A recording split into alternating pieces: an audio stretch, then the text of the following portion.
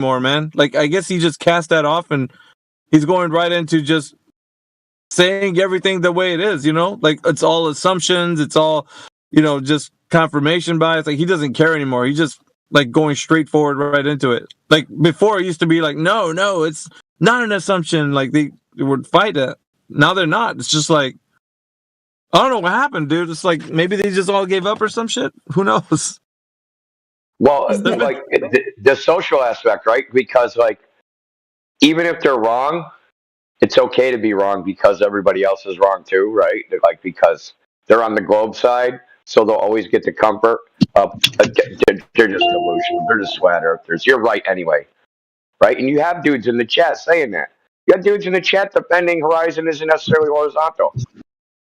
Like, what's wrong with you people? Yeah, that's what I'm saying.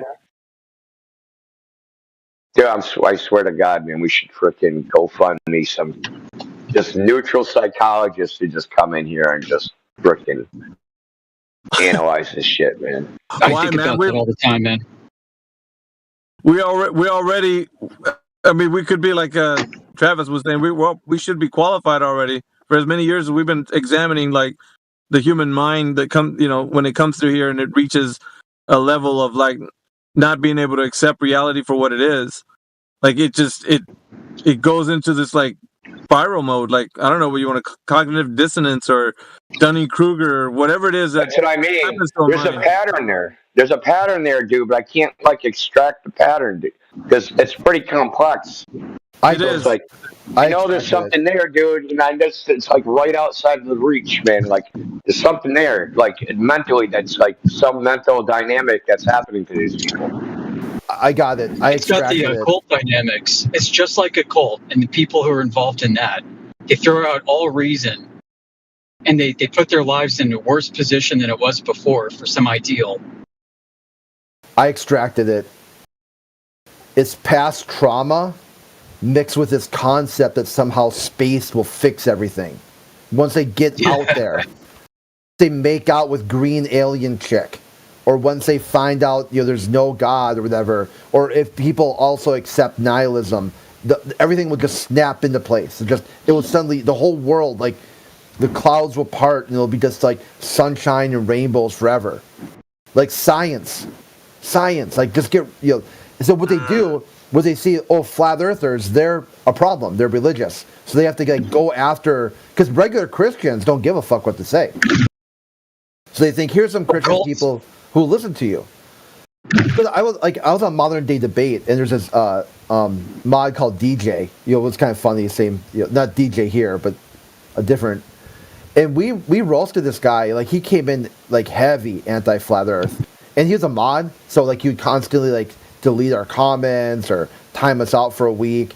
And finally, after like a month or two of just like working on this guy, we're in VC, and he just broke down. He's like just bawling. He's like, Crit, I don't know what you did to me, but I just gotta tell you that it all started when I was in 4th grade. And I'm like, holy shit. There you go. Yeah, like there you go. You know what? And the guy that was here, Crit, was doing the same thing. He's like, well, my parents, remember, he even told us a story. Yeah. My parents would take me to church, and I fucking hated that. Like, what, dude? We didn't even ask for you to tell us about your past life. Like, what the fuck? Yeah, you don't need a trauma dump here. And what's interesting too is like I told DJ, I go, hey, I'll just keep all this between me and you. Okay, I get it. We had a conversation. It got heated, and you trauma dumped on me. It's not irrelevant. Okay, just don't be like over modding me now because now you had this real moment. Be real with me now because I was real with you. And sure as shit, a couple weeks go by, and he gets bullied into being the anti-flat earther again. Because he became kind of like lukewarm. Like, hey, yeah, just listen to him, whatever. They got a different opinion. And then finally I'm like, dude, don't be trauma dumping on me again. And then the difference between an outer space cult like the Raelians and NASA is really just a degree of sophistication and funding. Oh, yeah. Yeah, totally. That's why oh, go ahead. No, I was going to say, but what the cope is usually, and I think that this is the mechanism by which they make the outer space and the globe all something that they could accept, is a solipsistic worldview, man. Like being a solipsist and just having the idea that you can never know anything to be true. Like that right there is the mind virus, bro. That's what keeps people thinking that this shit is real. Like all the globe shit and like space and all that. Because there's nothing that you can ever know for certain. So everything is a possibility. Even the craziest, like, fucking asinine type ideas. All that stuff could be possible in a solipsist worldview. So that combined with, like, trauma, so they, because, like, people that are conservatives and all that stuff were like, God leave people or whatever. So that stuff is irritating. Let me get away from that. Let me get to something where I can accept, fantasy or just kind of crazy ideas that they put out and just have Like that be a multiverse? reality. Yeah, multiverse, fucking just do, And I think with Collective that, consciousness. with that becomes like it's like a shield because they can carry it around anywhere they go, and when they land in here, you hear it's almost like an Agent Smith popping up, like oh, now I'm arguing with Chat GPT, or I'm arguing with this guy who's like a bobblehead because we can never know anything to be true, but yet they're arguing like they have something to say, and it's like, dude, you spend like 30 or 40 minutes making a point and you just washed it all away with your worldview that you can never know anything to be true. So how do you even? And they continue to argue. This is we're like, what the fuck? How do you want to continue to argue when you said you can't ever know anything to be true? How the fuck do you have a position? Like, it doesn't even make any sense. Like, I don't know. We need to crowdfund a psychological study because I wouldn't care if the psychology team themselves believed that Earth is a globe. If they had the capacity to observe this objectively, free of bias, and just look at it, they'd see exactly what we see. Dude, it's the sad state of affairs is like when we're looking through as many individuals that come through here and try to kind of, I mean, for lack of better words, profile them to like what archetype that they are. Because we have little baskets we put them in, right? Like, oh, this guy is a fucking solipsist. Oh, this guy just, he's he's confrontational every time he comes in. Like all this shit that we can put him in. But when we start identifying the patterns when they're speaking, you automatically go, oh, I know what I'm dealing with now. Like, you know what I mean? Like it's crazy. Because it's all this is like, I don't know, maybe running on a script. Or what do you guys think? Because it seems like this is what's like the mentality of like space and all that shit. What it churns out is these goofballs, dude. Like there's no they're conditioned responses. It's Pavlovian. And there's a lot of pressure that prevents them from wanting to take the step forward into reasoned, objective thought. And a big part of that's Asch conformity. A big part of it's the social pressure they face and the fear of being ostracized and ridiculed. In psychology, the idea of being ostracized inflicts more cognitive, emotional, behavioral pain than physical torture. Precisely. That is fucking wild, bro. It's also true that they're not hearing what you say. They're not hearing what you're actually saying. What they hear is that you're taking their dreams away from them. Like they have a fantasy about making out with green alien chick. And when you tell them there's no space, there's no green alien chicks, get the fuck over yourself. They hear what they heard was their fantasy, their dreams are dead. And they lash out at you because of that. Well, I mean, like, what he was just saying, like, there's going to be, or what Alpha was just saying, it's kind of like archetypes to this. Like, there is the type you're talking about, correct? There's also the type Amish is talking about. And then there's, like, the people that hate religion. They're never going to accept it because they've tied it into religion and they just think, oh, Sky Daddy, that shit. So there's, like, these archetypes, but they all, like, no matter what viewpoint, like the people that hate flat Earth because of religion, they act the same way, all of them. Right? If that's their motivation, they all act the same way. If it's like, I don't want to be socialized, they all act the same way. Then all the people that frickin' had the space fantasy, they all act the same way.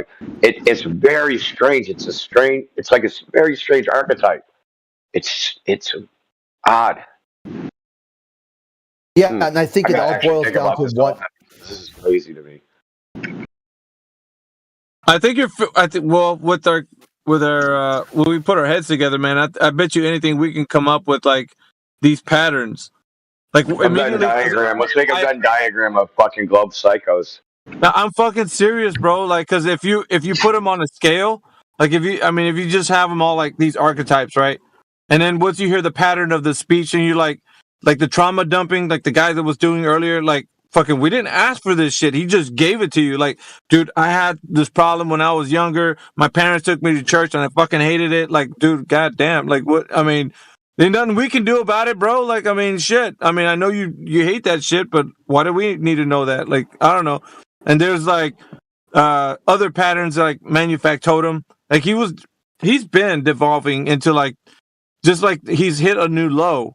Like, and then you're like, Yeah. dude, you started over here with this confidence because he I think he's going to school and whatnot. So he's I trying got to. that last night.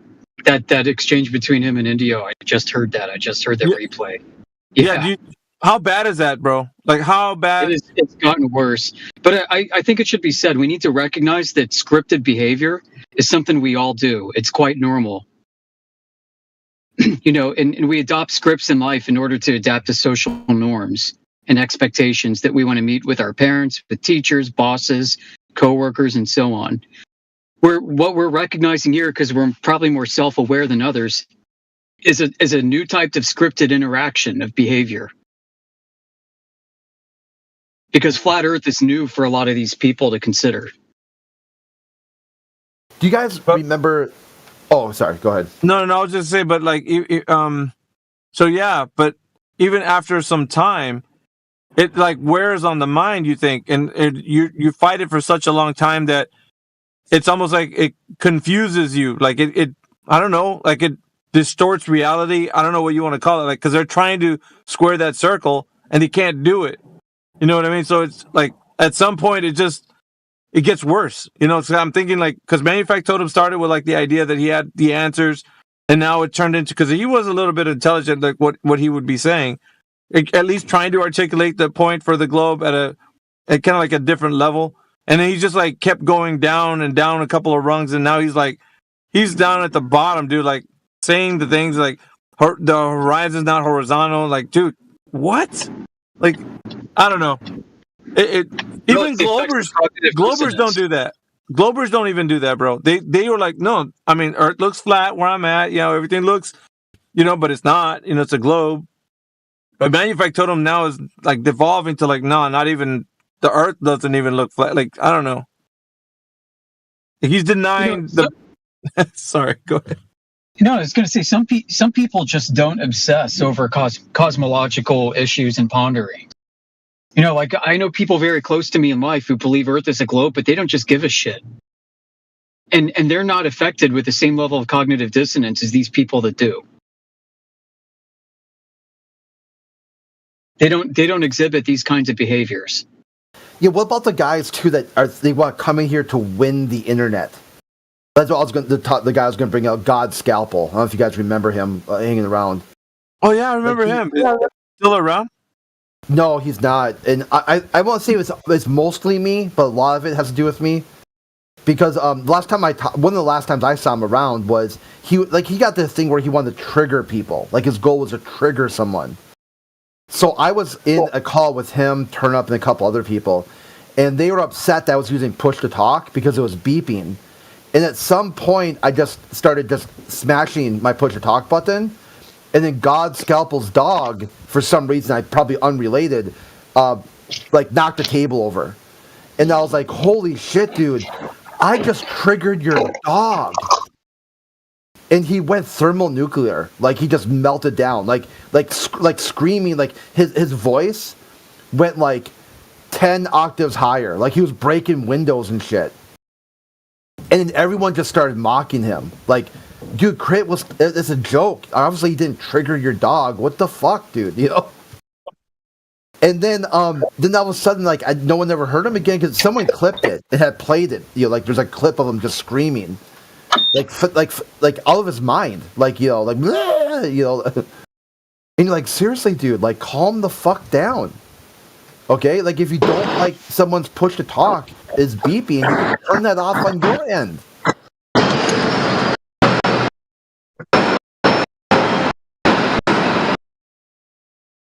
Damn, some hot mic in there.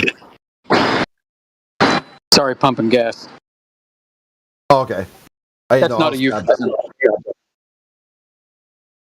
Yeah. So one confounding thing about people that come in here, it could be some level of self-selection bias, where we're just getting a particular.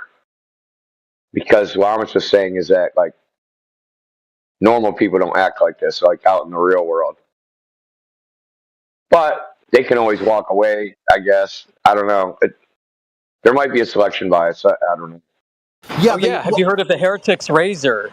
Heretic came up with this razor. He said, basically, society's been conditioned to think that flat earthers are the stupidest fucking people on earth.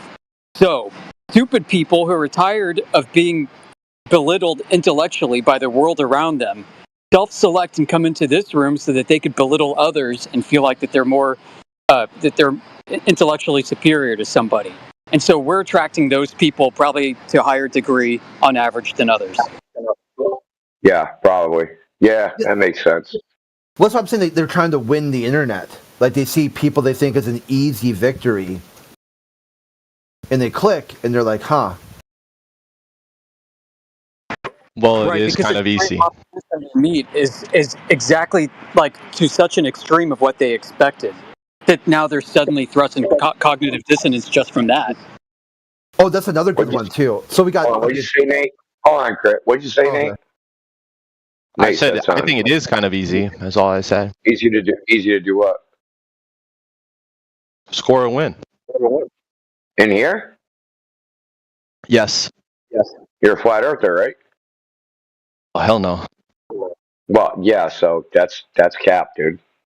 It's easy for us to score a win. The cap. I can't think of a better person to go up against than Indio right now. You want to go through the meat grinder? He's gonna fuck around and find out. I might stay for this one. Me too. I'm excited. Let's hear it.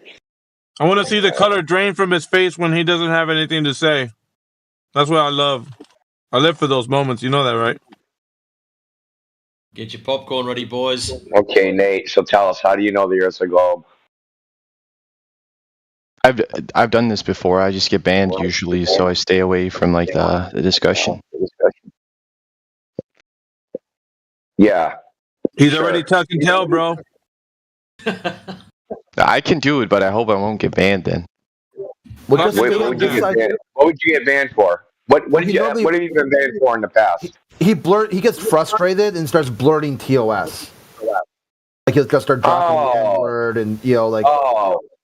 Wait, do you have anything to back that up? I'll call them out, Nate, if they ban you for some untold reason. I'll call them out.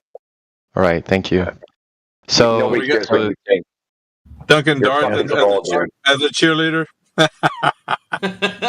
So far, all he's done is poison the well. All he's done is poison the well.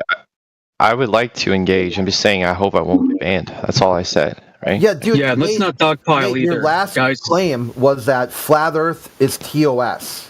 So like anytime you're in charge or you're a moderator, you ban it. And then since flat Earth is TOS, you're justified to blurt TOS in here to teach flat Earthers a lesson about TOS. You got something better than that. Okay, hold on, dude. Let's have him go, guys. Let's not dogpile and interrupt. Usually my argument. Yeah, usually my argument goes like this, right? I say that there are pictures from space, and they're not just NASA. There are like a lot of different agencies, and then I met with two things. I met with either. Okay. Yeah, I'm going to ask you, how do you know they're pictures from space? Yeah, so that's the first thing, like the verification. I'm asking you, so you're not going to answer the question then? But well, yeah, I'll link you. When you say there are pictures from, hold on, Nate. When you say there are pictures from space, that's a claim. I want you to tell us how you know that is true. It's important to say that when when is you it say because they said so? I mean, you're interrupting. Well, I'm trying to economize this. Is it because they said so? Is that the reason? There are like an array of reasons as I deem them valid, but I would say I don't operate in like absolutes. So when you say like, are they true? Like, do you mean like is that like a certainty? There is no like variable at all. Like we have an objective How do truth. you know your own statements? No, dude. How do you know your own statement's true? You said these are pictures. I would say of it's valid. space. It's probable. Do you know that? It's more likely than not, I would say. How did you calculate that probability? Because I've seen an overwhelming amount of evidence on the side of Is that a truthfulness. calculation? What variable is that? Well, That's not a calculation of probability, dude. You said when you say more likely than not, that's a probability statement. Yes. Yeah, so how did you calculate the probability to determine what's more likely than not? I go through the verification process of images that are used in court setting. So I'll look at like the sender, so we the have sworn device. testimony? We have sworn testimony. That's how courts verify images. They have sworn testimony from the people that No, took the there are pictures. video forensics that you can go through. There are authenticity. There is device analysis. There is cross-referencing. There is Yeah, even like that's all fine. Does any image get into court without a witness that took the image or set up the camera or did something? that's the author. Yes, sometimes actually you'll have surveillance Every footage. time. It doesn't even get into court unless there's a witness to swear to the authenticity of the image. So do you have that? You have That's sworn not true. testimony? Wait, surveillance cameras are used all the time in court. That's right, and they have to. The people that set up the camera have to testify. Well, I'm not sure like you're disagreeing at I'll all. give you a case: Khalid versus State of California.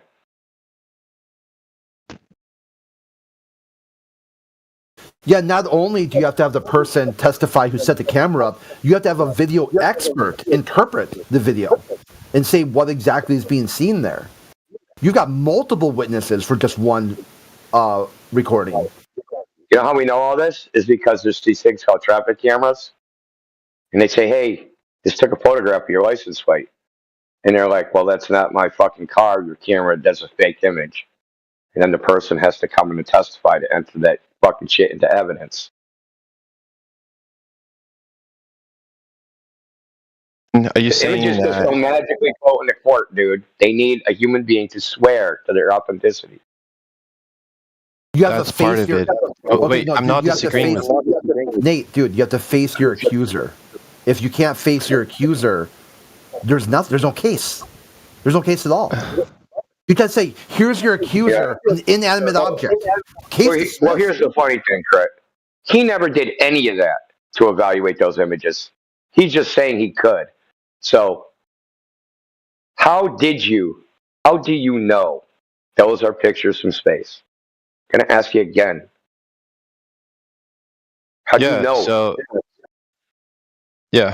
So like I said, right? I used the process, and you stopped at the point one, which is like the sender. I acknowledge that there is a sender to each source, right? They're not just randomly floating in there.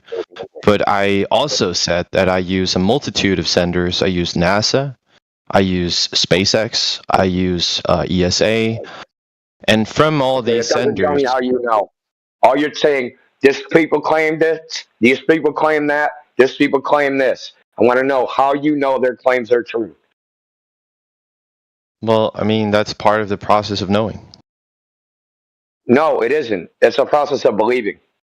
No, like that's how all science goes. It's like you begin with an uncertainty, and then you build on that until it's less and less likely that other variables are influencing the result, right? And then you Here have you go again. probability. A baseless claim about probability, dude.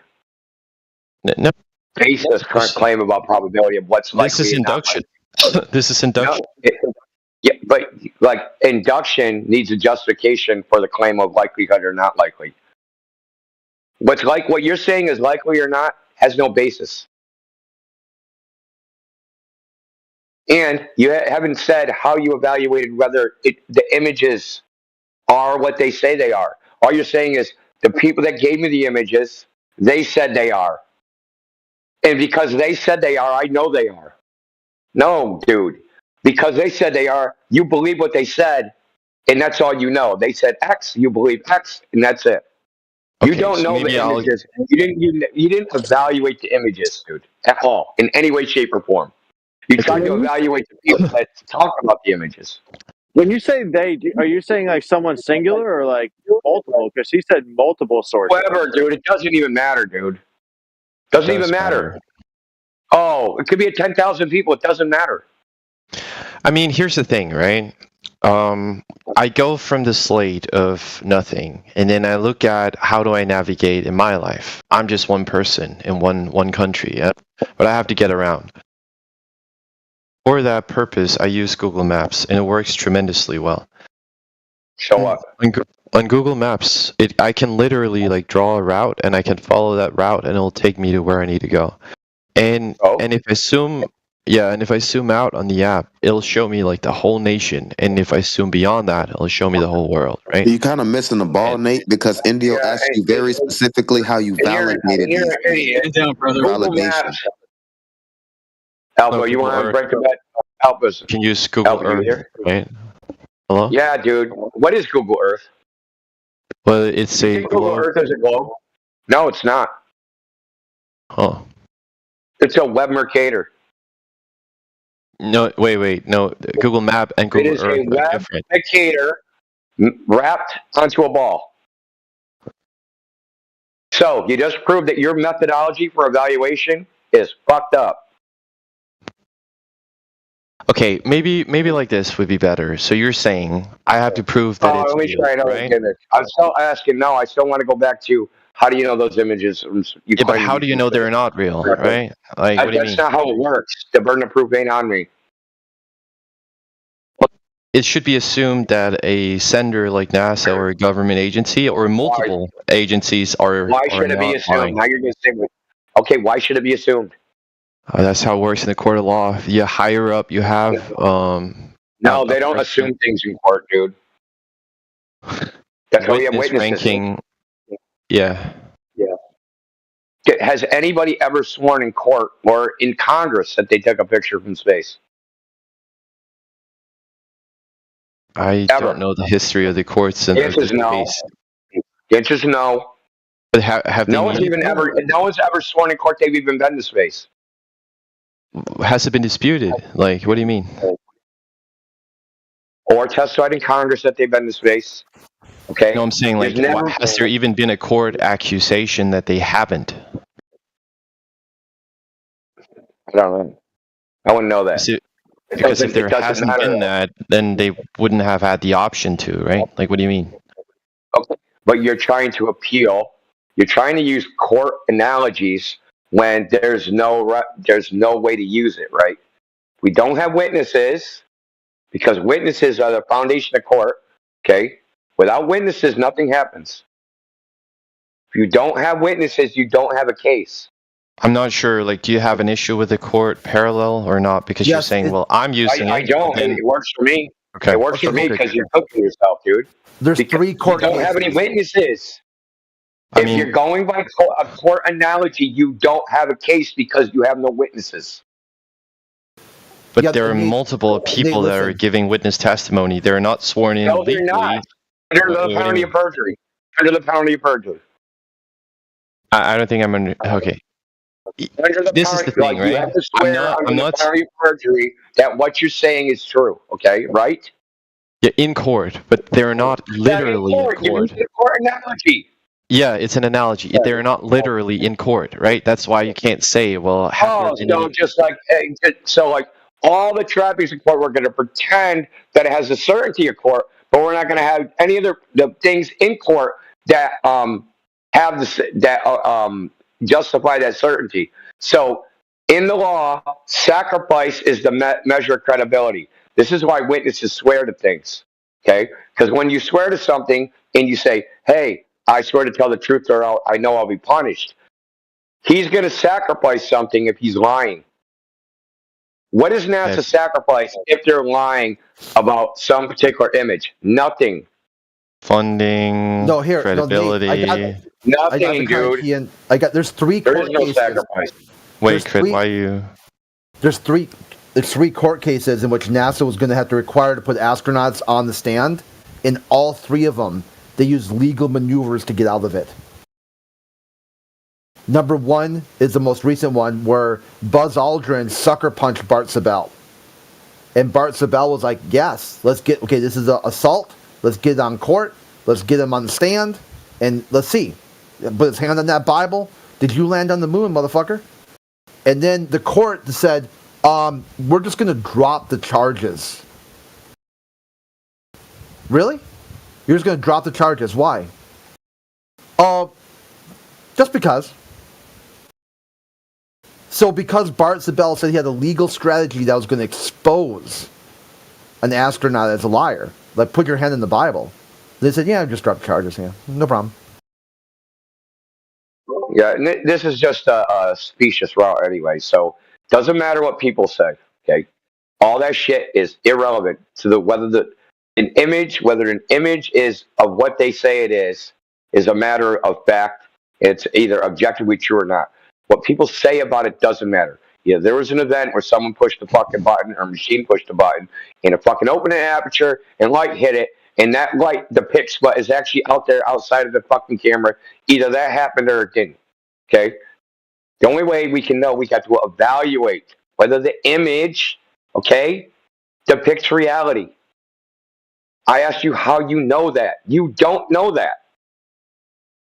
Well, you say no, right? I'm saying like there's a probability calculus. So, for instance, I You're not telling me how you do the probability calculus.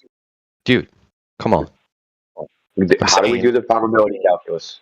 Yeah, I'm saying. I agree with you. How do we do the probability calculus? Yeah, I disagree with you. Right. So there are multiple ways. They're not going to work. Rhetorical devices aren't going to work, Nate. Every time I start talking, you overtalk. So, like, finish your question, and then I'll gladly answer. Okay? But just don't let me tell you right now. Rhetorical devices, like saying what's likely and what's not likely, those are rhetorical devices that are meaningless unless you have a probability calculation. So I suggest you stop using it, or I am going to keep asking you for the calculation, which I know you don't have. Now go ahead. Cool. So first of all, I look at, is this photo something that we've seen before from other sources, right? Has been replicated. And I already brought up that there are multiple ways of getting space images. There's not just NASA. There are multiple agencies. Some are private, some are public, and some are global, right? So the ESA, for instance, Europe-wide. So you take all those photos and you look at them and you say, well, do they add up? Are they, first of all, alike? And I think that they are alike, right? So that's the first thing. Is that an objective or subjective evaluation? And I have done that. And then the second thing is, and this is something that is. Can you post that in the chat? I can, but I don't have a folder, so that would take like 5 minutes. But I have done that. I can do that after, but I would like to like address all the points. Well, let me ask you: is it an objective or subjective evaluation? Well, I don't think there's anything that's like objective truth, so everything's going to be subjective. So mathematics 1 + 1 is not objectively true? No.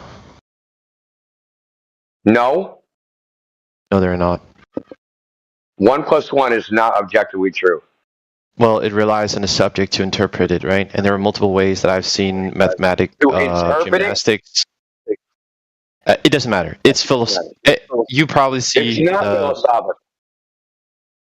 Is the law of identity objectively true? Well, the laws of logic are inherently also a victim to the criticism that I pointed toward, the mathematical proof. So, yeah. Yes. So something can equal something and not be equal to that thing. Dude, why are we talking about this? This is philosophy. This is knowledge, right? This is like ontology and like epistemology and how you derive like truths. I don't want to do that. I'm just saying, like, I'm doing something. Because I asked you about the objective method. If you think everything in the world is subjective, then everything you're telling me is your opinion. Okay? Is it worth pointing out right now, Indio, that he has no reason to even argue whether or not Earth is flat or a globe? Yeah, dude. You're just arguing your opinion. It's like arguing your favorite color is blue. No, I'm not arguing just my opinion. I'm saying you are. You thought this would be an easy win, dude. well, I haven't really got my option to speak yet, right? So. Well, Okay, what's the purpose of you winning just if it's all hooked yourself. subjective? Right. I'm saying when you This say is not- objective, If objective this is sounds like subjective, I then know. why do you want to win? Dude, like okay. Why do you want to win if this is subjective, dude? It makes no Because I fucking feel like you sense. guys are doing a lot of damage in what is like actual science, and I don't like that. That's right? just your subjective opinion. Who cares? Who cares? That's just Yeah. subjective bullshit too. Yeah, but he How asked can we me do why damage? I. How can we do damage to something that's subjective? Like, why should you exist? It's like you're sort of You like don't believe the overtaking the whole thing you're conversation actually and steering it away from what I was trying to get at. We No, can get no. philosophical, but Listen, this has as soon nothing to as you do. say there's nothing objective, we have nothing in common. There's nothing we can say because nothing I can tell you things that are objective, and you can just say, well, I don't believe that's objectively true. But you don't actually believe that now, do you? Because you said you're damaging science. But you think the claims of science are objectively true, don't you?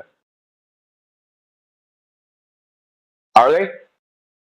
Or are they opinions? I would like to continue the conversation and not go like this meta philosophical route. It's not meta. It's not philosophical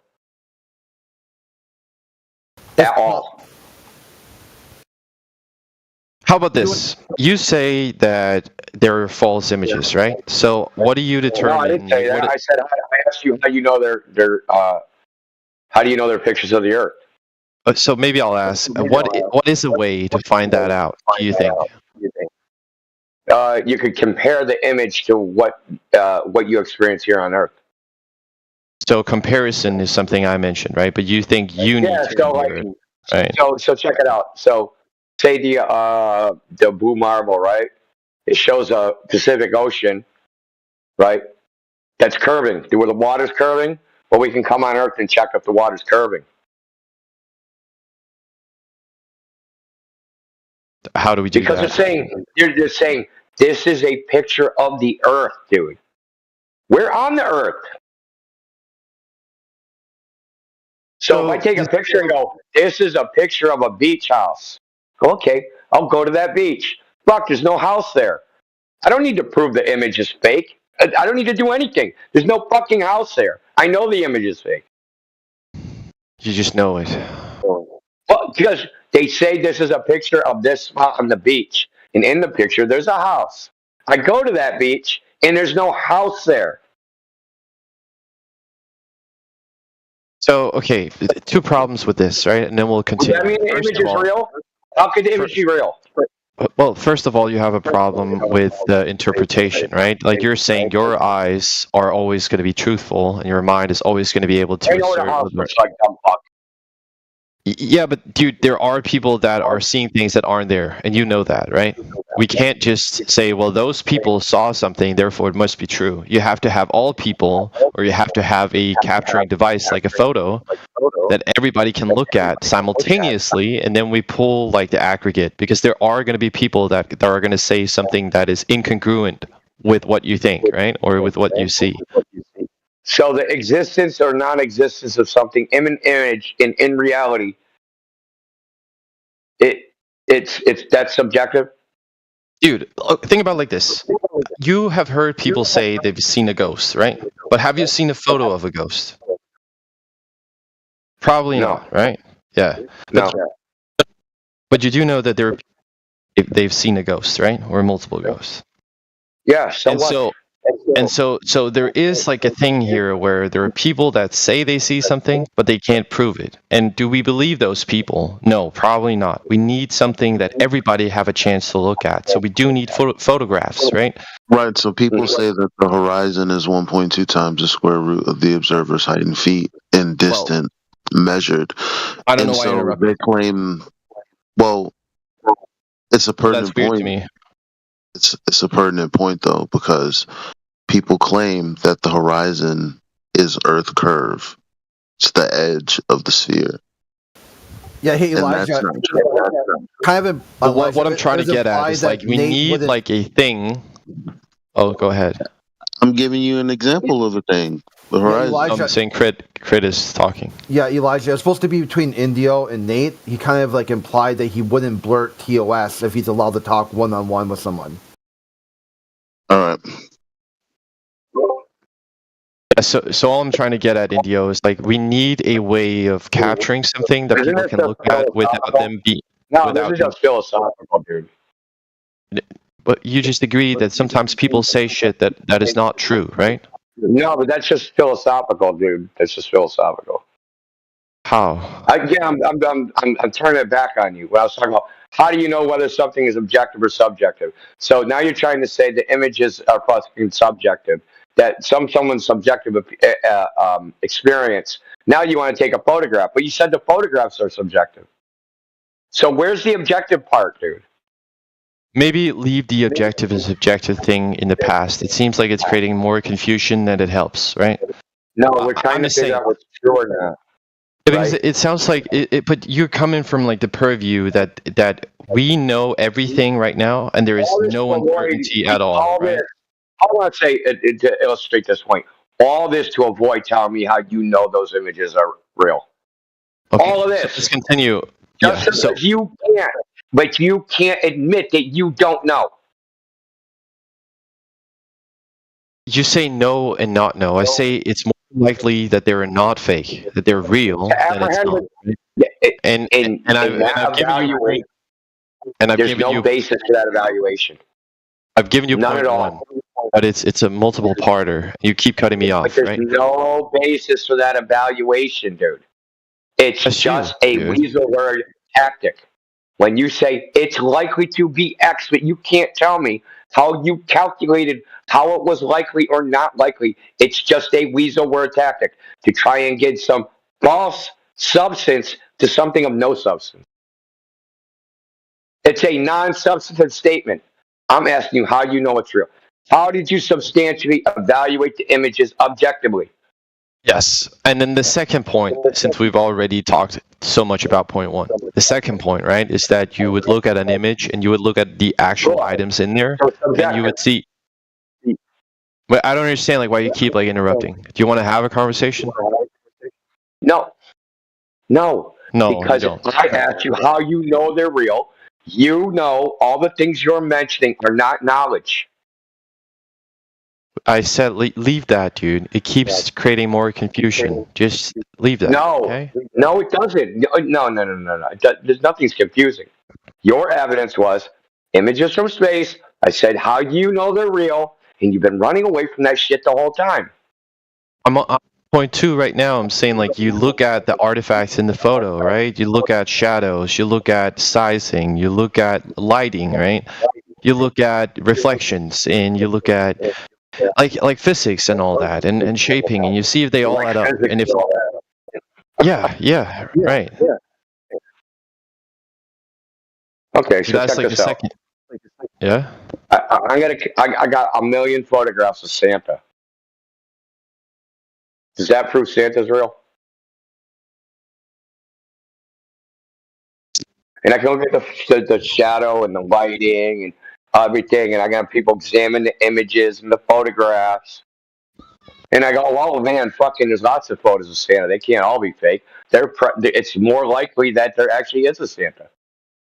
This is your argument. Put it like this, right? This Do is you know the what a form of black your swan argument, is? though. Because it's something that I've This heard is a the lot of form people. of your argument, though. This is the form of your argument. I can make the same argument and say Santa's real. Yeah. Could you do Yeah? that? And it's a good argument to make, right? But we Really? that argument.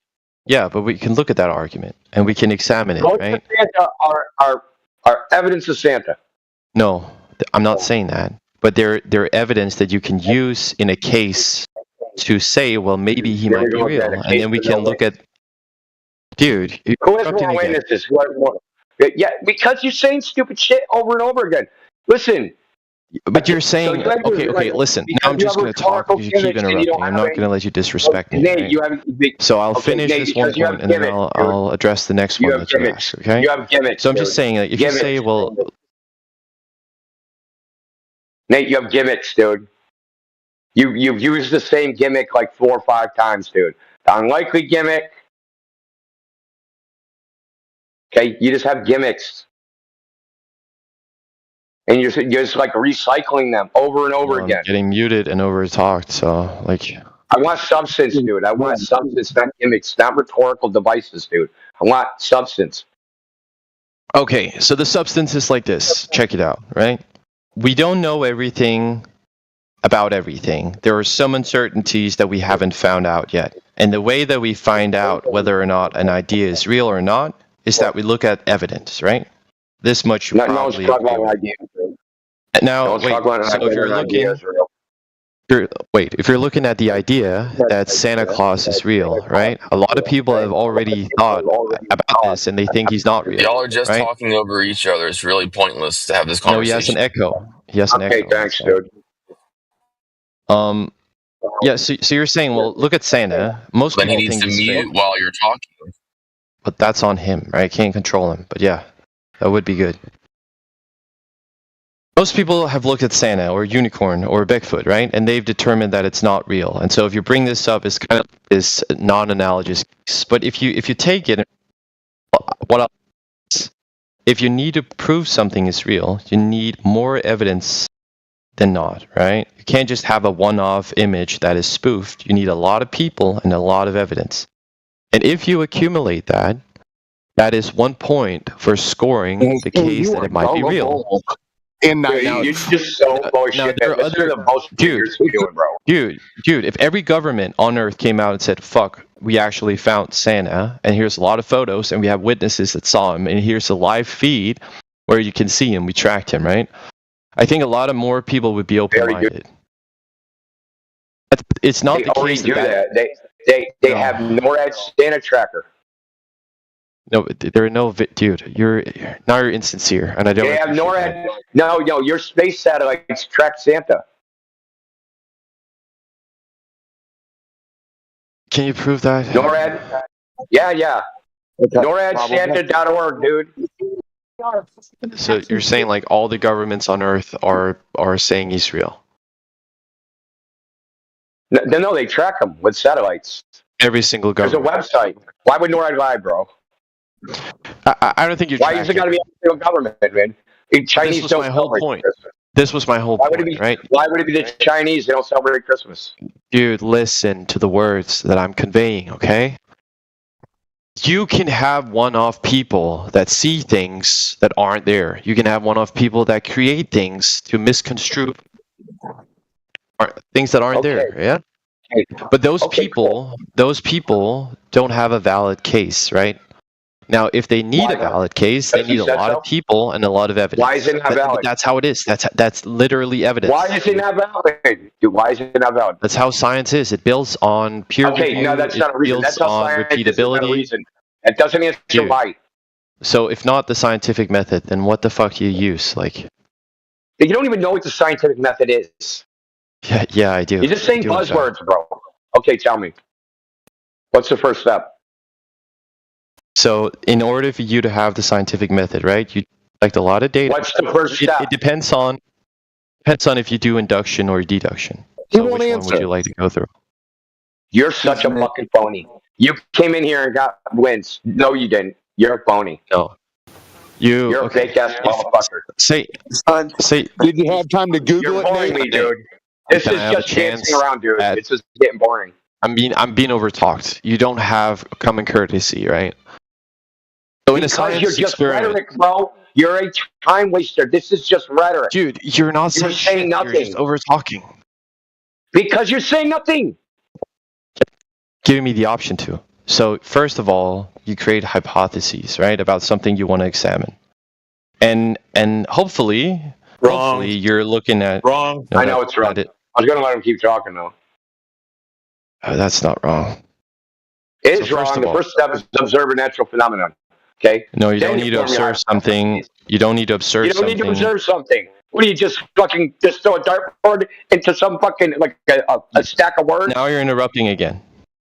Dude, you have You to want observe like an something interrupt first. counter, or how do What we was do your, this? if you didn't observe something, what would your hypothesis be about? So can the think. hypothesis is about an observation. So he's correct when he says you start with the hypothesis. Yeah. So here's the thing, right? You don't need to have pre-observed something for you to create the hypotheses. You can create a hypothesis, and then you can do the observation. Now, So you're gonna sometimes, create a granted, wait. What you're saying is absurd. I'm not waiting, dude. You're absurd. How are you going to create a hypothesis about no observation? You can think about a relation in your head, and then you can go and examine it, right? Of what? Well, maybe you could say, well, something that was never observed. Maybe have like. Here's the thing, right? This is ridiculous. Yeah, I'm just thinking. I'm just thinking out loud, right? I could have a hypothesis. I could have a hypothesis that eating a lot of blueberries while you're pregnant would cause your skin to be blue when you're born. Now, I've never seen that. How do you know pregnant exists? How do you know any of that shit exists if you don't have an observation? You're not listening. You're not interpreting like, the words. No, dude. How do you know any of those things exist without an observation? That's why I said science builds on itself. Yeah. Jesus fucking Christ, you're the big fucking worst sophist. Do you even have an education? I don't think you do, respectfully. Yeah, dude, I do. And now you're going to talk about me. You're cooking yourself. You're a fucking moron, dude. I mean, I have not. This is the first ad hominem I thrown your way, right? You're throwing several. I don't care. You're a moron. That easy win. Is this conversation over now? I hope so. Yeah, dude, this is fucking. I think because this is painful fucking sophist. Dude, I can't even have a word in. Nate, as soon as you said everything's subjective, you gave up the ghost. So we're just arguing about your opinion. I don't know. Nobody gives a fuck about your opinion. So have a nice day.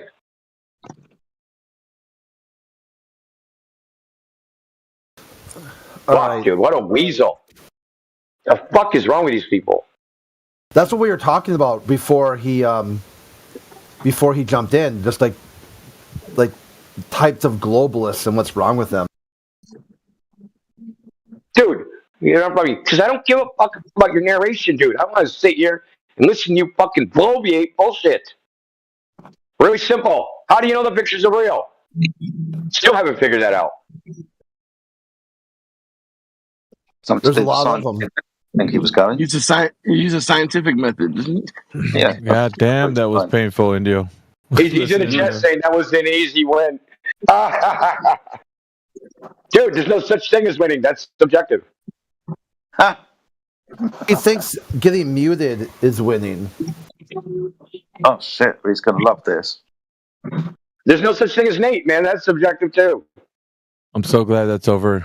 Oof, man. That's why I told you. At least he didn't blurt TOS. That's generally what he'll do at the end to get muted and then claim he won because he got muted. And you're like, dude, how is blurting TOS a win? He's like, well, you guys blurt TOS. I'm like, what? What did he blurt? How many times did he deflect? What was like the deflection every count time? On that? Like every 40 time. fucking times, 50 times. Every time you asked something, he deflected every single time. And it was irritating as fuck, dude. Like, all right, so maybe he'll answer the question this time. Nope. Fucking. Here, I was working on the list of the stuff we're talking before. It's types of globalists. So you got these shit, then.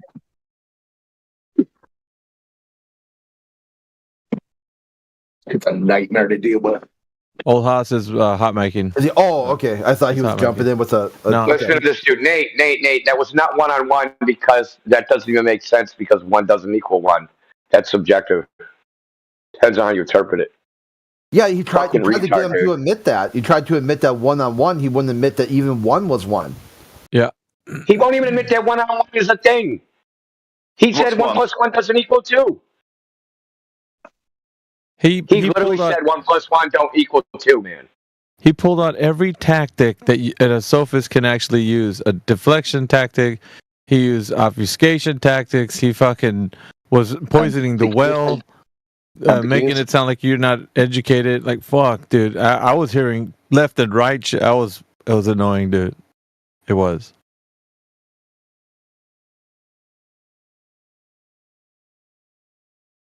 All right, so what we did do, it was interesting. Sorry, Greg, go on. Okay, yeah. So if we may, like, can we go? I kind of compiled a list here of types of globalists or anti-flat earthers, if you will.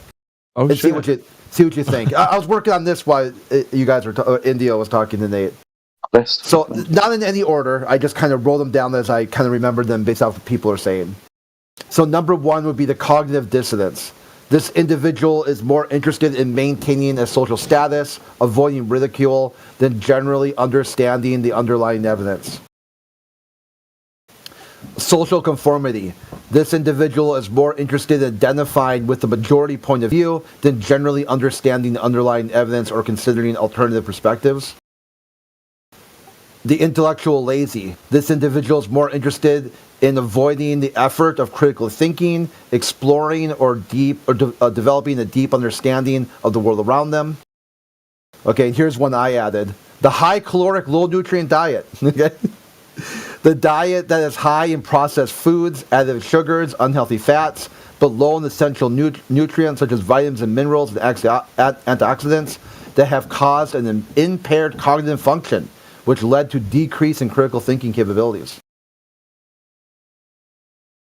The fear-based response, like the Nate, I'm afraid that flat earthers are going to damage science. The individual is more concerned with protecting their existing worldview and avoiding the possibility of being wrong, rather than exploring new ideas or perspectives. The over-identification of an ideology. This individual has become so invested in their ideology that they are unable to separate themselves from it, leading to a kind of ideological rigidity that makes it difficult to consider any other possible perspective.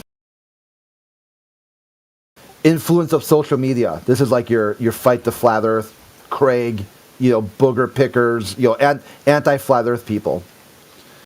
Social media create an environment where the individuals are more likely to engage in performative behaviors, such as pretending to be knowledgeable or opinionated, rather than engaging generally with complex ideas. Mental health. Individuals may experience underlying mental health issues, such as those described, and their ability to process information or critically or empathize with others. And then some of the described ones, like I wrote down personality disorders and whatnot. Cognitive impairment. This individual may experiencing an impaired decline, such as symptoms from dementia, head trauma, or substance abuse problems. Emotional dysregularity. This person or this individual is experiencing difficulties with emotional regulation, which can be caused by depression, anxiety, or other personality disorders. Sociopath. This individual may experience symptoms where they cannot connect with other people. They act impulsively and then the tendency to engage, to manipulate, or exploit other people's behavior. And the last one here is like, why would they lie? This individual may experience a cultural or social factors that contribute to their behavior, such as a strong sense of identity or group membership, which can lead them to a sense of superiority or entitlement. What do you think? He was tugging on the strings of all of those disorders, pretty much. Yeah. It was a That's hit a good way parade. to put it. You're like, I know I got to pare it down because we wanted to have not that many, but I thought that was a good starting point. The short list, yep. Yeah, we can combine it to like 5 or 6 or something like that, where you can like hit the button. Yeah, that's a cognitive impairment issue. That's a personality disorder. Yeah, this guy was like, everything that India was asking, he was just deflecting it, like straight away. He wouldn't answer like the question that was asked him, so he was being very difficult. And then he would act like he was going to give his answer, and he would be long-winded when he was doing it. So we were never getting anywhere. And he would just like, by the time he was getting to the end of his point, he would tie it into something else that he was saying. So it would be kind of buried in obfuscation, like to another point. Like it was, yeah, it's what they do because they don't have an answer. So they just stall. It's like filibustering.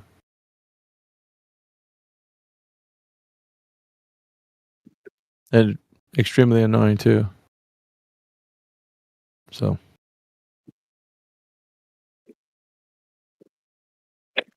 Hey, Grant, what was that second thing on your list?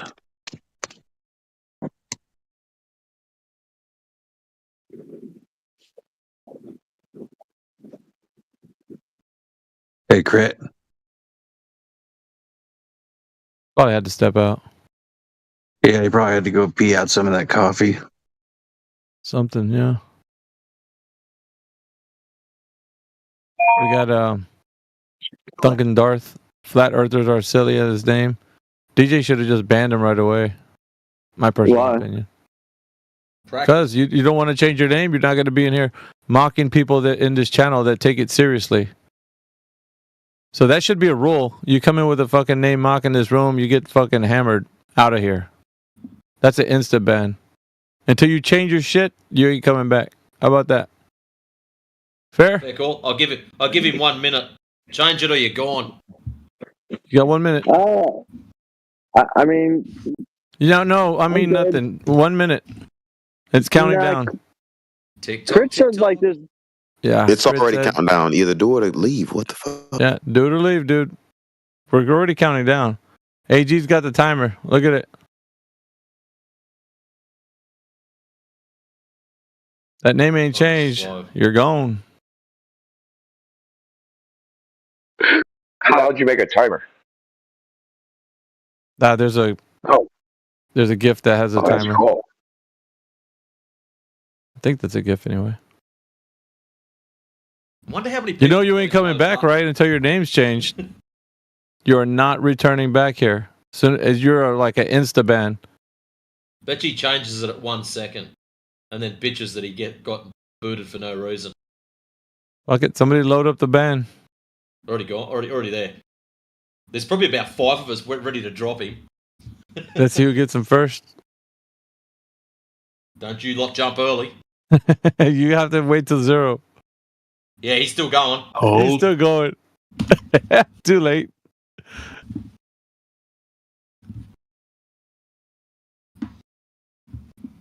All that from Nate, just so he can. Game over. Game over, man. All that from Nate just to avoid him saying, "Well, I don't actually know their pictures from space. I just believe they are." All that just to avoid that. And then I was like, "Hey, you can verify it with the Earth." He ran away from that as fast as he could. Well, that we don't really know that the house is really the house in the picture, and that the house is really the house on the beach. We don't really know that. But now all of a sudden the pictures are doubtful, right? Just ugh. And the shit that he was saying, well, you know, we can investigate things, but, you know, when we look at things, like all things, those things sometimes mean things. So all those things, sometimes we're thinking about those things. So how many things do we think about? I don't know, not really a lot, but some things. And that's what it sounded like to me. It's like endless shit. Like fucking, there's no substance whatsoever. He's just fucking talking. Like he's trying to talk himself into a fucking. It was 1-on-1, but as soon as you asked him how did he validate at least one claim, he's changed the subject, and I jumped in. I'm sorry, he wouldn't answer one question. His opening gambit literally shat in the face of objectivity. Yeah, it's subjective bullshit that he was talking about. Yeah. Yeah, he threw himself under the bus. I don't even know about these guys sometimes. And that was his best evidence. He started with usually when I come in here, I bring up space pictures, and then he had a whole speech lined up. I said, okay, that's a claim. Space pictures. How do you know they're pictures of space? And it was just downhill from there. Well, it wasn't downhill, it was sideways. Like we never went anywhere. Didn't go up or down. Just went sideways. Yeah, is Crit still there? And I want to use a court analogy, but I don't actually want to use a court analogy. I want the certainty of court and play pretend. But like I don't actually have any witnesses of anything. So it's like court without the witnesses. And I don't know how the photos got into evidence without the witnesses, but you know. I've been shellacking that dude for a while. He used to go by was it A something? AJ or not AJ? Yeah, I was listening to that on YouTube. That's why I came in there. And I think, what was it? The most interesting part to me was the argument over the scientific method, because he didn't even know that the first step is observation of a natural phenomenon, and then he actually had the temerity to argue the point that you could just make a hypothesis out of nothing. I mean, I've rarely heard, I actually really enjoyed it because they're not even embarrassed now of admitting, like, their new scientism is just pulling something out of the air and then coming up with a bunch of pictures to back it up and then convincing people to go along with their delusion because they took a bunch of pretty pictures. I mean, that guy basically just admitted that, even though he wouldn't say it in so many words, but he was not embarrassed to say that. Like, I don't even know if he knows that he's abandoned the scientific method, but because he probably never really knew what it was to start with, and he doesn't care. Yeah, his first step of scientific method was have a thought. Yeah, in your own head. He was telling Indio that we'll create a thought in our own head. Like, what? But when he actually came up with examples, there's a whole bunch of stuff that you have to see. Blueberries, pregnant women. Like, he didn't just conjure those things into existence in his mind. That's things he's seen. That is a good point. Yeah. Yeah, he actually did, secretly make an observation. Yes. So what? His missus did turn blue, and he assumed it was blueberries? What is this, Willy Wonka in the freaking chocolate factory? Well, it could have been like ghost blueberries, and he didn't really know they're blueberries, so he needs like SpaceX and NASA and Roscosmos all verified that they're actually blueberries. He got cucked by Smurfs.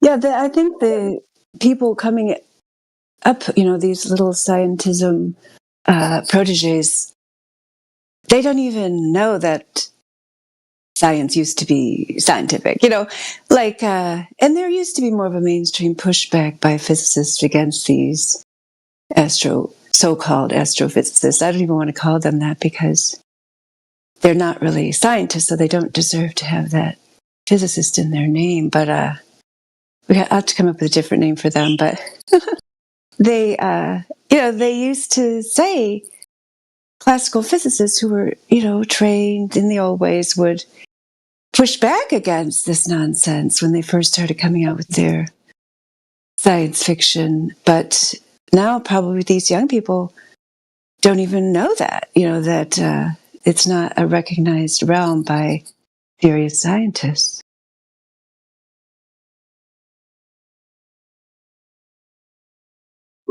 Yeah, and something like 220 scientists took out a full-page ad in the New York Times against general relativity when it came out. So these are she said, classically trained. I didn't know that. Trained. Yeah, there was a lot of people against it. It was not accepted when it came out, not even remotely. People thought it was ridiculous. Bending space-time and all that nonsense. They just didn't. It's too far out there. You know what I mean? It's just.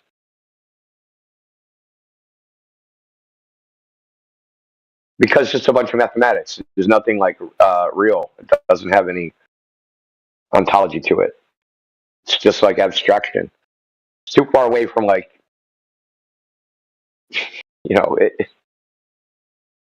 It's intangible.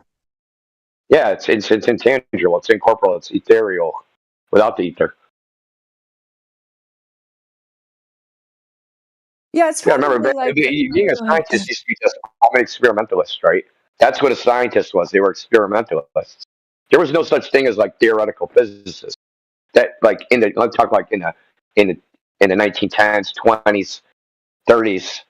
they did come up with theories, but it wasn't like I'm a theoretical physicist and I only deal with theory and I don't do experiments. That didn't come till kind of after the 30s. Everybody was an experimentalist. Einstein kind of started the theoretical physicist thing because he didn't really do any experiments.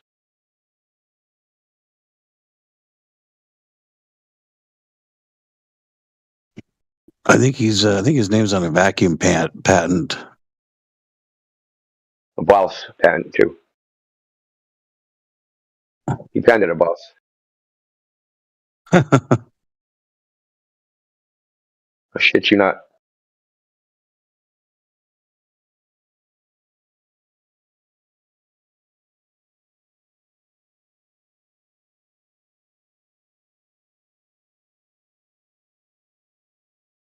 So I'm thinking the golden era of science to me is between 1875 and 1910, probably. People were smart, well-educated, highly motivated, and had common sense. Since then, it's just the common sense is off the building. Yeah, I think that's true. I mean, I liked that you went further back because I think of the, moon landing as being the start of this huge propaganda push as if space was the ultimate, pinnacle of science and so on, because that's how they presented it, right, to the public, like, amazing thing we've done because of science. But it definitely started before that with Einstein being pushed as some brilliant dude. And then, of course, it just kept progressing. And then Star Wars came out, and every little boy was thinking about his space dreams and how he can make them a reality. Well, yeah. It wasn't a pop phenomenon either. It became a popular, it's like a fad almost. People in the 20s weren't like, you remember, dude. You're a nerd, dude. You got stuffed in a locker. Like, it wasn't like cool to be a scientist. People didn't run around going, science says. Nobody said that when I was growing up. No one was like, science says. It just wasn't a thing. Oh, for sure. Yeah, science was the nerds, and the science teachers were nerds, and the math teachers were nerds. Yeah, and then they, even with, this whole coming out with the scientism as entertainment and so on, that it changed, in education. Now it was all about more Bill Nye type. Like, that's what was pushed in science education, is that you want to perform for them, right? Do amazing feats so that they will be wowed by these amazing tricks, which is fine. It's interesting to do that, but not when it's rooted in nonsense, not when you don't even start with the basics. I blame Mr. Wizard. He started it. I vaguely remember that. I don't think I ever experienced that, really. That was a show? Yeah, it was like a show. It didn't last very long. It was on PBS. It was basically like Bill Nye. Like, he would do experiments. So that was kind of like, he wasn't as obnoxious as Bill Nye. It wasn't it was very educational. The way the show was very much like science classroom experiments. That was the way. Bill Nye is all flat, I don't know what you call it, dude. But it's it's flashier. You know what I mean? It's meant to be more like entertainment. Whereas the other one, Mr. Wizard, was more educational. Yeah, Bill Nye's just science propaganda, for sure. Kevin Caslana says he likes it. Bill Nye, or he did like it.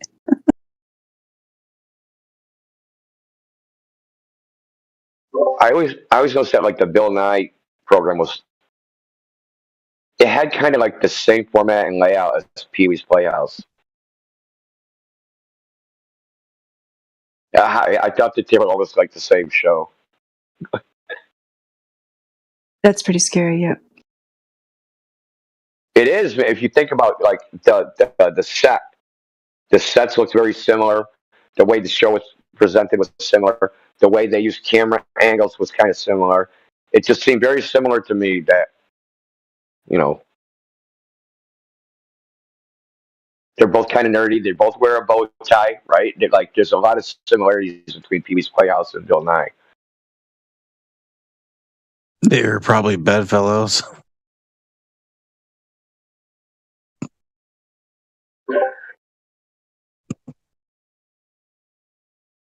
Yeah, I mean, science itself, it can be, the experiments themselves can be, you know, marginally entertaining. Like, I think flame tests are really cool and stuff like that. But it's part of the, you know, in education, because when I was doing my student teaching, my mentor teacher was my 8th grade science teacher.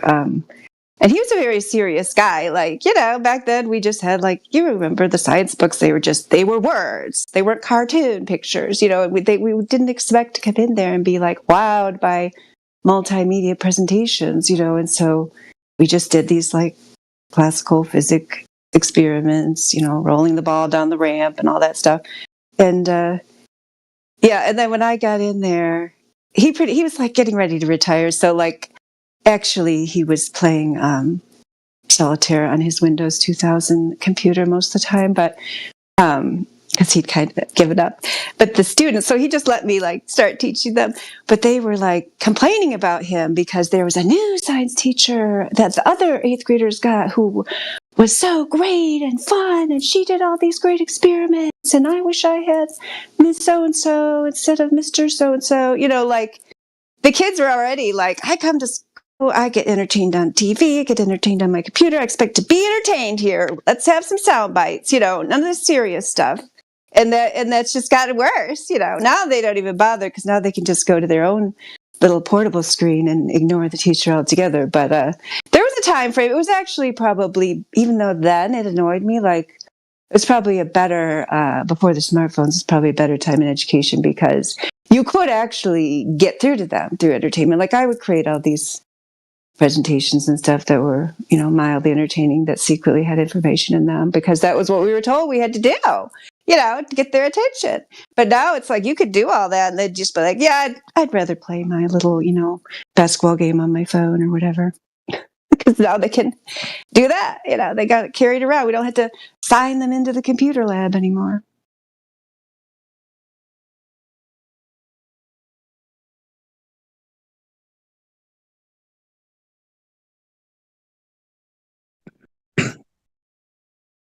And they don't even teach them cursive anymore. Yeah, cursive is the best. Yeah, because now you can use it as a secret language, right? And people can't actually read what you're saying. Yeah. Oh yeah, don't let me get a hold of a calligraphy pen.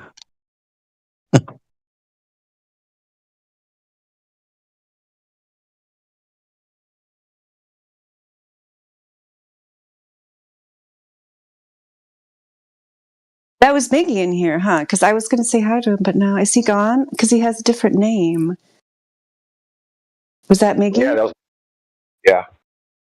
I don't see how it could be anyone else. He's got a very distinctive voice. Well, I'll have to say hi to him. Yeah, he works 3rd shift, so he's tired right now. Yeah. He's been up all night.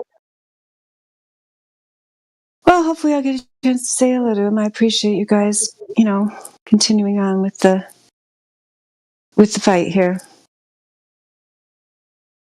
Yeah, it is a fight. It's a nonstop battle. They've gotten since you've been gone, I'd say they've gotten a little.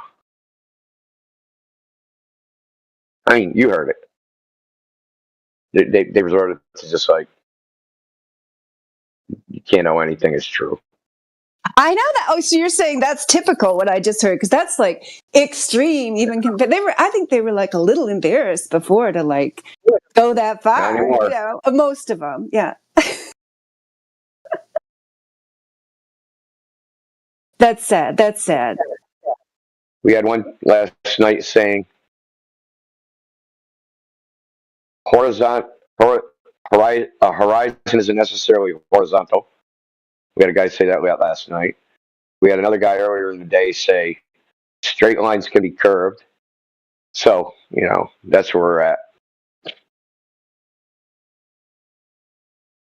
Yeah, like, and then you wonder, yeah, like, where can you even go with that if they're just totally denying reality? I mean, it's getting to the point, yeah, where they're like literally living in another world where the rules of this natural world, they think they don't apply to them, even though they actually do. But if they're just going to be in denial in their little delusion, then how can you even make a bridge to that? I mean, that's a good question. But we do have a lot of people listening on YouTube, so it's like, I think there were 40-something listening last night. And there's people that listen on X and Rumble. So, I mean, hope we're getting to those people, because the people that come in here, it's almost like it's gone down into like, from now they're not wrong, now they're just saying things that are absurdly wrong. Like, it's I mean, maybe it's just the last couple of weeks. I'm going to be a bit pessimistic about it. But some of the things that are now coming out of their mouths, you're just like, I don't know if they're just frustrated because this channel and this server, we're the most popular channel in this server. So this is like a guest channel. And they have rankings of the channels, like how many has the most hours in it.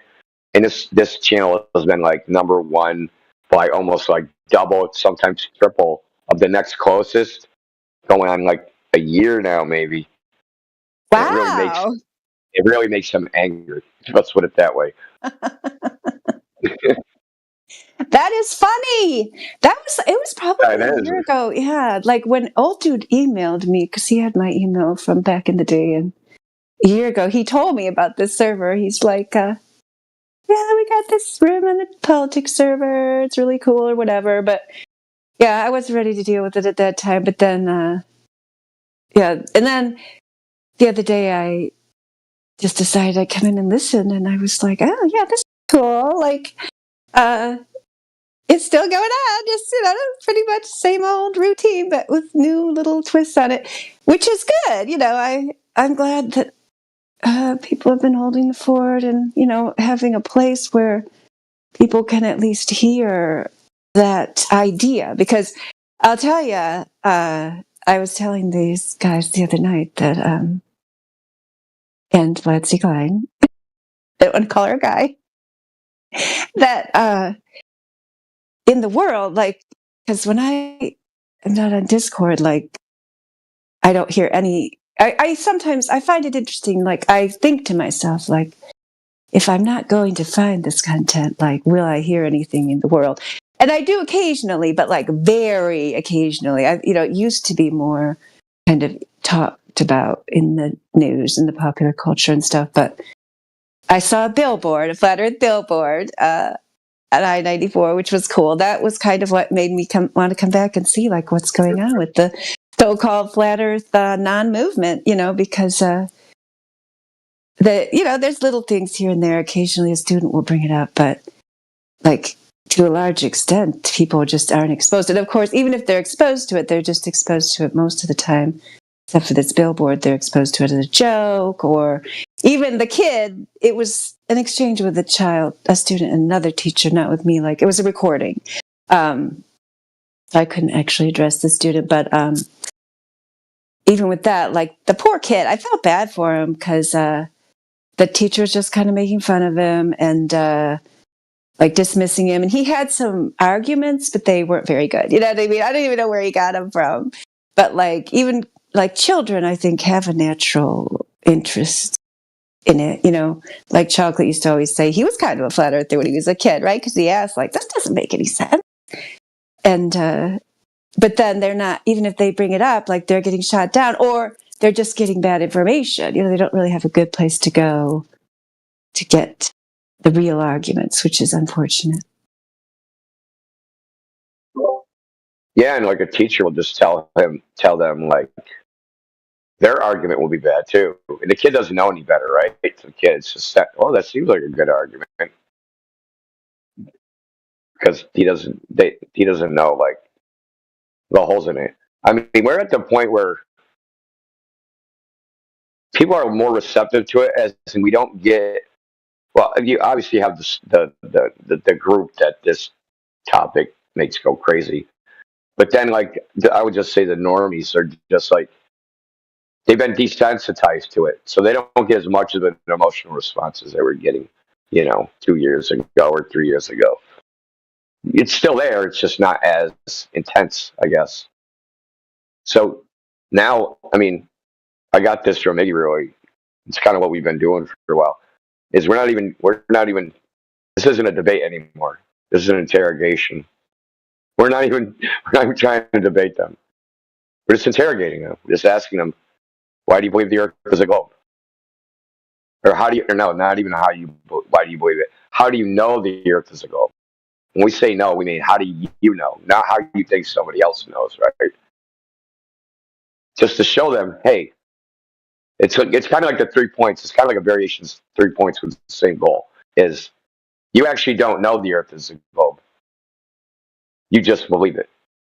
And once you get them there, then you can go somewhere else, right? But just getting them to the point where they have to admit that it's just a belief they have, because they all think oh, Earth's a globe. It's obvious. Foregone conclusion. Everybody knows it. My mom told me, blah blah blah. But they don't actually. But when pressed, they have to admit that they don't actually know anything about it at all. They think somebody else figured it out. So that's been pretty useful. And it kind of like when you ask them like this way, how do you know the Earth's a globe? They kind of lets their defenses down. It becomes less of like less of like, oh, he's gonna try and fucking convince me the Earth this way. He's gonna try and brainwash me, right? So you don't get that attitude. You get like, okay, I'm gonna tell this guy how I know the Earth is a globe. And then, like, once the conversation goes through, they always find out they don't actually know the Earth is a globe. They're relying on somebody else, what they claim that they know, and they think it's their own knowledge. Like I said, it's pretty useful. Go ahead. No, that's what I'd say. Oh, I just didn't want. I wanted you to finish your thought, but I was going to say that I heard you with that guy you were just talking to. Like, I can't remember what your question was at the beginning, but you definitely phrased it like what you just said. And then he turned around and said, "You said blah blah blah," and you're like, "No, I didn't say that." But that's how he's interpreting it because, you can't handle like actually answering the question. Yeah, he was like, "I'm claiming the images are fake." Like, no, I'm not claiming they're fake. I'm just asking you how you know they're real. Like. Because you're going to say these are pictures from space. Like, okay, how do you know that? Because they said so? Is that the reason? And that's, that is the reason, right? The reason is, well, NASA said they're real, so they're real because they said so. And I trust NASA, so that's why they're real. That's their evaluation. So that's why I try to get them to admit. Their evaluation of whether the image is real is whether they trust the person that says they're real, nothing else. So if we're going to apply that standard, right? So that's the standard for evaluating photographs. I just believe, depends on whether I believe the person that took the picture. I'm not going to evaluate the photo itself. I'm not going to say anything about the photo. I'm going to look at the person that took the photo, and I'm going to evaluate them.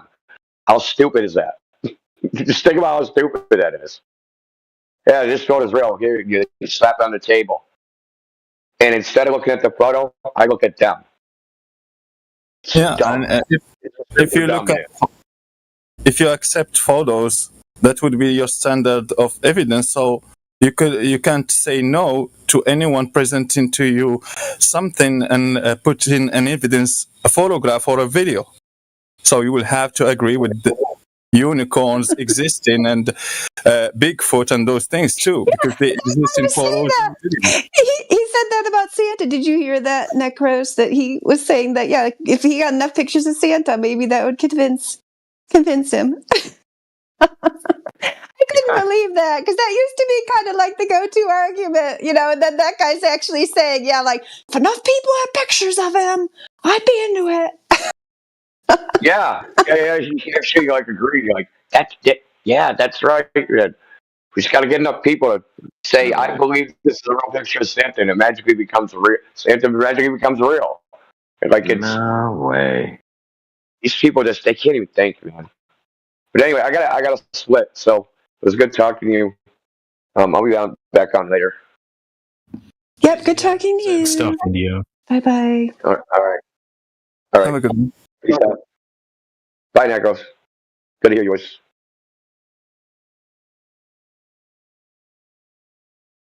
I think there's more pictures of Santa than there is of space. It probably is, yeah, because they've been doing that one for a lot longer. They got paintings of him. He probably posed for the still life. Bigfoot's another good example, right? Because they've got that vintage footage, right? Patterson Gimlin footage. They actually spent hundreds of thousands of dollars hiring experts, right? Subject matter experts and whatnot, and analyzing the footage, and they couldn't determine that it was fake after doing all of that, right? So we could rub that in their face as well. You can easily make the realest unicorn that you can imagine just by choosing a white horse, and you glue a fake plastic unicorn horn on that horse. So the video and the picture that you will take of that horse with the horn will be real. It's a real video. Even a professional wouldn't, in videos and pictures, and a professional photograph wouldn't be able to say that it's a fake video. But in reality, the unicorn is fake. It's not a unicorn. It's not though. Unicorn's a real animal. We know it as a rhinoceros. Rhinoceroses. Yeah, but I'm talking. Another word is a unicorn. Yeah. I'm talking about the fantasy unicorn that. Oh yeah. But when they say unicorn in the Bible, they're talking about rhinoceroses, not Pegasus.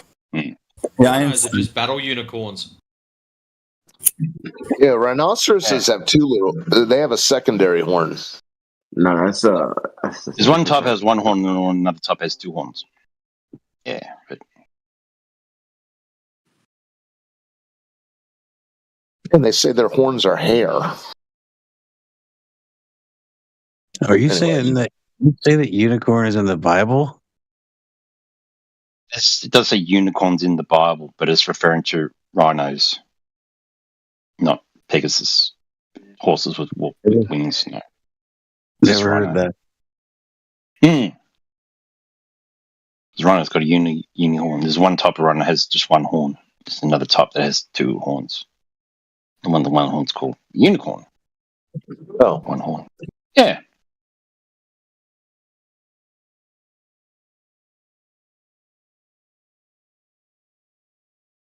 Anyway, you're talking about young people. There was a dude that came in. He goes, I've been a flat earther for 10 years, and he was 24. So he became a flat earther when he was 14. Like, wow. The other thing we're going to get is people born flat earthers. Like, everyone was born a glober sort of thing. There's going to be people who's like, oh, no, I was born a flat earther. My parents were flat earthers, so that's interesting. But I think if it really catches on with young people could really take over this debate sort of thing. This whole thing really catches on. You could have a lot of really smart young kids going, look, sit down, Pops. We'll take it from here. Yeah, I think you're right. I think that is a likely future because even, back in I can remember 2019, 2020 and the old server, some of these high schoolers would come in and there's this one kid, I can't remember his name. He was there for a long time, but he was he totally understood the arguments, totally logical, could, understand all the debates and stuff. And he told us how he would go to his high school and win all the debates and just put, floor people because that's the problem. That kid the modern student I was talking about, he didn't have the arguments. So then it's sad because then you bring it up, you get shut down, laughed at, and then you're like, oh, I better stop thinking about that or talking about that. But this kid, the kids who really know, you know what I mean, who aren't just tentatively asking or they've heard some random weird thing, those kids who really know, like, they have a fun time. Like, that would be so fun. Like, I would have the greatest time if I could be a high school student again and just be in there, because I was kind of like, I didn't at first. I was very, very buttoned down to start with, but the last couple of years of high school, I was pretty like rebellious against even though I was still getting straight A's. That's why my principal couldn't stand me, because we were questioning stuff all the time. You know what I mean? You could like get the ultimate question. Yeah, like, you're not on the globe, guys. That would be so fun for the right kind of personality. And it is, and it was back then. But, then they put all the kids online. Then the kids came back, and everything was even worse in education than it was before. So I feel like the kids barely even talk anymore in the schools. They don't even it just, everything shifted. And I don't even know, like, a kid who was into it, I don't even know if he would even bother with his classmates anymore. You know what I mean? They just got to be like, just wait till I get out of here and go do something else. I don't know. I mean, the right kind of kid probably still would, but eventually I do believe what you said is true. The tide will turn, because there'll be enough of them that were just raised that way, or that caught on to it real young, because there's enough good information out there that if you put in a little effort, you can find the right information these days, and they can just they won't be intimidated by the nonsense. Because if you have the real math of it and the true natural science of it, you're not going to be. I mean, I guess some people will be intimidated about being laughed at, but some people wouldn't be. As you're just laughing at them secretly. You can let them laugh at you. I mean, we do it all the time, right? Here, you guys do it. It's just like, you can let them laugh at you. It doesn't affect you, because you know that the joke's on them, basically, Young people are they don't care about social norms and traditions and old, things that we sort of grow up with. They don't really care about that. They do things their own way. They're kind of not held down by things like I was talking to my mate, and he goes, I was dropping my son off to his first day of work, and he was late. He goes, "You're going to be late for your first day of work." And he's like, "Man, Dad, chill out, man. It's no big deal, And it's like, "What do you mean? It's a big deal." But it's like, we're young people, we do it our own way, It's like, I'm late. It doesn't matter. And his boss was young, so he didn't care if he was 10 minutes late. It's like, big deal. I'm not going to fire you because you're 10 minutes late. But in our day, it was serious, But now young people... Yeah, I didn't even know that. Thank you for telling me that. I didn't know that they were now letting people show up for work late and not caring, because that's one of the things we always hold over there. Like in school, you have to learn how to be here on time and follow the rules. But now they're going to say, "Oh, no, you don't." Yeah, it's just like a big deal. There was no problem turning up late, but if you were 1 minute late, you'd lose an hour's pay. See, that's ridiculous, man. That's so stupid. Why? They did everything in hour blocks. So they didn't give a shit. So if you're going to be late, you may as well say, stuff it, go and have a 45-minute breakfast and enjoy yourself, because you're still going to lose the same amount of pay. Yeah.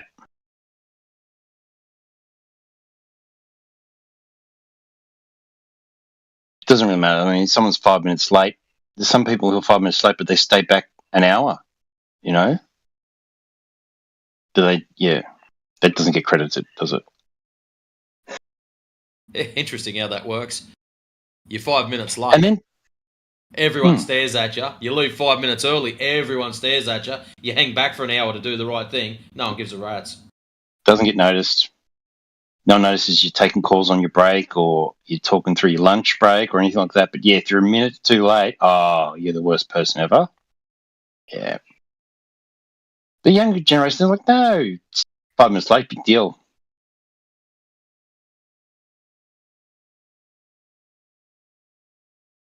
And with relationships, get married, they're just like, it's my mate's son. He's like, I don't want a girlfriend. I'm just going to save my money and do my thing.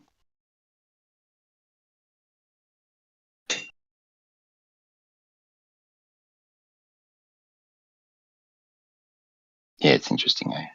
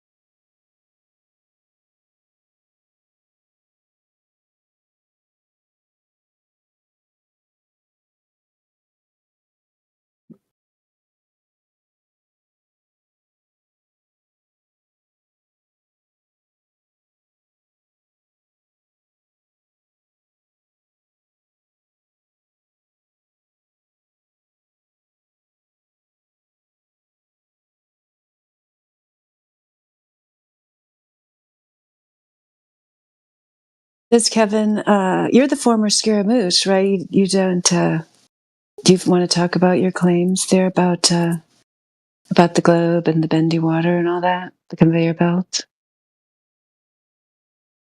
Yeah. Tell us about it. What's the conveyor belt theory? That's a new one for me. Well, for me, it's just like how I see it, like visually. Like, obviously, stuff like going below from the horizon, like disappearing. Same thing with groceries we put in our conveyor belts in the store. That's how I see it.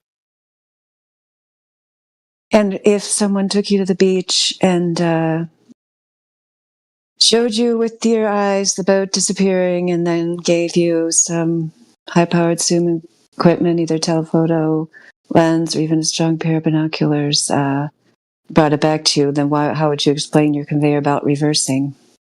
Well, because when you guys show your pictures, it's like completely zoom in, and it's like you're cutting out like 90% of the entire picture out. It should be zoom out completely back. You're telling me you've never seen any of the video footage that we've posted up where a ship's disappeared or it's just there and they've zoomed out and you can't see it? Zoom in and zoom out, both. Like the boats. Like I had one. I deleted all my YouTube channels and so on, but I think I've still got it on my computer that I did personally. That's what he just described. What you just described, yeah, zoom in on it. It's there. Zoom back out. It's gone. Zoom in. It's there. Zoom back out. It's gone. I mean, come on. Like he hasn't seen them, I guess. I'll try to dig it up for you. I don't have that computer on right now, but I'll try to dig it up for you. I remember the one that Indio used to post a lot. That you would see a boat that would zoom in and zoom out. It wasn't a real boat. It was like a play boat. You know, like it's like I've got a ton, dude. If you want to, what specifically do you want to see? Like, I've got so many. Okay, so I'm gonna try my best. It was on a lake, and it was like it had a obviously like mirage and with refraction and all that. But you would see the boat like it would zoom in, and then you could zoom out from the boat where a little you would toy see, boat. like, a toy boat. That's what it was. Yeah. Yeah. That's the So best. what that was showing was the effects of how ships allegedly disappear over the horizon. But the problem was that little boat is only about 6 or 7 inches long, and it disappears at I think it's 60 yards or 100 yards. It's only really short.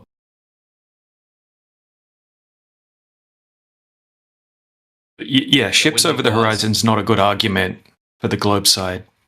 Even if I was a globe earther, I wouldn't use that argument. It's easy to explain, right? It's easy to recreate on a small scale. Yeah, like we have small scale, large scale, mid scale demonstrations of the exact same thing happening. We can explain every single observation the globe side shows is like a boat over the horizon's very easy to explain just using like mainstream explanations.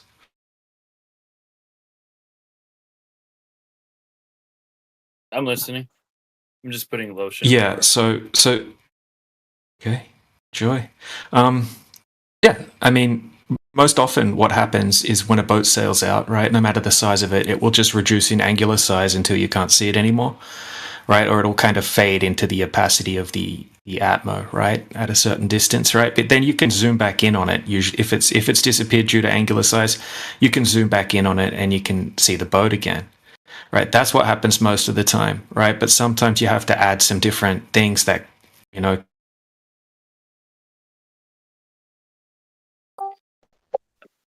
the ocean swell and the height of the observer. You can have even a small ocean swell in some situations block something huge in the background, right? So that's one factor.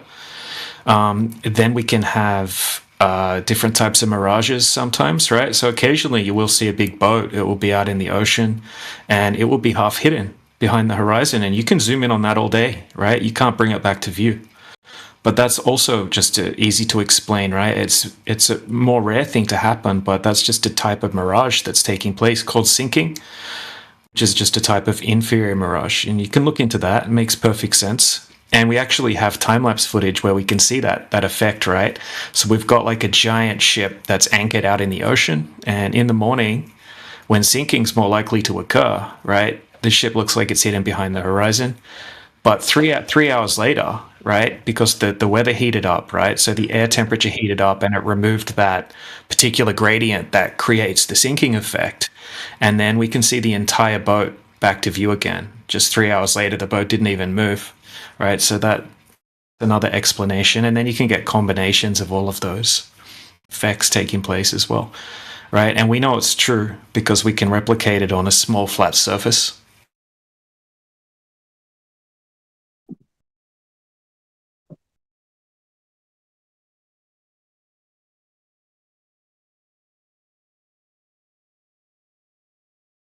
You there? Mm-hmm.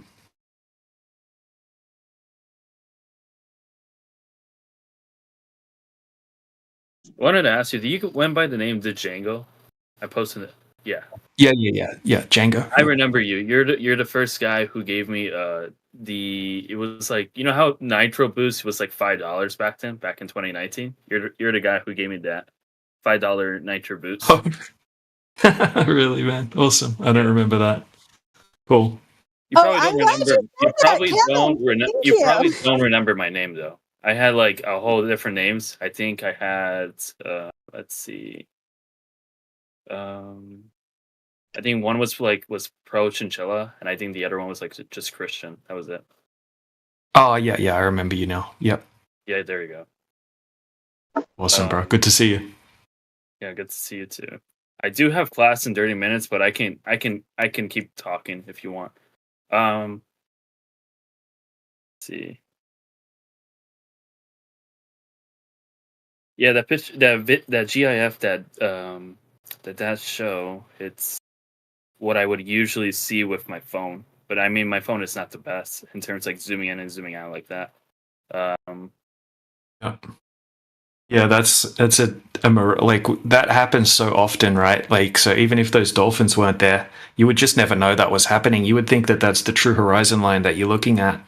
I mean, that's, I guess, why it's so important to find the horizon as an apparent location, because, you know, looks like there's dolphins in the sky. That too, but also it's like, so I live in Chicago, but we have Lake Michigan. And I was zooming in. I didn't use a telescope. I was using my phone with a tripod. And I was looking through the boats that were, that looked like they were kind of like that, but kind of like going like in a straight line. And then some of them were just going like below the horizon from there. When I was moving the camera left to right. Because, I mean, it was going fast, but it was kind of far away. But it was hot and humid, so it was kind of making that type of mirage. But yeah. That's what, like, the globe side, most of them don't even know the different types of mirage effects, right? They've been taught to just say the word refraction as like a escape card to get out of the observation that goes against the globe, right? But they're just failing to understand what they're saying properly, and that there's all these different types of mirage effects that can take place and combinations of them. I don't know about them saying there's saying like, yeah, it's just refraction as putting it together as that.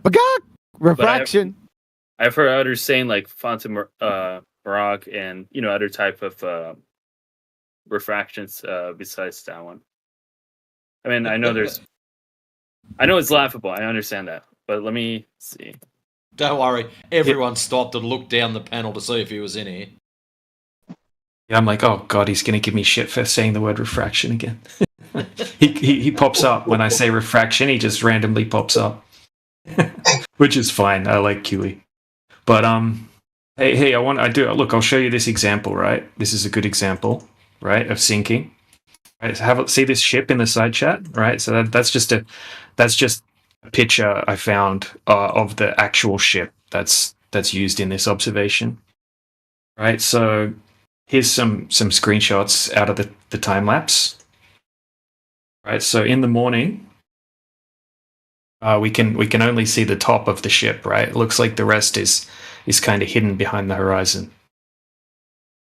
Is that the front of the ship, or that's like the back of the ship? It's kind of like how you would be looking at the ship in the top photo if you were on the shore. Oh, okay, I see what you're saying. Got it. Kind of like that. Yeah. So here it is, the same thing, slightly zoomed out a bit more. All right. So just 3 hours later, we have the entire ship again, obviously with a little bit of a different mirage taking place, which is called stooping, which kind of like compresses it a bit. A whole bunch sometimes, right? But once again, like we can see the ship hasn't moved, but now you can see the entire ship again, right? And all that happened was the weather conditions changed, right? So it wasn't actually hidden behind anything. And I will upload the full video. It was over that.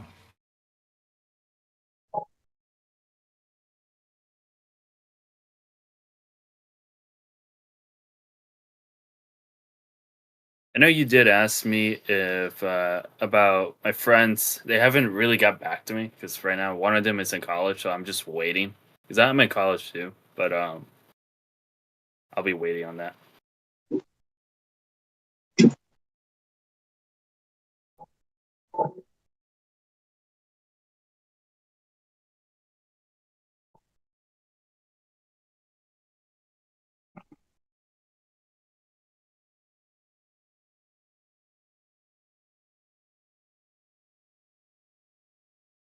So yeah, have a look at this one. This is what happens, you know, in the absence of that particular type of mirage.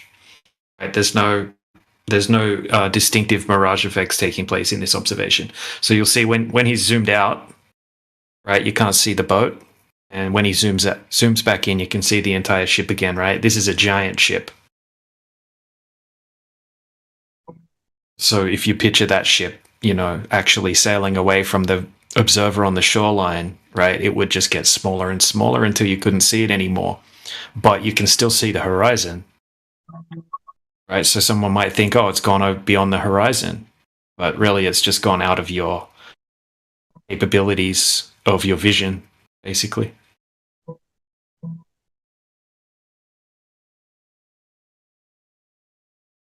then the video below that is the full video from the one that I posted above. Yeah, I'm looking at it.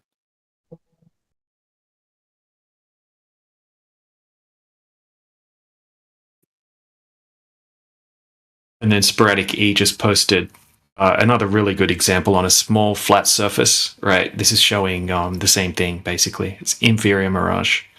Sinking is just like an inferior mirage, except it's not as drastic. It doesn't have this like glass mirror looking effect, which is called total internal reflection.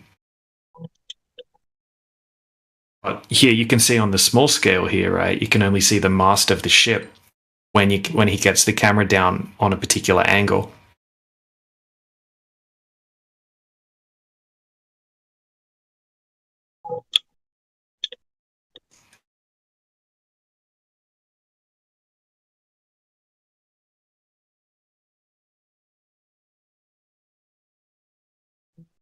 Yeah, so the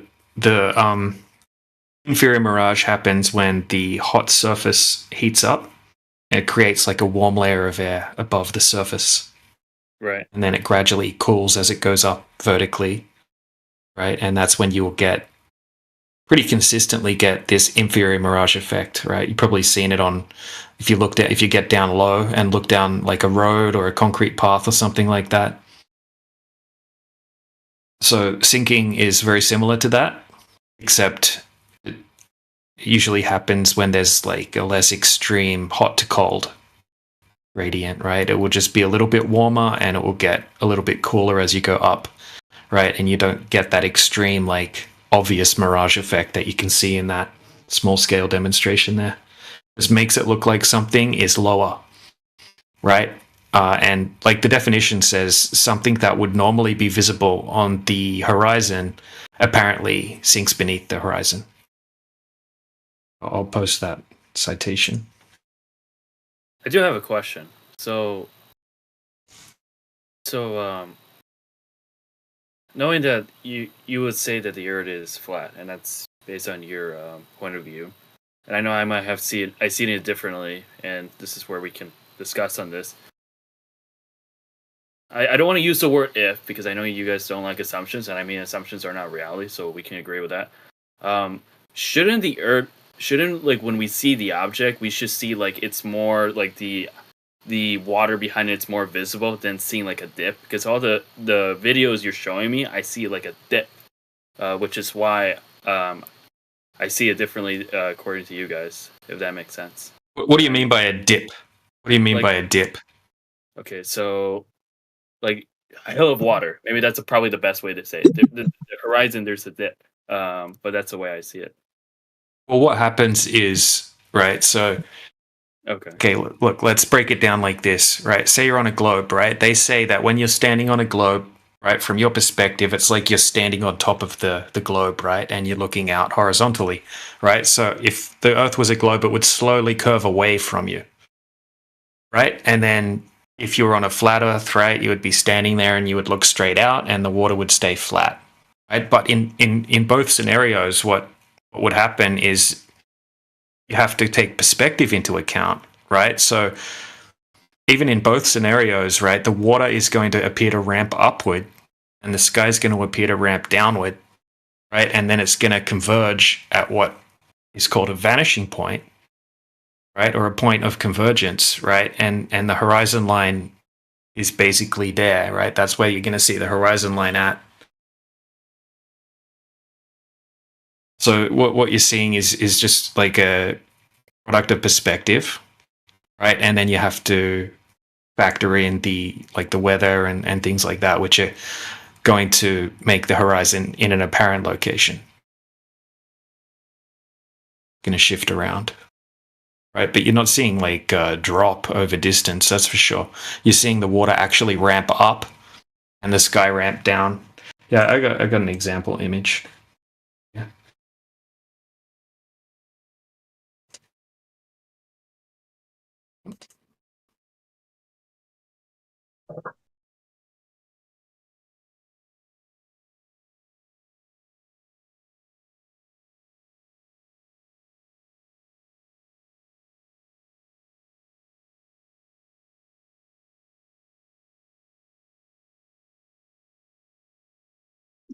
Kevin, you're not seeing a dip. He's not seeing a dip. He's imagining one. He was doing this in the text chat. I'm not imagining there's a dip. I just know that there is a dip when I see one, like in Lake Michigan. I can do. I'll do in the summer. I'll do in the summer. I mean, it's getting the weather is getting. You think really lake surfaces are arcing? Yeah, there's like a hill of water. Well, you've lost your mind. I have not lost my mind. Sounds like it. Absolutely not. I mean, when you look out over water, it ramps up. Like it ramps up to eye level.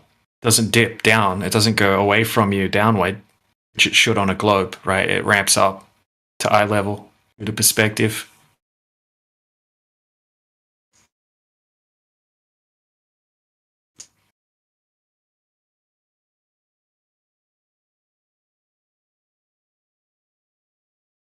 I did wanted to comment on this other photo, but I don't want to say it.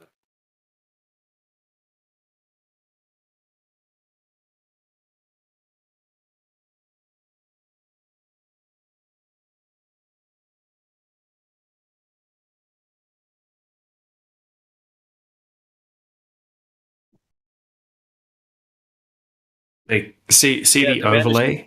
Right, the vantage point. It's all the way down the hall, basically. From I know this looks like a hall, right? Am I right? The vantage point is the one in the middle, right? All the way down that vantage point. Right. I don't know which image you're looking at. Oh, the one you. Is the hallway dipping? Is the hallway dipping? I love it when they repeat the question. Yeah, you said you knew a dip when you saw one. When I see with an object, yes. With an object, yes. No, the hallway. Yeah, but there's no object here. Okay, I rest my case. I was talking about with an object. That's what I meant. Okay, so if a Hot Wheel rolled down the hallway and it disappeared, you would say, "Oh, I see a dip." That's what I thought, dude. What do you mean? What do you mean Hot Wheels? Like, are you Never mind. Just think about it. I mean, dude, I didn't play. That's too over his head. I'm assuming you mean the actual Hot Wheels you see on Target. Those cars. That's right. But you're the one That's talking what he about means. seeing dips.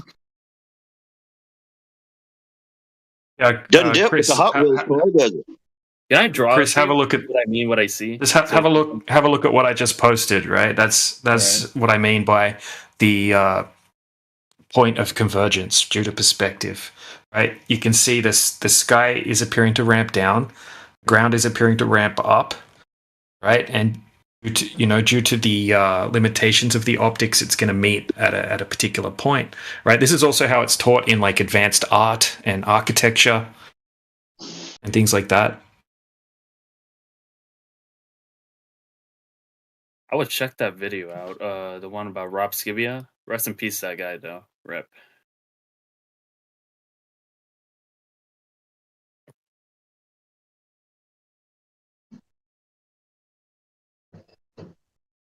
It's funny how they don't understand long corridors and perspective.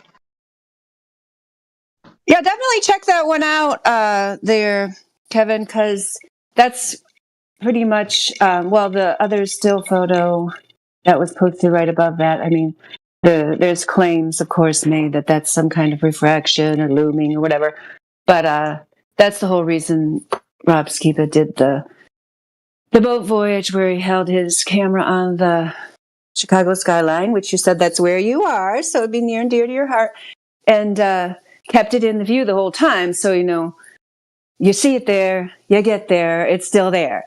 So, and like you can watch the video, but just like we were saying with anyone who talks about images of the globe being proof, I mean, it's not proof. Like, it'd be ideal if you could do it yourself. Like I told you, I did it myself over there on the Lake Michigan shoreline, and it means a lot because you can even think to yourself, yeah, this totally makes logical sense. Like, it's very, you could really, I guess, prove it to yourself because it would be illogical for people to all around the world separately conspire to try to convince you the earth is flat with these various boat videos. But, when you actually do see it for yourself, I think that makes a difference. So, since you've been around the argument for years now, I would say 2019.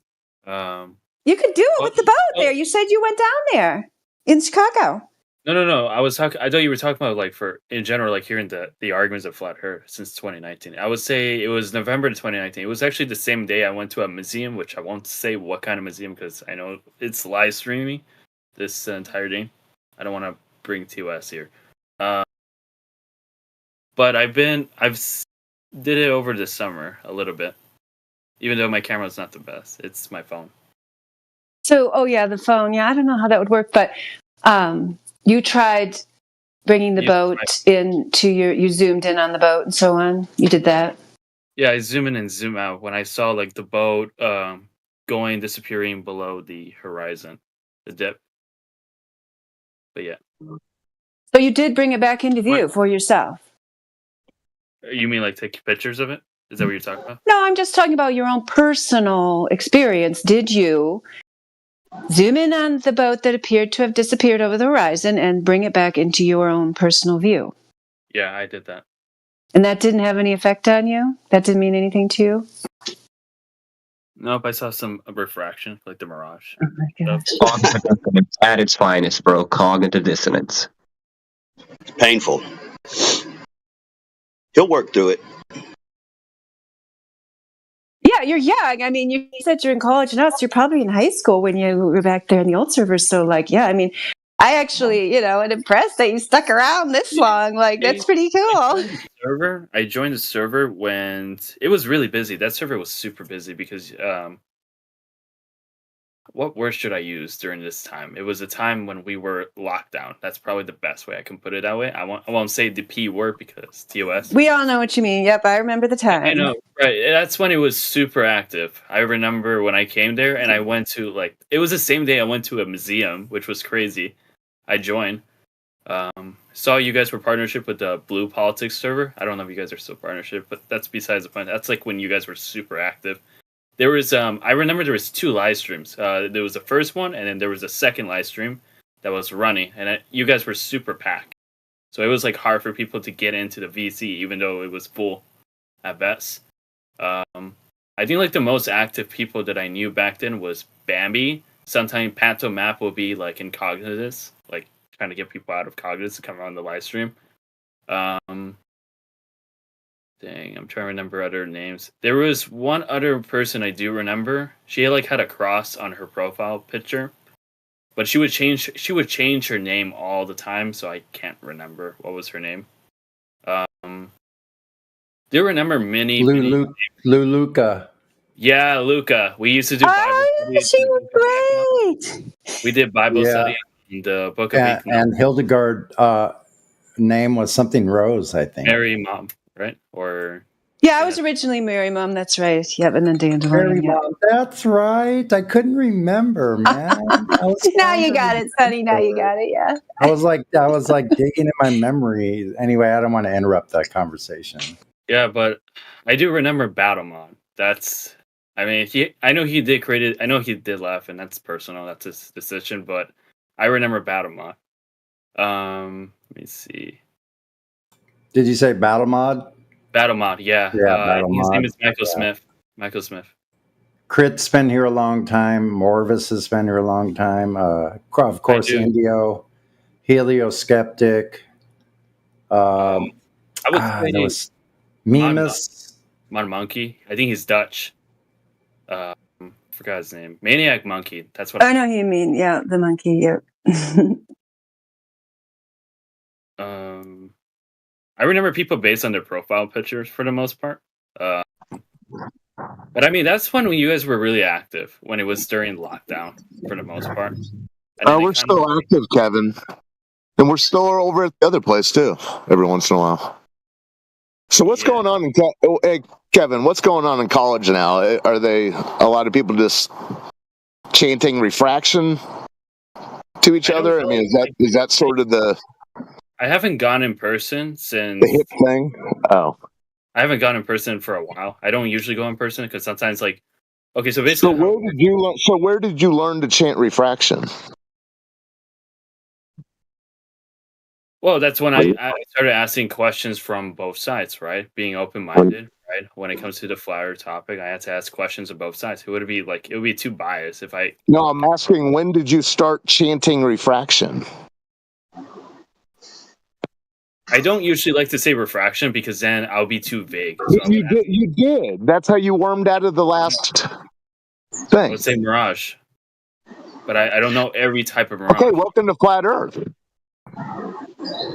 Well, is it possible, look, Kevin? Is it possible if we make observation? Is it possible that sometimes we don't see mirage, that we see what we see? Is that possible? I'm sorry, but your voice sounds really familiar. I'm sorry, I didn't hear you. Okay, doesn't matter. Yeah, I recognize you're from Portugal, right?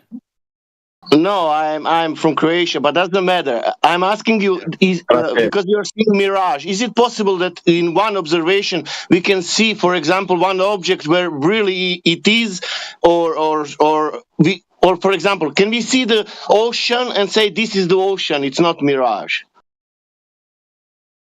Yeah, sometimes it could be really good weather, blue skies. Yeah, and we had that.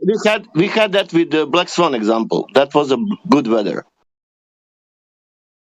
Okay, the one that shows that it's blue skies and the water is like really blue, right? Yeah, it's showing the water behind the oil rigs.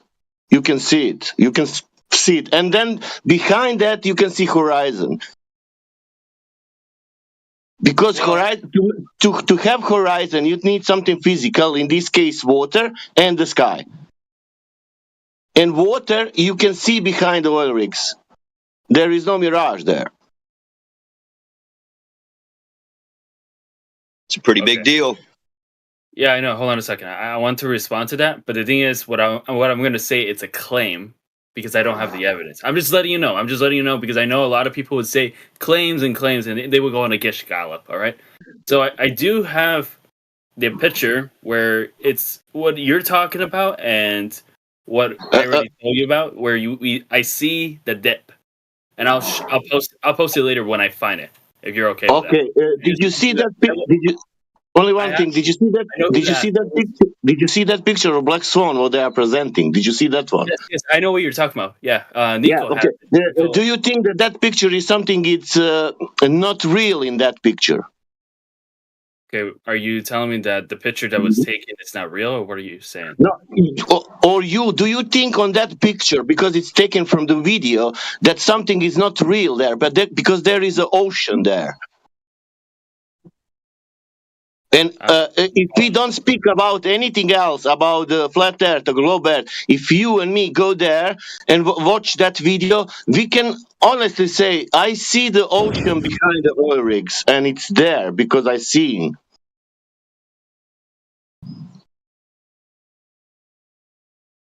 Wouldn't that wouldn't that depend on the weather and the Yeah, it depending on the weather. It was a clear day. The guy made that video, and on that video you can see the camera zooming in the oil rigs, and then you see the ocean behind the oil rigs. It's visible, man. It's nothing. It's not trick. It's not nothing. It's so normal video that I cannot believe that you cannot see the ocean.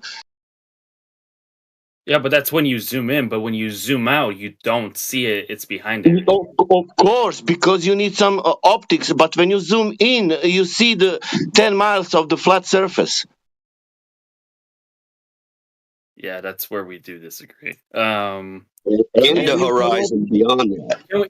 My friend, can we resume this topic in a couple hours? I do have physics class in 5 minutes. Okay. So thank you for the conversation. I will look over that Rob video, but I will be back in a couple hours, maybe like 2 or so. See you guys later. Catch you later, man. Bye-bye.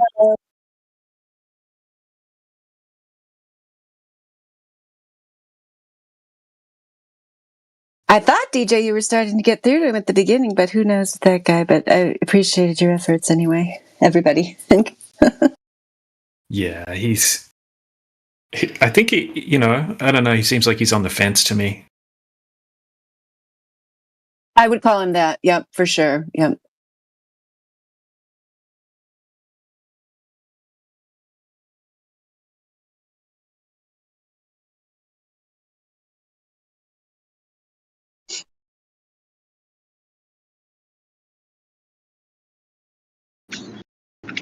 Elbow, do you discuss this sort of thing with the ladies?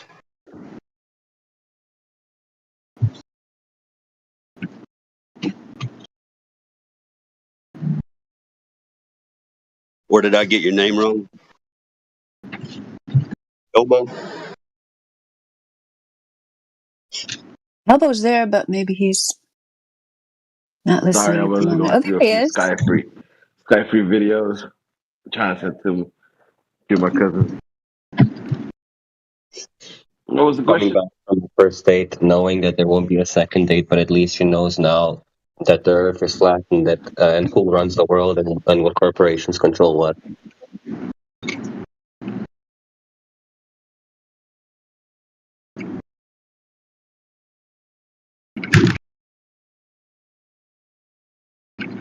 Those are all separate issues in my book.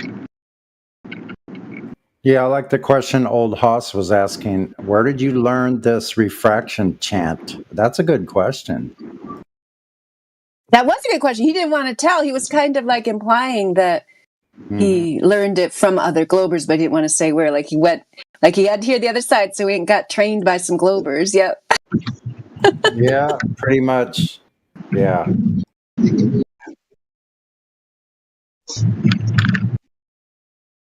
Is the Gem Panda server still there, or is that gone?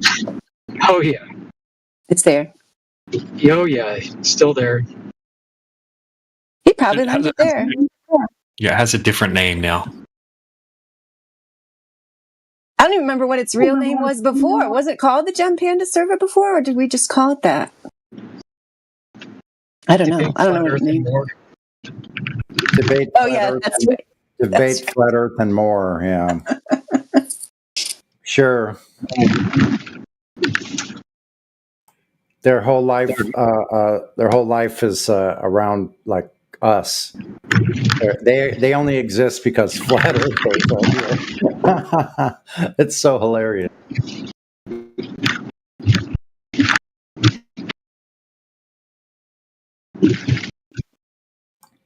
I'd love to see an analytic of how much time they spend talking about flat Earthers and not about Earth itself. Hey, I know it's kind of slow, so I thought I would ask the group that's here right now, what's a really good way to get clips? Because I really want to get that clip from last night. And just curious, I used to do it, but I kind of forget how I did it. And I don't know if I used Video Downloader or I probably downloaded it like that and dropped it into Audacity and then clipped it. But if anybody has any tips on how to, get those from like Helioskeptic's channel, download the video and then clip it out. If anybody has tips, appreciate it. There's much easier ways of doing it than that. You can just go directly onto YouTube and actually clip it from YouTube now, right? You don't have to download the whole 12-hour video and then clip it out. If you talk to AI overlords like a tech, like he's really good at doing that sort of stuff. I haven't really done it much. I was actually on my channel just now. It's the first time I've been on it in like a year. And I posted it, Flat Earth 2017 Consciousness. And I did see something that said clip. So I probably just need to fool around with the video, going to YouTube, like you said. That's a good tip. Thanks for that. Yeah, you just hit clip, right? And then I think you can clip out like 60 seconds or something like that. But I think you can actually continue, like keep that clip, and then you can watch more than 60 seconds. Not sure. I'm not that familiar with it. Yeah.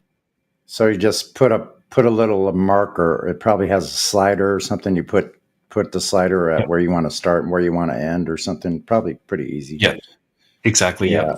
Yeah, I'll take a look at it.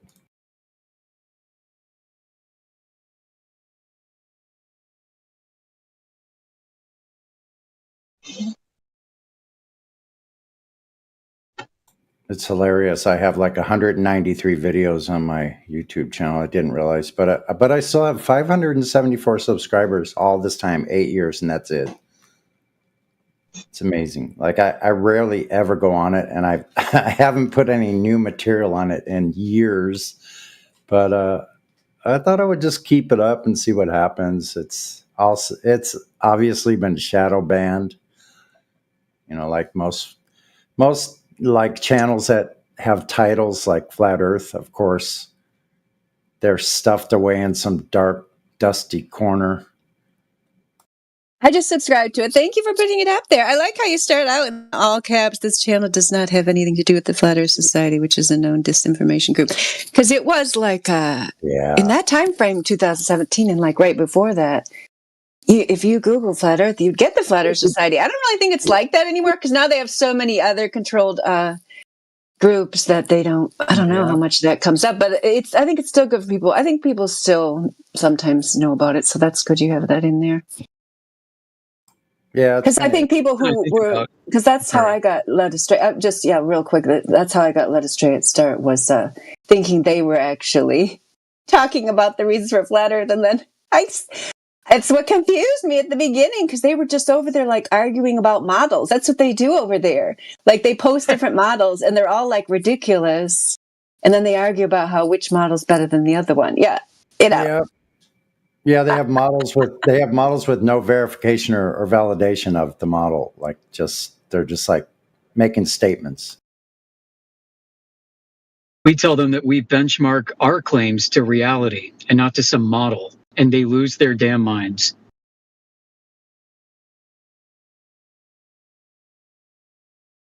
Something I'm thinking about too, like regarding all the shadow banning and censorship.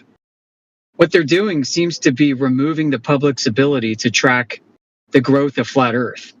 They're kind of shooting themselves in the foot. Exactly.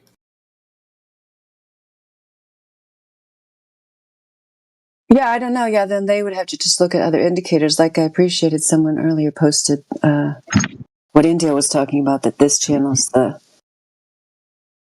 most popular channel on this server, which I never would have known that if you hadn't told me that and somebody hadn't shown that that graphic. So, I guess things like that would show them, but it's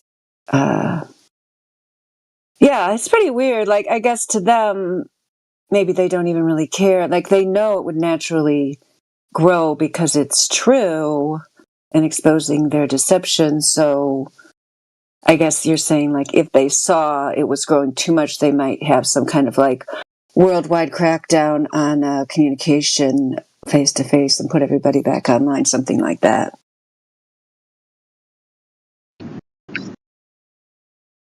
Yeah, You know what I'm saying? Isolate people in their houses so they're not talking to each other anymore because grassroots is the way. You hear what I'm saying? They might have done that before. Oh, yeah.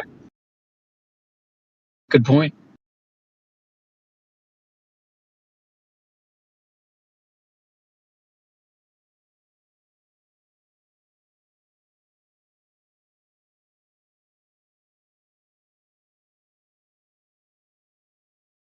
All right, I got to get some work done, but it's good talking to you guys. So I hope you all have a great day. Later, Mary Mom. Bye bye. Yeah, call me anytime. I considered putting that as my name, but at first I was trying to be incognito, but that didn't last very long. So yeah, can't really be incognito anymore. Not with your voice. Do you remember when they asked? Sorry, go ahead. I was just saying, not with her voice. You can recognize her everywhere. Yeah, yep, I'd have to get a voice changer or something, but I'm not doing that. Yeah, your voice is very unique and memorable. But I was going to tell you, do you remember when somebody actually made a cartoon with you?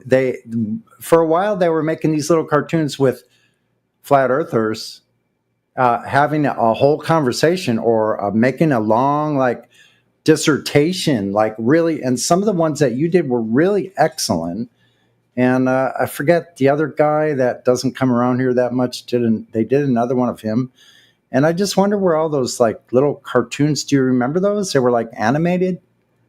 Indio did that. I know he did one, if that's the same one or more, like that's the same one you're talking about. Yeah, he did that. Yeah. I don't know if he still got them on his channel. I'll check it out because there was one of this other guy that's kind of a Christian type of guy in the Southwest here, but I forget his name, man. Christian in the Southwest. Yeah, very Christian, like would drive around, and he was really excellent with his. Oh, you mean that guy? I know exactly who you mean. That guy. He's called.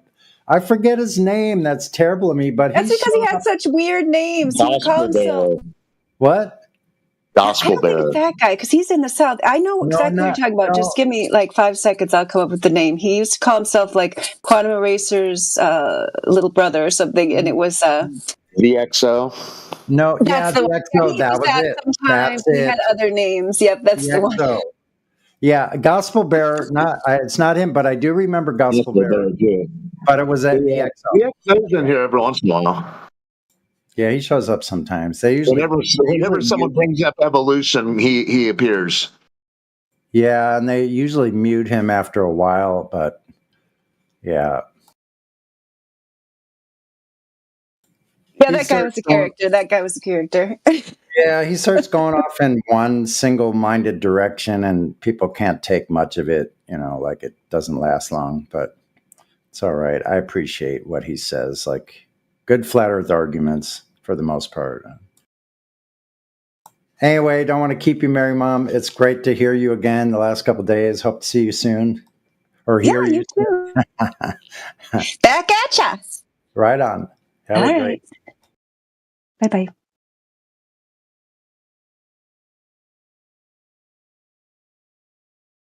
It's pretty cool to see some of the old flat earthers coming around,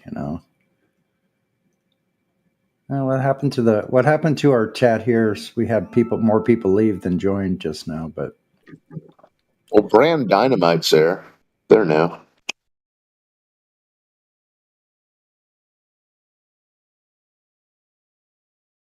Brand Dynamite. Have anything to add to the conversation?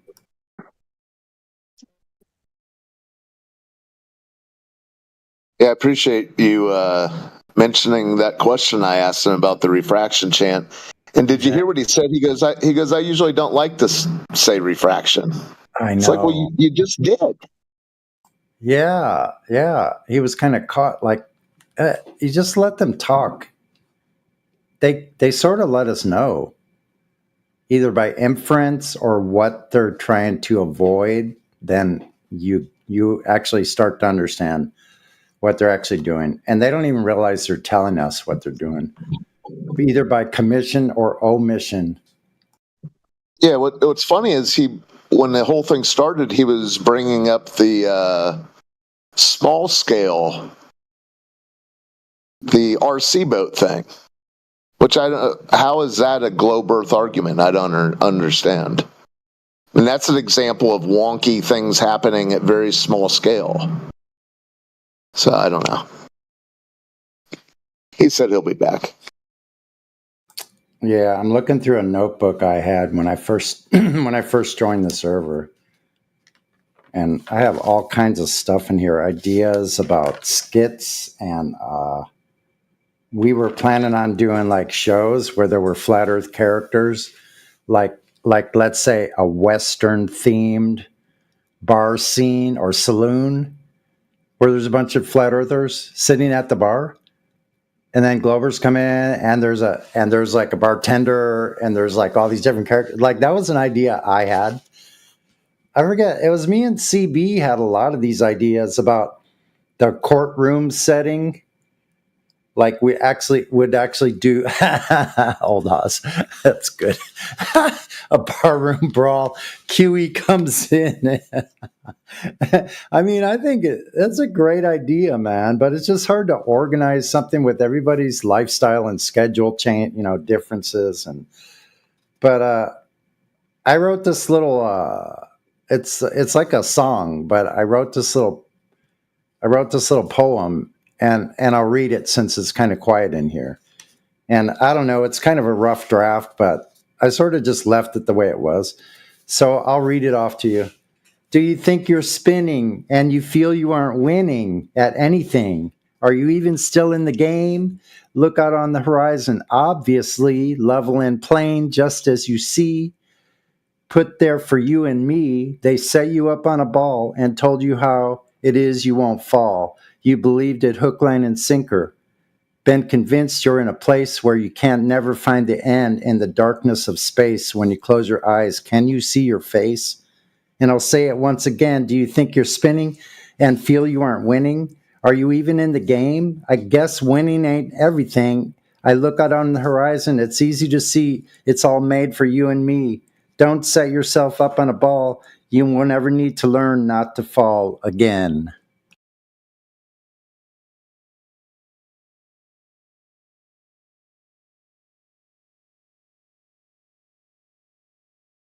That would be a good rock song, I bet. Yeah, that's funny you say that, because as you were saying it, I was matching it to the melody of No More Tears. It sounds like the fourth verse of that or something.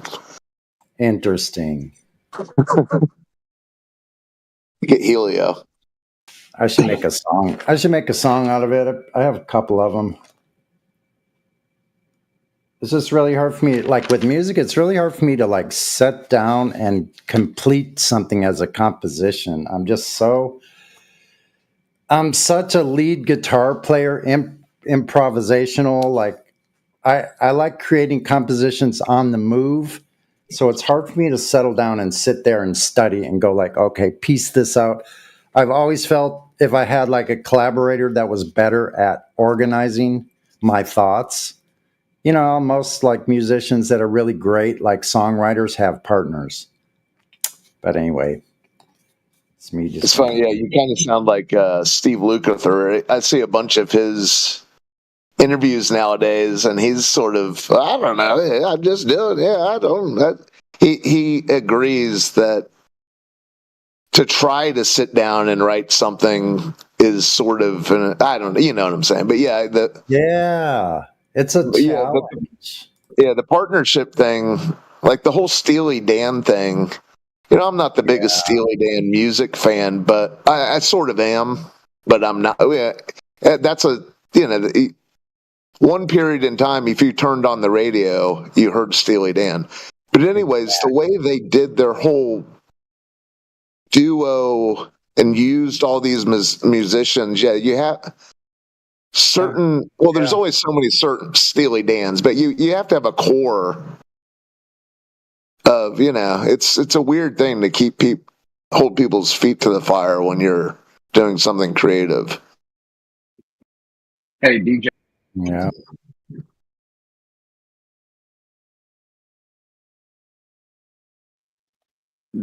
Does anybody know where the full video that DJ posted from with the boat that took about 3 hours and the whole thing changed? The full video? You mean longer than the clip that I posted? Yeah, the actual video. Yeah, I'm not sure. A few of us are trying to track it down, actually. Yeah, I'd like to find the whole thing as well.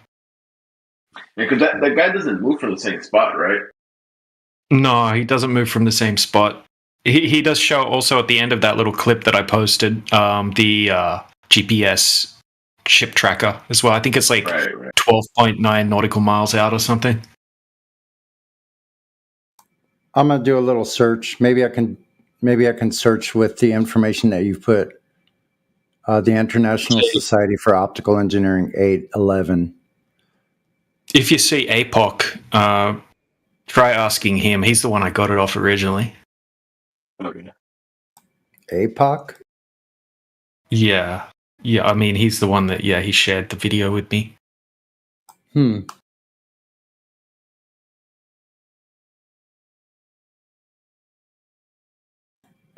have two of them, though, right? One is the Road Surface Mirage, Chinese Science Bulletin 56.10. And then there's the Mirage. No, this one's, completely different, right? This one's about the ship it looks like in the morning, it looks like it's hidden behind the horizon. And then 3 hours later, you can see the entire ship again because the Mirage effect disappeared.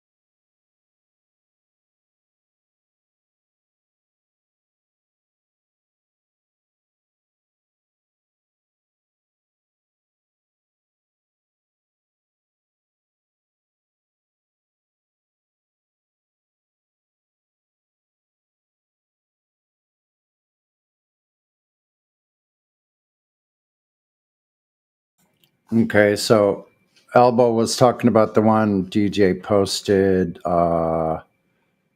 Has the title, "Here we have observations of the same ship, same day, over a 3-hour period," right? Yeah, that's right. Okay. And then the other little clip is just like a little GIF of the same video, right? Where it says nothing goes over the curve. Just goes No, beyond our ability to see. Is that's a that a separate different one. Okay, I Yeah, see. that's Okay. I'm just trying to clarify. Yeah, that's interesting. I wonder if we can find that.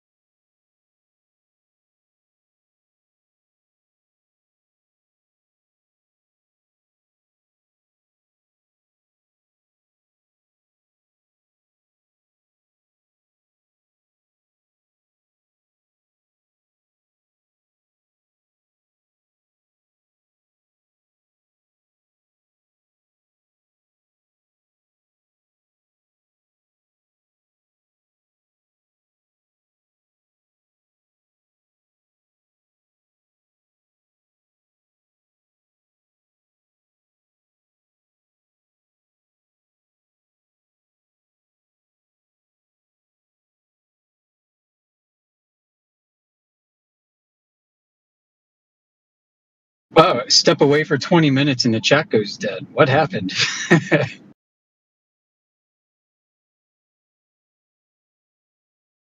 Bueller? We were out looking for a video. Sorry. Oh, okay. Still here though. If you have any questions.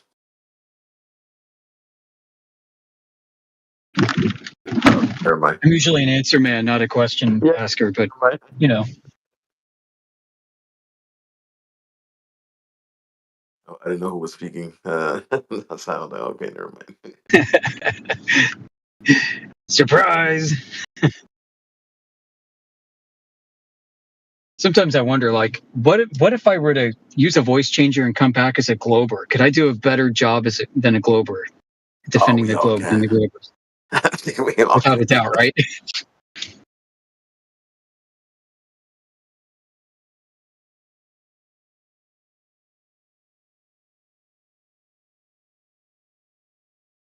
Yeah, I think I've got some pretty good arguments that they haven't come up with yet. I'll keep those to myself.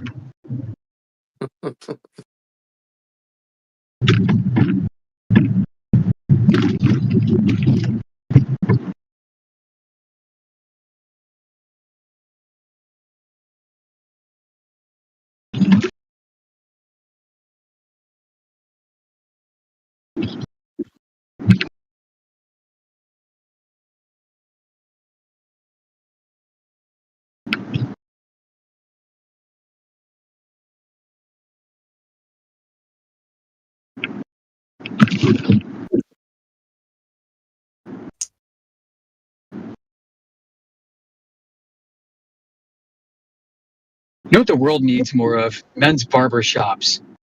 Where the hell they all go the past like 30, 40 years? They're mostly gone. They're mobile now. Oh, in the West, bro. In Southeast Asia, they're freaking everywhere. Oh yeah, it's like $1. It's like $1, and yeah. Dude, man, I'd pay $1 for a shave and a haircut. They're mobile now, man. They charge about $200-300. Oh, So like food trucks, but barbershop huts? Yeah. They come in with their little van and sit down there and shave you up and whatnot. Pretty cool. Yeah. Gotta look for that. Not worth the price. There's still a few barbershops in my town. There's several, quite a few, a half a dozen or so, probably within a 5-mile radius. There's a few, yeah.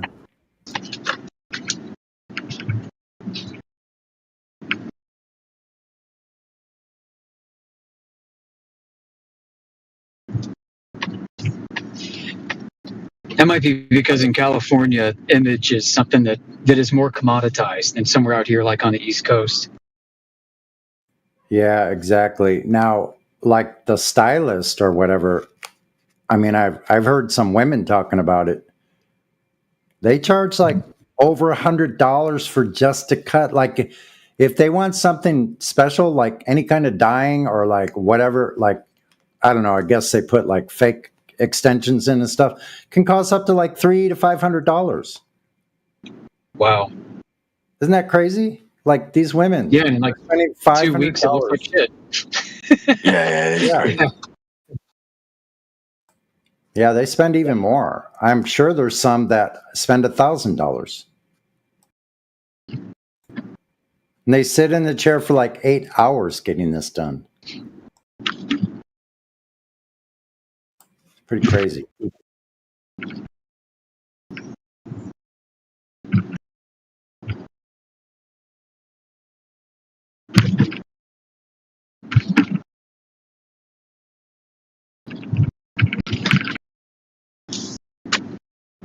When I was a kid, I grew up on military bases, and I used to go to the base barber, right? It's like, just a few bucks and you're in and out in like 2 minutes.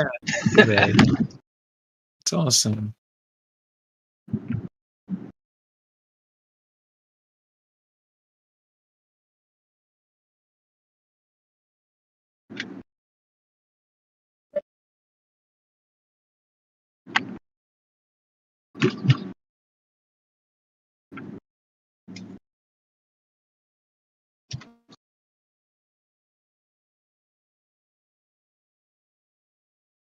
All right, Paul Smith, you there, dude? You in the VC? Can you open your mic? All right, Paul's asking why would they lie? Right, I want names and then I want proof that the person's lying.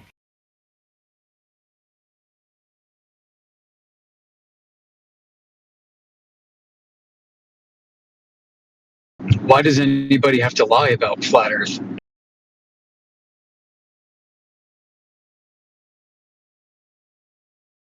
Or about the globe? I mean, I said this yesterday, right? Like your teacher, if you're young, right, your teacher's going to give you official history, whether it's a Civil War all the way up to 9/11. They're not lying. Just telling you what they were taught to tell you. They don't think they're actively deceiving anybody. They probably think the opposite. They think they're telling the truth.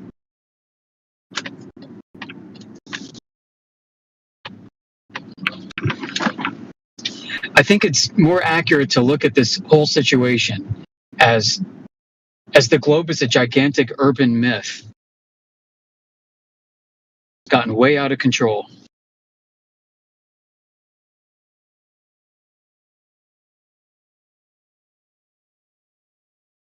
Granted, there probably are a few people here and there, maybe at the top or close to it, who know the earth is flat and they're keeping their mouth shut. And they're benefiting off of this deception. But I would say for the most part, the deception is self-perpetuating. That's my personal take.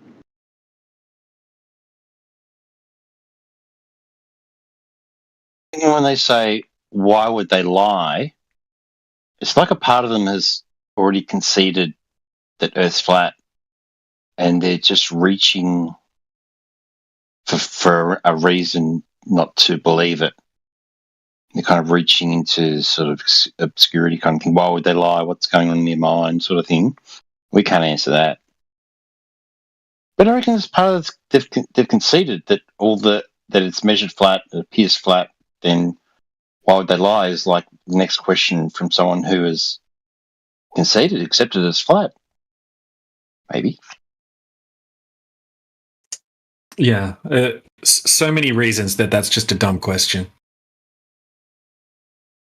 I mean, they don't even care. They don't even want to, like, these people that keep chanting, why would they lie, right? They're usually the people that don't want to see the evidence of the lie. Right? We got proof that they're lying. You want to see that? They're like, no, you have to tell me why would they lie? It's an important question to ask yourself and try and figure it out for yourself, I guess. It's not really a thing for open, like, to ask someone else, you know? Everyone's kind of figured out for themselves why they lie. Of course, I can't prove it's only speculation, but I think everyone's got their own idea, you know?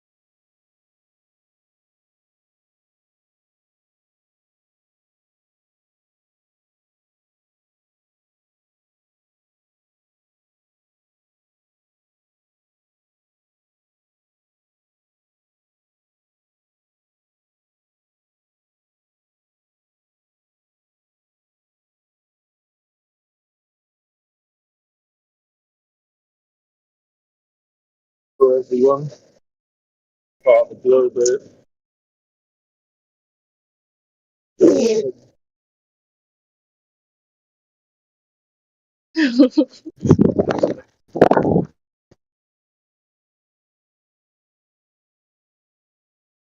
The question is, why did they lie? You didn't answer it.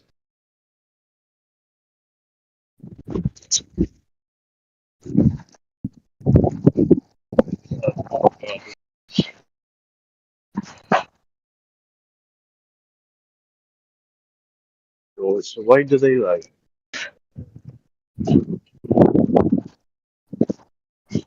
Sound up.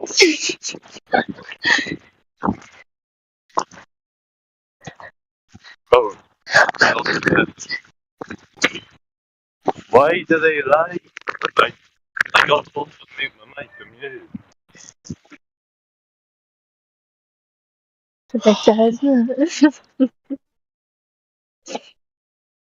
They lie because what? What? Why are they asked to lie about the shape of the earth? Oh, sorry, flat on shape. Can you hear you? Can you hear me? Hello? Maybe. What? Oh, he's going nuts. He's like, why do they lie? Why did Roman? I beg you. 304 in the house.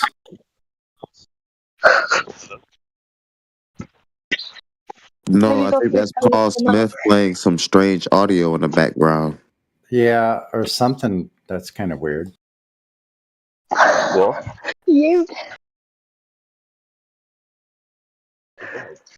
Oh. You all good? Yeah, you should probably mute him. Yeah, what's wrong with you, Paul Smith?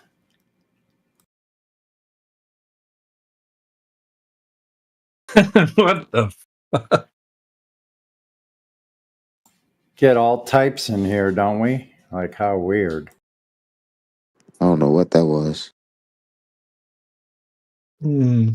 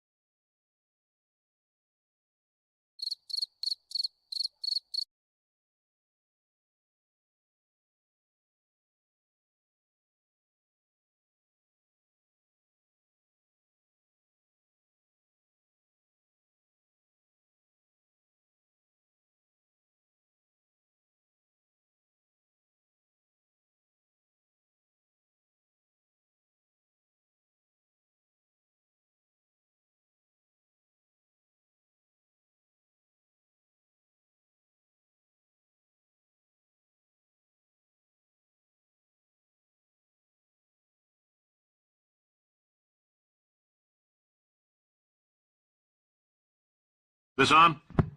Hey, listen up down there.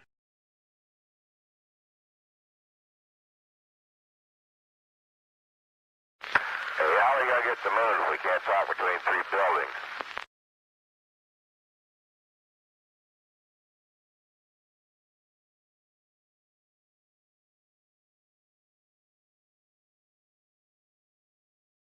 Did I hear an actual cricket noise? I thought it was a real cricket. I'm like, where is that cricket? How did a cricket get in my house? My bad, son. I'm looking around like, damn it, now I'm going to have to find that thing or I'm going to be up all night. I know. And then I thought, no, the Discord's still on, so everything's in question. There was a duck. Holy crap. Now I'm going to start looking for a duck. There you go. But the duck's looking for the cricket. Just leave it alone. Yeah, that'll work. I'll just let the duck do his business. It'll get the cricket eventually.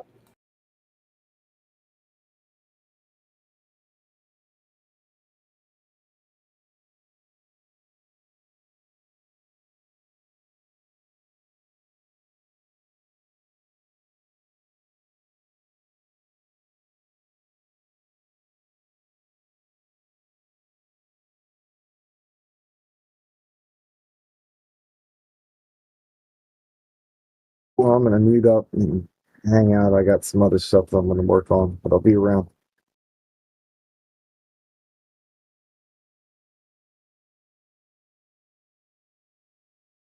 Yeah, I actually found the page where I have Flat Earth Western characters.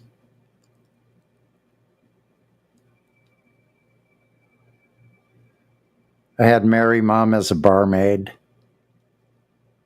We could have Flatsy Klein as a singer. Characters at the bar, Huey, Bambi. Have someone come in and say, read all about it. Samuel Robotham at the Bedford level shows that the earth is flat. Water doesn't curve. Read all about it. Read all about it.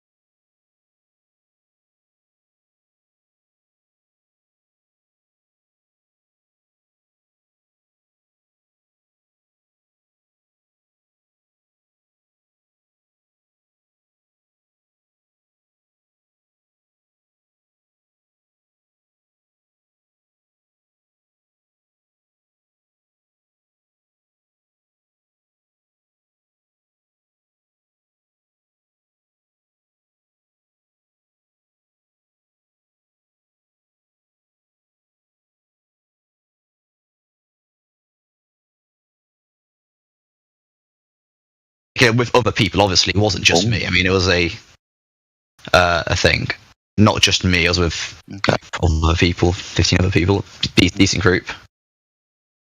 That's fine. The reason why we're asking for the distance is we're just going to turn around to you and give you other laser tests of distances between 10 and 25 miles over distances of water where we hit the target that we were supposed to hit. And then what we'll do is we'll point out military targeting systems that use lasers over distances of water over 100 miles using direct line of sight targeting to blow shit up, which is called applicable technology. So it's interesting you bring up one laser test, but you say you've measured curvature of the Earth. Sorry, you keep cutting out. I know for a fact the militaries of the world use direct line of sight laser targeting systems. So they don't measure any curvature. You're cutting, Jedi. Sorry, you keep cutting out. I can barely hear what you're saying. Sorry. Yeah, he will come back. Alright, okay.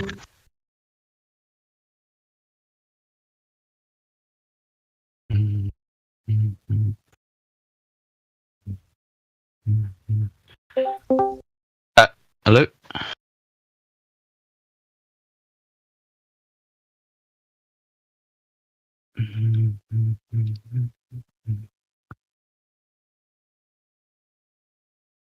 Quick microphone check. Is that better?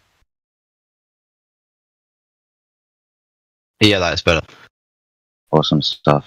So just to recap on what I said, it's interesting that you bring a laser test. We could give you up laser tests, 10 miles, 25 miles.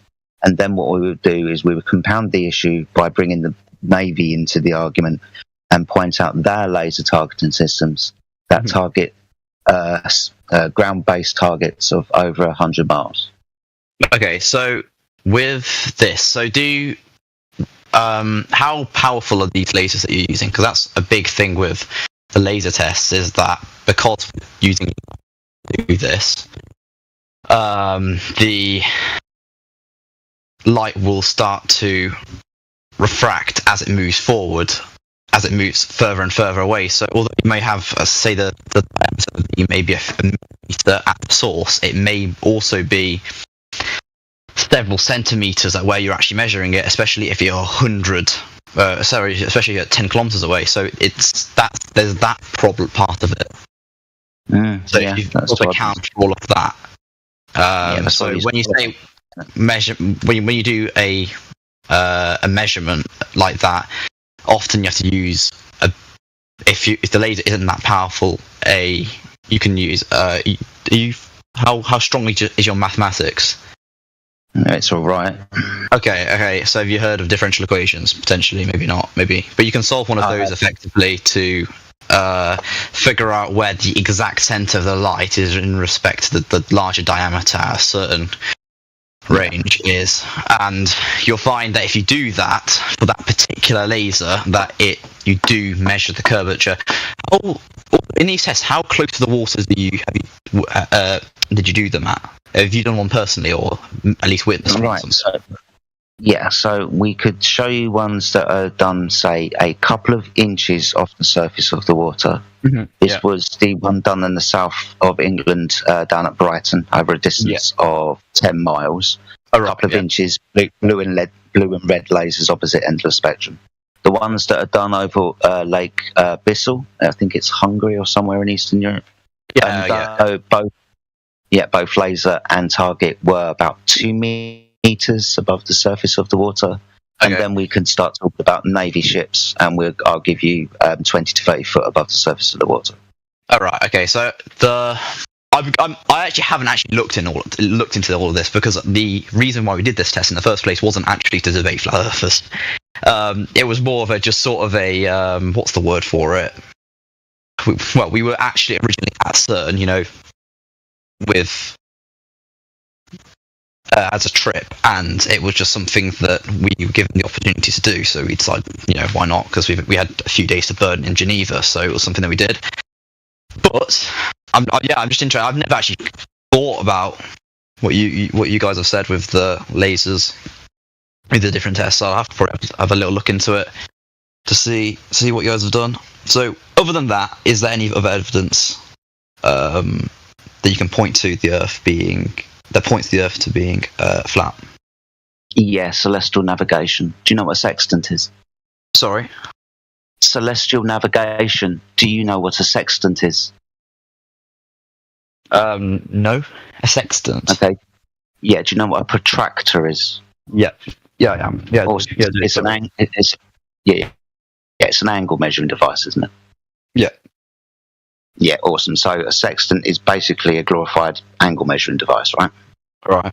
Oh, is it one of those sort of like things that they use? I don't know what they're called. I'm not sure if it is, but carry on. Okay, so they use them at ships at sea to, I don't know, get elevation angles to stars at known times of year so they can navigate across the Earth using the stars, yeah? That's what it is. Awesome. You know that, you know what a triangle is, right? You sound like an intelligent man. You know what a triangle is, yeah?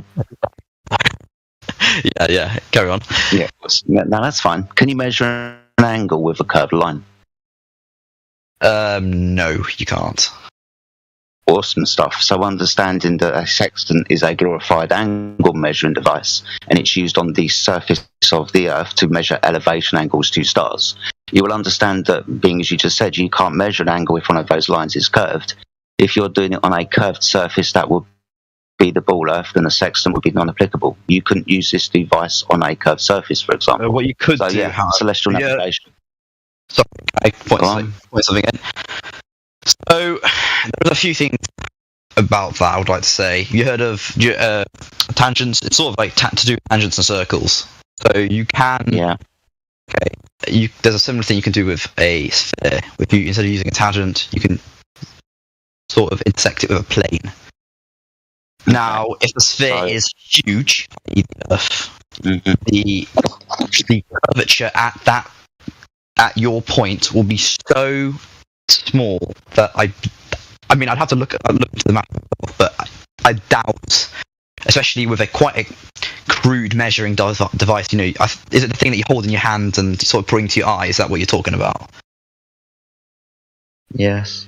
Yeah, that. Well, then I doubt that the Earth's curvature will prevent you from measuring an angle from that. Okay. So, do you know what a GP is? A GPS, you mean? I think. Yeah. Did you say? Yeah. No, a GP.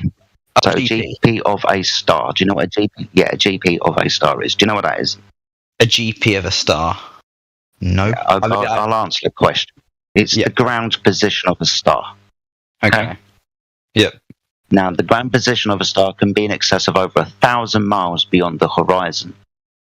Okay. The ground position of that star has to be 90 degrees. All right. So, ground position of the star, 1,000 miles away, straight line towards you on that boat. Now, I understand what you said about tangent lines, but you'd have to understand how we use sextants in celestial navigation. In every single calculation, you will bring your... Well, I'm just going to tell you then.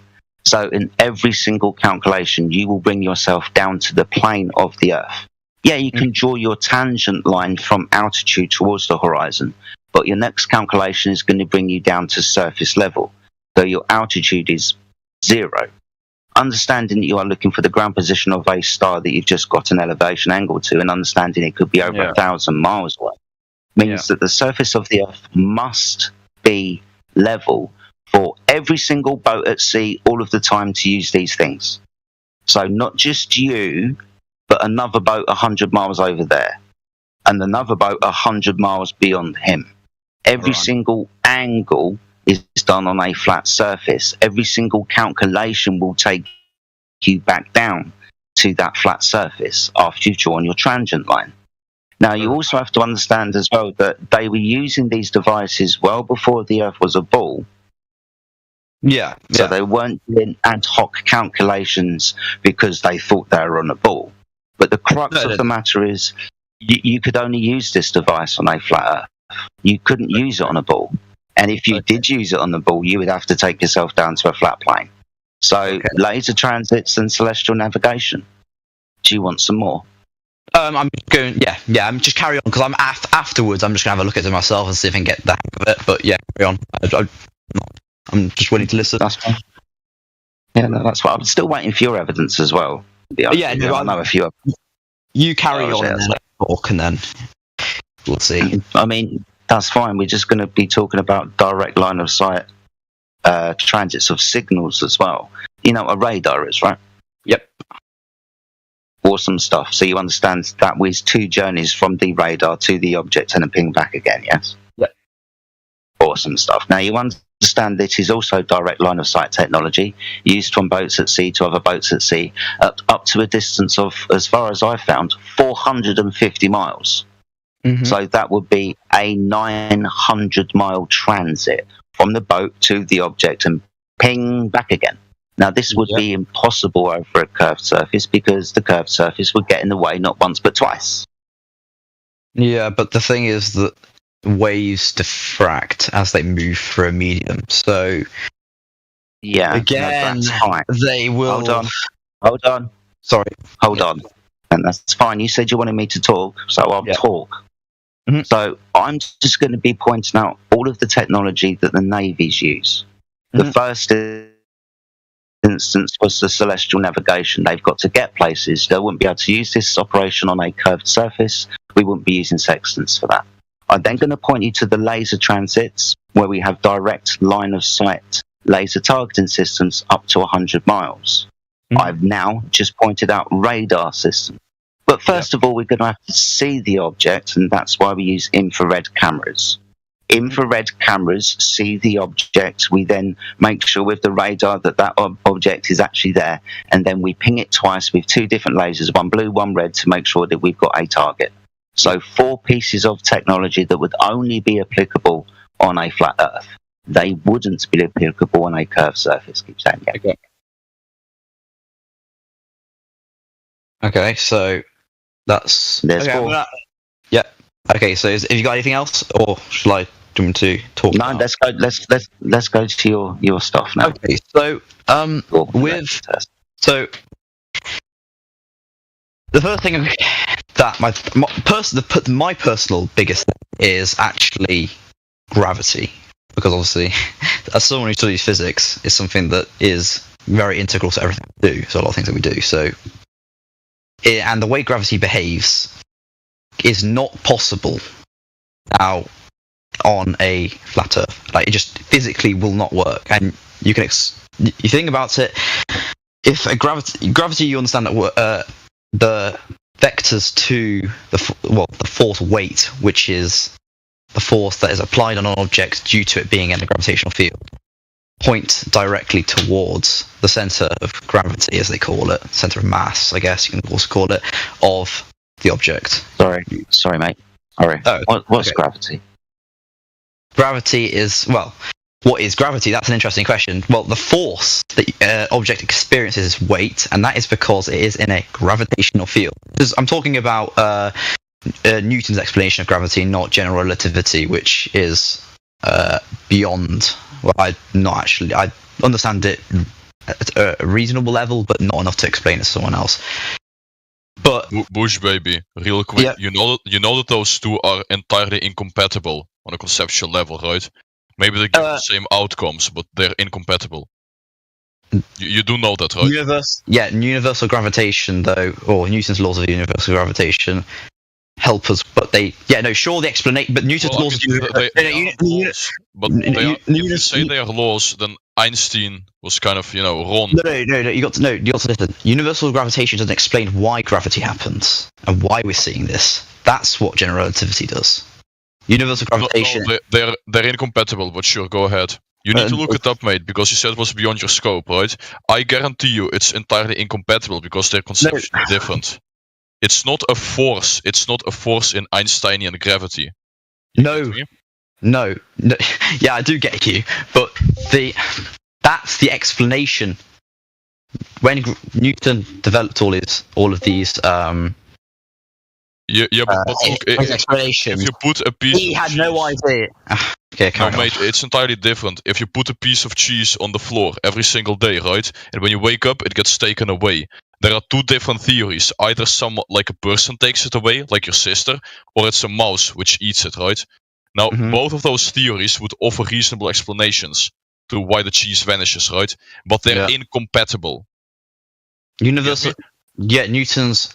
I don't know how to explain it. Newtons and Einsteins are incompatible. A force is incompatible with Einstein's, where there is literally no force. It's just space and time curving. The whole point of Einstein was that Newton was wrong. That's what he said himself. So don't go saying that they're compatible, because they're not. I never said they're compatible. Okay, that's great. I never did. So I never said they're incompatible then, right? Yes. Well, at a conceptual level, like you said, yes, they are. Okay, nice. Yeah, sure. I never claimed that Newton's laws of universal gravitation explained what. I don't know how to explain it. They modelled how objects moved in gravitational fields, not why they move. That's Einstein's part, the why. The how, or not, how's a bad word, but what they're doing in the gravitational field at a at our level. I don't know. It's very difficult to explain, but how they move, if you see what I mean, can be modelled by Newton's laws of universal gravitation. Why they move, that's Einstein.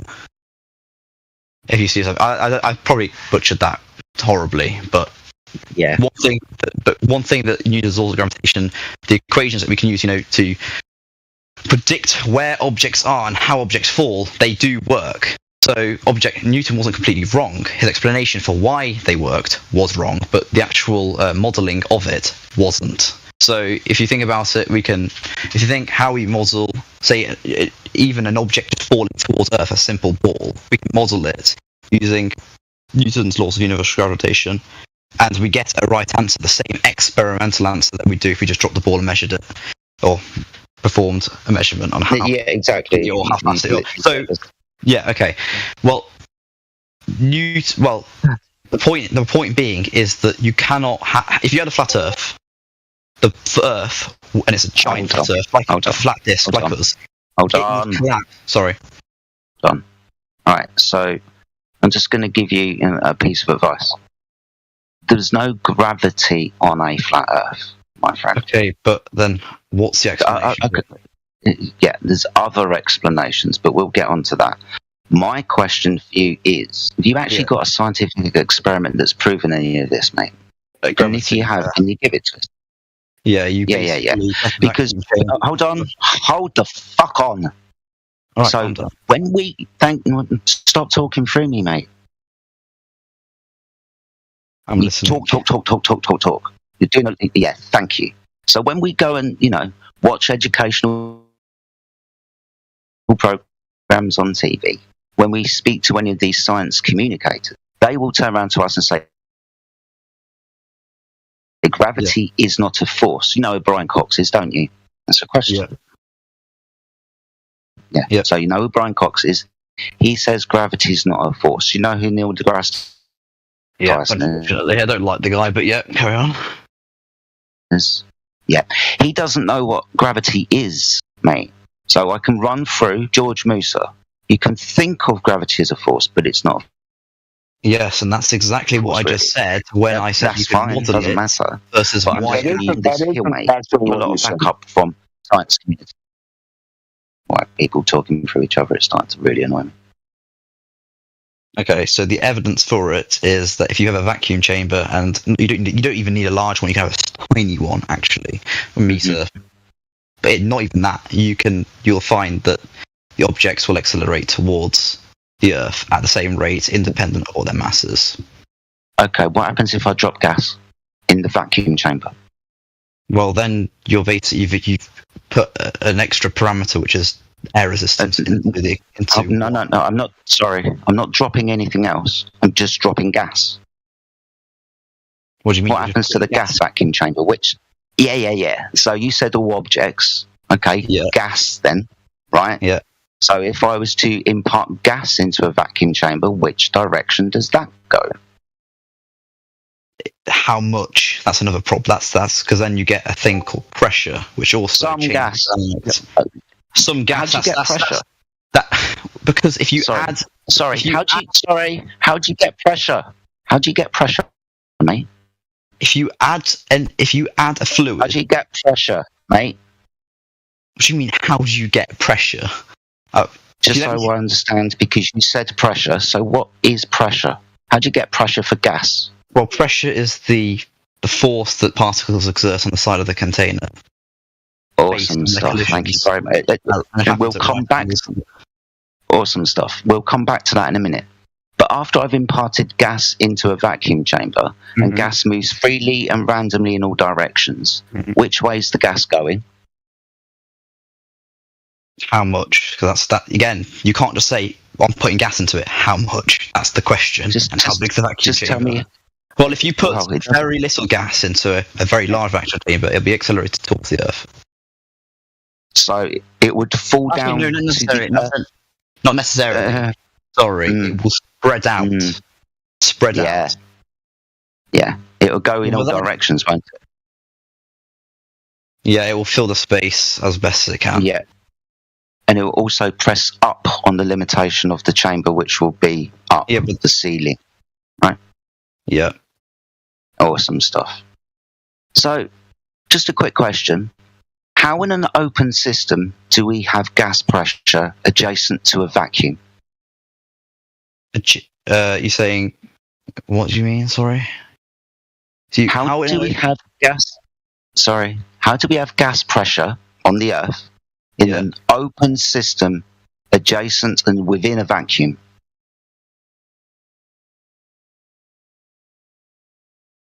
That is a good question. There will be, well, I cannot answer that question. No. See, this is the problem. So we can talk about gravity all day, and I'll tell you what, I'll give it to you. But at the moment, it is observably not affecting gas, because gas goes in all directions. You've already admitted that the necessary antecedent to gas pressure is a physical barrier for the gas to press upon. They declare the Earth is an open system, devoid of containment and adjacent and within a vacuous space. According to the second law of thermodynamics, the gas will fill that space. The higher pressure will disperse into the lower pressure environment, unless stopped by a physical barrier. So, we've got a huge problem with what they tell us about the Earth and where it is, because you can't have gas pressure without a physical barrier for the gas to press upon. You've already admitted that, haven't you? I have. So I can give you gravity. Yeah, I'll tell you, whatever gravity you want to give me, that's fine. But observably, in science, we don't have the phenomena to even ask the question about, because gas moves freely and randomly in all directions. So you say objects, you can drop a ball and that will go down. Well, that's why I gave you gas. Okay. So understanding the second law of thermodynamics, understanding entropy, invalidates the heliocentric idea of uncontained gas bodies in vacuums. You can't have that. I'll have to look into that. To be fair, that is a point. It's one of the main reasons why I'm here, mate. It's a law of nature, right? Applicable always. You understand what a football is. You understand what a tyre is.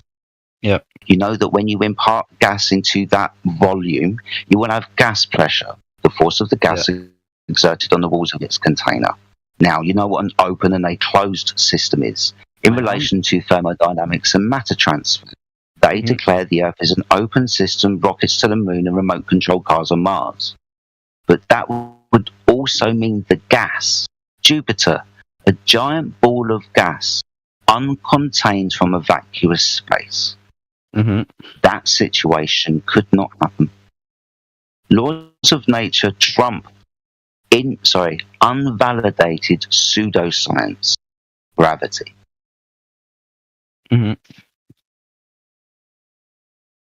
Interesting. I'm currently thinking about this. That's fine, mate. I urge you to think. Yeah, that's what I'm doing. Just for me and for everybody else, just slow down a little bit, mate. It's not a race. Enjoy the conversation, all right? Yep. I just wanted to add a little something on top of what you were saying. Keep in mind, in the heliocentric model, they're claiming that it's an expanding volume, that the universe, the edge of the universe, is expanding outwards faster than the speed of light. So keep in mind, they're not just claiming that there's a vacuum of space above our heads. They're claiming that there's above our heads an expanding volume while we have consistent gas pressure here on the surface of the Earth. And, as far as practical demonstrations go, if I were to have 1 cubic foot chamber, a chamber that's sealed, it's 1 cubic foot. On the inside, we have ordinary 14.7 psi, like at sea level. And if we were to somehow change around this container so that while it still keeps enough of a pressure seal, expanding the volume of it, it would be 7 psi. It'd be much less than 14.7 psi. So this is a practical demonstration of how volume and changing the volume has an effect on gas pressure. And so it's just think about this practical demonstration when you hear them and their story, their fairy tale, like, oh yeah, the universe is expanding, but still have consistent gas pressure. Okay, well, okay. How?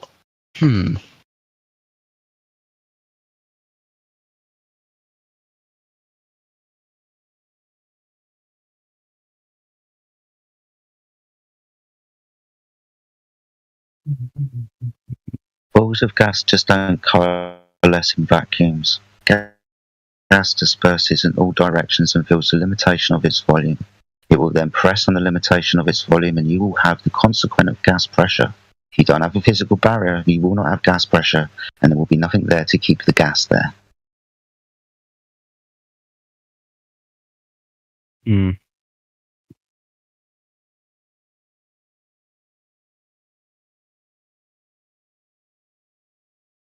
I'm just thinking, well...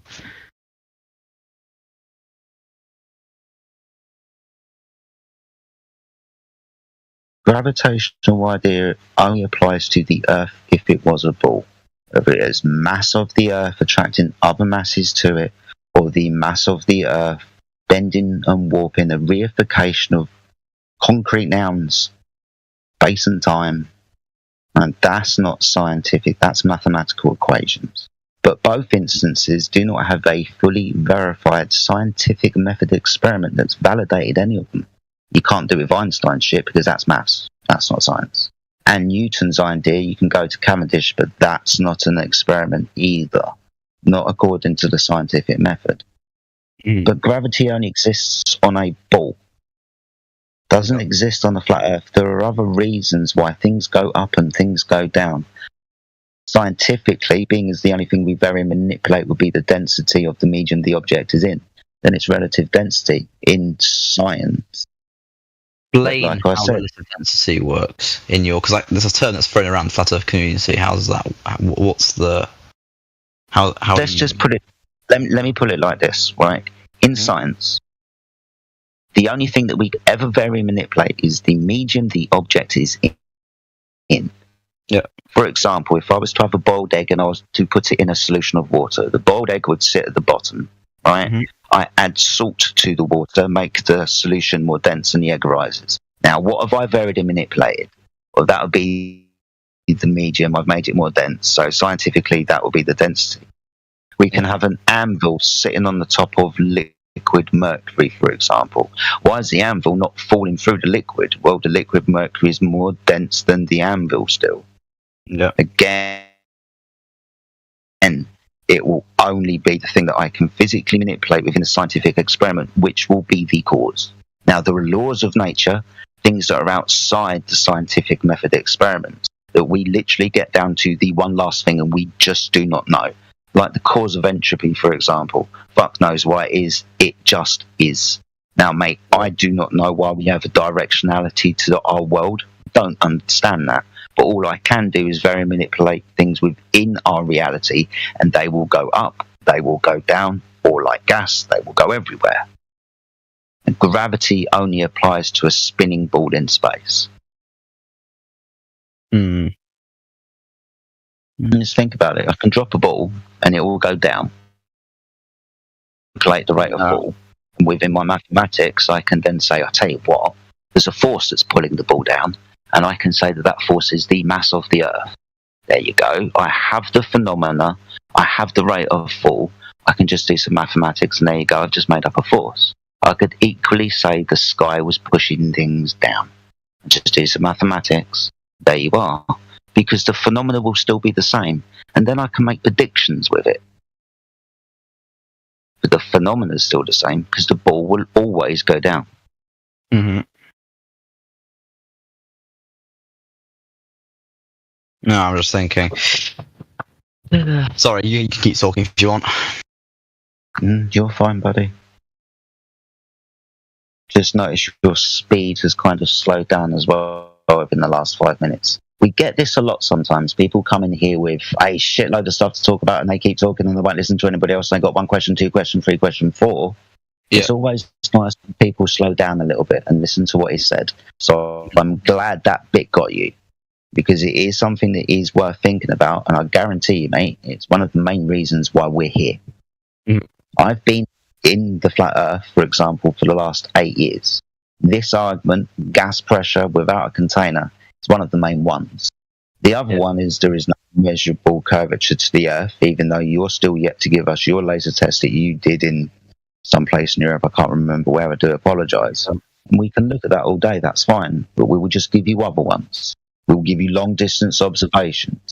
There is, in our mind, no measurable, observable, or practically used curvature to the Earth, which is why I brought up things like navigation and direct line of sight, because the curve of the Earth would get in the way, or you wouldn't be able to use these tools if the surface of the Earth was curved.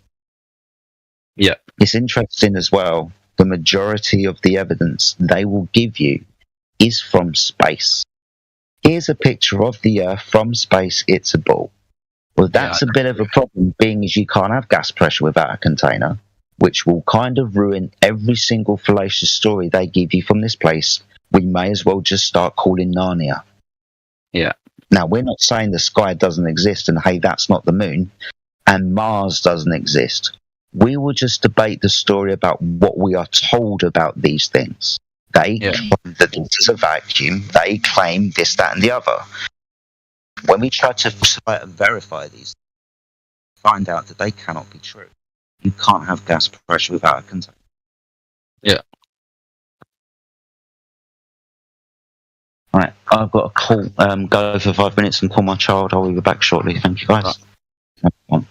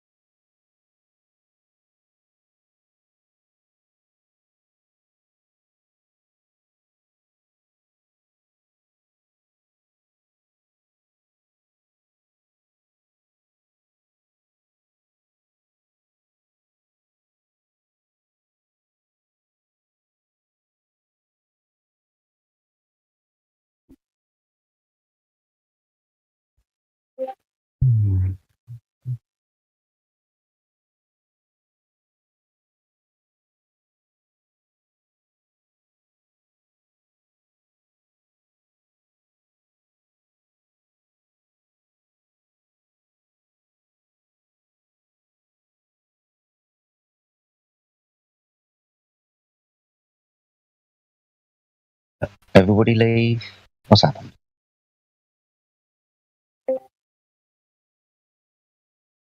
Oh, I see Jan's back. Cool. Jan's back from the shop. Hope you're doing well, Jan. Yeah, I have my groceries, so I'm okay. Good stuff. We're just talking to Bush Baby at the moment. But yeah. Glad you're back from the shop, my friend. Sorry for jumping out there. I just had to give my child a quick phone call. So where you at, Bush baby? Yeah, I'm just thinking about the atmosphere dilemma. I mean, I urge you to think about it, mate. For sure, but are you trying to come up with an idea of how you can have gas pressure without a physical boundary for the gas pressure button? Yeah, that's what I'm doing. Okay, good luck with that.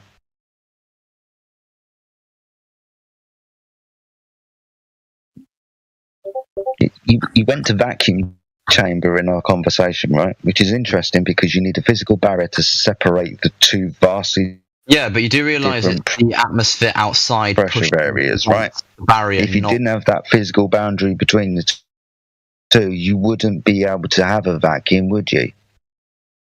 No, because the air from the outside of the vacuum would push into it. Yeah, exactly. So the open system of the Earth, the gas would disperse into the vacuum, wouldn't it? Wait, no. Because in the example that we had a vacuum, and you put a gas inside that vacuum, and it will disperse to fill that vacuum. That's true. But yes, the only force, the force that's pushing against that vacuum is there is going to be a force obviously from within the vacuum, a very tiny one, but the larger force is going to kind of crush the vacuum from all sides. That's going to be atmospheric pressure, right? Yeah, the gas will fill the space. Yeah. Yeah. The higher pressure system will disperse into the lower pressure environment. Yep. Bush baby, can I ask a question? Yeah, sure. Can you now compare the size of our atmosphere? That's the paradox, but doesn't matter. With all this out of space vacuum. Yeah. What do you think? What is stronger, our atmosphere or that? You know how big is that vacuum space comparing our atmosphere? Evidently huge. Yeah, I cannot even imagine that. I cannot put that in my mind. With that given numbers of space and everything. I cannot even. This is something like. I will try, and this is nothing. This is even small numbers. Something like a lighter in the Atlantic Ocean. Yeah. Yeah, and that lighter has the small around big air, you know, and that water cannot go in. Yeah, that's the comparison.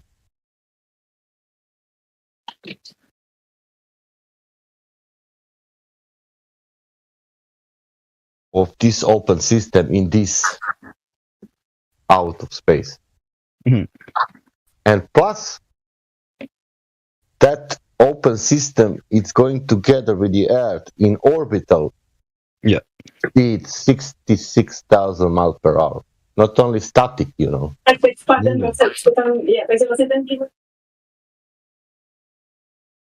Sorry, what did you say with about 66,000 miles per hour? Sorry.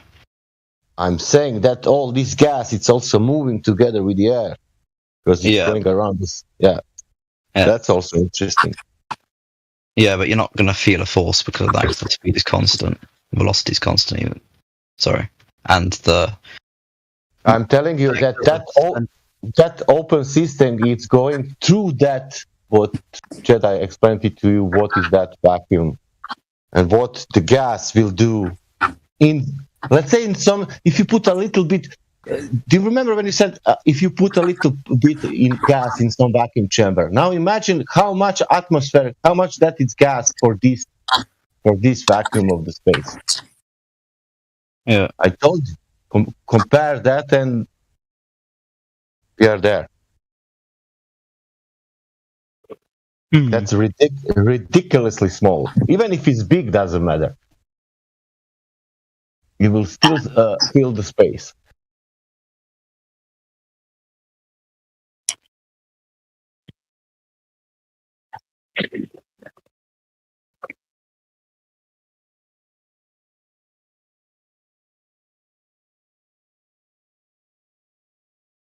Problem is natural law.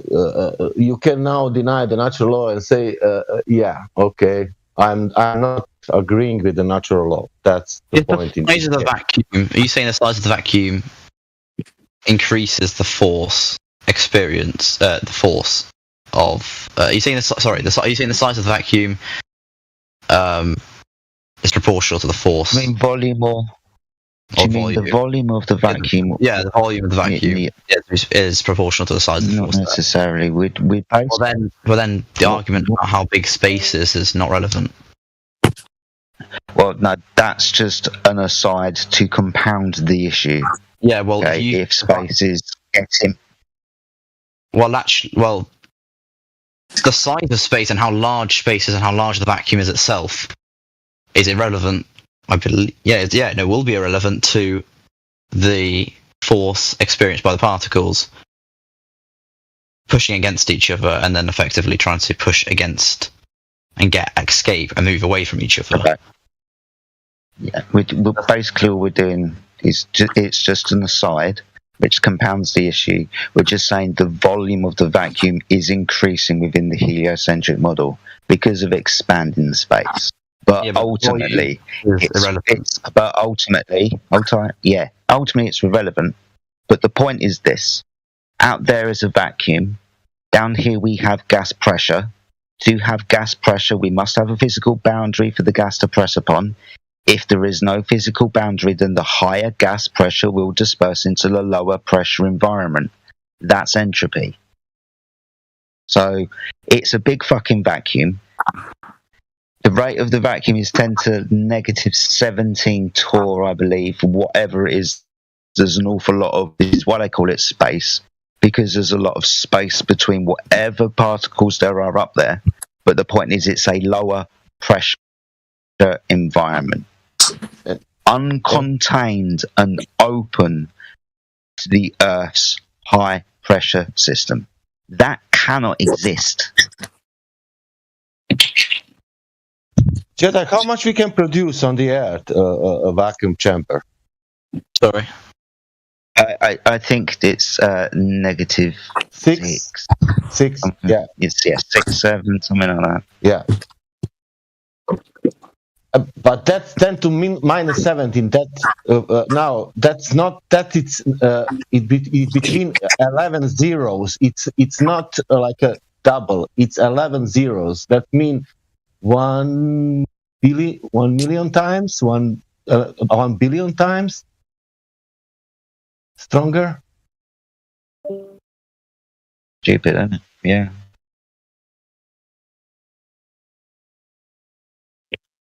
Okay. Container. So I'm trying to.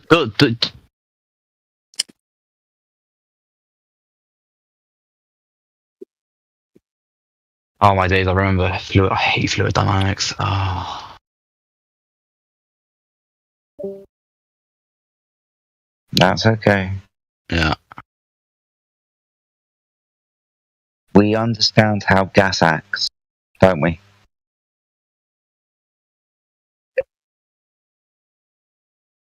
We understand that when we contain gas with a physical boundary, the consequence of that is gas pressure.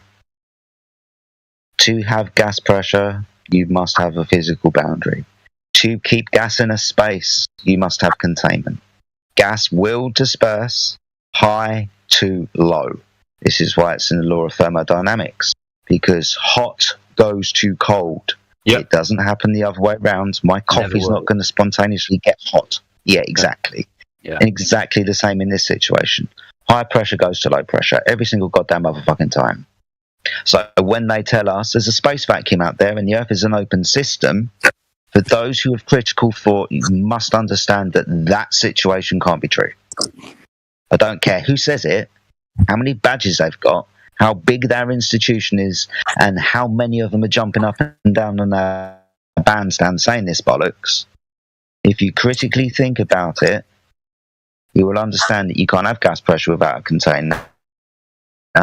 Every single demonstration of gas pressure is with containment. You can't demonstrate this in any other way. Therefore, that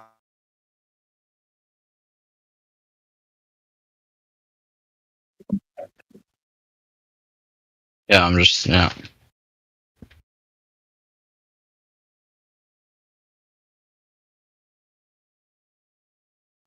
probably at work or something, knowing him. If you're busy, my friend, it's me.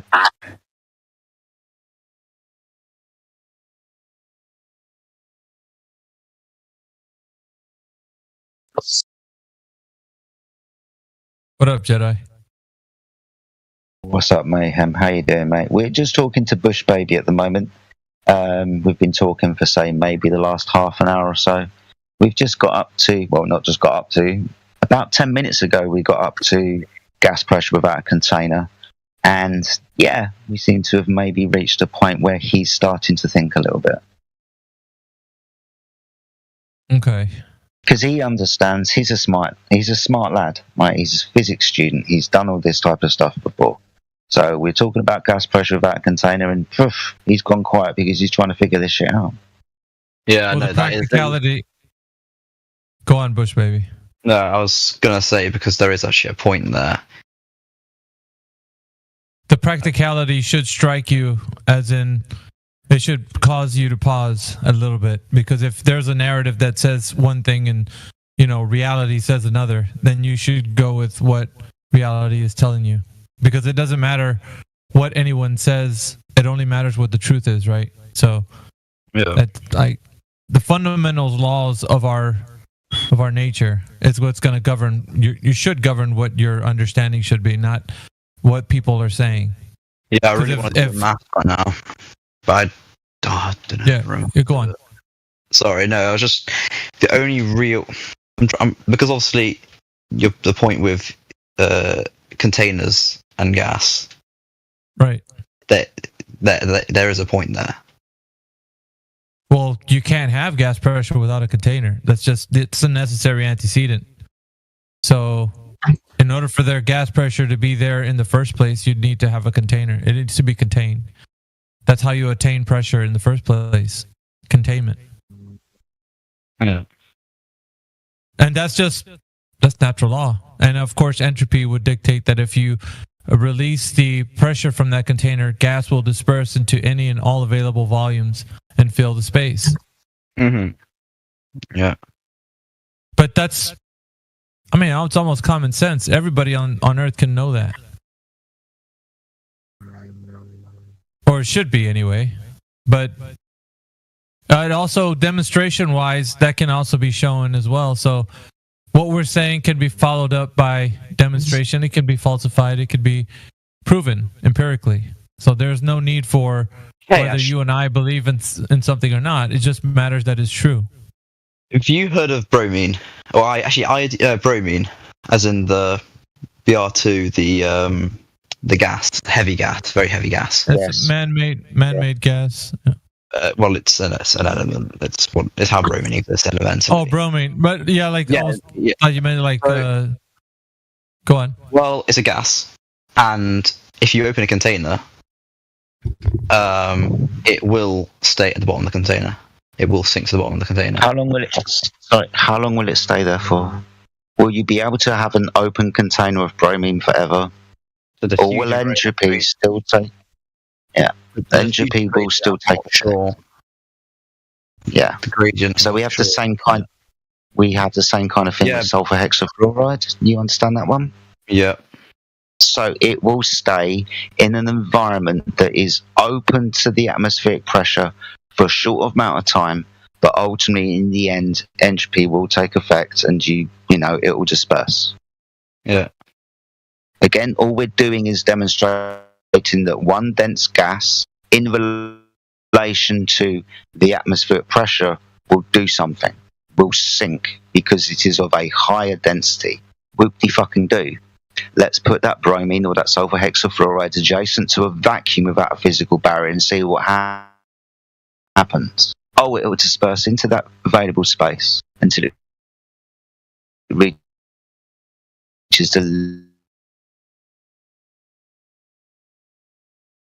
Yeah, that's the limitation of its environment. Going to have the same result. Mm-hmm. Yeah, I know. I know, mate. I know. Look at that. Oh, this is actually really annoying now.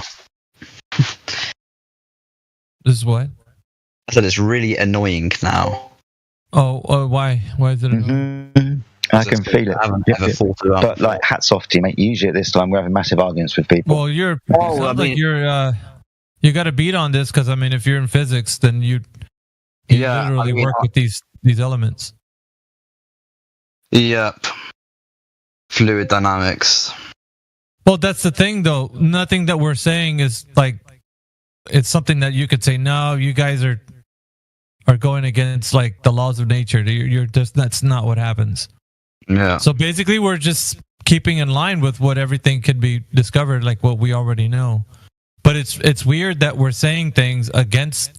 It's contradictory to what they're saying about the globe, because in this open system that they claim with the globe, there is a vacuum of space, and so the vacuum, adjacent to this pressure air, it's pressure. There has to, in order for the gas to have pressure, it needs to be contained. But you don't have containment in this open system because matter and energy can transfer in this open system of the globe Earth.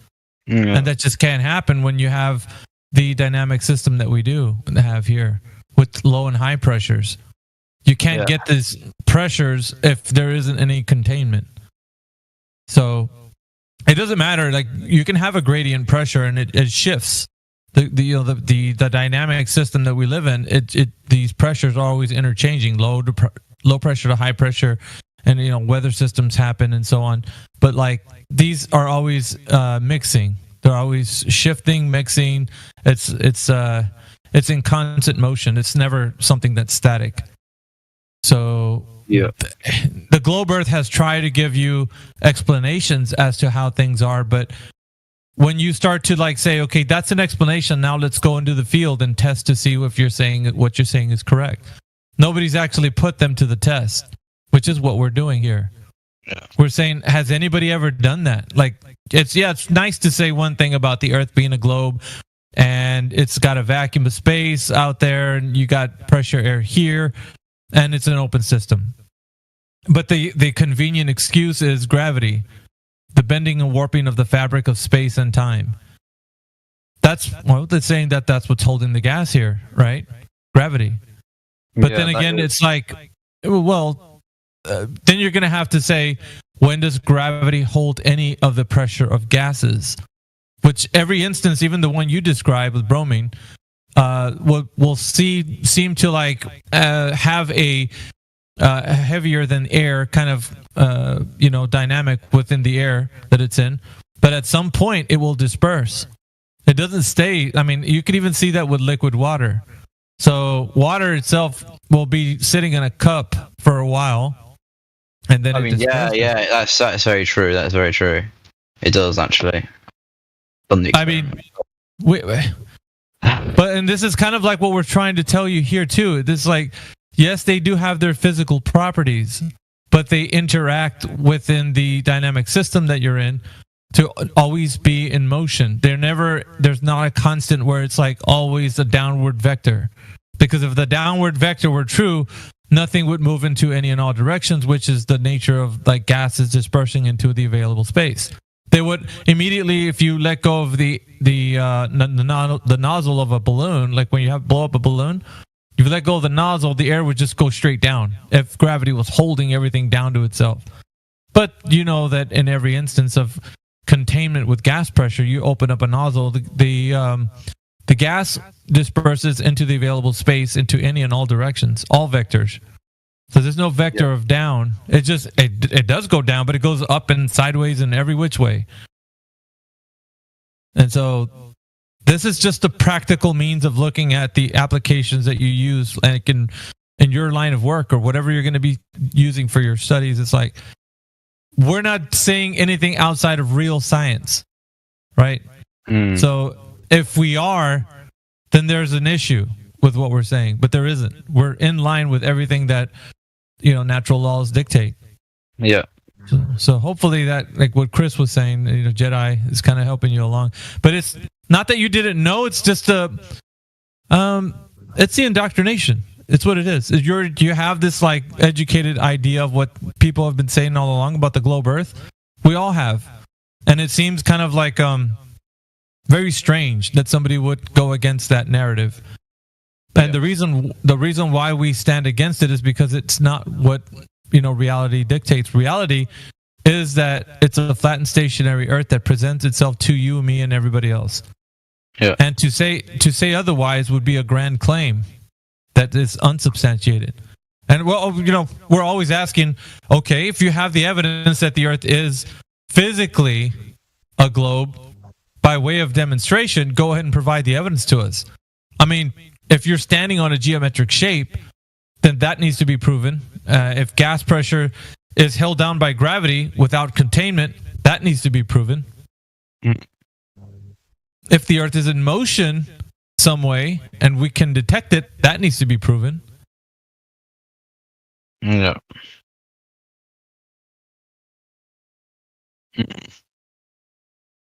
We can go a little bit deeper, but like these are the grand claims that the Earth, or the people that would say the Earth's a globe. It doesn't matter who's saying it, you know, whether it be a professor, your next door neighbor, your parents, like nobody's rivaled it. Everybody gets scared when we start talking about it. They get angry. Let's not talk about that. You know, we already knew a long time ago the Earth's a globe, 2,000 years ago. Even. Oh, that's a stupid argument. You can never use that as an argument. No, that's what everybody's claiming right now. Foregone conclusion.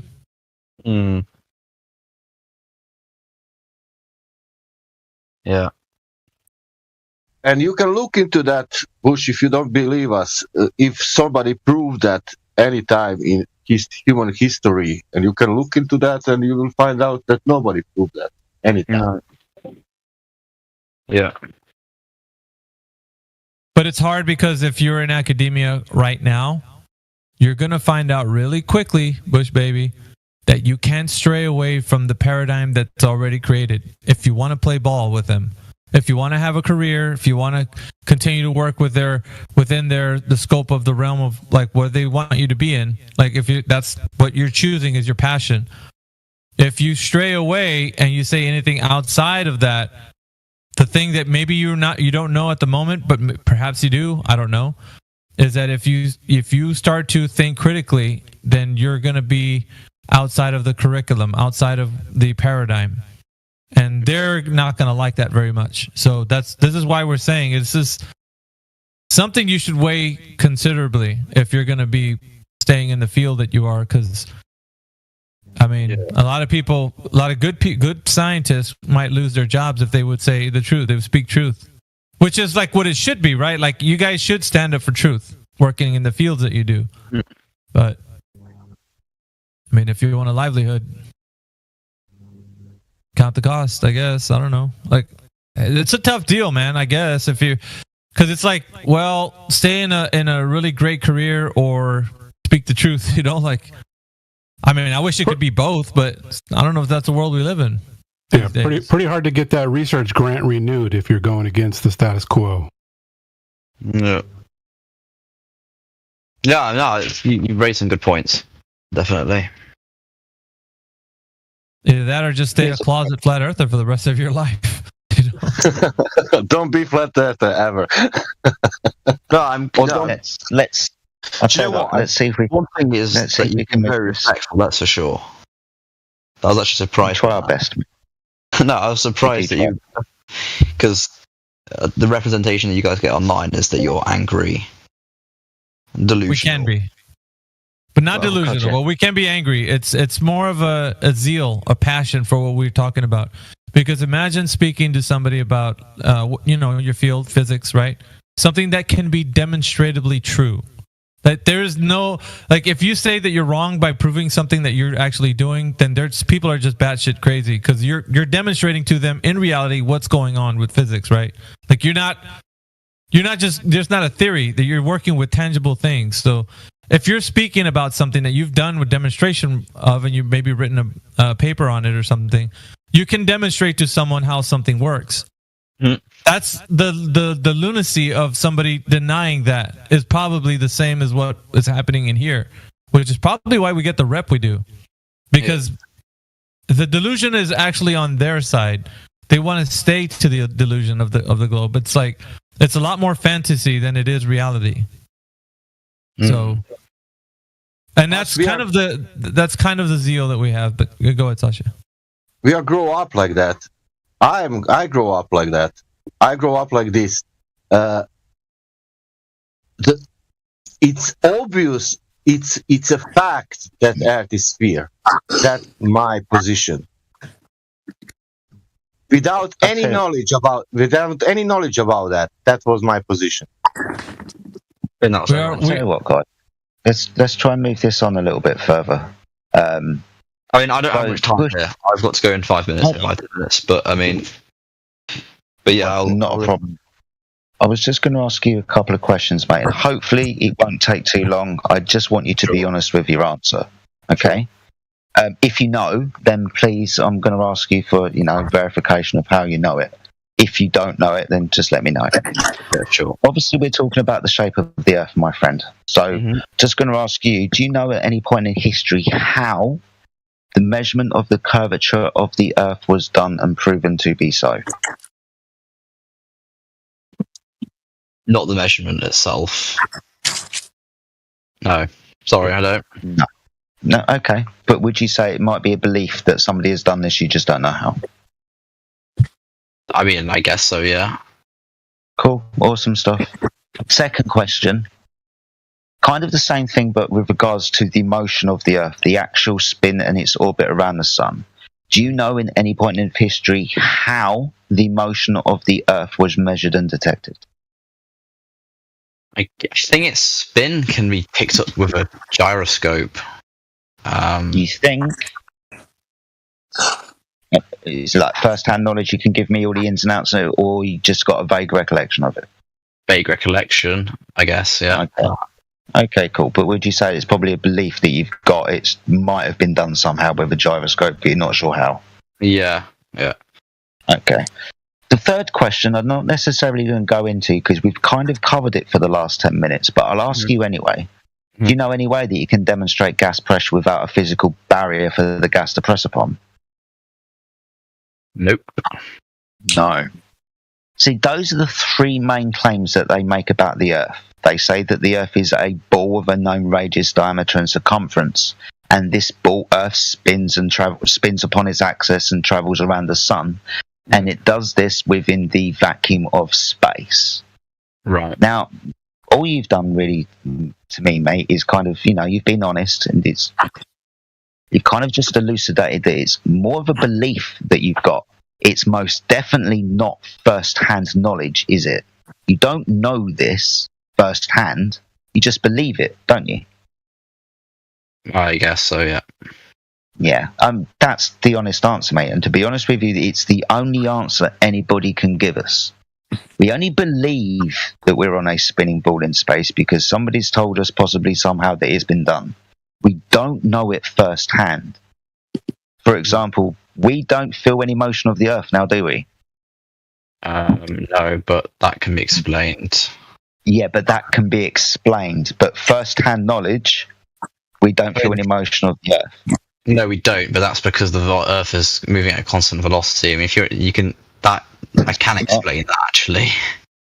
It's not.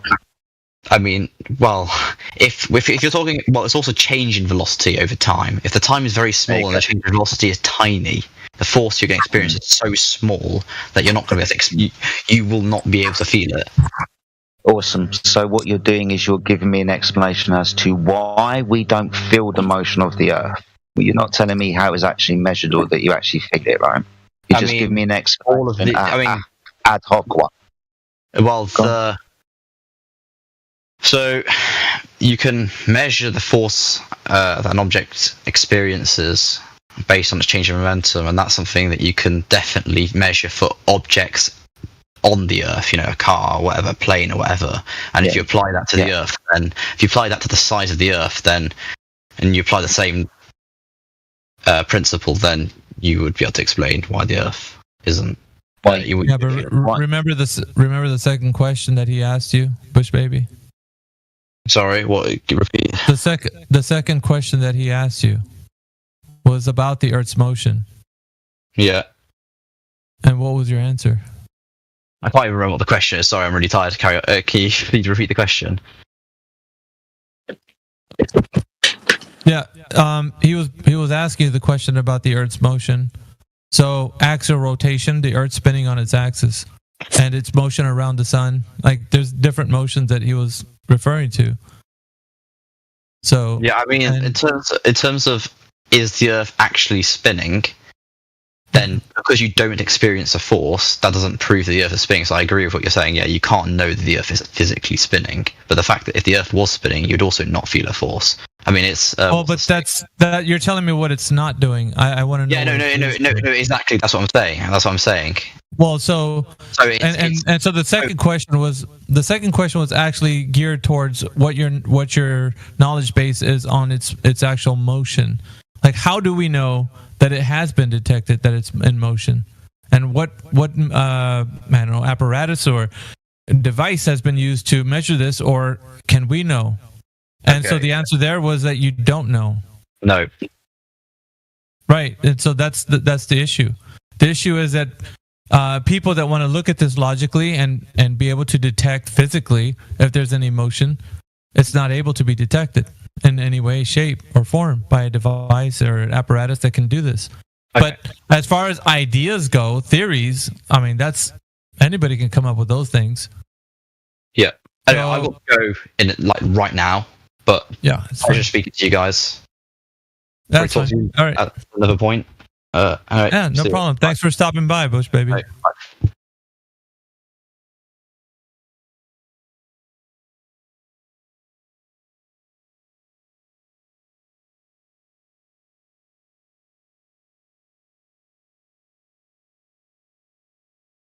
What up, what up? How y'all doing?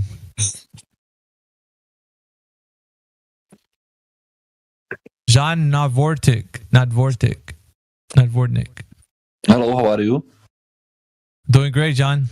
You're VC verified? Have you been in here for quite a bit, or? First time I was here, I think it's about 3 years ago. I don't want to lie. Okay. Well, what is your position on the topic of the shape of the Earth? Well, I certainly don't believe that it's ball. Okay. And I'm preferring the flat curvature. The flat non-curvature. Okay.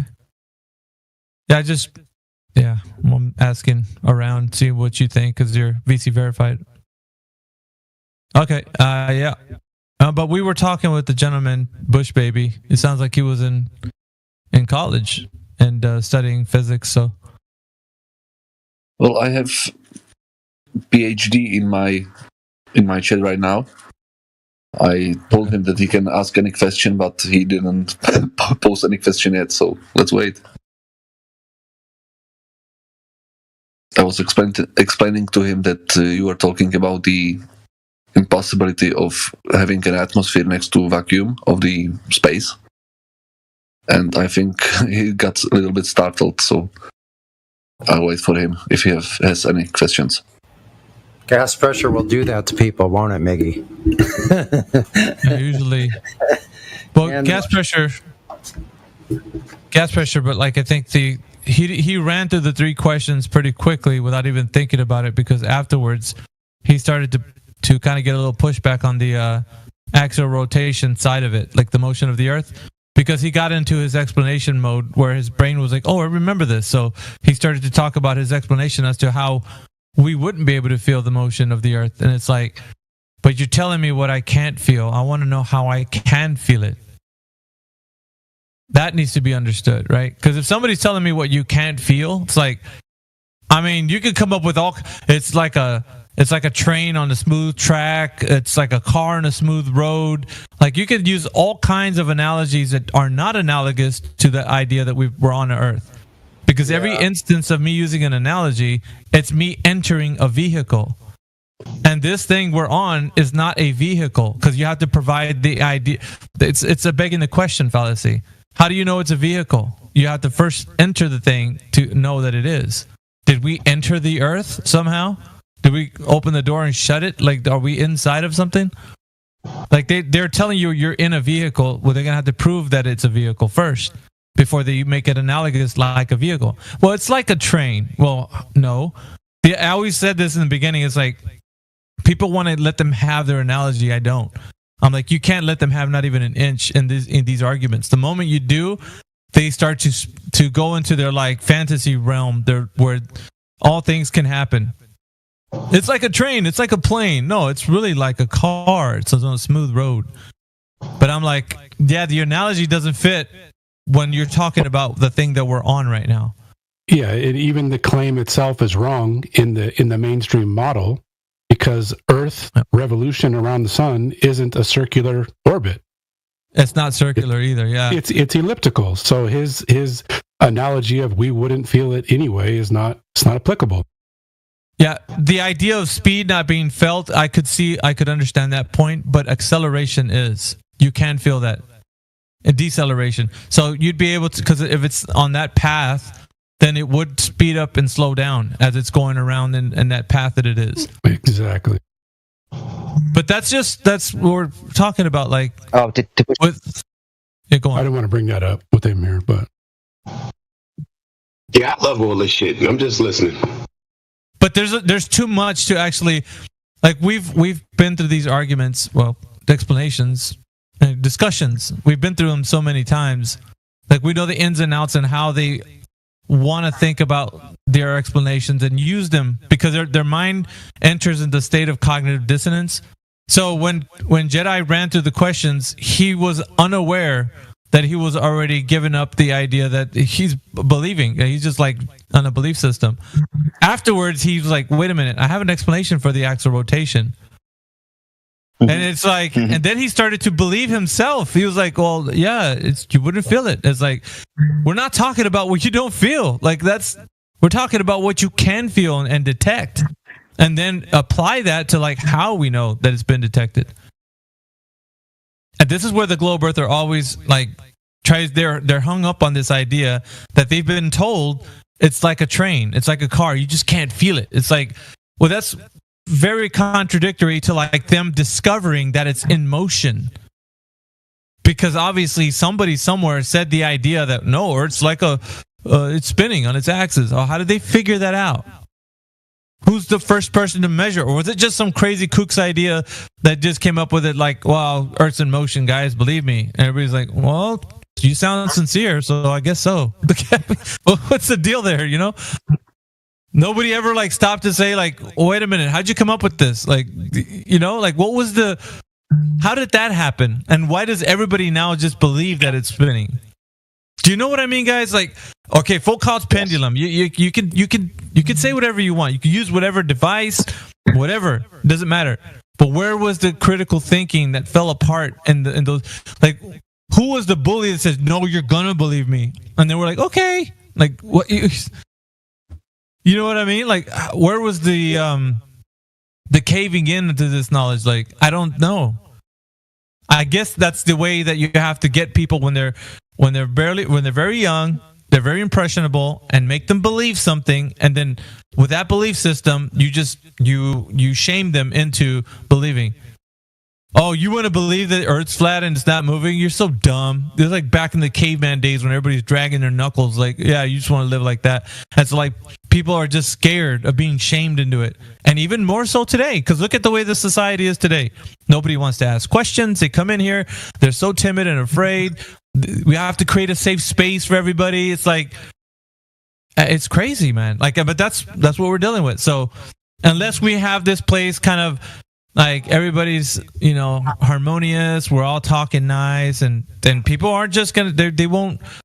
Nobody wants to debate. Nobody wants to really get into the thick of it and be like, "Well, why do I think this?" And we're like, "Because, man, you've been fooled." Like nothing like that. So I don't know.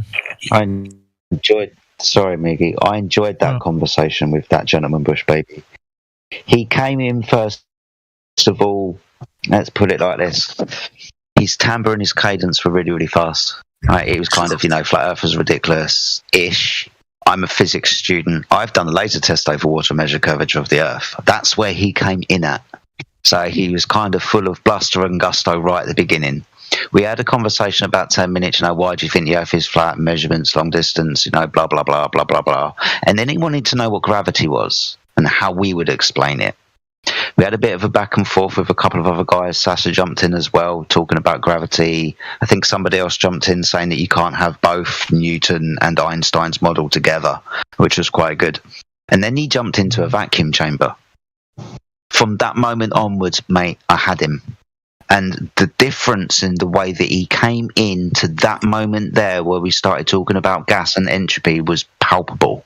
He slowed down. I think I even heard the penny drop. For me, mate, and how much I enjoy doing this. For me, that was a total pleasure because I stopped a guy from going 100 miles an hour to walking pace and stopping. That was brilliant for me. I hope everybody else got as much out of that conversation as I did. Because for me, it's one of the main reasons why I'm here. When did it happen? Half an hour ago. Those people at 100 mile an hour. Yeah, he just left, Indio. Oh, okay. Then I'll pull it up the stream. Yeah, you could probably capture it. I want to know more about this laser test that he never did. Yeah. He never brought that up. We never got to that. Oh, man. I mean, he said it, but we never got the distance. We never got the laser. We never got the heights. We didn't get anything. Oh, my God. Bush Baby 1's his name. Bush Baby 1. Yeah. That sounds familiar. Yeah, just rewind the stream. You'll hear. I came in towards the end of him. No, that's fine, buddy. I mean, Miggy, you and I have worked together for 4 and 5 years. You would appreciate that. I think if you heard the whole conversation, mate, you would appreciate it. I've just been pinged in the live stream. Sorry, buddy. Thank you for that. Yeah. I've just been pinged in the live stream from Jan as well. He's been very patient. He didn't want to interrupt and cut off our conversation, but he did have some questions from his PhD friend. So, Jan, are you still there? Yeah, I'm here. Awesome stuff, mate. Thank you for being patient. I really do appreciate that. What are your questions, mate? Well, you need to understand that he doesn't really know anything about the flat Earth, so those are pretty basic questions. But I just told him that he can ask whatever he wants. So the first question is, what's on the other side of the flat Earth? What is his PhD in? He's not physics PhD, he's chemistry PhD. I just wanted to say that he's PhD because even if he's smart, he can. If your worldview is completely different from the reality, you can have basic questions that flat earthers will consider stupid. Yeah, John, can you do me a favor before anybody? Could he come in here? Yeah, I mean, or you know what? Anybody who has any questions, like your friends, can you give them a link to the Discord, or even just encourage them to come in here? Because we could answer them directly, and I think they would appreciate that.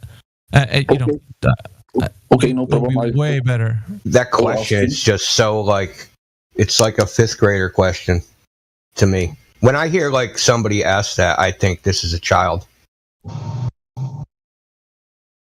Does he think we think the Earth is a disc in space, and that there's some other side, the Earth is a record? $1 to donuts, man. I bet you that's what he's thinking. It's a freaking coin or a pizza or something like that. Yeah, you are exactly right, because he told me. So does it look like a hockey puck or some? Yeah, the paradigm in which he's operating in right now is still the vacuum of space, but we're just a disc instead of it being a globe. So he still thinks the cosmos are unchanged. The only thing that's changed is the Earth that we're talking about. And it's even worse than that. It's the entire cosmology. The whole thing. So it's not even just Earth, it's the entire cosmology. So we should have faith in how PhDs think, huh? Okay. Well, I mean, it's critical thinking is not their forte, it seems. It's just like memorization and regurgitation. Well, to be honest, Go ahead. I expected some deeper cuts question, but he proposed 3 questions. The first one was if what's on the other side of the Earth. The second was if the sun is smaller than the Earth. And the third one was where does the heat came from on the Earth? When you have the geysers in the deep oceans that are hot, where does it come from, the heat? But I don't think if we are honest, we can't answer any of those questions. Just the best answer is we don't know. Yeah. Geothermal heat? Is that what he's... Yeah. He was asking about thermal heat. Yeah, I mean, nobody can truly answer that. What causes the heat of, lava? Yeah, the source is hot springs. Like, how would we know? Well, that's what I told him. I just like I always use this as an example. The Hawaiian Islands. The Hawaiian Islands are a volcano. They're not on any plate. They're not on a tectonic plate. They're not on like the edge of a plate. What makes the lava in the Hawaiian Islands? Nobody knows, honestly, I think. No. You want to know what they told me when I was a kid? They said, well, there's a radioactive material underneath that's melting the crust. No way. Hell, bro? Yeah, that's really? I'm dead serious. That's what they said when I was a kid, when I was like in 3rd or 4th grade. Man, where did you go to school at? Talk to your... Well, I had stupid things in school as well, so no problem. It's probably just the teachers we all have making up something in their head, I think we all had something like that. Yeah. The point is like no one knows. That's really the point. What's the third question? Well, the third question was about the thermal heat that comes from inside the Earth. Right. The second was if the sun is smaller than the Earth. Well, that's... he posed 3 questions that nobody really knows the answers, so... Yeah, let's get to the unattainable. But because you know why? Because the paradigm of the globe Earth has explanations. Yeah. And so if somebody says something like, if let's say Flat Earth was to come up with explanations, then we have our explanations pitted against their explanations. But when are we going to find the verification for those explanations? Who's going to go verify if the sun is 93 million miles away or close and local? Who's going to be able to see a measured distance between those two, a known measured distance? Like, how are we going to know that it's falsifiable? It's not ever going to be. 2 people are going to have ideas and they're going to argue till their cows come home. Like, 'cause there's nobody that's going to be right in those conversations. Everybody's right. Yeah, you can argue forever and you don't really will get any reasonable answer. It's mental masturbation. That's what it boils down to. People whacking themselves off to like what sounds better. And it's stupid. Because I'm always like, okay, that's great. Flat Earthers came up with a great idea. It's 3,000 miles up. Good job. Now, how are you going to verify that shit? You're going to do that? No, you can't.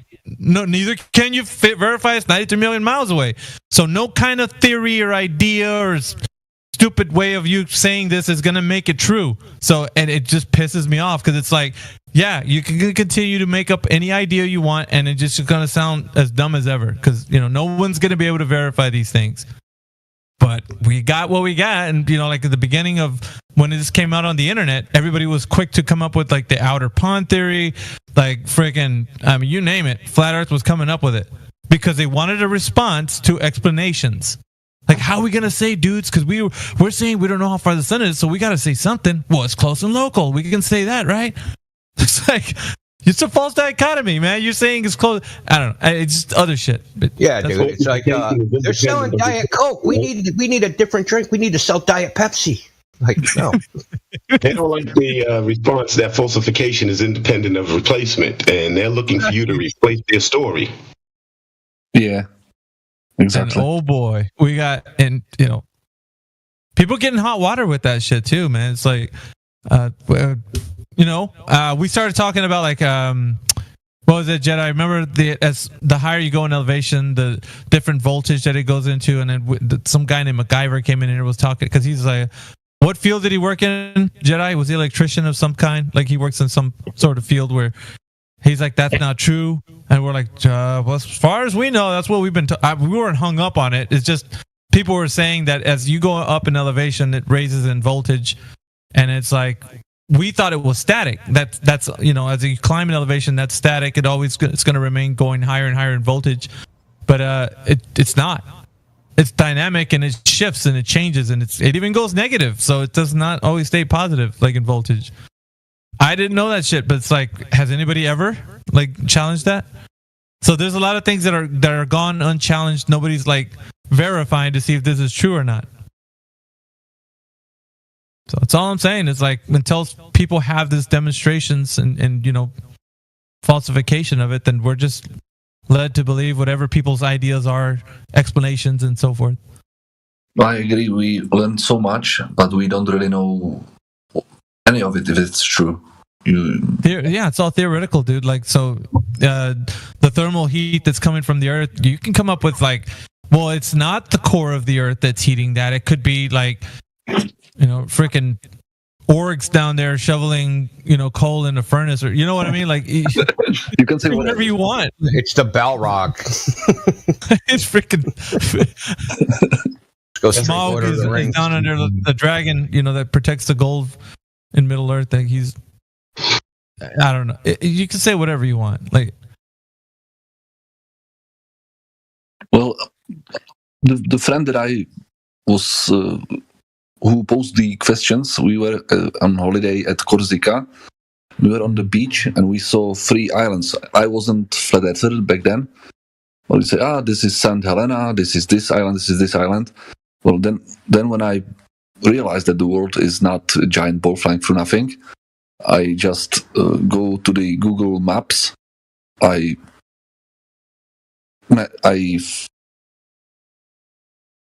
find out how far those islands are, and there's no way we can see them if the world is a giant ball, because they will be behind the curvature. Yet we see 3 islands right in front of us. There they are, and they're not loomed up over the curve. You're actually seeing the islands themselves. Yep. So he saw them as well.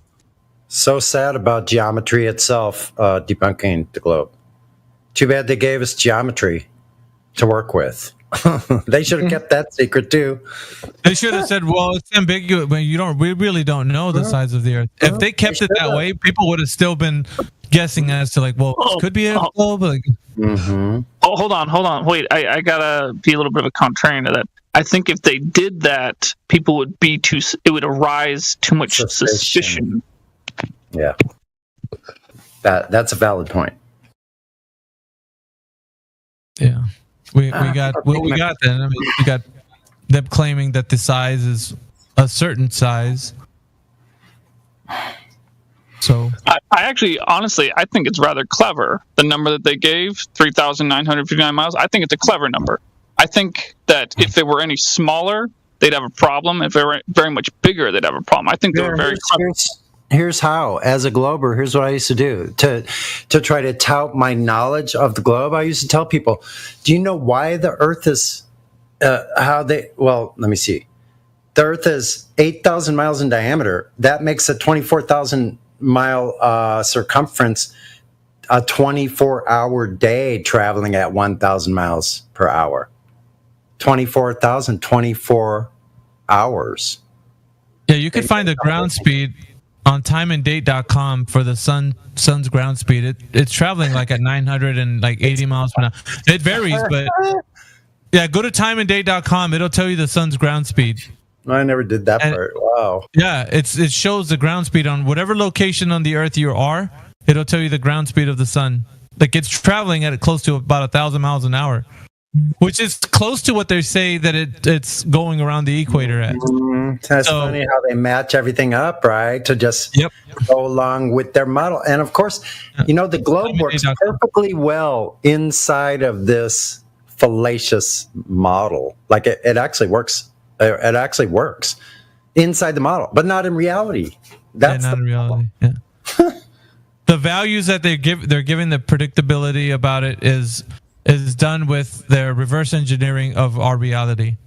So they're just taking stuff that is well known, like that you see predictable in the heavens, and then using that and wrapping it or superimposing the globe idea around that. What they do is it's a post-diction. They take the things we know and the things we see, and then they just reverse engineered a model that doesn't match reality. It's not that hard to do.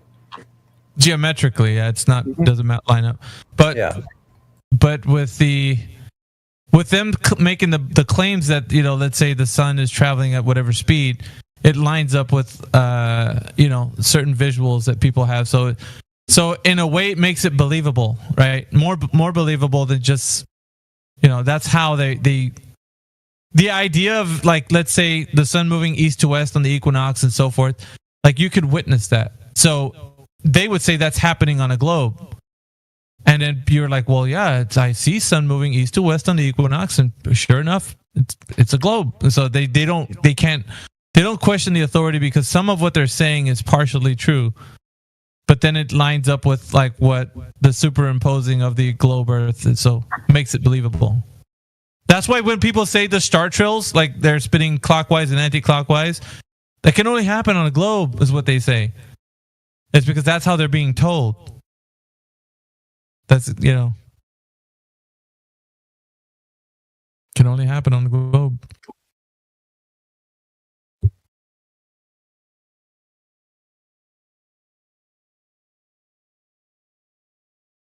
I just posted in the live stream voice text 2 long distance observations from Corsica and to Corsica.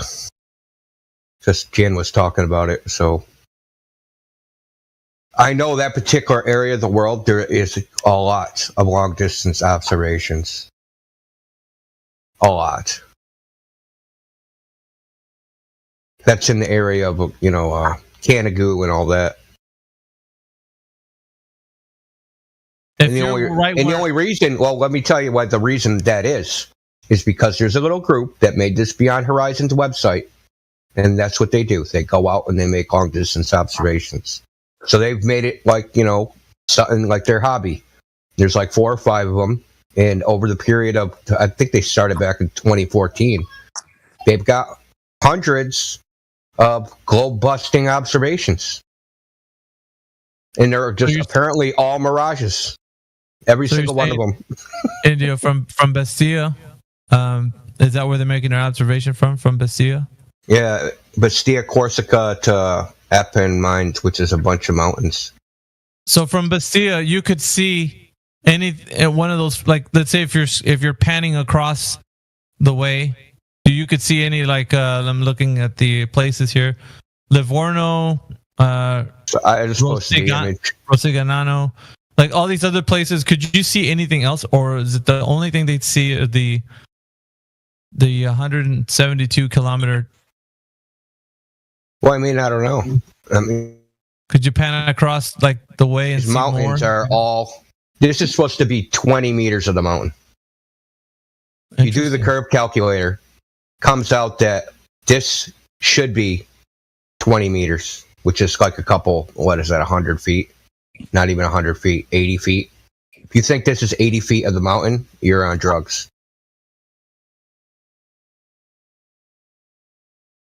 So like the farthest distance says this peak is 1765 meters. 1726 meters is supposed to be hidden. So that's like 30 meters. So 100 feet, basically.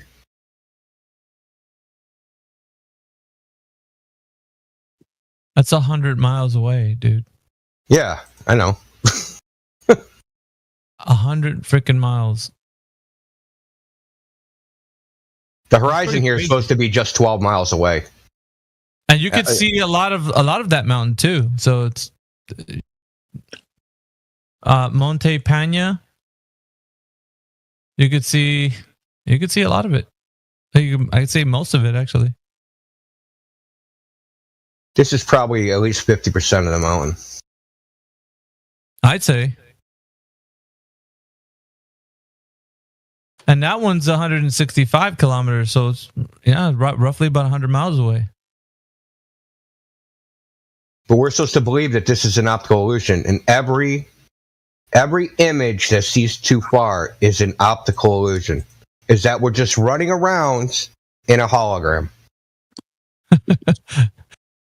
Which, so I want to actually play something. That was actually a pretty good segue to something I was planning on doing anyway. So this is pretty funny. I'm gonna play some audio in the bot. Give me a sec. It's not that long.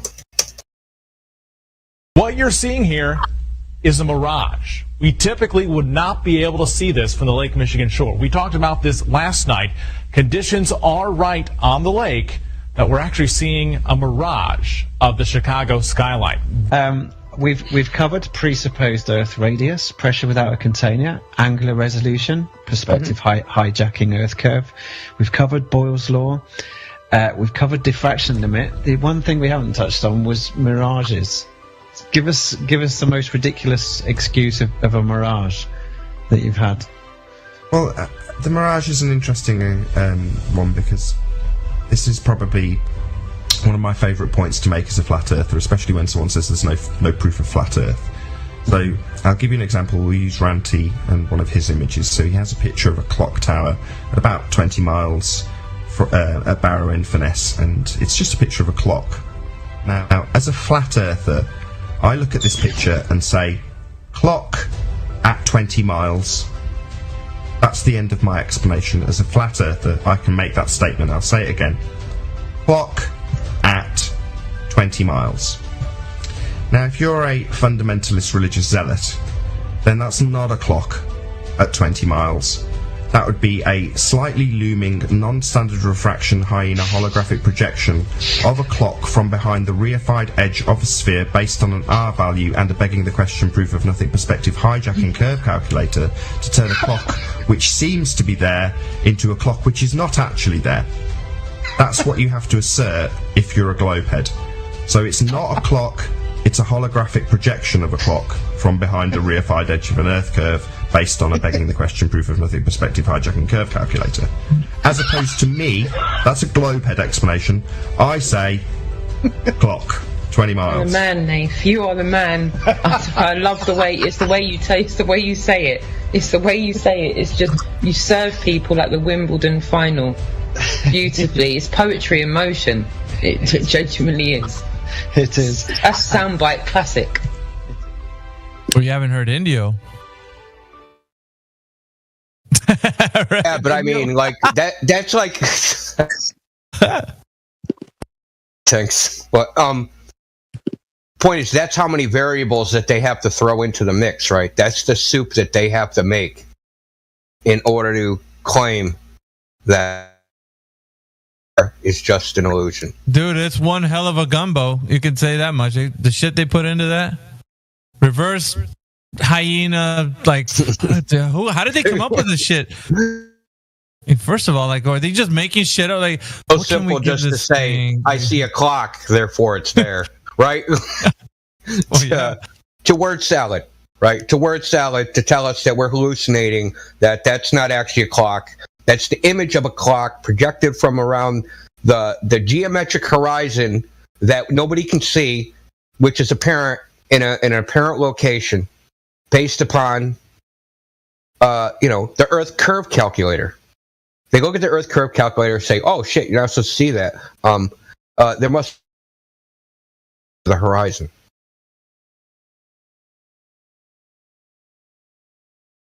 Yeah, old Haas Rathborn said it right. The sunk cost logical fallacy is a strong one.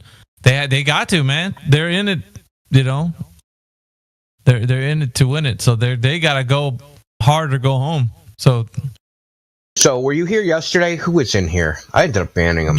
He's such a because he was in my he decided he was going to hide in my DMs. EMBO. Oh yeah, I was here. I thought he spiraled and then he left, but he actually got. You booted him. No, he got sent to Cogdis, and then we were smacking him around at Cogdis, and then he went in my DMs, and then I was just like, after playing tennis with his denials. He's another educated person, right? Or so-called educated. Well, I don't know what he said. We understand refraction so well. We know exactly what it does. That's how we can make this claim. Then when you ask them, okay, how about some predictions that have happened, right? You understand it so well, you can make predictions, no problem. Couldn't even start. Immediately starts backpedaling to, well, it's variable and we don't know what's going on, but we know it's happening. We know for certain that it's uncertain. You're like, you're not going to bring that same energy when it's crunch time, baby. You're not going to do it. And it's sure enough, man. As soon as you tell them, prove it. That's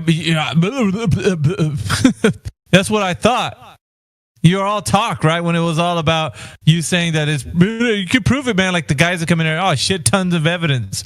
And then when it's like, okay, go ahead and tell us. Pick out one of that shit ton that you got. Bring it forward. Let's talk about it. Well, it's late. It's 2:00 in the morning. Oh, yeah, I thought so. I freaking thought so. Like, all you guys, every single one of you, you all talk about there's so much evidence for the globe. You come in here, and when asked about it, you have nothing to say. Yeah, another thing he was doing was when he was in here, and he was saying it in Cogdis, and he was saying it in my DMs, that it's impossible for something to be cut off, like a boat or a mountain or anything like that, to be cut off visually from the bottom unless it's obstructed by a physical object. He kept saying it over and over and over again. So then I show him the RC boats, first he tried to, it's not the scale, and if you actually do the scale is, if it was so it's an 8-inch boat 700 feet away. That's the scale of a 50-foot boat being 2,300 feet away, or 23,000 feet away, which is like 6 miles, right? For a 5-foot person, basically, if you rescale it, right? Rescale the small miniature size to a large size. So that argument fails. So I show him the image with this boat cut off, and he's like, "Well, that's a mirage. That's an inferior mirage." Like, okay. Welcome to flat Earth, dude. Like, what are you telling me? You're saying the only way that this can appear this way is a mirage. And then he sent me what did he send me? Oh, he sent me Soundly's what do you call it? The drone video where he goes up, right? And you can't see the bottom, and then when you raise the drone, you can see the top. And he's like, well, this wouldn't happen. And literally in the video I sent them, they do the exact same thing. They take the camera, they pick it up, and all of a sudden you can see the bottom of the boat, right? And I said, so now just admit it. Just admit that this can happen on a flat surface, and things can appear cut off at the bottom on a flat surface. Just could not admit it.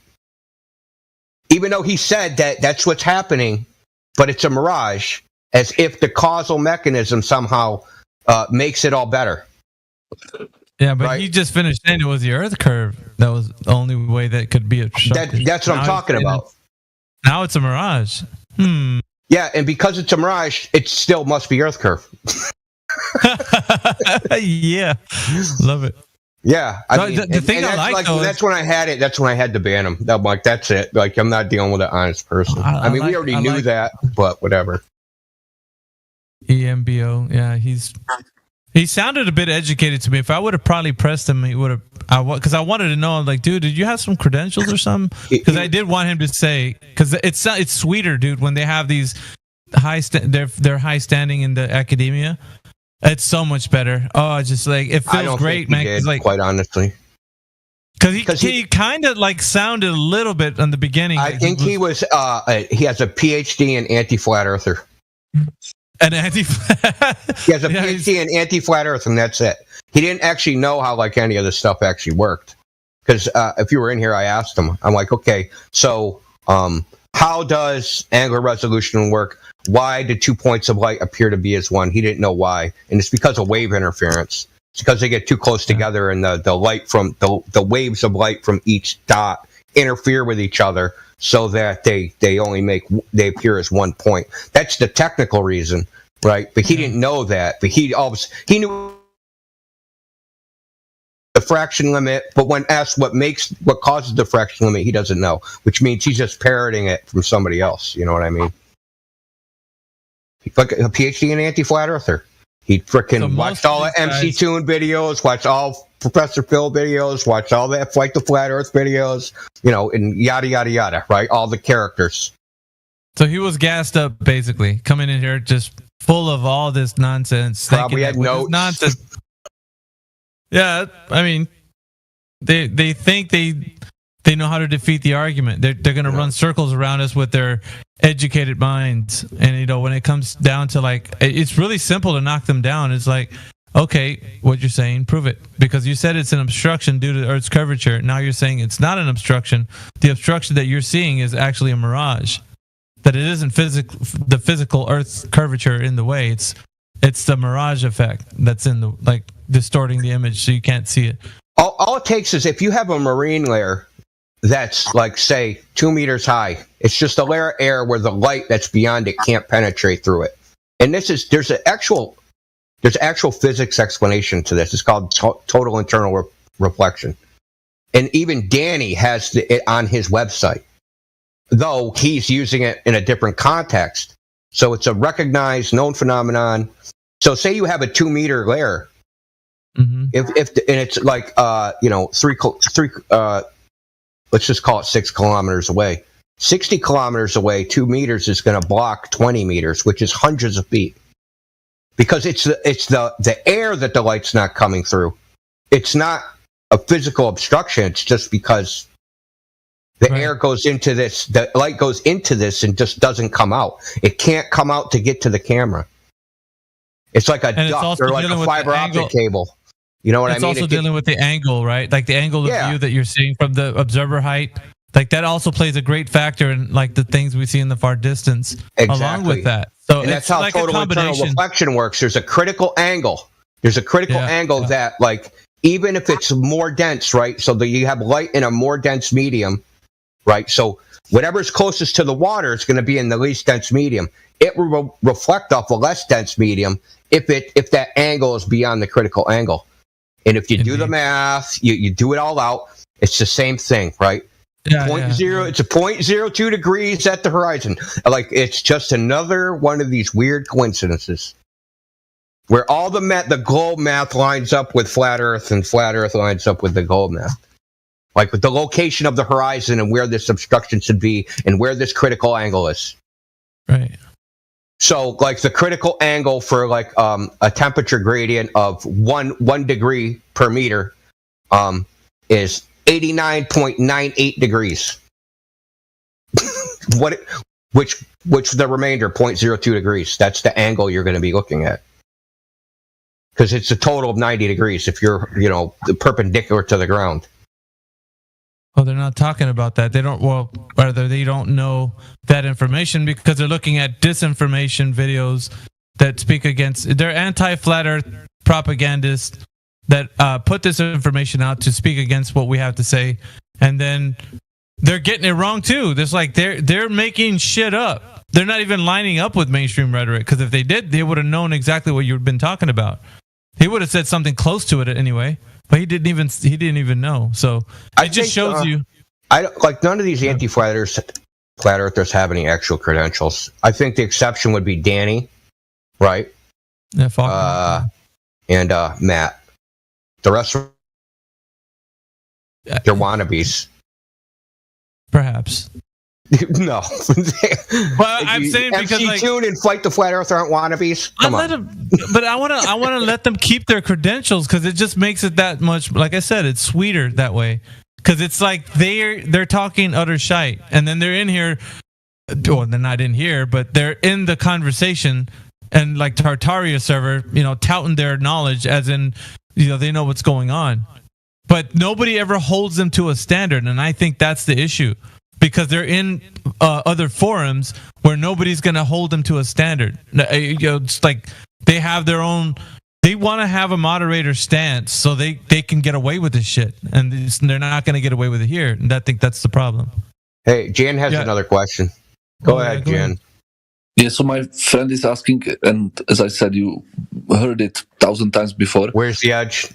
No, something similar. Why does it matter that the shape of the Earth? Why does it matter? Well, I always reverse that, right? Why is it important to them? It's pretty. It's like we're not the ones. Listen, we don't go around and go on TV and go all over the internet and spam flat Earth, right? When I turn on the news, they don't show flat Earth, right? They show a globe spinning behind the newscaster's head. I can go. Listen. There's literally an electric company that, like, they're electrical company. They're electricians. They go around. They wire electricity in your house. They're called Global Electric. They got a globe on their house, on their front door. Why? They're only in Cambridge. They're not like all over the world. They're only in Cambridge, but they're Global Electric. So like it's important to them. They spread it everywhere. If I type in, Max, you're hot, Mike. You're hot, Mike. Max. Yeah, that's me. I'm sorry. All right. Anyway, so it's important to them. It's like, why is it important to them that they spam space at us? I go on Netflix. The top 10 videos that have been shown, 8 of them are space movies. Right, like it's a, and then if you look at the relative importance to the everyday life of space, outer space, spacemen, satellites, all this shit, it has no importance. The number of astronauts that they claim exists, 600. I mean, 600 of any people in a world of 8 billion people. That's not a very important job, right? But they're everywhere. So, like, why is it important to them that they shove this globe idea down our throats? I will answer. I will text him that. Oh well, but if also they're trying to look at, like, from our perspective, this is our home. This is the place where we're standing on. If they're telling us it's something that it's not, and we're believing them, then they're obviously lying to us and everybody. So if we can stand on something that they're claiming is something else, and we can see that it's not what they're saying, then wouldn't they want to know? Like, because obviously it's like they have the Earth is standing right under their feet. All they have to do is investigate it. There's, like, if they really want to, right? So this place that we're on, this is our home. So if somebody's telling your home is something else that it's not, wouldn't they be curious to know that it's not what everybody's saying?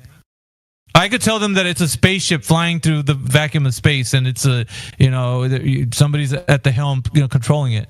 But they're not going to believe me, right? But if I make it sound like it's this really complicated lore where you got, like, a bunch of people inside of the Earth, at the gears, and we're moving through, if I say some stupid lore, then it'll sound more believable. Just because there's more lore doesn't make it believable. Like, they don't realize that. And the more boring, the better, quite honestly. Yeah, the more boring the technical details are, the better, because then they'll never look into it. Yeah, that's what happened with the globe. It's so fantastical. Like, it's just so fantasy, right? It's got, like, galaxies and other planets and, things, life in other planets. And it's fantastical. Like, the whole lore of the globe Earth. So it's, and in one way, it's luring right? the mind. Miggy, there's almost 2 of them. There's, like, the space fantasy lore, right? Earth's a ball in space, spinning about the sun. And then there's the other side, right? The so-called physics, the mathematical models, the chalkboards full of equations. Oh, yeah. There's that. Well, of course. And they don't talk to each other. Like, they have nothing to do with each other. It's very weird. And so it's easy for somebody to fall into the trap of wanting to believe, John. And that's all they've done right now. Maybe because they're educated, they really love the idea, the fact that the lore is supported by other theoretical individuals who just, like, love to think about new ideas. Their imagination is about inventing new ways to think about the cosmos, and they like that. And I guess perhaps so funny, that's dude. what's going to keep them there. You know, it's like dude, it's so analogous to like witchcraft. It's like, yes, this is the supernatural reality you live in that you never experience. Well, how do you know? And then they flip over the chalkboard and they show you a bunch of magical symbols that you don't understand. Let me put on my wizard hat. Well, I like both of your answers. I will trying to translate that to him. It's hard to speak to the more educated types, I feel, because they're in the academia for a reason. They love the whole idea of they're captivated by it, right? Why would they want to pursue a field in such a thing? Is because it motivates them every day to think about what could be or what's out there, or, you know, like, and so kind of telling them that there isn't any of that, it's really letting them down. Like, it's, you know, why would they want to? They live in a fantasy world already. And, you know, some people that are actually in real world applications, like in physics and such, they deal with the really is level on a daily basis. So to them, tangible reality has to be something that is manageable, not like what is Mars made of, or Jupiter, it's raining diamonds. Like, that's stupid. Like, that's not something anywhere near like in our really is level. Like, we're not going to use applications to, you know, harness diamonds from Jupiter. Like, there's nothing real about that. It's just made up shit. But it was on it's funny because it was on one of the like the, you know, kids eat the yogurt. It's kind of like Go-Gurt, and there was little fun facts about the universe on one of these little packets of Go-Gurt, and one of them was that it rains diamonds on Jupiter, and it was showing like diamonds falling off of the sky. Like, it was really strange. But I mean, people grow up in this mindset, bro. It's just what it is. Well, I posed the question wrong, because he wasn't asking why does it matter, but how much does it matter. I think it changes quite a bit the oh my gosh, bro! Like, yeah, what? I'm sorry. It was it does. It creates a cosmology where you know that there's nothing else out there. There's only this place. So it really narrows it down to, like, you're in a created environment. This is a very special place, and it is created. Like, you can obviously see for most people, I could say there's a very small percentage of people who still think inside Flat Earth that there isn't a creator. But for the majority of people inside this created realm, we understand there is a necessary antecedent to creation as a creator. So we know that there needs to be a creator for this place. So it makes that real to us, 100%. Like, there isn't a doubt that people have once you come to the realization that, you know, creation needs a creator. It's antecedent. There's also the aspect of denying your experience of reality and having to outsource reality to other people. So you observe a flat, motionless Earth, but that's not the truth, and you have to appeal to these wizards, tell you what reality really is, and only they can know. And the reason they know is because of a bunch of magical symbols on the chalkboard that you can't understand. You're not smart enough. You're not educated enough, right? But the fundamental idea is that you see a flat, motionless Earth, you see a flat Earth. That's not true to them. That's what they're trying to teach you. Your experience of reality is not real. It's actually, that is a misconception. You're looking at an optical illusion, which I already covered. But also the motion, the Earth not moving and the sun moving. No, that's not true either. You're rotating, you're spinning. When you see a sunset, you're falling back. When you see a sunrise, you're falling forward. Right? I mean, this is the idea you have to believe. You become a contrarian to reality. Yeah, you become a contrarian to all things real. It's strange, but it's true. But it is very true. There's no creator. We are moving, or we're not. You know, there is a curve when you don't see one. Like you can't know everything because you can't know everything about your known reality. So therefore, you can't know anything at all. So it's like a all or nothing fallacy wrapped up in like this cognitive dissonance of like epic proportions. So you're just in constant confused state, and there's only certain individuals who can actually guide you through this confusion, and they're called experts.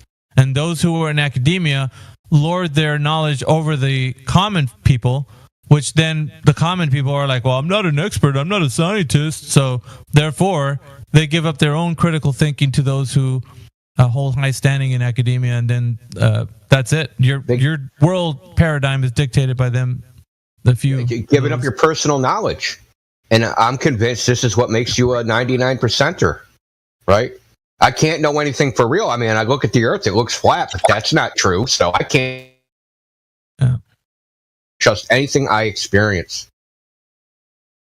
I have to read it in a book, written by somebody I don't know, saying things I don't understand, checked by people I also don't know, who also have a vested interest in believing the same thing as that guy. Well, thank you guys for the answers. My friend told me that the next time I will come here, he will come with me.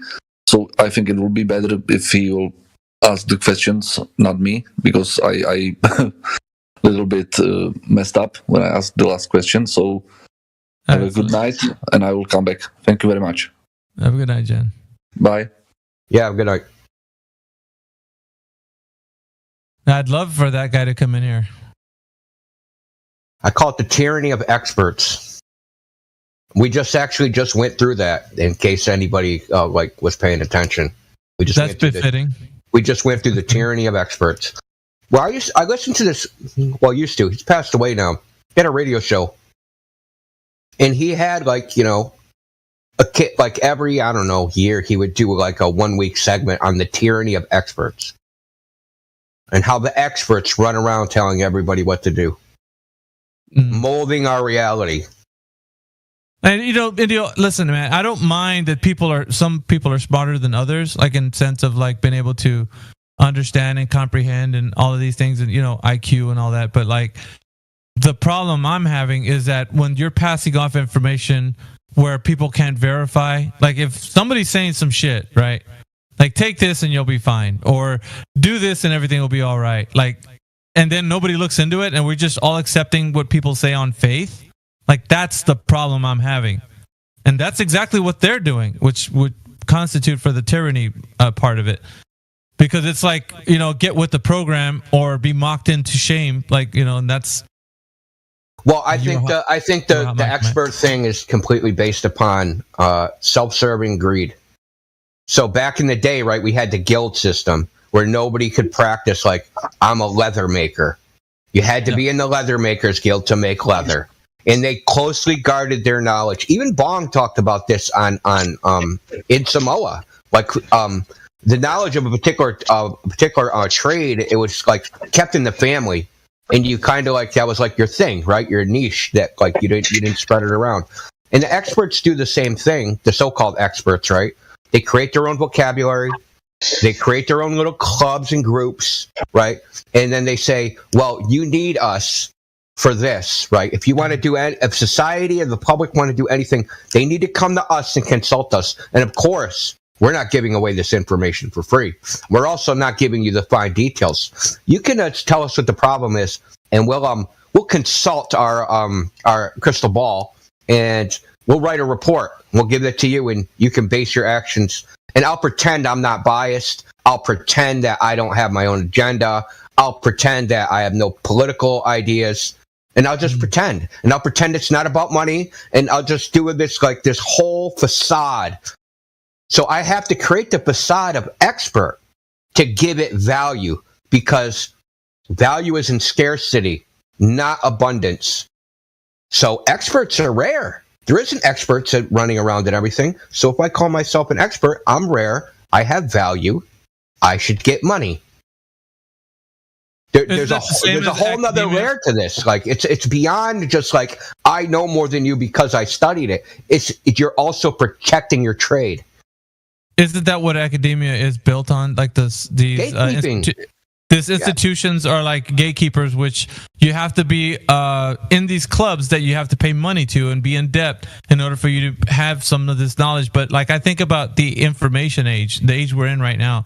Anybody could be anything. If all the information for any kind of field that you want to get into, right? Anything that you want to study is readily available, and probably in abundance. You could probably learn to be anything if you really wanted to, freely, without having to go through any of these institutions.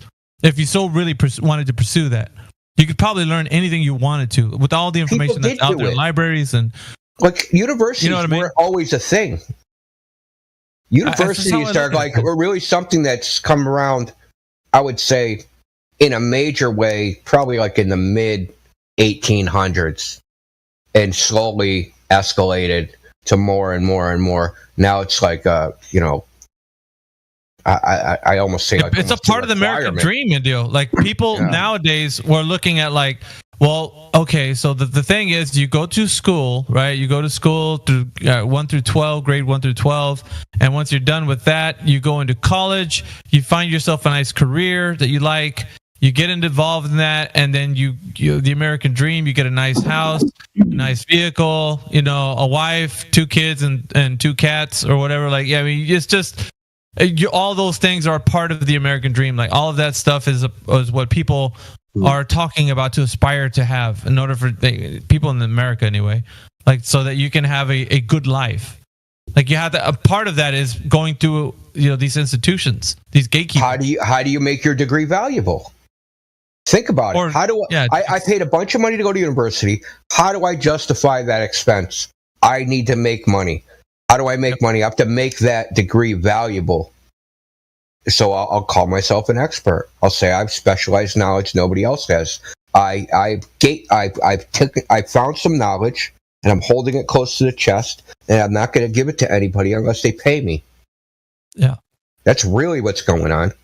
And then you have fools like coming here and they're like, "Well, all the scientists think blah blah blah," as if that statement mattered or it was even true, and as if scientists are unbiased, moral characters, like they're just a bunch of Spocks. I got a PhD and I'm like Spock. I only speak logically. I only talk the facts. Come on, man. All of us know people that with college degrees, right? They're just like everybody else. They're no smarter. They're no dumber. Yeah. Like, there's some moral degeneracy there, but I'm not going to make like a broad. I would. I would.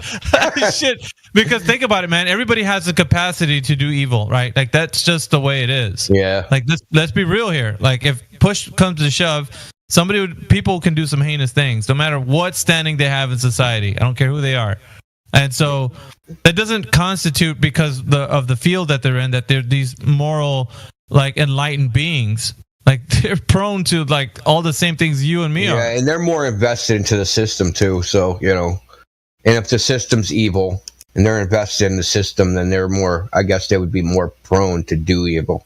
Of course. Because think about it, like in the field that they're in, if they're needed to do some secret thing, you know, for whatever governments that they work for, I mean, that's the field that they're taught in. So it's like, what else do they have? You know, they'd have to fight against the powers that be. And it's like, well, they're already given an education by the gatekeeper. So, you know, they're all in.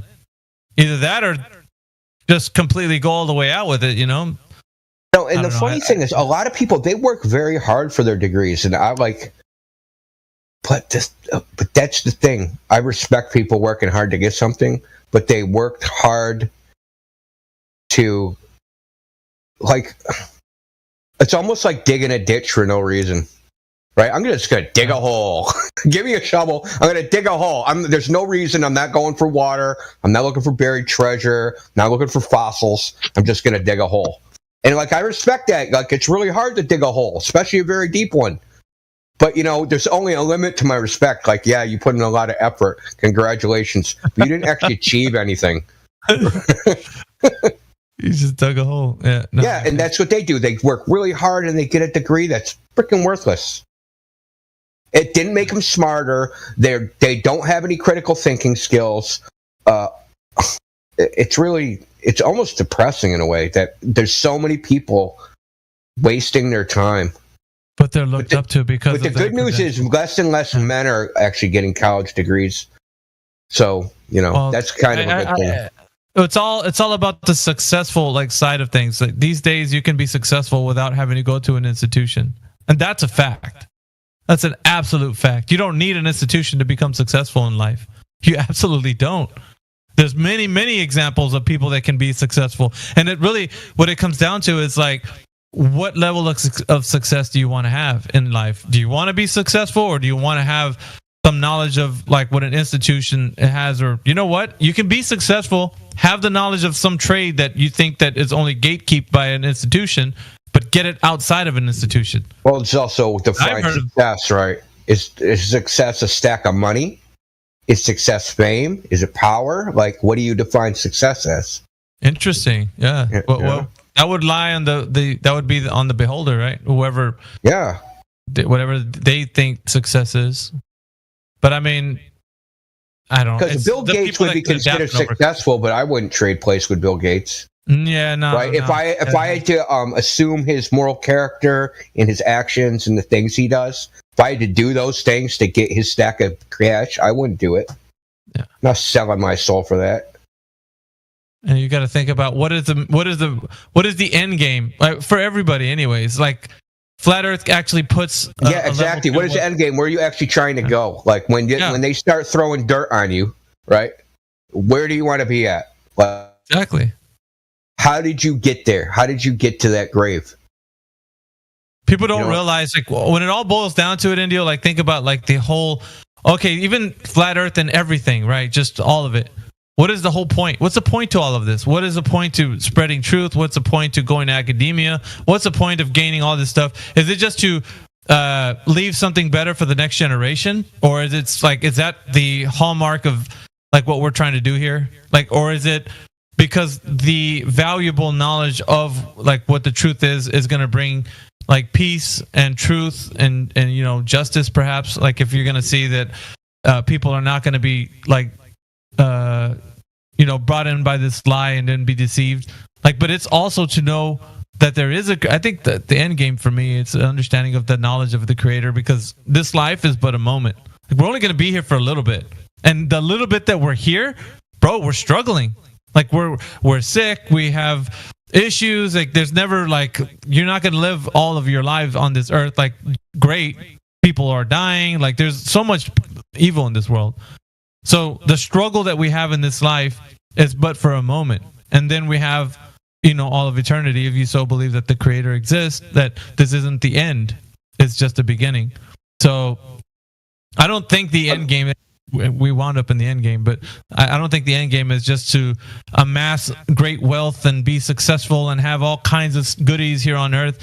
And then you die like a cockroach, like you're out, like, I think there's more to that.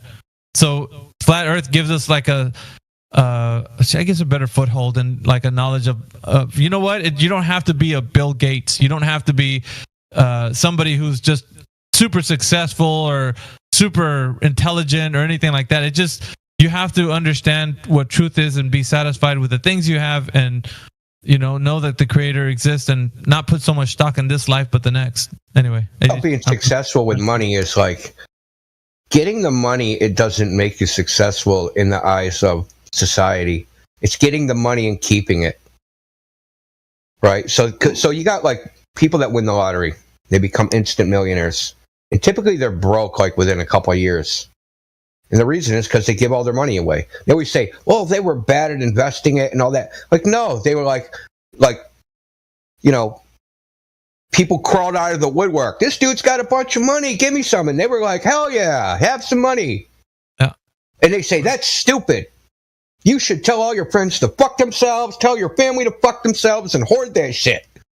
Right? That's what they say. Yeah, they do say that, man. Actually, just keep all that shit in the bank. Keep it in the bank, invest. You want to create a legacy and generate like all this crap, right? I mean, buy some gold, dude. You're like, okay. Yeah, great. But you could, or you can like, enrich like 10 friends, right? They all have houses and now they don't have to work, and now they can pass the house down. Instead of just like worried about your family, you helped out 10 families, right? Yeah. And that trickle, that's going to have a greater, as far as population-wise effect than just you and protecting your family, right? Because it's them and their kids and then their grandkids. So that's thousands of people you're going to have a long effect on. Yeah, but eventually you're going to be back down to your level because you're going to, as they would say, blow all your money. but you didn't really blow it. Yeah, you're investing in the wealth of having, good people around you that are going to be appreciative, like that. Most people would, even if they don't appreciate it. You make their lives better, right? So there's a lot of I don't know how to say this.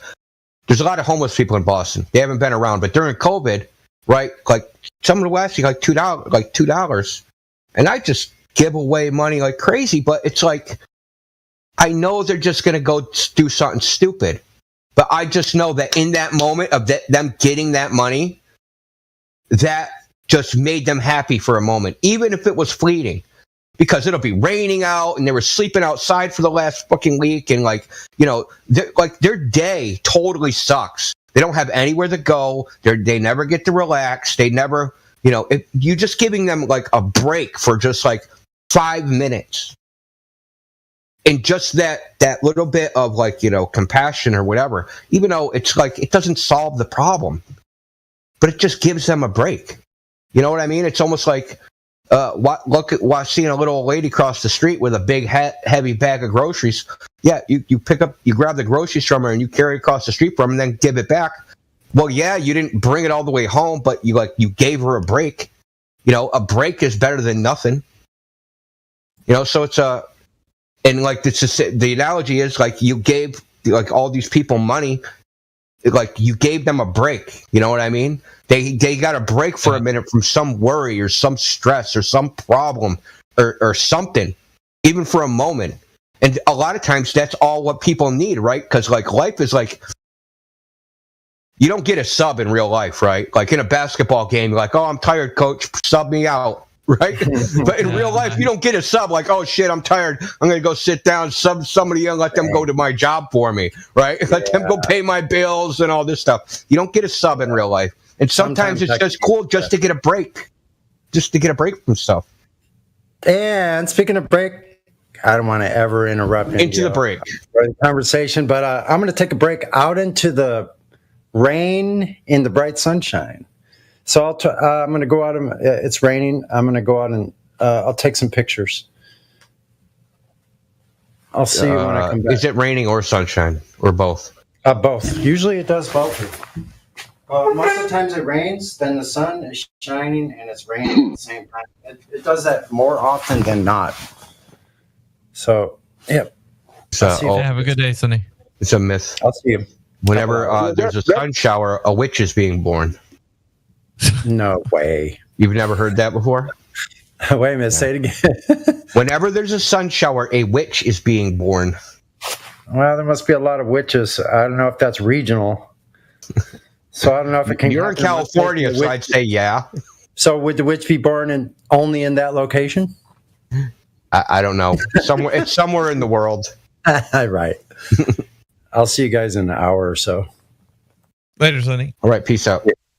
Yeah, I used to hear that thunderstorms was God's bowling alley, but that's a good way to look at the panhandlers, India. It's kind of inspiring because, once upon a time, I threw the bums a dime in my prime, and then I kind of got out of that.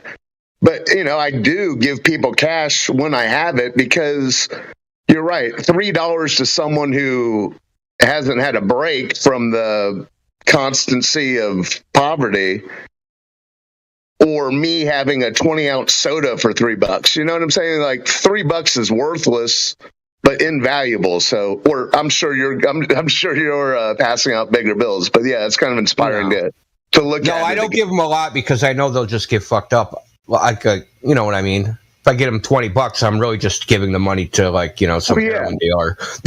I might just give it to the heroin dealer and be like, hey, here's $20, go give him some heroin. Yeah, and there's the difference between the hustlers who are asking every other person, and the person who's actually who's too beat down to even ask. So yeah. So, but the way during the pandemic, there were so many homeless people that off the chart. But I don't know if they shooed them away because they're not all downtown anymore. I mean, there is some, but it isn't as bad as it was. But the thing is, that this person's day is going to suck from the time he wakes up to the time he goes to sleep, even he probably isn't going to sleep good either, right? Freaking sleeping under in a door or freaking in a subway tunnel, wherever the hell they go. He's going to have 4 or 5 moments in that day which we that are better than bad. You know what I mean? They still suck, but they're better than bad. So, like, you know, it's just like, here, just like, you know, because if you panhandle, maybe you can panhandle like $20, $30 a day or whatever, enough to get you food. You know, you might as well just, like, you know, be part of that, right? Just like for that moment, they could go, oh, I got $2. I only have to make, you know, 2 more, and then I can get something at McDonald's or something. You know, you just give them a moment of, you know, relief, I guess you'd call it. And all that trickles down from you having the understanding that the earth isn't what you've been told, because you know that it's a created place, it's special, it's intentional, like all this that we're here. And there's like a empathy for all of humanity, which is kind of the same way when you look at like how people are being misinformed about like the topics of critical thinking, and just like their confusion, man. Like your heart goes out to these guys. Like you really, like, you feel bad for the ones who are just innocent bystanders of like the indoctrination. Like you don't feel bad too much for the ones who are actually doing the indoctrination, like the ones who actually want to make themselves as professors to say, you know, I want to teach this stuff. I want to be an astrophysicist. I want to be somebody who's like teaching the masses this information. Like I want to be the guy. Like those are the ones that you really don't like. The ones that you are like, well, you can find a little bit of empathy for. The ones that are just like, no, it's a globe, right? Like they don't know what they think they know. Well, as Old Hoss was saying, I used to give people money, like back in like the late 90s, 2000s, and then I stopped because I saw someone that was panhandling in Boston. I went to Hampton Beach and I saw him panhandling up there, and I was like, what the fuck, dude? Like, how the hell did you get up here? Right? So he would panhandle at the like government center, like there was an escalator. He'd stand at the top and ask every person that came by him for a quarter. And you got to think, Dan, he like 10,000 people are going to walk by him, and if like even a small percentage of people give him a quarter, that's hundreds of dollars. So that person was obviously wasn't broke. He was just panhandling to enrich himself. Oh yeah, I mean, you've heard the stories of people owning semi-mansions in suburbia, and they have a licensed panhandling permit. So yeah, people are playing it, but yeah. But there are. So I stopped for a long time, but then like when COVID hit, and I saw just the sheer amount, like whatever, I just started giving people money again. We have Asian gangs here that do that. They send people out on the street, and then they, you know, they pretend to be homeless, and they collect the money, put it in the bank, and send it back to Asia.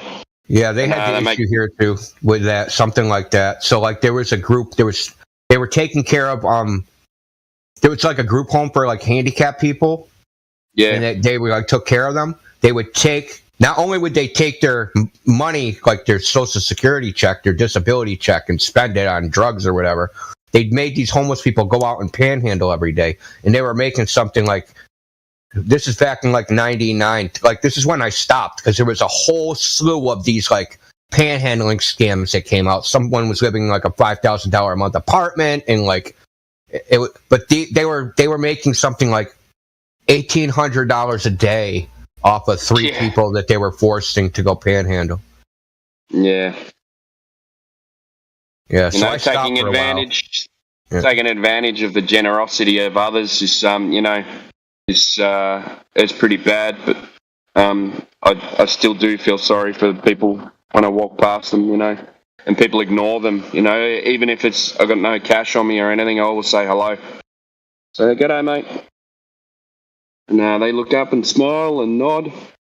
And I was speaking to one guy one day, and he said, I know I look like wasted my life and this and that, but I've had things happen to me that, you know, that's why I'm in this situation. He said, I wish people wouldn't walk past and ignore me.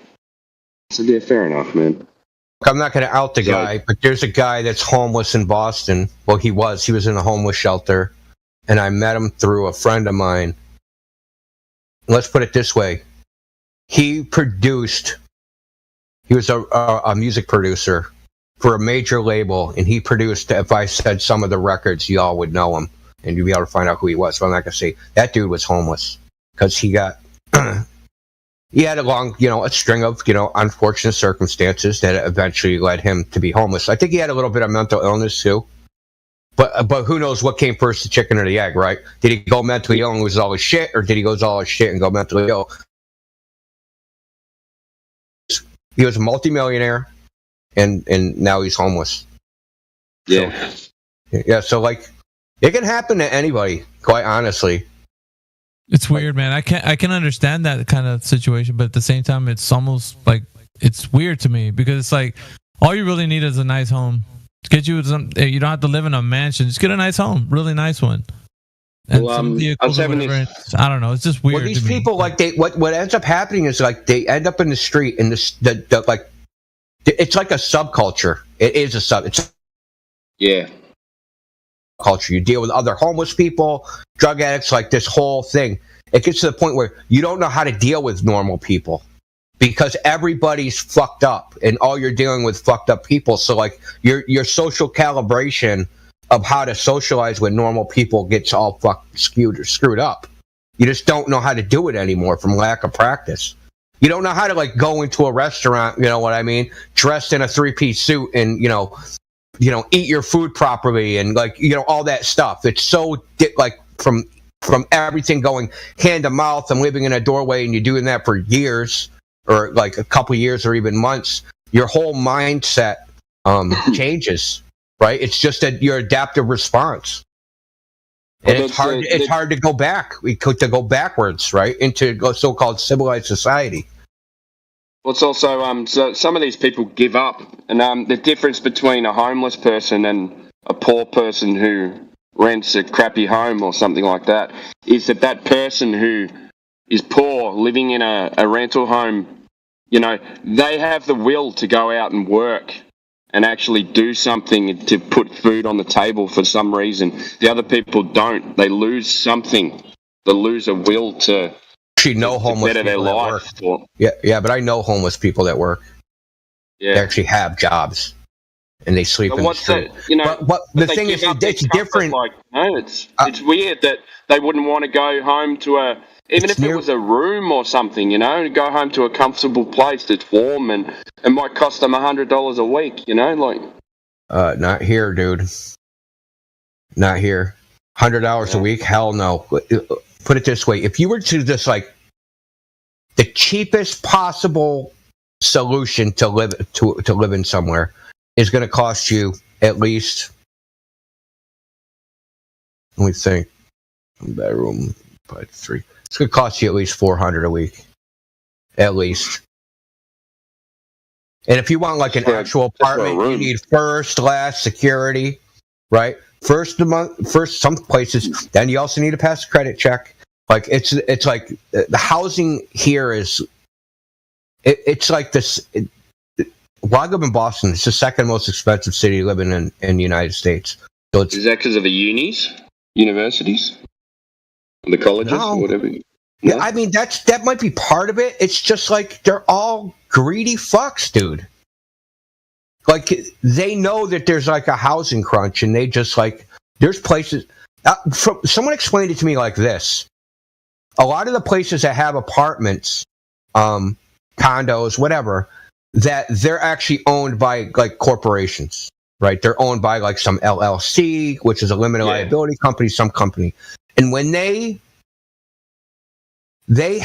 can only rent a particular. They have more financial incentive to leave an apartment empty than to rent it below the market price. Because if they rent it below the market price, it's something to do with like how their corporate structure. Because they get like angel investors, and like they have to like when they like signed like whatever deal they made, right? Okay, we're going to start a company. We're going to buy a bunch of places. We're going to rent out apartments. Oh, we can only. And part of their like little structured contract, because they have investors, right? And the investors get paid off monthly out of all the revenue of all the apartments. They have like only like 1% of the apartments can be like 10% below market rate. or you have to pay these penalties, or like whatever. Or also there's tax advantages to saying, hey, I have all these empty apartments, therefore, I'm going to pay this much taxes. There's a whole incentive structure to rent apartments at the highest possible market value. It's really messed up here. It's really, because there is a lot of empty apartments, but they're very expensive. Because you think that when there's empty apartments, you lower the price to put somebody in there, but they don't do that here. They just don't do it for whatever reason.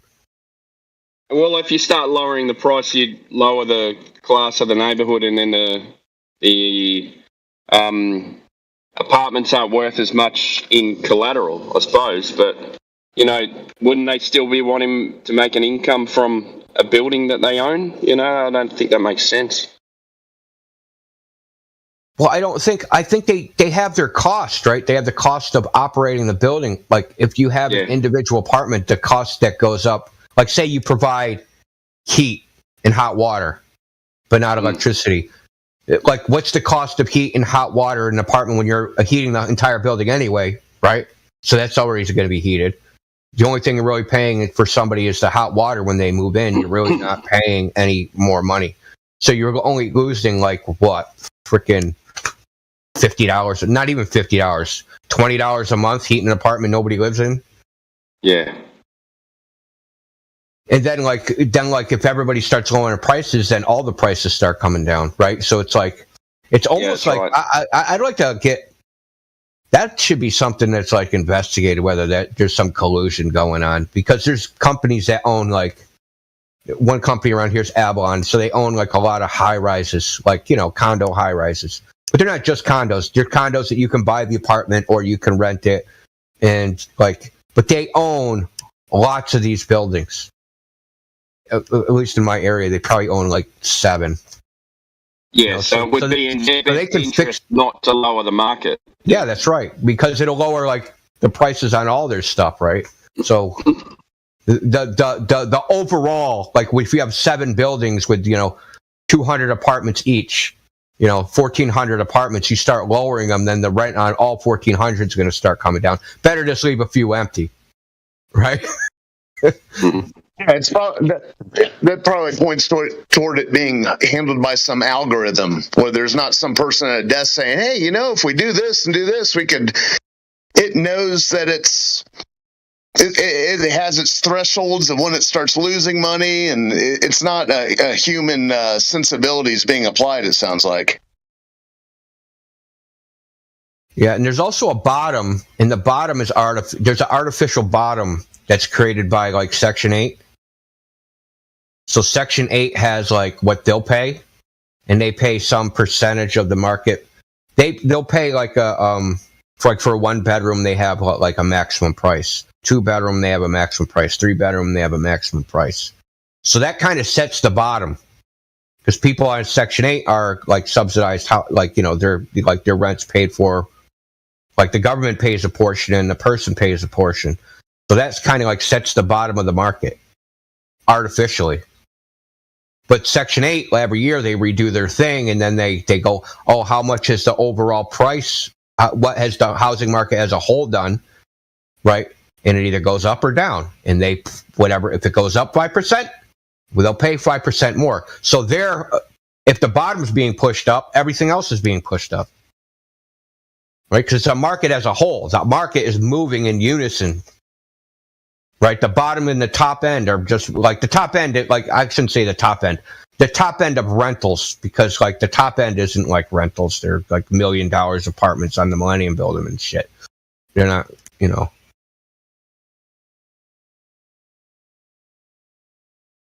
But it's this is why there's a lot of homelessness, because there's not a lot of affordable housing in this area. It just doesn't exist. Yeah, we got empty buildings all over the place in the actual city. And a big boom of apartments before the thing that happened over the last few years. And then we have a lot of international students and things like that, and they come in and rent this the apartments in the cities, and they haven't come back.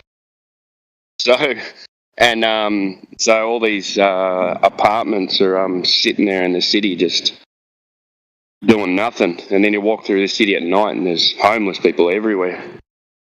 And, yeah, that always burned my ass, dude. Yeah. Oh. And they're also, people are still working from home here as well. So a lot of the office buildings, a lot of the companies have gone, oh, well, fuck it, we're getting more out of people working from home because they're working longer hours. So I've been wondering why that hasn't, why the housing market hasn't crashed yet, or why especially the office space market. Why has that not crashed? Artificially propped up. Yeah, they're not letting everyone know what's going on, because if they do, they're fucked. The housing market just plummets. And then all the bank loans don't get paid out because they're paying off a house that's they've got a loan for $2 million, and then their house is worth $500,000, and then everyone's fucked. Well, I mean, think about how easy this is to solve now, though, right? It's so less people are going to work and they're working at home because of the thing, right? So now you have all this empty office space. All that shit can be converted into housing, and then you solve the housing crunch, right? Then you make everything more affordable. Yeah, speaking about that, yeah. But people the people with the money operate in the system are greedy. They're trying to maximize profit. They're not trying to help people. And that's the it's not how capitalism was set up to work. It really isn't. People think, oh, capitalism's a maximum. No, it was never. A corporation is supposed to have a legitimate public purpose to even set up. A public purpose as in something that's good for the public. Having profits was the motivating factor to get people to invest capital to do this so-called public good that the corporation was supposed to do. But now people get involved in corporations solely to make profit, and it has nothing to do with public good. That's why you have limited liability. That was the whole point of limited. Oh, start a corporation. Oh, to incentivize you. So I brought this up. I want to build a bridge across the river. No one person is rich enough to do it, so we need a bunch of people to invest their capital to do it. But they don't want to do it because the liability risk, right? They could get personally sued if they put their money in and make a bridge. So we're going to make a corporation. So that's the public good, right? The public's going to benefit from this bridge. People are going to invest money, and incentivize people to invest money. We're going to let them have a profit. That's not how they do it now. Now it's I want to make a bunch of money. What scam can I think of? It's totally backwards from how originated.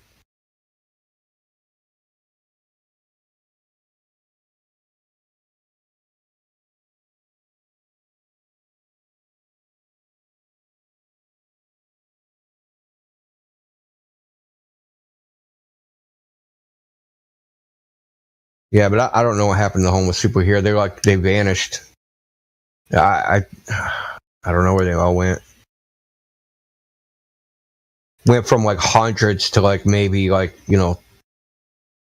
I walked in the same area 20 or 30, but it went from there was hundreds during COVID. Wasn't there a thing where they got a bunch of shots for free donuts and stuff?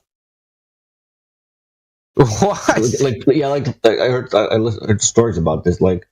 The homeless people were actually going to get the shot over and over and over because they would get free shit. Oh, not here, but it wouldn't surprise me. They would do it no problem too.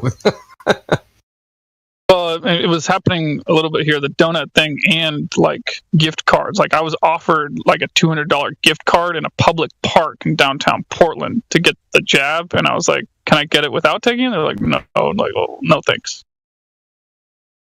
That's crazy. I was asking the woman administering. I was like, well, "Where's the money coming from for these $200 gift cards that you're handing out for various stores?" Well, who's paying for this? And she couldn't tell me. She's like, "I don't know, somebody."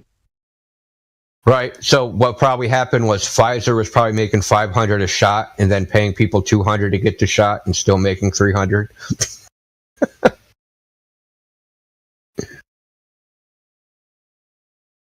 Nah, that they wouldn't use their money. They got the government to put up their filthy money. Imagine, I can't believe people were giving away gift cards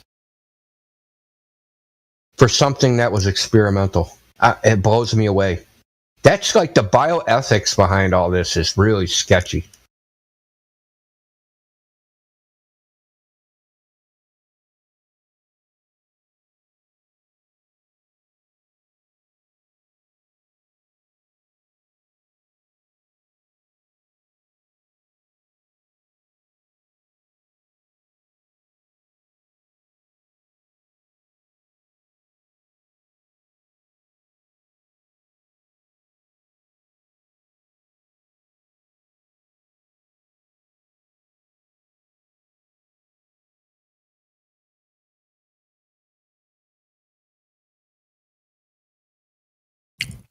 It's a fucked up world, man.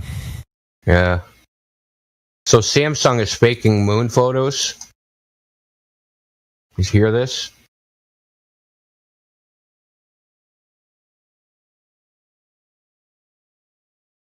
Just a bunch of times they did this.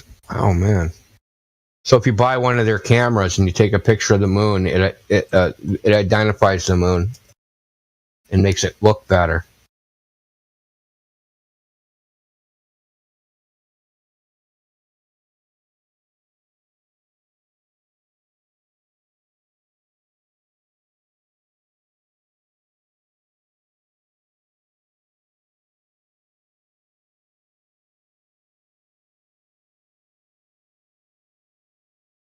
It has to go by some kind of algorithm. I know the cameras also recognize cats, other animals. I've heard telescopes do this too. Like the modern digital telescopes. They actually enhance your images. Like if you buy a Celestron or whatever.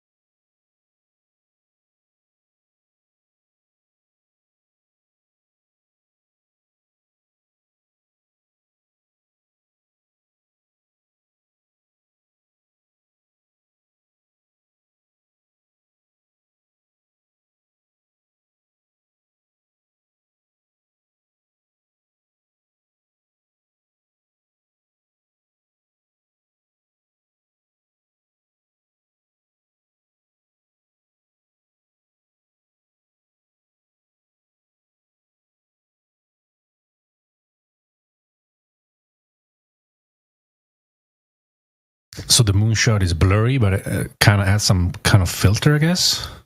Not sure how. Yeah, upscales it or whatever. Yeah, has to be some kind of filter.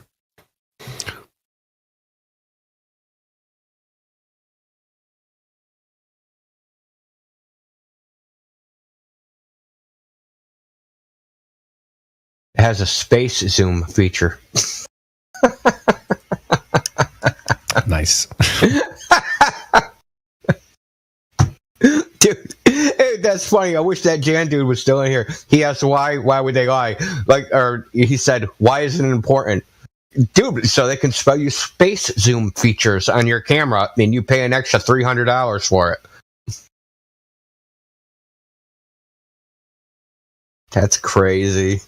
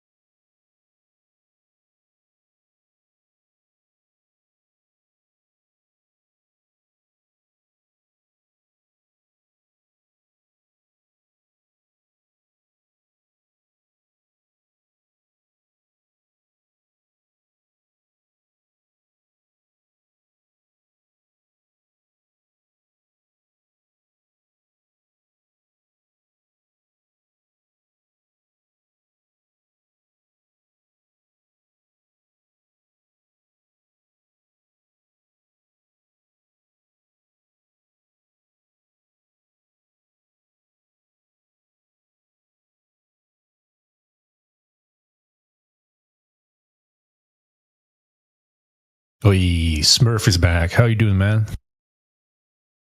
I'm above the ground. How you doing, brother? Still rocking around, flat smacking. Oh yeah, all the time, brother. Thank God. That's good to hear. What's up? How you doing, man? Oh, good, good. Just resting and just had a meal. Late night here. Yeah. You come across anything interesting lately? Another service, maybe? Oh, Globers. brother, getting my mind blown on a daily basis, man. That's what Nice, nice. I'm addicted to these servers, man. I just constantly learning. I don't even know what to say. I just get my mind blown all day.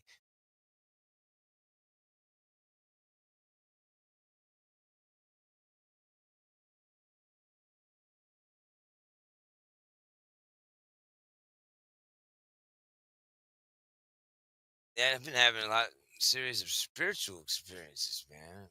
I mean, it all starts with you figure out the Earth is flat, then you get 1,000 more questions. Then you gotta look into those things, and you know where that goes.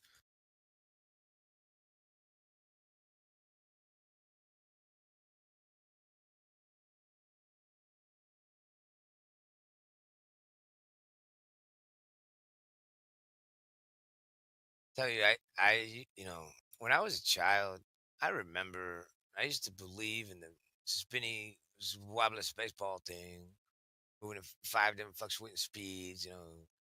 Saying that like the world moving, like what I forget, it was a 65 million mile an hour around some star, moving 455 million hour around some galactic core near the speed of light when the Big Bang, all this stuff, and they got all something about like moving away from nothing next to something in this space time curving into orbital ball thing, whatever, second vacuums and space balls and big rocket ticks. I'm sorry about that. Pardon me. And all this, innuendo or whatever. Anyway, I used to believe in that nonsense. I used to believe in all that nonsense. And then one day, somebody said, "Hey, I heard somebody say that they heard a friend of theirs said that they heard the Earth is flat." I was like, when I heard that, I couldn't get that out of my head. I couldn't get that out of my head, dude. And I just kept looking into it. And I was like, no way. Really? Wait. Hold on. Everything just makes more sense now. It just, because when I was a child, none of this made it. It just seemed so random. You know what I'm saying? It just didn't seem to make any sense. And I just thought, wow, the reality is so randomness. It's just everything's just random. It just appeared to be the way it is. But now I look at things like, of course, this is how everything is. You know what I'm saying? That makes sense. Nothing works in any other way other than the flat plane. Does that make sense? I'm saying it's the only way it makes sense to me. When I look outside there, it doesn't seem that the world is wobbling around. Everything seems mostly calm. There's some wind. The wind's like fluid. I think what I don't know if y'all can hear me. I think what happened was in the beginning there was like water and the water got separated. And I kind of think the air is something like a thinned out water. Can y'all hear me? Anybody here? Yeah, we can hear you, dude. Yeah, cool. So I think like what happened was kind of like a fish in water. We're made mostly of water. It's incompressible. It's everywhere. And you can modify it. Like it can be conductive or insulative, depending on. Hey, cool. Yeah. And so, I live in a mushroom, but the way this works is that to me is that water is everywhere. They claim that the known world is allegedly mostly water. You got carbohydrates, hydrocarbons. It can be conductive. Life is often fluid. It's always changing. And the way I look at things, Well, I think when I typed the word ether online, and I wouldn't even think of these things if I thought I was on a wobbly space ball. I typed the definition of ether, and I get similar like definitions that have to do with liquid or fluid. Some is petroleum related. I see a common pattern with fluid dynamics or something, liquid. So in my, I could be off, I can't believe. Hey, that's a funny joke. But I was saying, I see like a common pattern that. What I was saying is with the ether. Well, everything's in the ether. They say. Well, I just described how water seems to comprise most everything.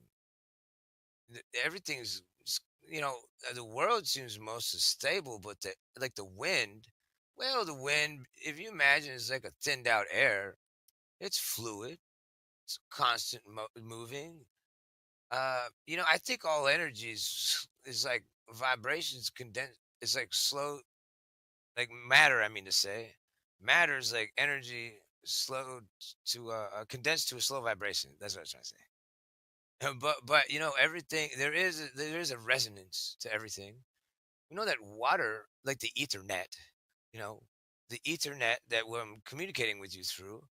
Well, we know that I got my ethernet cable plugged in my laptop here, and it seems as the copper resonates fluid, for example, how the Wi-Fi, I'm not using Wi-Fi, but that Wi-Fi resonates on a frequency similar to water, how the microwave oven works. It's only 1 watt, where something like that, where a microwave oven is maybe like over 1,000 watts. But the point is that with the Ethernet, there's a resonant, like a harmonic. I think everything is harmonic. And like I think all the world's like a sound stage. If you were to imagine like like a golf ball, but like a fish ball or something. If you were to imagine, or like a micro cell, or perhaps even the mind's eye or pineal gland. I mean, there's a lot of things I speculate about what exactly the nature of the world is. But to simplify it, perhaps it's like a fishbowl. They have Operation Fishbowl. But check out, imagine like a speaker system, like the stars fixed to the firmament, pushing out, always talking, always pushing out resonant frequencies, right? And astrologically speaking, perhaps these energy fields are overlapping and create like a stabilization that we call reality. And so, well, these sonic vibrations I should say the world is like a sound stage. And so you have these sonic vibrations rippling, like ripples through the pond water, like these waves, like and the way I look at it is that I think of the like a holographic mind of God and man. If you were to freeze my thoughts right now, if you were to freeze the air around me, you'd be able to see my thoughts visually, just as you would if you took a drop of my blood under a microscope. You would see holographically anything in my body that requires attention, because the way that is a multicolored hologram. That's why they use an electron microscope. But if you were to use an optical microscope, say, what would happen is that if I broke my hand, it would resonate multicolored way and to interface with the mind's eye inside the brain. In the pineal gland, I think it is, in the mind's eye, that we have the crystalline structure. This would be the salt of the earth, the salt crystals that you can get, the astrological salts. There's a dozen of them that resonate with the zodiac. As we are like within the holographic, like the microcosm of the macro, and what I'm trying to illustrate for you is that, to be the salt of the earth, if you have these crystals you can get from a variety of different meats like lamb and etc. They are kind of like lenses, like laser crystals that craft holograms in the mind's eye, or create the visualization of the imagination, as we're made in the image of God. So what I'm trying to say is that basically is that if I broke my hand, Okay, the hand would resonate that it's out of equilibrium. What would happen is that if I were to eat kosher meat, like a high chakra above the cuts above the solar plexus, for example, steak. If I ate some steak, these dozen salts, what would happen is like a fractal geometric, like a resonance. What would happen is that the lenses and like the stars in the firmament, the crystals would redirect this flow of energy it would craft a new man from the inside out, basically. What I'm trying to describe is the tree of life. Because when I was an alcoholic, I was lost in the wilderness, like in the desert, like when you eat dessert. And so, I was born again, and I was born again like a child, right?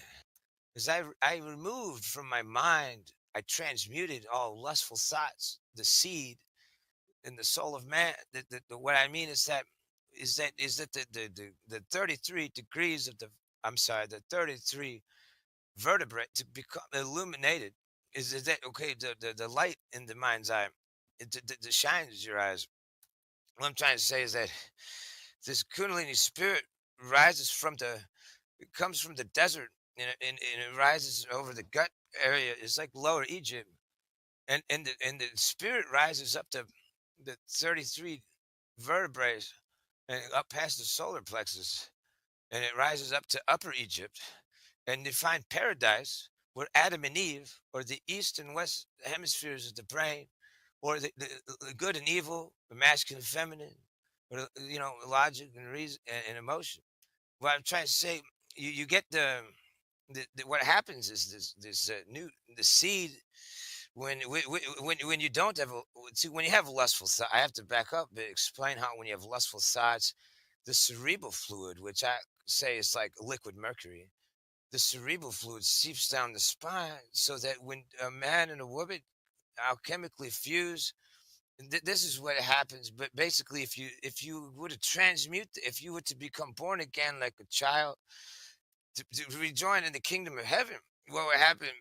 What would happen basically is this. I like to call it. I call it liquid mercury, because what basically the cerebral fluid, when you preserve it up in paradise, if you stay in paradise, what will happen? It allows you to resonate through the ether.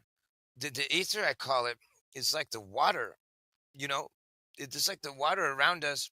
If you were to freeze it, you would see my thoughts that I'm trying to illustrate to you through the Ethernet. Through the Ethernet, I'm trying to describe the ether world. What I call this, God's mind, or almonds, or tasty treat. Most of fat. The brain is made of mostly fat and some protein. Not much like almonds. Almonds look like brains. But anyway, if you get pure raw almonds, I like that. I like that a lot. I just ate half a paint can of almonds. Hey, Zach, that's funny. Hilarious. But I try to say, I believe that the way to resonate with God and to tune into this to communicate, the interface with God, I put myself into a receptive or listening mode. And what I do is I know that God can see, that God's everywhere, that I'm in His mind, that in this dimension is divided. The body is like the devil, because what's happened is it's divided. Because what happens is that God's mind, the manna, the manna, marijuana is great, and the manna, what's happened is that it has been decentralized amongst each of us, and so we're made in the image of God. We've imagined that everything is made of the ether, and so what I'm trying to say is that there's an alchemical process from the holographic book of or the Holy Bible, or I meant to say that the it's an alchemy book, see, veiled in the language of symbolism, and there's an electrochemical process to prepare. I love you too, brother. there's a way to prepare this physiological modem is what I call it. There's no Faraday cage, you know. And what you want to do is you want to accumulate this liquid mercury is what I call it. There may be a better way to this is a personal thing I call it. But basically, like an analog modem is what I'm trying to describe is that to communicate with God. I hope I'm not deluded, but I know that God is everywhere. I'm like a fish in water, and I know He can see through. He knows everything. He's everywhere. He sees through me, dude. I'm made of the stuff. We're all made of the stuff. Everything's made of the stuff. And so hydrocarbons, carbohydrate, whatever. It's like a water world. I'm trying to say that I try to listen and be receptive, and I have this intention, that I ask a question in English sonically. I ask a question, and then I try to be completely still, like I switch my modem into receiving mode. But in this process, as I look at this Kabbalah tree on the living room wall, it almost like an anagram. It's missing one little angle that almost spells kefir. So I go to the store and I get the kefir, goat milk, highly nutritious. Combine that with the dozen astrological cell salts. I also eat steak and eggs and a lot of almonds. Almonds look like geometrically, visually look a lot like brains, if you notice that. But anyway, so I think there's like a alchemical method to optimize physiology to prepare to resonate with the same wavelength, like the waves of the ocean, the waves of God. Is like we're all part of this thing, collective consciousness, decentralized. The body being divided creates the illusion of individuality, the ego. It's almost as if, to make it a parable, we are like possibly all. I like to make a parable, an example or analogy that maybe we're like holographic brain cells. And to make another example, it's sort of like how there's a school of birds or a flock of fish that seem to move almost electromagnetically in information. And so you don't see the Ethernet like tethered to them because it functions wirelessly, like ripples in the pond water. If you get where I'm going with that, is that people do the same thing. The more complex the creature, the more it filters out and creates the illusion of individuality. The more simpler the creature, you get very simple to vegetation and stuff like that. And then you have the hive minds, the multi-layered hive minds, similar to the internal bodily process. The answers are within. The internal bodily processes handled subconsciously in the background. Now allow me to just, I'm kind of all over the place. Can I just simplify this? That perhaps in the beginning, Brahman, he was all things, and then he was instantly bored, all knowledge, all power. Instantly bored, of course. And then he decided to decentralize himself into all life forms at once. And for the sake of entertainment, being all powerful, and I asked God, I hope I'm not deluded, but I wish to share that I asked God, what is the meaning of life? And I feel he responded to me, entertainment. And then I asked another question, specifically, how are you entertained? And the response I got was surprises, And what would be more surprising for the all being, Allah, all of Allah? I don't know. Hey, what would be for the all being? What would be most surprising than to hide, to decentralizers and hide his true nature from himself? If he were to split himself into multiple, It reminds me of Gnosticism, whatever. I don't know about all that. But, if you were to split himself into first, well, you have the shining darkness under the plane. The Vatican seemed to worship as Lucifer. But anyway, that's why they personify it. And hermaphrodite, perhaps Baphomet, I don't know. That's a layer of exoteric. But the truth is that have this cosmological, there's no ego at the basis of this reality. I mean, what it is that we're inside the mind of God, divided. The dimension is so you have the sun and the moon being like the masculine, feminine, and you have under the plane this shining darkness thing, the black sun. Well, long story short, we seem to be in this sort of geometry where everything you've ever thought is basically resonates out into this ether, and it overlaps as if we're all dreamers, and collectively we dream this into stability, what we call reality. Well, you could be correct. I don't know that. I could be deluded. I'm just sharing a personal experience. I really don't know. I don't claim to know the meaning of life.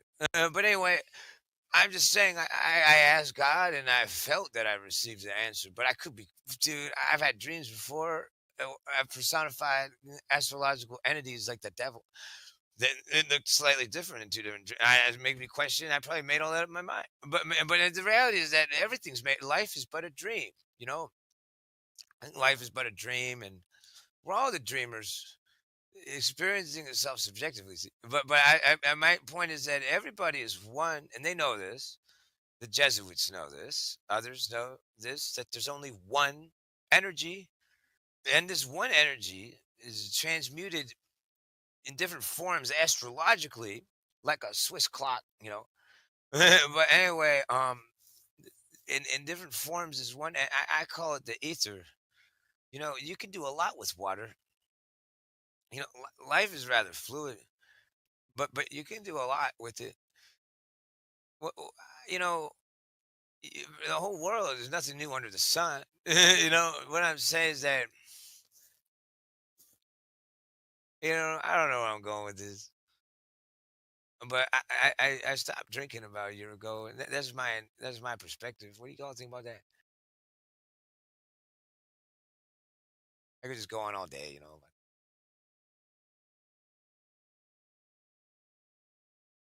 Sometimes I wonder if I'm just talking to myself.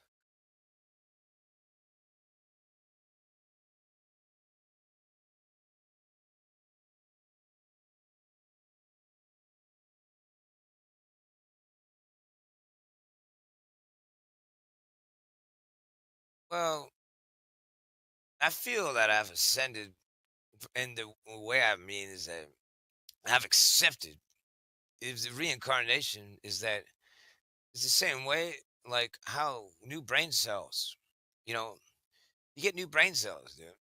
It shake off the old and in with the new. But whatever happens for a reason. We all dream up this reality collectively, overlap, and it's stable. But I think we have two options in life: immortality or division. You could either lust and become fallen, and you can lust. You can divide yourself into multiple people, or perhaps you could just be born.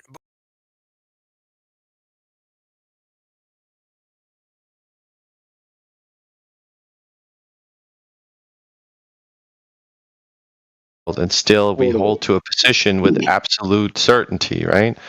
You probably a different one than mine, but still, we should be open-minded, and we definitely should not think that we're so perfect that we can't make an error, right? Make a mistake. I made an error. Everybody saw that. I'm not perfect. Yeah. Is that your question? Do you know that was a statement? It's just interesting to me that there's such an imbalance in like the flat Earth community where you guys are not dumb. I'm not saying you're dumb, but I'm just saying, like, by your own admission, you're not top 10% or top 5% in the world. And in the top 10 and 5% in the world, they're not flat earthers, right? So you should think about that. Are you saying we shouldn't strive for excellence? No, I'm saying you shouldn't take a position before you're excellent, right? Wait a second. that. Hold on. This has deeper. Hold on, Roto. Hold on. I'm excellent. Roto, hold on. This goes really deep. What he's saying is, compared just from his point of view, flat earthers are super smart because we know some secret that we think we know, and that's why we think we're smarter than them. He actually thinks that we're smarter than him because he can't figure out what we know. And it's just go outside. That's the answer. Yeah, but listen, I appreciate the straw man, but going outside is something everybody does. So if you're not Exactly. It's not hidden. It's right there in front of you. You couldn't wait. You had to interrupt again. Okay. So, with that in mind, the smartest people do also walk outside, and they're not like blinded by some illusion. Like they're aware that something appears one way, perhaps to some people, but there is something else going on when you zoom out. Like what? Yeah, we haven't found that yet. Why did you like think what? that way?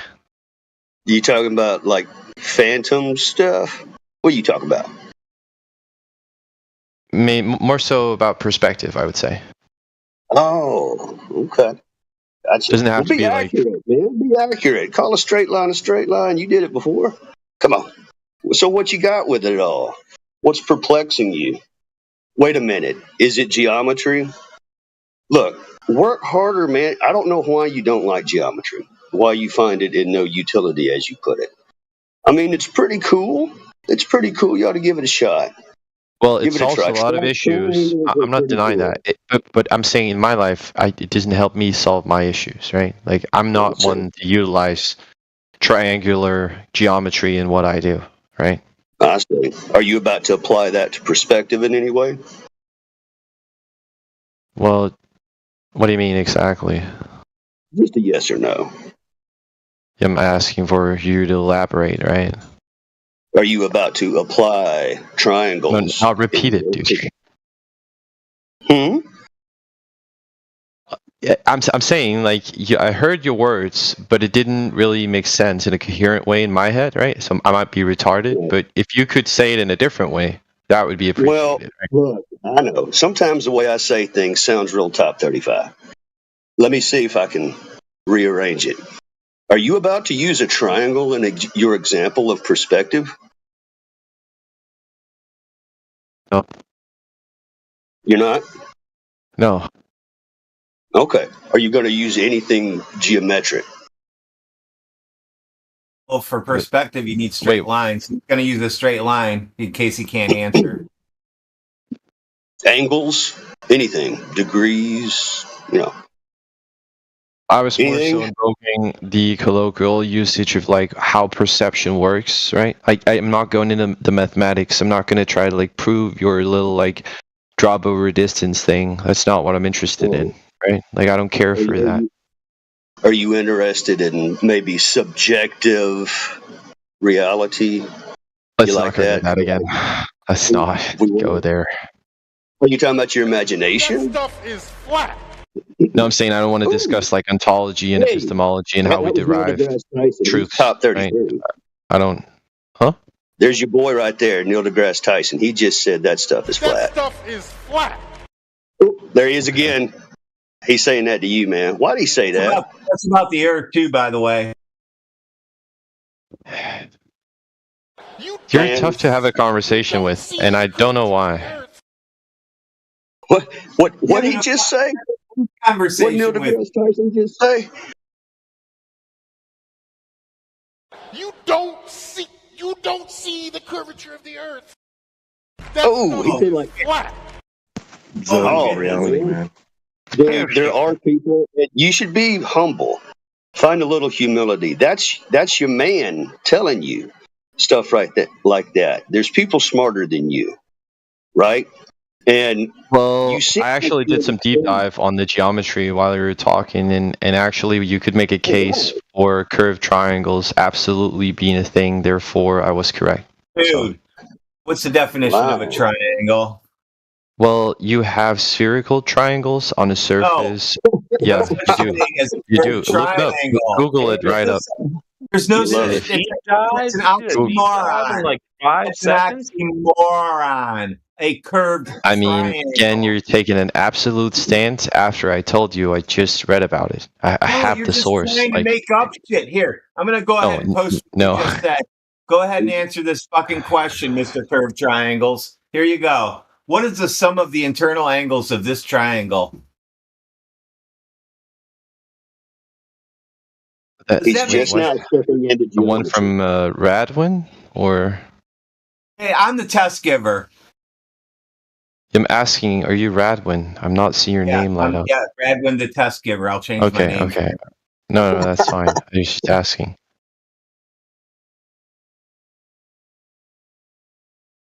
This is what it looks like. It's a spherical trigonometry, and you can Not Google it 90 right now. degrees. No, it doesn't have. It doesn't. Oh, You can Google it, dude. You can Google it right. it's made up shit, dude. It's not in reality. And with metrical relationships between sides and angles of spherical triangles. So yeah, Not 90 degrees. You see that? Not 90 degrees.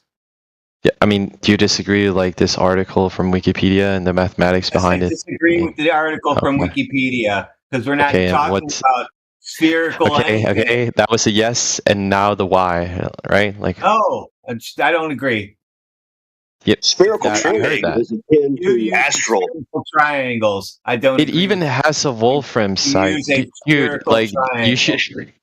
No such thing. You can't get those angles. You have to draw it to the center of a ball, and you don't have You a could- center of a ball to draw to. Do you get that part? Well, I get that you're uneducated on the matter, You but get the part that you don't have a ball to draw a line to the center of. I mean, so was I, right? I thought you were right. I even got it wrong, but then I researched it, and it looks like I actually got it right, and you're uneducated. You So have to draw lines to the center. Yeah. yeah, I don't know why you talk like you have an impediment in your head going on, like impeding your thoughts from flowing consistently. It's like you are talking like this for some reason, Take away right? all the lines on the surface and the invisible ones Just going. talk normally, dude. Try to do it. That's how he talks, bro. All right. So Google your next question. All right, I'm ready. Go ahead and ask what your next question should be. I'm not sure I'm tracking. me what you got. Bounce go over the curve. Huh? Oh man. How come the eclipse isn't black? This is also something that's pretty profound, right? But you should. You're pretty profound. I think, yeah, I am. I think like a lot of This issues. is where you're spiraling. This is where you're spiraling when Radwin says a line to the center of the earth, and all you can repeat is, "This is how you sound. Let's talk about something else." So repeat what Radwin You're said. about like 3 minutes late, Neil. I don't know if you have a What did brain Radwin lag. just say? What Try did to Radwin stay on say? point. See, all you want to do is talk about people, right? You don't want to talk about the actual. You talked about me, and I talked about you back, and now you're a bitch. I don't know why you're spiraling and crying. Why are you crying? Stay on topic. I ruined it. Then why are you crying, dude? He's talking about people. That's all he's got Yeah, left. go on mute, bitch boy. It's just a All right. spiral. You're spiraling. All right. What All right, else so you got, Newbie? Well, I mean, I think I kind of got my questions answered. It sounds like you've made up your mind, but you acknowledge it. You're not in a position where it really is rational, and then you were corrected on some geometry. When did and that happen? That didn't happen. Well, that That's is how what you happened. interpreted it, huh? I didn't hear that. First of all, you exalted me in my intelligence, and I thank you for that. You also claimed that scientists are people that should be respected, and we should have some humility. So we gave you one, and we hope that you're going to be humble to what you just heard from your guru, a top 33. You admitted that you're not interested in geometry. You didn't know what a triangle was. So you actually got the lesson on geometry. Then when you start Googling things, you think that your newfound answer has some weight or bearing. But you, sir, are actually very fundamental. Nothing has been verified here because you didn't have any valid or weighty questions. So unless you do, this is really just kind of a waste of time or entertainment. Facts. W content. We should just Like change and the title of the subscribe. stream to Globetard gets cooked live. Wow, he's in space. I don't know. It's just funny to me that you guys are so Talk about you determined. guys. Talk about people. Nice spiral. Yeah, Nope. I mean, I'm having a conversation with people. Yeah, Ooh,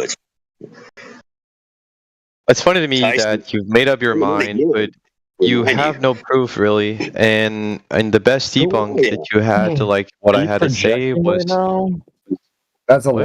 lie. Well, That's a give me a weird proof. projection. You have no proof. You're projecting. You're projecting. Give me a far, proof too, of and flat everybody Earth. can see it. It's kinda stupid. Can I see a proof? We can show you plenty, but you're just going to hand wave it away, and the Earth itself No, measures to be you polite can't as predict well. the But future, whatever. right? You, So you I'm haven't paid attention asking. to the podcast since you came here, asshole. I'm going I'll to show tell you you. something, and you're going to hand wave it away, and then you will prove me correct right now. Give me a second. Shut the fuck up. Oh shit! Cooking now, boys. Oh no! Center of a ball. You don't have that. Now I got my final words out. Shit's about to go down. And you act like we haven't been showing you shit like this all fucking week. Since you came in here, we were showing you stuff. You got nothing. You got nothing. You got nothing. Nate, you're Gas full of goes shit. down, go boom boom. What? What am I looking at? Tell me. What am I looking at? It's the fucking horizon.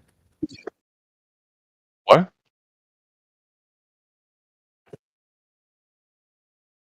Do you know what a horizon is? Yeah, but this is not the horizon. This is like What a is it? physics room or some shit. I don't know. What is a horizon? Well, it's either a mathematical term in geometry or it's like a colloquial term that you use for Earth, right? Go ahead. Give us the colloquial. Yeah, define the colloquial versions. That's just where the apparent sky meets the apparent sea, yeah, or land. It's the end of your vision, you could say. Yeah, it's actually the definition, the actual definition. There's nothing colloquial about it. There's nothing else but that one. Yeah, The thing, that's the only horizon. well, the reason There's why only it's one. colloquial is because in geometry, it's a fixed position, right? And it's not No. really an everyday language. Yeah. No, it's not. Oh, make has sure been you don't planted. go appealing to anything which uses the colloquial version for geometry purposes. Yeah. Not appealing to it. He asked me a question. I just said there are two I'm just different saying. meanings Just to that make, word. just bear in mind. Just bear in mind. I'm giving a preamble. So when you say the geometric position, are you referring to the curvature of the Earth? Ooh, that's gonna sting. It curves everywhere all the time, so that's why I said it's two different things. Because in mathematics, a horizon or a horizontal plane, right? You can point to that, and it has one position in a 3D space. But when it comes to the horizon, like the horizon, the noun, it's everywhere at once. But the way we use it is everywhere. where What the fuck? It's everywhere at all times. Is this? I mean, is it I'm in the sure room you with would right even now? Man, it's colloquial. It's geometric. It's everywhere. Okay. It's nowhere. All at once. Is it Let in the me, room with you right now? well, It's right beside you. It's right. technically it would be beneath me. It would be beneath me technically, but Sounds like you have an imaginary friend, dude. Yeah. it sounds like you're not really tracking, right? Well, that's not my We're cooking you right now. We're literally cooking you right now. So let me ask you this: do you think that the horizon No, changes if I go up in Yeah, it altitude? does. That's why it's not a Okay. geometric position. So it's not in one position; it's relative to the observer. Yeah. Yeah, that's a Observer. problem for No, you. the horizon Okay, doesn't change. You see So if farther. everybody, all 8 billion people, stand on different places and they look for the horizon, what you'll see is that they all have their own little horizon, right? Depends on where they are. That's a big That problem is for right, you. which is why I said it's everywhere at once, and you got cooked and you didn't track. So now that I I have got cooked. simplified for you, I hope you No, got. buddy. So you're saying the You can ask geometry of the follow up Earth questions. changes. I would love You're to teach you. cooking yourself. Okay. Yeah, the thing is Yeah. everybody's going to view it with their eyes. So yes, it's very individual to everyone. But nevertheless, the definition of it is what? Where the sky apparently, that'll be where every individual's eyes meets the ground. Yeah, and when you rise in altitude, you see farther, but you still see the horizon, where the sky meets the ground, the surface of Earth. Yeah, yeah. So what else? Was there a question in that? No, it's a statement, just to brush you up and get you straight. Finish you off and want to know what else you got. You think about finishing other men off? That's kind of weird. There you go. You brought that up. Glovers think about it all day long. Glovers think about that shit. Where y'all be some Skittle guzzlers, bro. It's on some weird shit. Look, man, still I'm not haven't really your. heard an argument. I'm old enough to take your mom out for a nice seafood dinner and never call her again.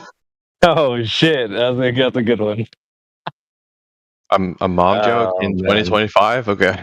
Well, the horizon, Fair dude. enough. You need the horizon to be a physical. So where's location where the where's Earth the argument? Can you hear me? Because I'm Where's- giving to you right yeah, now. I I'm haven't heard literally the argument. giving you the argument while you're Yappuccino through the sentence. So. Oh, go ahead. You need the horizon to be a physical location, aka the curvature of the Earth. If it's an optical phenomenon that does change, which you admitted, that's a big problem for you. You want to address that?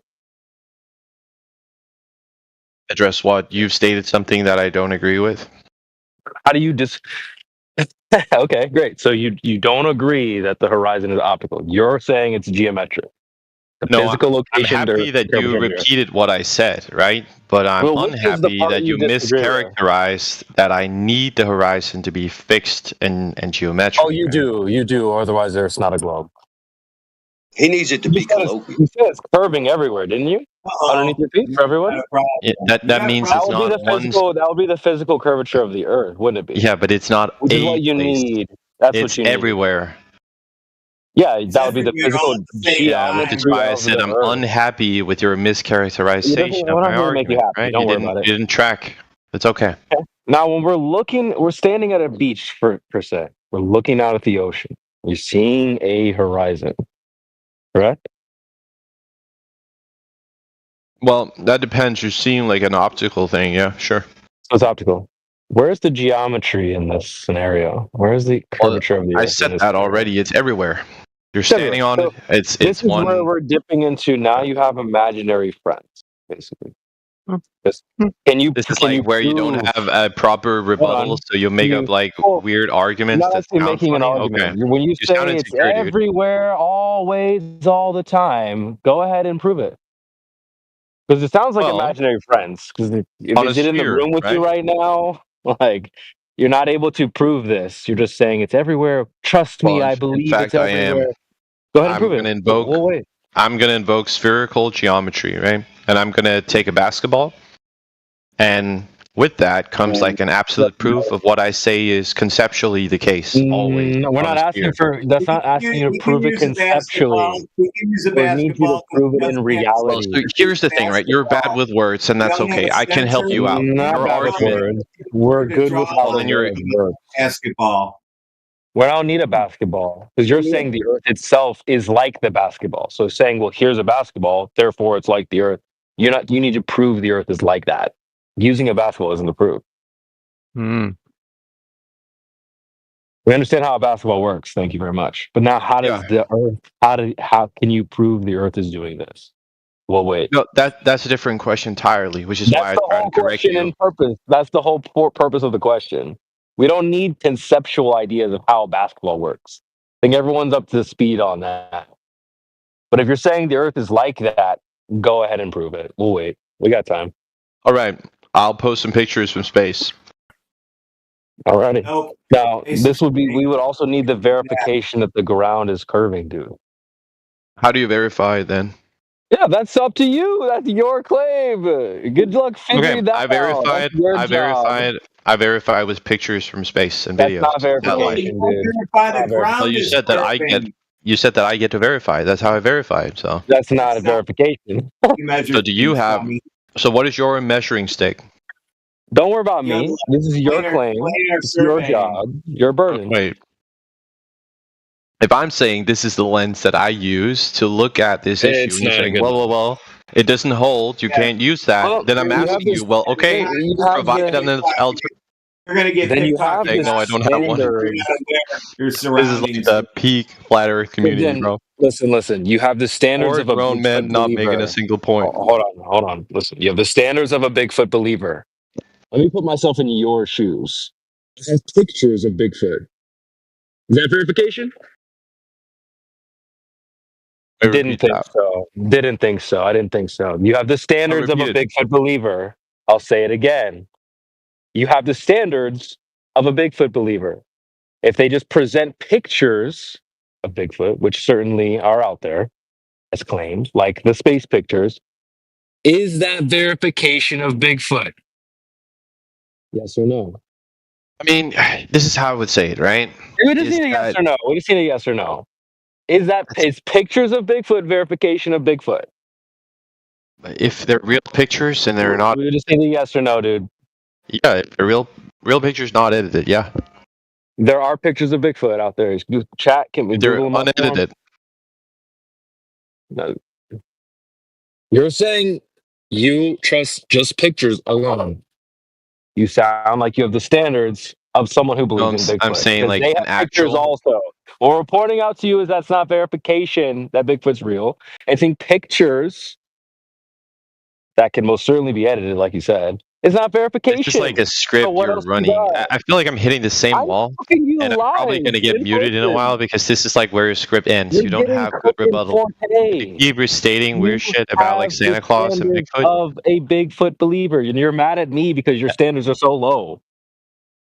No, like, so here's the thing: you're Now, not let's go ahead and educated, give us the and that's not your verification. fault. That's Yeah, not your go ahead fault, and- right? go But ahead in and give us science, the verification we of don't the Earth deal. like We don't. basketball. Okay, We'll wait. you We have plenty of time. We'll wait. Because the first example was, well, look, here's a basketball. Trash. Oh, wait, look, pictures. Yeah, you sound like a Bigfoot believer. What else do you got? Because these are not verifying they're like a basketball. So he says we're uneducated when he says science is geometry. What a dumbass. Those? Is this a competition to sound the most retarded? Because I don't know which one of you is winning. You're definitely winning. You're definitely winning because you're not addressing this verifying the Earth as a basketball thing. You've moved pretty swiftly on to talking about flat earthers again. This kid can only add harm. All he can do is talk shit. He's got nothing. He Why can't did prove he his get muted? globe religion. Oh, I'm muting him so he doesn't talk over CB, and then I let him speak again shit. because he doesn't know how to control himself. All right, I'm unmuted. I hope I won't get interrupted. Yeah, I'm not will. saying that a sphere is the proof that we need to determine whether or not Earth is a globe. I'm saying on a sphere it follows that what Yeah, we we know how it consider the follows. horizon. Now I'm getting interrupted. We know how. Yes, No. we know how a sphere follows. I don't know. I'm We getting just need the interrupted proof now. part. Yes, you are. Yes, you are. Because we need the proof part where you're proving that the Earth is a sphere. We don't need to conceptualize how a ball would work. We know that part. Thank you very much. Yeah, but that's what I was You're asked, saying the and Earth is for sure. I No, was you not weren't. asked. Sorry, you weren't. You weren't asked that. You weren't asked that. If you're saying the Earth is like a basketball, prove it. That's all we need. In reality. Yeah, that came later, and that's what I'm answering No, now. that's what we're before I got on right muted. now. That's what we're on right now. Yeah. Listen to the words that I'm conveying. Okay. We Interpret. hear you trying to conceptualize what a basketball would be like, and we're well Hold on, aware of that. I'm talking with this basketball real fast. Go get your basketball and do this without measuring your basketball. Just use the surface of the ball, and I want you to get me an angle to the light in your room. What is wrong with you guys? I asked not to get interrupted. Now 3 people have hopped on and interrupted me. Come to realize that you don't know what the fuck you're talking about. Go get a basketball and get me an angle to the light in your room from it. You can't do it. I don't think you're tracking, respectfully, sir. The Like, end. We hear you just fine. You're not speaking Chinese. We hear you. You so said, when I well, say they that would logically pictures, follow that on a ball, it would be like this. Yeah, we know that. Now yeah, you need to go to the part where the Earth is like that. and I'm doing that. Holy I'm shit, saying, dude. You're look at not doing pictures. that. The meta was like this, right? I say, look at pictures. You say you can't trust pictures because of Bigfoot. I I say didn't pictures necessarily are. say that. I'm just saying you have the standards of someone who also believes in Bigfoot because they have pictures too, and we all know ain't no Bigfoot, even though there are. But how do you know that? How do you know that? Even you yourself said it. No, but how do you know? I'm trying. fuck, This is what I'm dude? trying to get at, right? How do you know something is fake, right? Well, you don't just take pictures and then stop and go home and say, "Oh, well, picture, that's it, verified." That's what No. you're So doing, and what we're do you highlighting how do? that's faulty. I'm asking you a positive question, not a negative weird one. Like not what you not do. Your What do you do? What do you do? You don't have an answer, right? Because you haven't don't thought. just take pictures and go home. Yeah, Yeah, I you can said answer that that. I already. can answer that But what do quickly. you do? I can answer No, I'm that. not asking Nate, you. I'm not asking you. I don't care Don't do about what you. you do. I'm talking to this guy. listen, you compare the photos yeah, with reality. I don't That's care what you about do. you, weird British person. Your Because you're country too stuff. dumb to I'm talking to understand, this other comprehend person. reality. Yeah, well, I'll just say what he's saying. You just compare Okay. the pictures to reality, and the pictures from space don't match reality, so you're cooked. All right. So you draw a You got comparison cooked. to reality, Nate, yeah? you got cooked. You compare the photographs to reality. That's how you know the difference, dumbass. Okay. Ooh, So if you shit. have, okay, angry British person, control yourself, right? You're talking to one calm guy, and you have 4 people on your team. I think you can manage. It's all right, bro. Stop talking about people in here. Just So your answer is you compare to reality, yeah? yeah. Why would you not do that? Is there anything else I need to consider in your paradigm? I mean, that'd be a good start. We shouldn't just take the picture Is and then there go home, anything else? which is what you would do. Is there anything else? That's a good start, you know. See if the picture matches reality. If it doesn't match reality, you can throw it out. That's all you need. What do you mean a good start? Is there more? Yeah, maybe measuring the all you Earth. need. That'd be nice. So if you measurement. compare it to reality, Yeah, that'd be good too. it turns out to not correspond with Oh reality. shit! Now Jedi's jumping in too. That's You guys Jedi. just can't contain yourself. Huh? Hello? Am I not coming through? Am I not coming through? You're very Oh, yeah, low. we hear you just fine. Oh, it's T-Dub. Never mind. T-Dub can't control himself. Yeah. So if you compare it to reality and it doesn't work out to correspond with reality, you can stop there. You don't need to do anything else, do you? Yes, you do. Well, you could just throw out No, reality and go with that's it. pictures. That's it. You just stop there. You've shown that it is not corresponding to reality. You can remove how have it you shown that? from the By going comparing into it to reality. Yeah, what does that So mean? That you can't see the whole Earth, therefore it can't be? Is that what you're saying? No one said that. So what are you saying? Is what I'm asking. I'm asking Well, you're not specifically. just looking at a computer screen. I'll tell you. If someone shows you an image and says, if a circle with some coloration on it and a black background and says that's Earth, you get them to describe what is this image exactly. We'll see the blue parts. That's ocean. That's water. See this brown and green part. That's land and vegetation. And this is what you live on. It's a circle. It's a sphere. It's embedded in a larger space. All that blackness is around it is outer space surrounding it. Okay, so we've got some claims on the table, right? So we can go from our vantage point in reality, because that's not reality. That's just an image of someone claiming it represents reality. We can actually go into reality ourselves and say, is the surface of liquid curving? Because that's what's depicted in the image. Okay, no, it's not.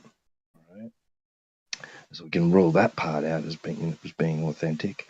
And then this black background outer space vacuum that they claim. All right, so they're claiming that surrounds the gaseous pressurized system that we breathe. All right, let's see if we can replicate that. No, we can't replicate that. The claims on the table that that would be a violation of entropy in the second law of thermodynamics. Actually, wouldn't. Cannot be demonstrated. That is an unsubstantiated claim. Okay, so where's the container, T-Dub?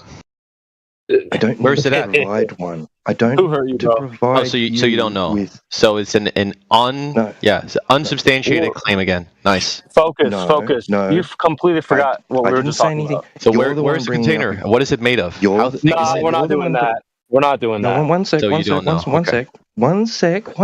You brought up. Is this where your script ends, buddy? Nah, we're Wait not a doing second. that. Hey, bro. Hey, excuse me.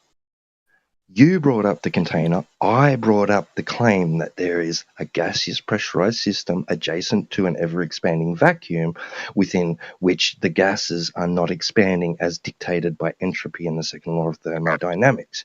You brought up container, not me. No, you invoked that when you said the second law of thermodynamics. I don't which care. I don't Hold on, retard. care. So you're wrong. The claim Yeah, you that care the about being claim wrong. That's fair. the claim that a gaseous pressurized system exists adjacent to an ever-expanding vacuum, a void, without physical barrier between. There it is. Contain the gas. There it right? is. Yeah, because that would be the only thing that would prevent the gases from going any further. There it is. You know, if he Dude, completely forgot what we were just claim talking that about. there's You don't outer even remember. Dude, you have to Yeah, claim. so where is it? and What is it made prove of? there's Is there a outer picture of the space barrier? in order to We say have a there's container. I don't need one. Dude, I'm Ether gonna goes fucking pop on talk. mute. You have to prove Your claim. outer space is there in order for there to be a container. You can't just put that on us. We didn't say anything. We said we have gas pressure. How do you like that? Prove the rest. Yeah, I don't know. I get muted because this is the end of your script, right? Yeah, no, you're not muted for that reason. You're muted because you've lost the plot, dummy. We were just talking about how you have pictures from space and maybe you just cooked them. And now you want In to talk about flat reality. earthers again. In reality, right? No, not I'm on in topic. the picture.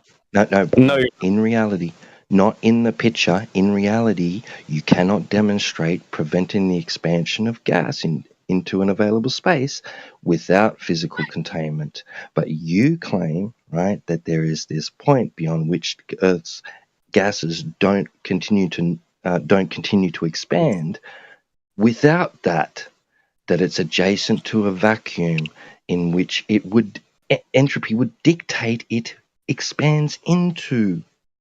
Right? That's an unsubstantiated claim. We can substantiate the claim of being able to contain gas with physical containment. I don't know why you're repeating yourself. I don't agree with the You're not premise. going to listen to it anyway. You can't You have a burden of substantiate proof if you want to invoke that Okay, argument. Do you agree? No, he doesn't. Do you agree that you can't substantiate that claim? What do you mean? Which claim? The claim that there is an area of gas surrounding Earth and it's not expanding into an available space. That's your claim, by the way. No, I can. But I'm just saying gravity is at play. It's not a container. Can you substantiate the claim? Well, can I prove gravity, or what do you mean? No, can you substantiate that the Earth's gases are not expanding into an area which is directly adjacent to it, which would be an area available to it for it to expand into, without there being I can do this. barrier. We could do some if P then Q, right? So put it like this. If there is gas pressure in the system, and it's a closed system, the gas pressure remains consistent. No. No. I'm thinking out loud. There are probably going to be errors. You're not you can thinking correct correctly. me. You're wrong. Well, correct me. Feel free. Consistent at certain levels. Yep, all levels you'll have basically a consistent pressure. Yep. Yeah. So I was right, and the guy that interrupted was wrong. Thank you. I'll show out the gradients, though. There's a gradient Yeah, also. pressure gradient. Yeah. Yeah, there is a gradient close to the edge, but that's Is that consistent? still consistent. Is that consistent pressure? Yeah, it is. or- It is consistent. Yes. All right, we'll hold you to that. We'll hold you to that. Like when you bring up gradient, we're gonna hold you to that. You don't even know what a gradient is, bro. It's not. You brought it up. What do you mean? I literally brought it up. What the fuck are you talking about? Are you claiming there's an outer space that we need to have a container around? This fucking guy. I would say like this. The easiest way I could say it is like this. Flat Earth to work. There is Are no you just container. claiming there's a There is no container container around Earth. There is gas pressure. Therefore, the claim that gas pressure can only exist with a container is false, right? That's the way I would argue. You haven't verified any of that. You're claiming outer Get cooked. space Get cooked. exists. Then. 1 versus 5 again. Outer space ECW. vacuum exists. You just cooked yourself. Then where is the That's container? the violation. You're claiming So outer that's space the violation. vacuums exist with that, and that you're wrong. You haven't proven that. I mean, I can literally look at it, dude. What are you saying? You're saying there's no space? You're saying no planets, no sun? Vacuum? What am I looking at, dude? Not outer space. The fuck? Then what am I looking at? Vacuum? Not outer space, dummy. I'm not asking these double like negatives. I'm asking what am I, not what am I You're not. not looking at the thing you think you're looking And then at. you That's repeat the yourself. only thing that matters. That's the only thing that matters. Let me The thing you think exists, you're not looking at. That's the only thing that matters. Stop. Holy shit, you're break, bro. You think you're looking at a sky vacuum. Well, when you say sky vacuum, do you mean like there is no pressure, or what do you mean? The sky. It's just the sky. That's what you're looking at. I'm asking for clarification, so don't answer something that I. Look up. You see a vacuum, right? We can rewind the tape. I'm asking you to clarify what you you got mean your with answer. sky vacuum. The sky. I told you. You're looking at the sky. He wants us Well, to use that's his called- preferred pronouns. What do you want us to call That's it? what Outer people call it, space, the universe, solar system, whatever. What do you want us to call it? So here's how it is, right? There is like. It's not like that. Yeah, but the sky is atmospheric, right? That's on Earth, but the space is outside There is no of that. outside of Earth. There is no outside of Earth. Well, can you prove that? That's a positive claim. Yeah, the second left thermodynamics. The gas pressure argument Okay, that's and presented for to that you claim, is the proof. Yeah. Yeah, and when I say then you have to prove the container, We and you did. say, oh, no, We I did. don't. Then we're Oh, we back did at prove it. square one. Yeah? We did prove it. No, you didn't. Where is it? Yeah, we did. What do you mean, where is it? 14.7 What's with this? Hold on. Dude, your argument is that Hold on a second. somewhere. What's with this No, new you're saying, standard I'm all not of a going to sudden hold that you on. 'cause I have was that you keep need talking. to see something to believe Right. it? So you're saying You that believe in around gravity? Earth, Hold on a around second. the whole globe, You believe right, it now. or flat We'll Earth, copy on whatever you you. think it We'll is, copy there on is a you real container. quick. I'm gonna But grab you my can't phone out you of my can't pocket photograph and it. You copy on can't you. see it. You don't know anything Hold on a about it, but you second. just know it's there. Okay. All right, we're just gonna pop you on mute for a second. Nate, we're not gonna sit here and pretend that you have a standard where you need to see something to believe it. We know how you operate. You believe in curvature, core belief. You believe in gravity, core belief. Never seen these, never will, don't even care to see it, yet you believe it wholeheartedly. We're not going to sit here and pretend along with you that you need to see container to believe container. He's claiming that the outer space has to be a vacuum and that we need to prove there's a container, when he's proving that by looking up at the sky and saying, that's a sky vacuum. That's his proof. Right. I told him we can substantiate that the way gas pressure is achieved using physical containment. Demonstrate it all day long. Then I asked you, can you substantiate your claim through way of creating a pressurized gaseous system without a physical barrier? Because that's what you claim. You claim gas pressure can be achieved without the necessity of a physical barrier for the gases to press upon. Yeah, and I made that argument. Yeah, so demonstrate that for us. Well, you can't demonstrate a non-existent, right? That's like a weird way of phrasing it. Like the way you would argue it is. So you can't substantiate the claim. No, this is like. Understand this, right? If there were a container, you would be able to figure out where it is, and you would photograph it, right? You would. No. But since you haven't done that, it is to be I don't agree with assumed. that. I don't agree with You're that. claiming there's a space Well, then you're vacuum. just guessing. Then you're having this like weird We're mind not game. guessing. Is that what you're where doing with guessing. curvature? Is that what you do with curvature? You have pictures of Claiming curvature? a container You've again never by seen this claiming curvature. that we need to prove there's a container because you have a space vacuum. Again, we said we have 14.7 psi at sea level. That proves a container. That all that proves is that you don't have a space vacuum. How do you like that?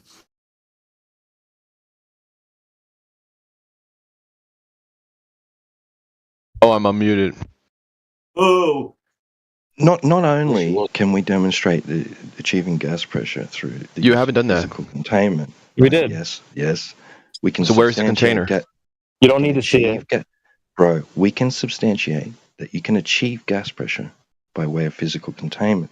Not only that, we can demonstrate that when we expose that system to a vacuum, right, the air expels from that system, and any liquid remaining inside that system evaporates into gas and also evacuates that system. That's entropy. The second law of thermodynamics dictates that that's what gas would do and will do. And you can demonstrate that. You claim that doesn't happen at some point or on some scale. So fucking demonstrate it. Oh, shit. Oh, shit, dude. Hey, this man's got a point. This happens all the time. You say it doesn't. So show it not happening then. Go on. I mean, I've said what I've said, and you haven't responded to it. So I don't really know. Like, you want to play this game of repetition where I ask my question again, and you mute me, and then you over talk, and then you think you have a point. What does the container smell like? Yeah, we have a claim that the cause of pressure is a container, as expressed with the experiments that have validated the ideal gas formula, PV equals nRT. Now, this is because entropy increases, gas fills spaces, and we're dealing with the amount of volume and the gas and the pressure of the gas inside that volume and the temperature. We understand that according to Boyle's law, if you increase the size of the volume, the gas is still going to fill the volume and still going to press on the exterior of that volume, and it's still going to cause pressure. See, the thing is, every time you remove the container, the gas continues to expand. That's the law that always happens. Can you show the law that always happens not happening, please? Would that be okay? Yeah, on Earth, no container shown, demonstrated. That's not been demonstrated. You're just saying Well, it. I mean, you have people that go through rockets and they travel to a space where You've there only would have seen to that be on a container. YouTube, bro. And You we've saw that on never TV. seen. No one's ever flown in a rocket, okay. you idiot. This was like an invitation for all of you to just lose it, huh? All of you need We're not your losing opinion it. out You're at the same basing time. reality off of 6 shit you people saw on just yell YouTube. at me. Still Okay. fucking talking. Yeah. So I've cited this law of nature that applies to nature. That's the earth where the nature is. It's a law of nature. It always happens without exception in open and closed systems. So this law of nature that happens here on earth, you're saying doesn't happen here on earth where all the nature is. That's fucking crazy. Actually, it's different, right? And what you're not realizing is that you're making an error in the proposition, right? Because you're saying, well, here on Earth, the only place we've tested this, right, in experiments. There is no other place. Unless you say that we have tested it elsewhere, but I don't think you are. There is right? no elsewhere. Okay, so that's a no. Earlier, it's a universal So you're saying all the experiments that you made on Earth makes you believe that something is at play always also outside of Earth, and your There is proof no is what? outside of Earth. How many times did I tell you? You have nothing. But we have video footage. We have astronauts. We have witnesses. We have people, multiple companies, multiple nations. You're not excused because I'm talking, right? So they're all disagreeing with Fucking you. Yappuccino right now. We've already No, I'm addressed cooking everything you. you're saying. I'm a chef.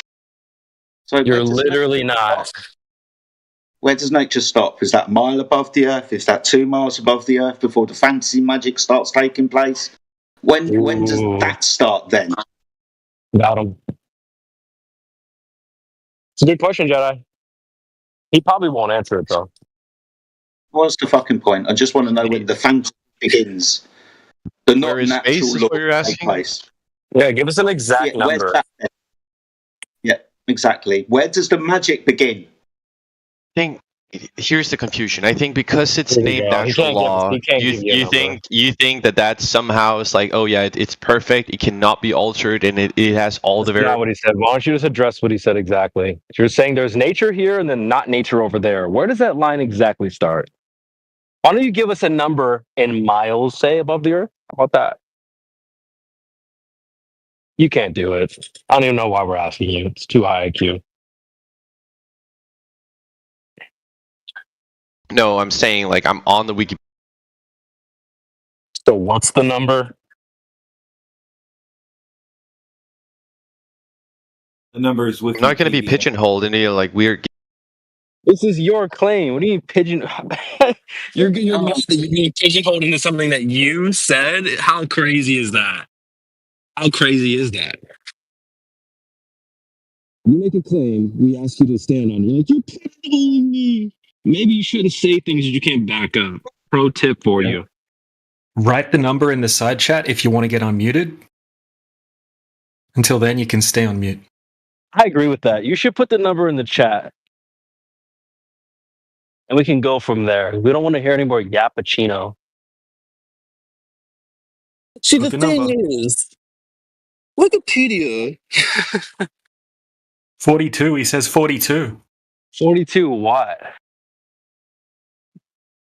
42 Just out of what? curiosity, how do flat earthers contend with like all of the pictures of Earth from space and all of the astronauts who claim Why that don't the you Earth is They're post flat? denying one? reality. They're denying reality, dude. You're seeing it live. You're coping. You're supposed to be getting a number for us, sir. I got the other guy. Why don't you post one in the chat and we'll come back to that shortly. If there's so many pictures, grab one and put it in the chat. All right. Hey, we Thank don't you. deny that those pictures How do we deal exist. with space? Sorry, dude. How do we deal with I gave you pictures the from answer. space? Josh, how do we deal with pictures from space, the second law of thermodynamics, and then watch them cry? That's how we deal with pictures from space. Bro, it's happening live in 4K. Bro, what right would now. happen is the astronauts would hit the freaking barrier, is what you're not realizing. They would die, literally explode. They would hit the container, yeah? That does not happen. You're gullible. You believe that Your there's little Russian Venus going up little in the idea sky. that this like natural law, Yeah. right, is the end all be all, but you don't have to prove shit. It's You your didn't make up downfall, the right? law, dude. What's wrong with you? Also, if, No, if Earth is flat, Maxwell where did. is the end of the Earth? And why is You're it meant to be- capable? It's your turn. Sisters, huh? It's space pictures for the chat, right? And Nate's just made the positive claim that we were asking for 100 kilometers, right? So maybe do we want to get him to back that up or something? Yeah, we're gonna go with the number first, and we'll come back to the pictures. 100 kilometers and 101 kilometers above the surface of the Earth. Laws of nature do not apply. Yeah, I want citation and demonstration that the laws of nature Nobody, no longer apply above 100 kilometers above the Earth. I know, but nobody said citation is in order. nobody said that they wouldn't apply. You said asked- that. Hold on. You said You that. said that, dumb fuck. You Here's what literally said happens that. is you're misconstruing reality, and this is a common theme. This is a common theme for you guys, right? Hear one thing, believe another. We're live on You're too YouTube. scared to look. You charged us with applying the laws of nature to everywhere where nature is. You said, no, laws of nature cannot be applied everywhere. I asked you where. We told you to give us an exact number of where. You gave it to us, and you're like, "Well, no, you can't address the fact that I said that." Holy shit, dude! No one's saying the laws of nature don't apply. That's exactly what you said verbatim, word for word. It's a good thing we're live on YouTube, bro. Holy. Yeah, with like 10 viewers. Yeah, awesome. Big crowd. That's what just lie because it's only 10 people.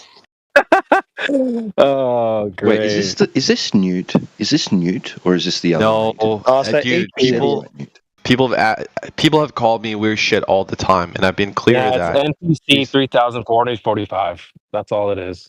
Cool. It's AT. Remember him? Yeah, they just sound similar and have a similar name. So Apparently so. Apparently, it sound like You a got lot of cooked, people. bro. Alan You as said well. there's I a don't know. place at this distance that's not nature. Then we addressed it. And you're like, well, that's not exactly not nature. No. So here's what Oh, happened, this is right? too I funny. am saying that. What are you saying?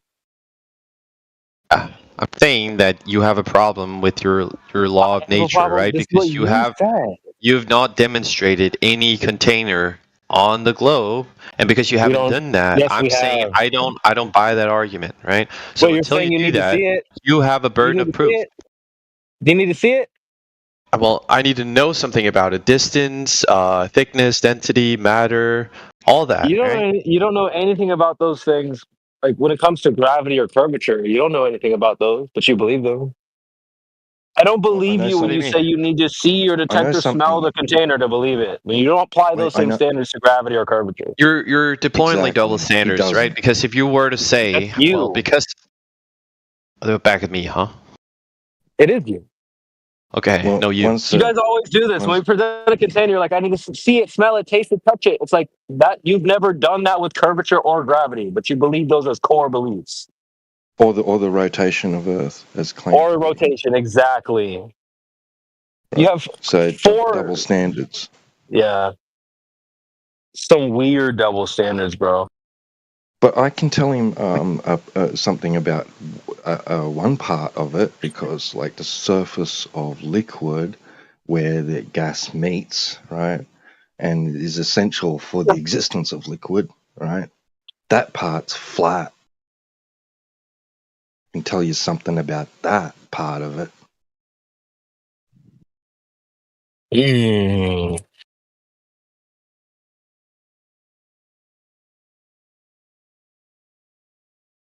I'm unmuted now. Great. Bro. Yeah, I mean, yeah. So you're saying I'm a little confused actually, because you're saying, well, I believe it.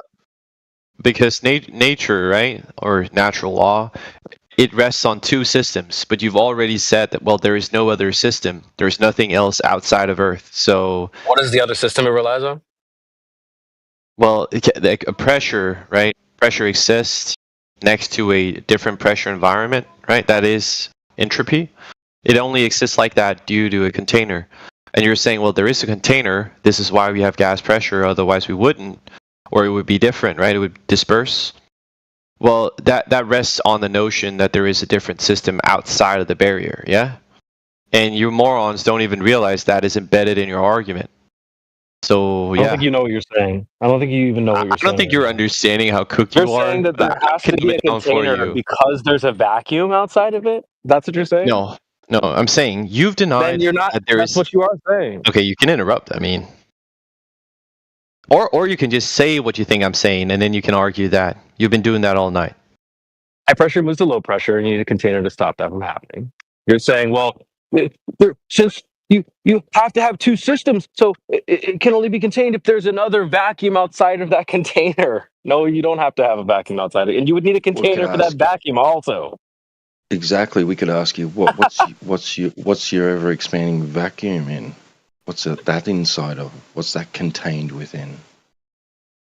So here's the problem, right? You're trying to switch There we this on go. me again. So you're saying that now It I have is to on argue you. it. Yeah, You're it is on saying, you. no, Where's the you're edge of the saying that. universe? I mean, you can interrupt What's the again. universe You expanding? have no problem What's doing the that. It universe? seems, What's and the just muting universe me. Yeah. expanding into? What's the universe expanding into? I'm not making a claim of expansion. You're embedding that You now don't have to. because It's you're. been made for you. Yeah, you don't even realize that you're invoking another different system. All right, so I guess if we're gonna play that game, where's the edge of the Earth? Huh? Where's it at? The same place as the edge of the universe. Exactly. The same place? Okay, so the Earth is infinite. Different day. Wait, you said you weren't making a claim of expansion. No, I'm asking you. Edge. How can you have an infinite edge, you retard? Yeah, that's what You I'm don't even asking. know Is what it you infinite? don't even know what you're saying right now. No, I'm asking you a You just question. flip flopped and in it's under clear. 30 seconds. That was He's an hilarious. infinite edge earther now. No. You so literally here's flip what. flopped in under 30 seconds. No, you said it was You said expanding, I'm not making a claim to and I expansion, said I'm and not then now making it's that infinite? claim. All right, bro. And then I said, if we're gonna play that game where you're saying it's expanding, and you're also We definitely simultaneously did not say saying, that. We yes, you definitely did not say were, that. and you simultaneously said that No the one said edge the Earth is is at the edge of the expanding. universe. Okay, so it's finite then, right? Is the infinite? universe finite? You have, Is I'm it? you have asking you. It should be a yes or no. Is constant Earth air finite? pressure. Is You have the constant universe air finite? pressure, so you have a Okay, fixed I don't need volume. 6 Air adult men pressure. to act Do like you kids, right? I understand need that? one adult Do you man to answer my understand that you have question. a fixed Yeah? volume of air Can pressure? I have an adult man answer my Oh question? my God. Do you understand that you have a fixed volume of air pressure? Do I understand that? Can you prove that? I don't know. Like, Yeah, 14.7 psi at sea level. I know proves it. I didn't say stated. I said Oh, prove it's it. debunked you. So it's not ever expanding. It doesn't go on Okay, so forever. You so it's go. finite. Yeah, that's what I'm getting Absolutely. at, right? Air pressure proves Cool. it. Cool. Now, where is it at? Where's the edge, right? Because it's finite. The same place as the edge of the universe. So where's that? You don't know, I don't know. right? You tell me. Claiming You Oh, it's yeah, a you don't know. space vacuum again. Wait, I mean, do you there's this know? there's this funny thing. There's this funny thing going on, There's right? another double standard for you there, right Because there. to me, You the have a whole universe Earth. where you don't know where the edge is, but you need to know where our edge is. Isn't that weird? You have the exact same worldview where you have this reality where you don't know where the edge is. But you want us to tell you where it is. The fuck is that? Where's the edge of the universe? Well, I don't know. Why would I know that? Okay, well, why would we know where the edge of reality is for ourselves? Because we were talking about Ourselves. Earth, not the universe. It's the same thing, dude. It's the So same you're thing. saying, wait, so looking at when I'm looking at the sun. Yeah, you don't know what that Welcome is. to No, I'm asking you, what am I looking at? You don't know what Shit that is. moving over your head. I'm asking you specifically, what am I seeing? What am I looking at? No one in human history has No one ever, knows. will ever Okay. know what No the one will sun ever is. know. I wouldn't Okay. worry about it too much. Let's make an absolute claim about the future. Great. I did. I made the absolute claim. People have been here for a No long one time. You guys, like, if we invented a time machine and we went back like 1,200 years and we just picked a random group of people and we took them back, yeah? And we're like, yeah, so let's argue like Earth, right? That's you guys. What? That doesn't even make Like, sense. there's been no progression in the way that you think. How do you? compared to, Okay, like, why don't you 1,200 walk years us ago. through the steps of how do we get closer to knowing what the sun is? Go ahead. You can't even fly without treating the Earth as being flat and I'm stationary. gonna clue Pilots you cannot into this little thing fly that's unless called they space treat it as travel, yeah? stationary, Nate. Space travel and And there you go photography. again. Fucking We didn't fantasy have those 12 stories. So what's cool is, for all practical purposes, all pilots treat the Earth as a flat and stationary, non-rotating planar surface, including your asshole knots. Oh shit.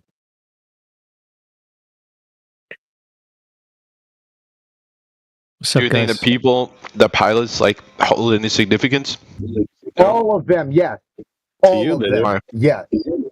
Every single fucking one. But astronauts don't. Okay. All of them treat the Oh, yeah, Earth dead for all silence, practical huh? purposes as a flat and stationary, non-rotating one planar astronaut. surface. I'm not going to say it again. Claiming space So again. let's believe this one group of people that you are not, but let's not believe this other group of people that you're not because they debunk your shit case, huh? Yeah, let's do that. Wow, you're falling apart, aren't you? It's You're called a just- hostile witness, you abject retard. Well, pilot is not a Outer space hostile is not witness. real. It's I've been on voice. an airplane. You've Game probably is been on an over for this airplane. clown. It's a game over for him. You can hear it in his voice. I'm having fun, dude. I'm eating. Have you been on an airplane before, sir? Yes. All right. Have you been in a rocket before? Went to outer space? No, I didn't think neither so. have I. So, Neither have I been in a submarine, up. but I acknowledge deeper sea levels than I've ever been to. Yeah. okay, well, that's not a fictional setting. You can actually go into the water. You can't go But to a have you? fictional place called Wait, outer have you? space, bro. You can go to space, yeah. But have No, you you gone to can't. deep sea levels? Have you seen, like, the weird fishes with lights Bro, in their head? This isn't bedtime story time where we go into outer space. No, bro. it's just That's another a fictional gotcha for setting. me, right? Did you want to dodge? And it's okay. Dodge what? You can't go to a fictional Quivering. place. you're 6 adult men not being able to win a case It's against just one guy me and you. that you have to What do continuously you mute. That is mean? pathetic, dude. That is pathetic. He doesn't even know Are how to you count. God damn. self-coping, soothing behavior right now? Effie, Outer Batman, space is a fictional setting. Jay, Outer space is not real. T-Dub, Jedi. Effie Batman That's doesn't 3. even speak. Outer You're space just is saying not shit. real. That's 4. Effie Batman literally does not talk ever. Shit, it was the other guy, Radwin. My Yeah, bad. exactly. You're just talking shit, bro. Jedi. Yeah, That's outer 5. space is not real. We'll just move on to the next And then guy. DJ is 6. Thanks. Well, who was the other person? Yeah, outer space is definitely not real, bro. I haven't been jumping I know in, for dude. a fact that it is real. No, you don't. You're doing this self-soothing behavior again. No, I actually, I'm a satellite SATCOMs engineer. According to my calculations, Yeah, I know empirical data and science. What a nerd, right? equivocal data. We've already I know cooked that's scary to you. many times, You want to go bro. ahead and post some of that shit then? Back up your claim? Back up which claim? Yeah, the claim that you have data that an outer space ever expanding vacuum exists. Oh, you're adding claims now. Ever expanding vacuum? Mm-hmm. Do you think that's a necessary component to the existence of space? This The claim's been made BYOB. for you, bro. Yeah, No. What I've asserted is that I know that there's a satellite up 35,000 kilometers in space. Right? No, we were talking about the vacuum of outer space. The claim that exists adjacent to Earth's gaseous pressurized system. So I actually have a question for you guys with respect to that, if you'll allow me. He's just gonna ignore what you said, Tito. So I'm not ignoring what you said. And at he's gonna all, ignore what I right? How am I ignoring what you said? All right, I will not ask that question so that I can explicitly show you that I'm not ignoring what you said. What is it that you think I'm ignoring that you would like me to explicitly answer? This isn't a BYOB situation. The claim of the Earth being a globe in outer space and all that stuff has been provided, so you don't get to bring your own version. I'm not saying that. I'm saying this. Like, you don't get to say your own worldview. You're stuck in with the same worldview that we're being mocked for not believing. I don't get to You ask don't a get to question? make up your own.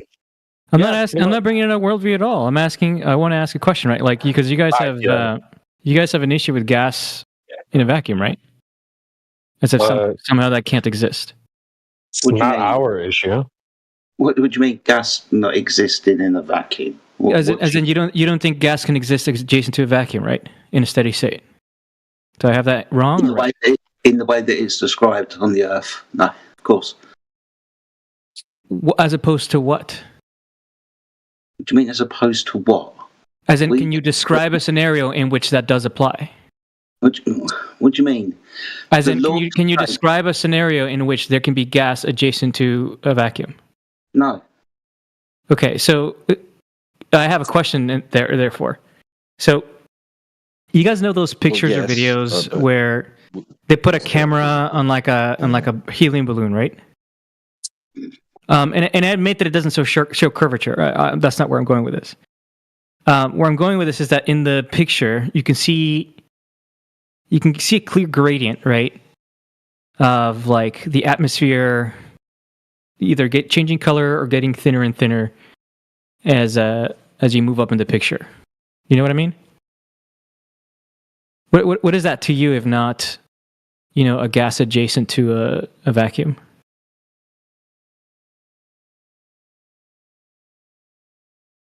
You're saying because you see darkness, therefore that's outer space. No. I'm asking you, what is it that you think you're seeing when you see the gradient of color, the bluishness of the atmosphere thin and thin away into black? Like what is it that you think that you're seeing there? Not outer space. No. It's going to take a long time if you list all the things that you're not seeing, right? I'm asking you what it is that you're seeing. Isn't that the thing that you think you're seeing? So that's like the only thing that matters. So what do you think we're seeing? You keep describing layers of gas. Yeah, we keep seeing gas pressure. That's what we keep seeing. Now our question is, what's the cause of gas pressure? Okay, so you're not going to answer my question. This is the gotcha. This is like what is it that you think that you're seeing when you see like the gradient of color Not in like thing a that high you altitude think you're pictures? seeing. That's a gradation of color. You don't know what it is that I'm seeing. Yeah, I do. What is it? Okay, tell me what it is that I'm thinking then. I already told you. You think it's outer space? No, I don't think the gradation of gas color means outer space. That's not what that means. So you have incorrectly read my mind, sir. What's the blackness? The blackness, I think, is space. But that's not what I'm asking you about. I'm asking you what is the gradation? Right now, what the fuck, dude? Oh my god! It's gas. I'm asking you a very specific question. What is the gradation? Dude, this is too funny, bro. This is too funny. It's gas pressure. I answered this. It's gas pressure. Yeah. The gradation is gas pressure. So you think a gas under different pressure changes color? Just use the whole sentence correctly. The gradation of what? Well, that's gas, and the gradation is the difference in pressure. So yeah, we see gas pressure. Like, bro. So you think that gases, when they are under lower pressure, they change color, like air in particular? No. This is just the background of the Earth and the reflection of the light and all of these different types of things. But what we see, if you're talking about when we're in a balloon high up in the quote-unquote atmosphere, what do we see? Well, we see, gas.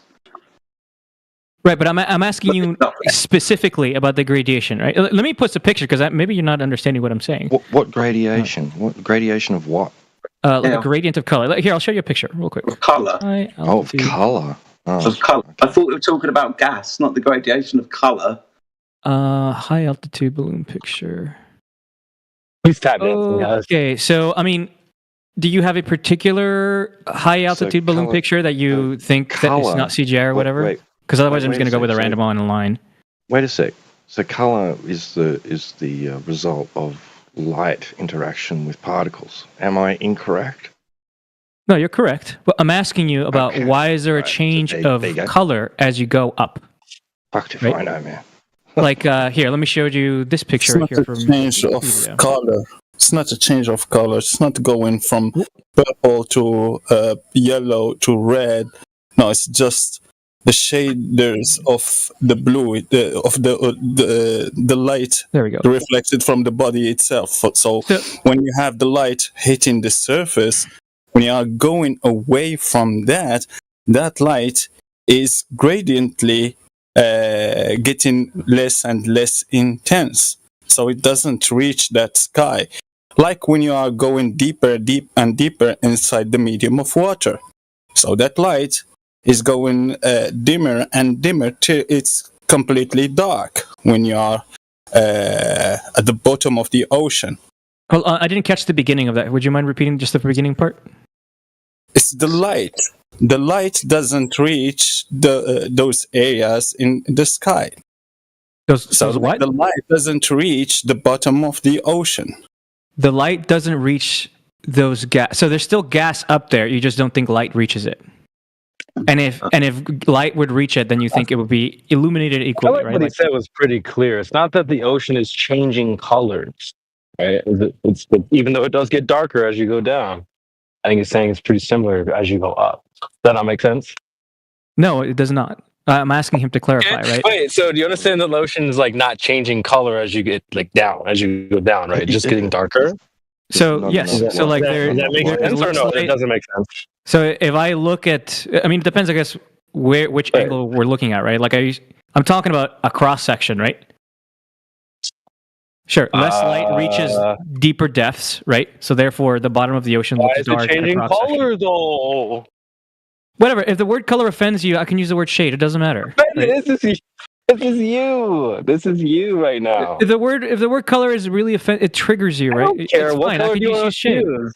I could just use shade. I mean, I was going from blue to black, but we could just use shade. Why does the shade change then? Well, I'm asking for Necros' clarification because I didn't catch the first part of what he said. So do you understand how it works with the water or no? Yes. Okay, good. So what's the confusion? Do you think they're analogous? Maybe. No. Are they or are they not? I mean, chat, what do we think? Seems like it. Okay, how about I ask Necros, who I've been trying to get an answer from, but you keep cutting in. I feel like you got one, but all right. I didn't. I'm telling you, I didn't hear the first part of what he said. What? Just go ahead. Go ahead. Ask No, your go ahead. question.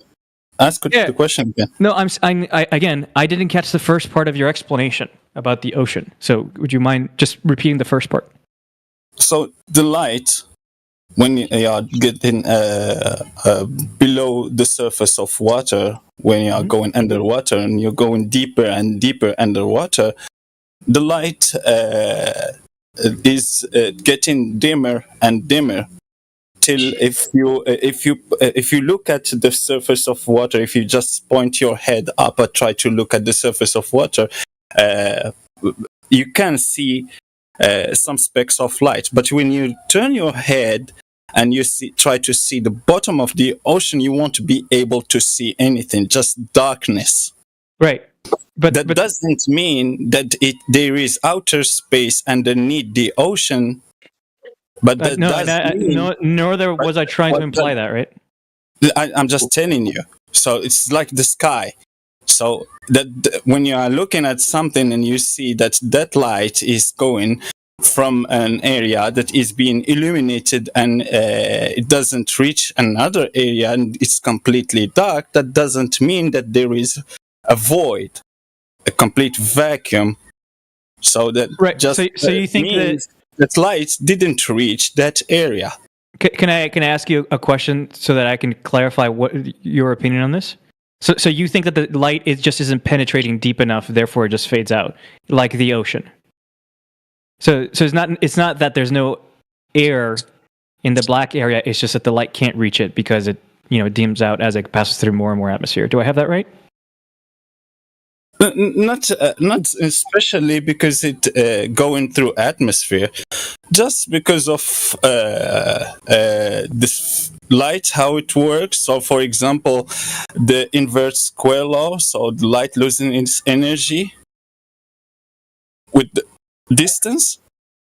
Right. It's just that the darkness of the bottom of the ocean isn't outer space, and the darkness of the sky isn't outer space either. Right. I don't know why you keep harping on me saying that it is outer space. Excuse me. I don't know why you keep harping. I don't know why you keep harping on me saying because there's a gradient that therefore it means it's outer space, right? That is what you're saying. No. What I'm saying is that to me, what most easily explains the gradient of color is a reduction in density of the atmosphere as you go up in the picture. But I guess you must not agree with that.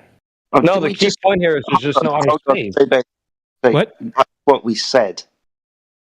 You asked us what we see. Right? A gradation. Yeah, a gradation of gas pressure expressed, as you pointed out, by the light. So we agreed. K. Oh, so you agree that there is the density does go down, and that's why there's a gradation of light. No, not why there's a gradation. We can just observe the gradation. Right. I'm asking you if you have an explanation for the gradation, right?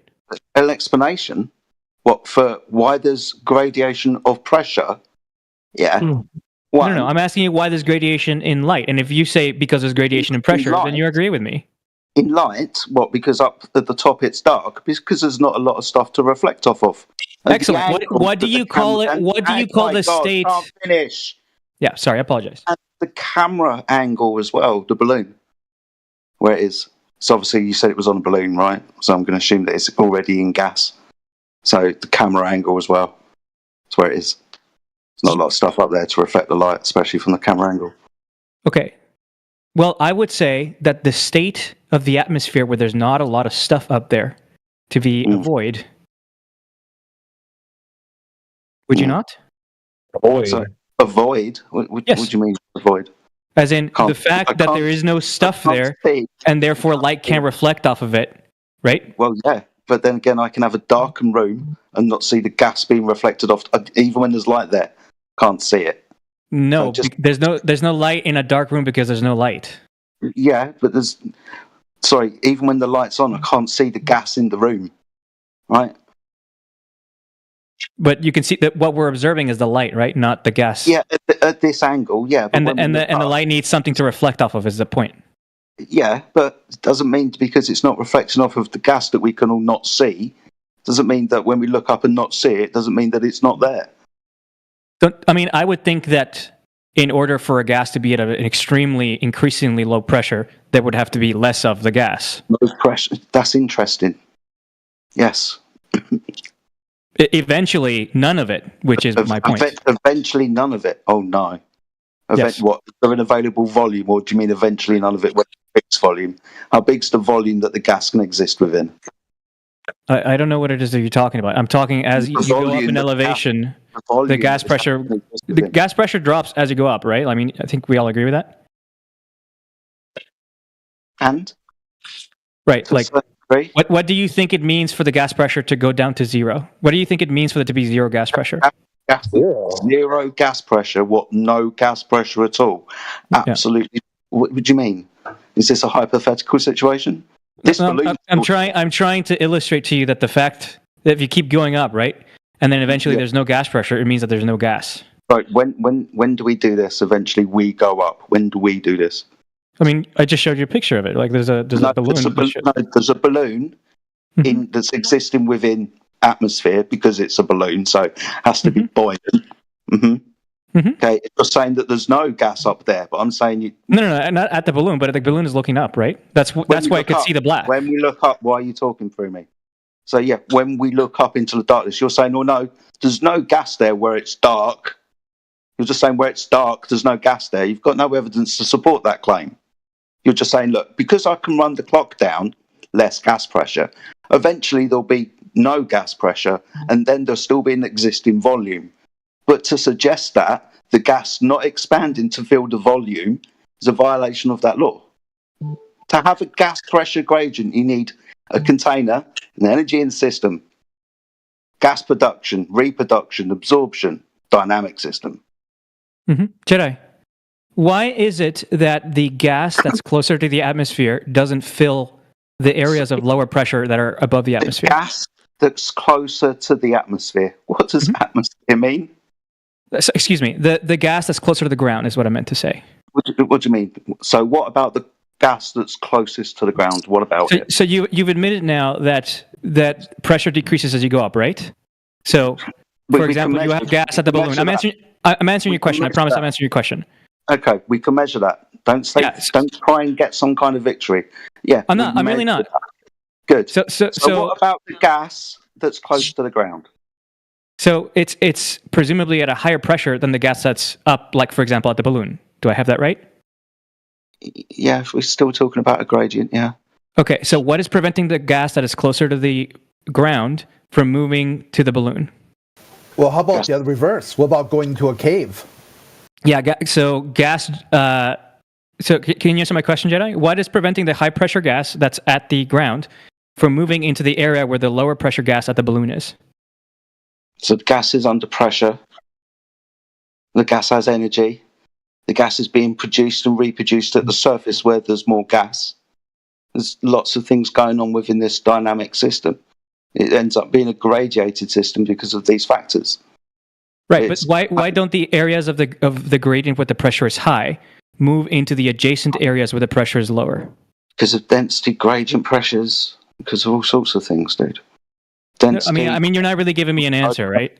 I am. High pressures, low pressures, the density gradients in between, the density gradients, pressure forces, the temperatures, all sorts of things cause pressure gradients inside containers, dude.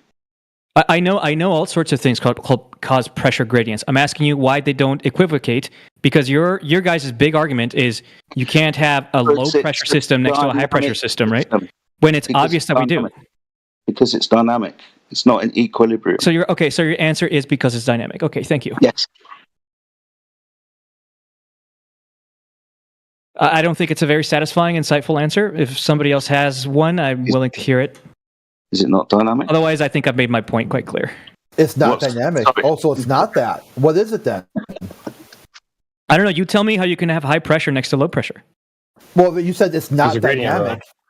What is it then? That is what I mean when I say high pressure next to low pressure, right? There's a gradient. Well, in other words, you're saying that if there's a container, there has to be constant pressure. That's kind of what you're saying in reverse. No. What I'm saying is, you don't realize you're saying it. What I'm saying is that obviously, whenever you have a high pressure gas directly adjacent to a lower pressure area.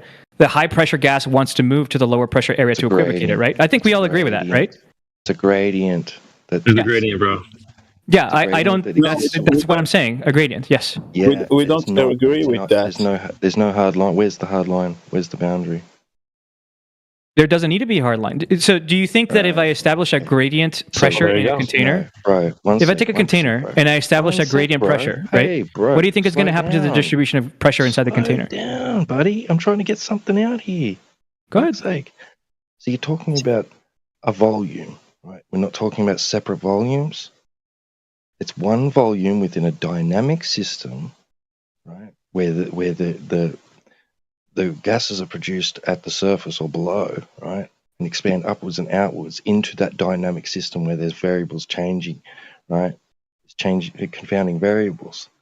It's not a static system. We're not talking about a static system. I got that. Crit gave it, or sorry, not Crit. Somebody else gave their answer was a Jedi. That it's the answer is it's complicated. There's variables. There's systems. That's the answer, it's right? One pressure system, not multiple pressure systems within the same volume. I gotcha. Okay, so can I ask you a question then? If I get like a fish tank, a closed container, okay, and I establish a left to right pressure difference by whatever favorite method you have, it doesn't really matter how. What's going to happen if I stop enforcing that pressure gradient? We have those, right? So you would have to put things in, right, to make it like a self-contained ecosystem. It's called a vivarium, right, or a terrarium, right? And it's like a little mini dynamic system, right? A little mini version of what's going on in Earth, right? And you do have a gas pressure gradient inside those dynamic systems, right? The more, like, the larger the vivarium is, the more of a pressure gradient you have, right? Because you've got cycles going on. All right. I feel like nobody's answering my question directly. At least to my satisfaction. But maybe that's just me. You are getting answers, right? But you're not giving. Yeah, I agree. I'm getting answers. What you're asking is not analogous to what we have here on Earth, right? So we can have a self-contained ecosystem, right, in a container, right? You can't have the self-contained ecosystem inside a vacuum. Right. So to recap, you agree that there are pressure gradients, right? And you agree that generally speaking, as gas goes up, it lowers and lowers and lowers in pressure, right? Pressure gradient. Yeah. So, I mean, I guess to answer your question of like how you can have gas pressure or how you can have vacuum, next to the atmosphere, it's exactly that. No, it's not. No. Yep. No. I knew that he wanted see you guys later. Get to that. No, he just ran away. I swear. I tried to jump into the discussion because I knew that he wanted to get to that.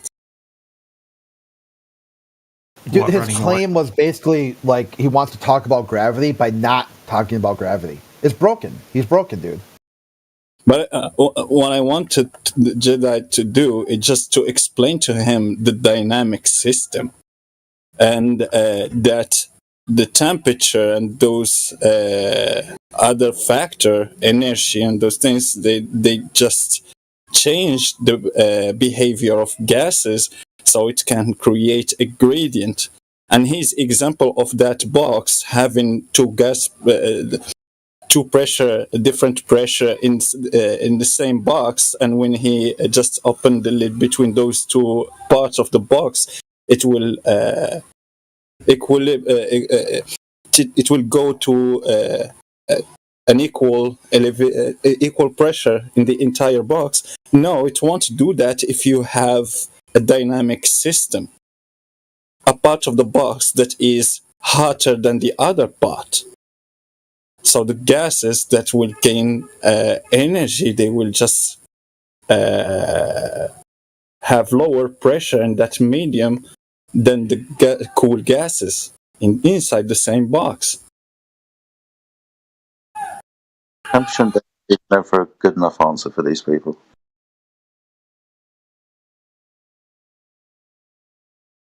Yeah, Necros, that was already all explained to him. He's not hearing good. He didn't want an answer. So people just don't understand basic 8th grade math or chemistry. Oh, hot shot. You're talking about the Globers? Yeah, many Globetrot doesn't understand that shit.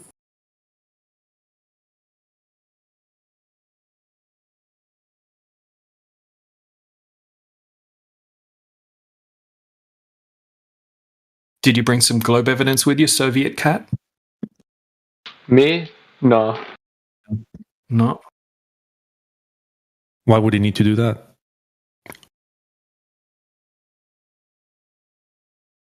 It's everywhere, man. It's just lining. Yeah.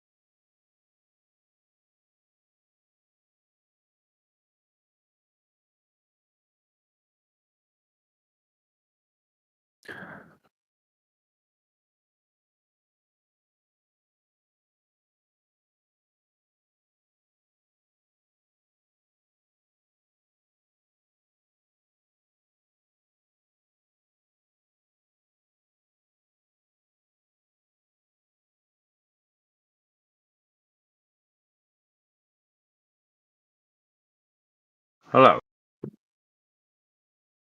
Hello. How you doing? Oh, it's P-Mac and his friend.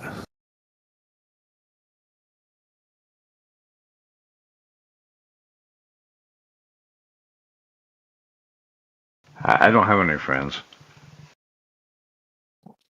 Yeah, that's why you're here.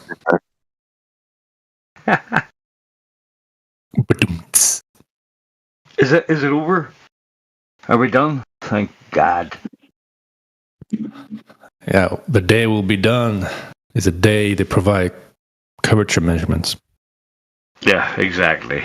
That's all we're waiting for, bruh. Give me the curvature measurements. I'll go back to Star Trek.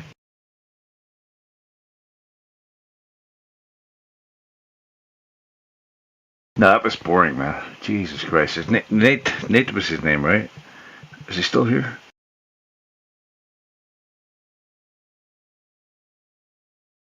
It's like an exercise of futility.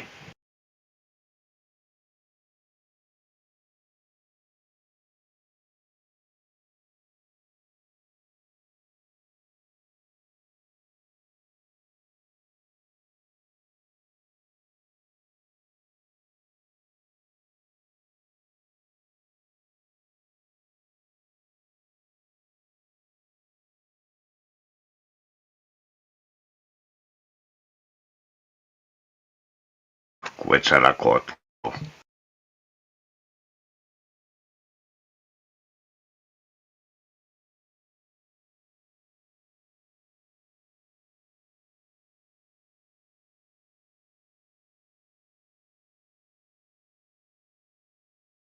Anybody want to hear a joke? I think you just said it. Thanks very much.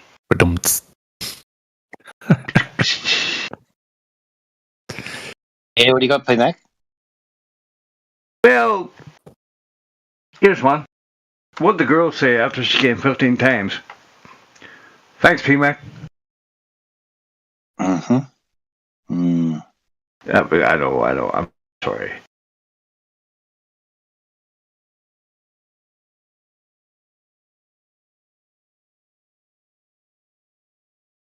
You know, aliens have nightmares that they've been abducted by Chuck Norris.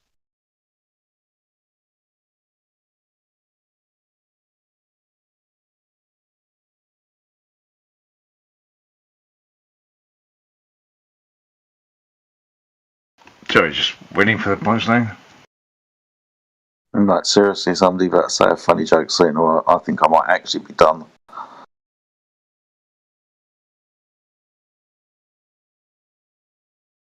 Hey Mac, it's going to be funny. If it's as good as the last one that you typed in chat a couple of hours ago, then yeah, that's fair. Why wasn't Jesus Irish? Because they couldn't find 3 wise men and a virgin. I thought that was good. It wasn't bad.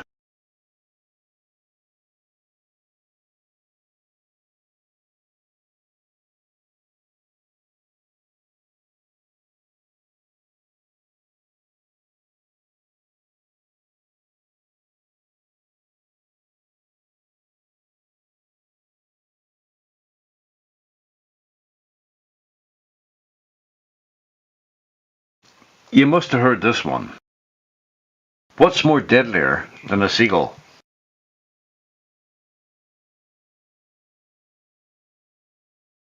Seagull in a fighter jet? More deadlier, or just what's deadlier than a seagull? More. More deadly? Yeah, more deadlier. What's more? Jedi got it. The punchline is. Wait, what was it, Jared? What was the punchline? What's more deadly? What's more deadlier than a seagull? I wouldn't even call it a joke. It's just like a fact. What is? A seagull with a gun. Like to see the gun the seagull's carrying. No, the gun that tickles people.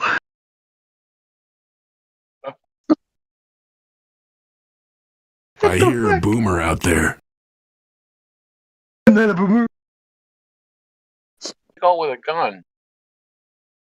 What is more deadlier?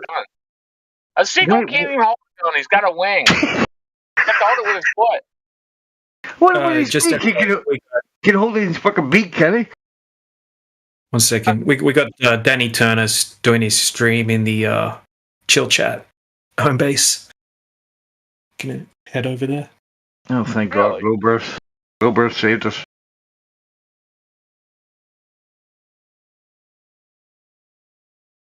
Right. My jokes are really bad, just FYI.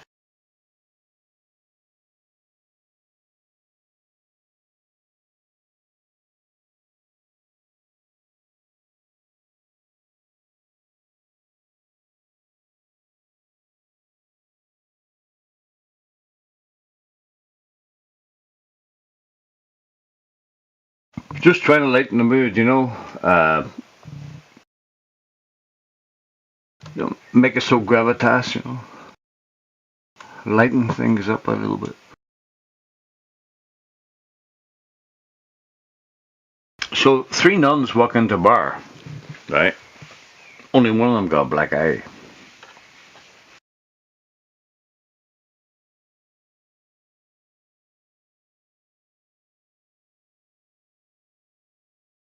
I'll get my coat.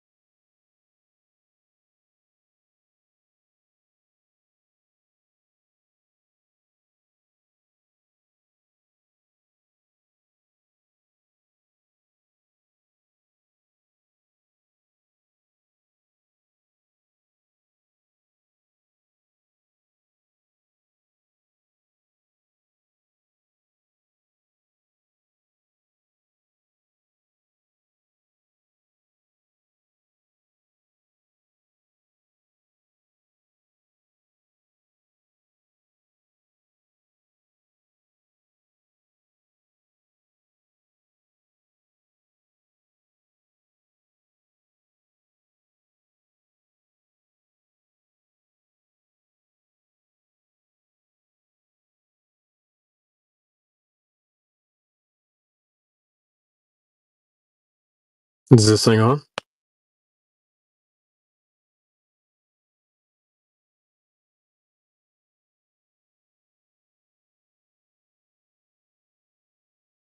Possibly. What happened to the last guy? He ended up with a trash compactor. Facts. Spewed out with all the other fucking glow bursters. Was it Charlie? He get cooked? It might have been. I think it might have begun with C. Possibly D, but yeah, might have been Charlie. Not too sure there. All right. What was the last thing you guys were discussing with him? Oh, it's Creation Bear. Sorry, bro. I thought you were just some random guy who came in and started talking shit. No, I am random.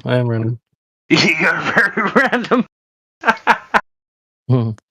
You're very good random. You're a good randomer. Oh, thanks, bro. You're welcome.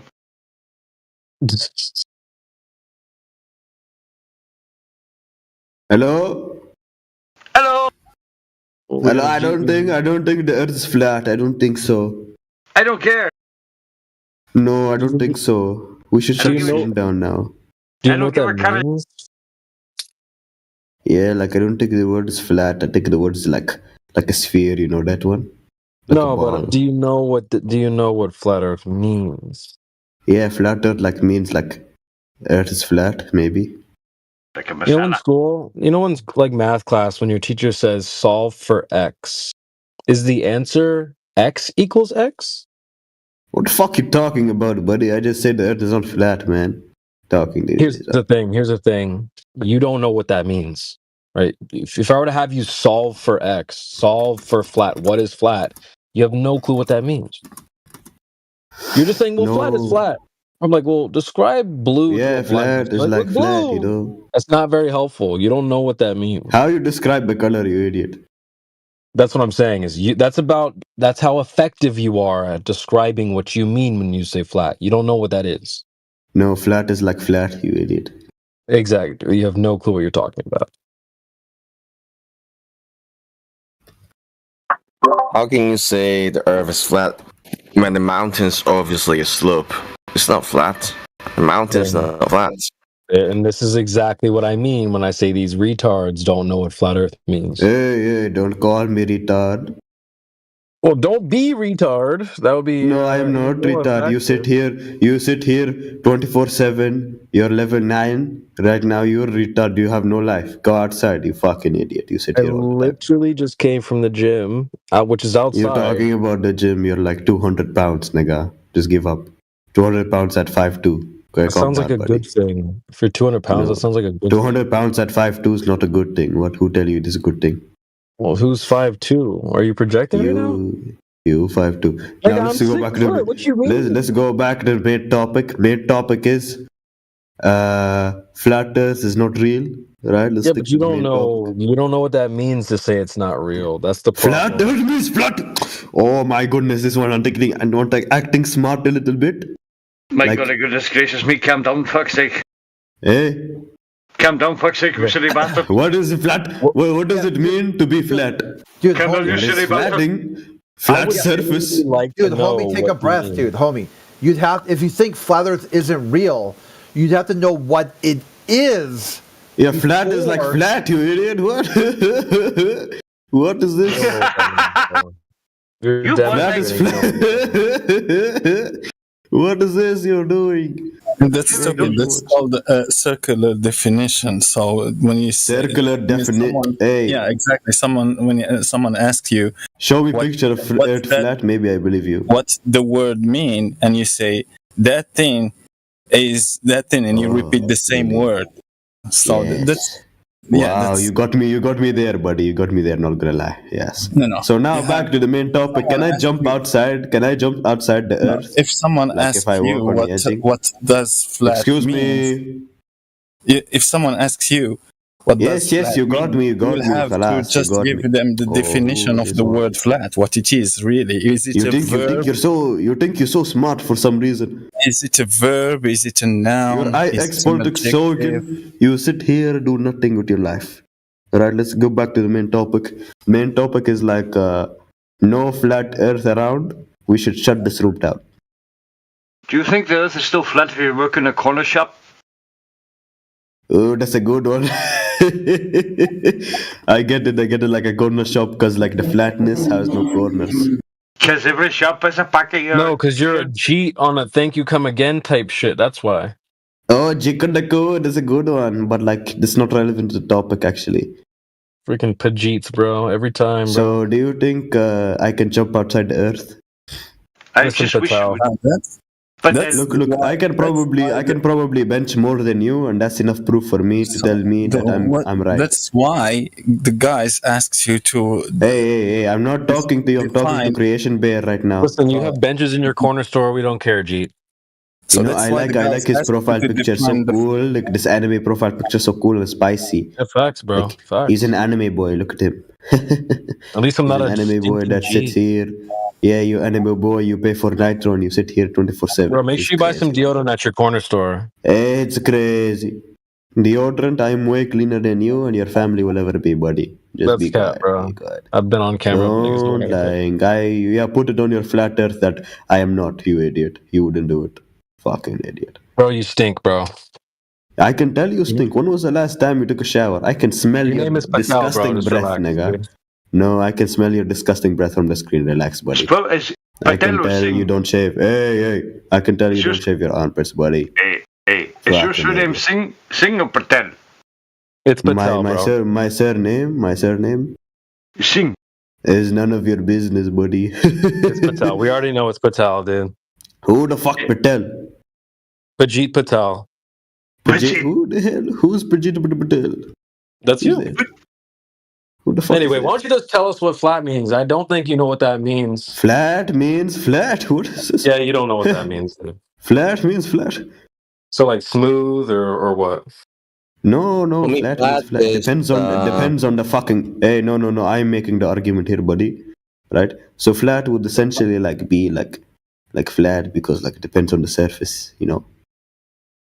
Flat means flat, like no, flat means like, you know, flat feet, you know.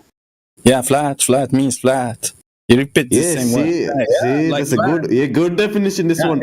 Why we make it more complex? Why we make it more complex and complications? Look in text chat. I just showed you multiple pictures of flat Earth.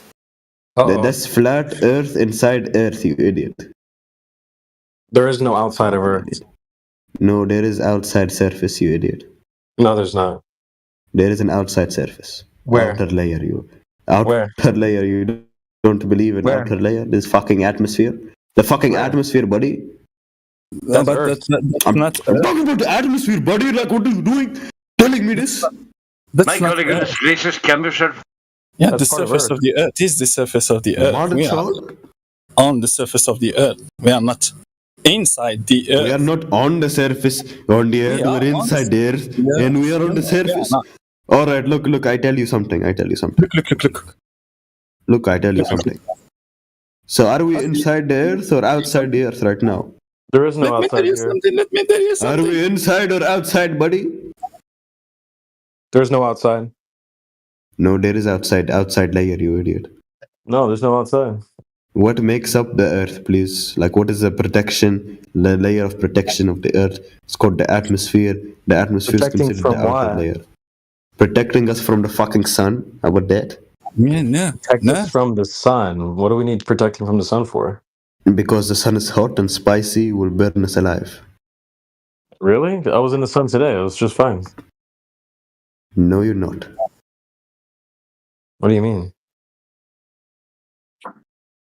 No, you're not. There's no outside of Earth, bro. There is outside the Earth is space. No, there's no outer space. How's it? Because there's no space. This guy crazy one. Wow, you want to start mocking me now, huh? You fucking African. Whenever he just. This is why you're African, buddy. Real, this is why. And then you're wondering why am I African? You're wondering too much. Who's calling me? Oh, that was a soundboard. Someone was calling him. He's fucking with me. So, guys, how about I debunk all your beliefs? Come at me. Yes. What you say? What you say? I debunk all your beliefs. Come at me now. Why is this white fucking 50-year-old man speaking to me right now, man? I'm not 50, I'm fucking 60, you bastard. Yeah, you fucking 60 on Discord, mate. You fucking idiot. How about you go check on your kids, you fucking idiot? You sit on here doing nothing with your life, 60 years old boy. Yeah, thank you. My kids are fine. You know you are 60 years old acting like a child? No, I'm not 60 actually. No, I can tell you're 60. Fucking fat 60-year-old man. What the fuck is wrong with you? I'm not fat. How dare you? No, you are fat, nigga. I can tell you're fat. You spit everywhere. I'm not fat for a nigger. Every time you're speaking, they spit everywhere. Every time you speak, they spit all over your fucking screen. What the fuck? Hey, you fuddu. Shut up, you panjo. You dumb lund. Dude, these freaking Pajits, bro. Like, dude. Be crazy. They just fucking boiled over there. Like.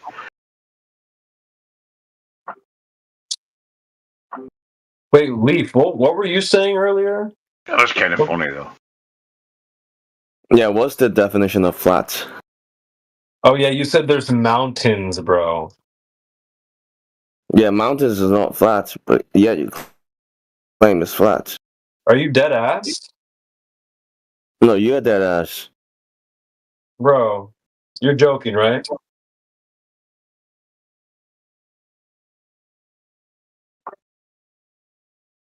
Well, according to you guys, seems like mountains flat. Okay, so there's a bunch of flat earthers in here. Yo, I have a. I'm not a flat earther. I'm not flat earther, but like I believe the sun is flat. Can you like Hold refute on a that? second. Hold on a second. We'll get to you in just a second, Troll. Can anybody like refute like sun theory, flat? Hold on a Anything second. like that? Okay, go ahead.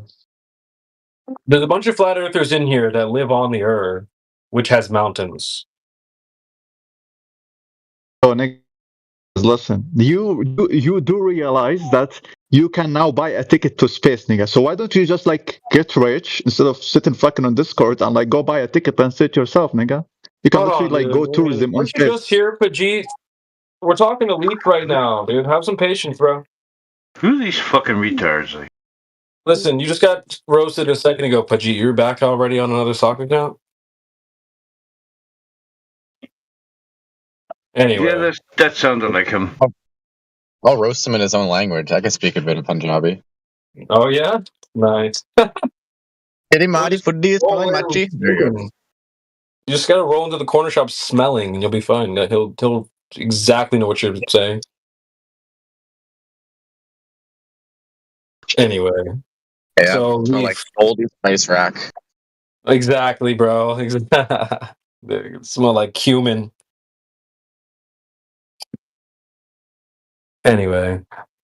So Leaf, you understand there's flat earthers in here that live on the Earth that has mountains, right?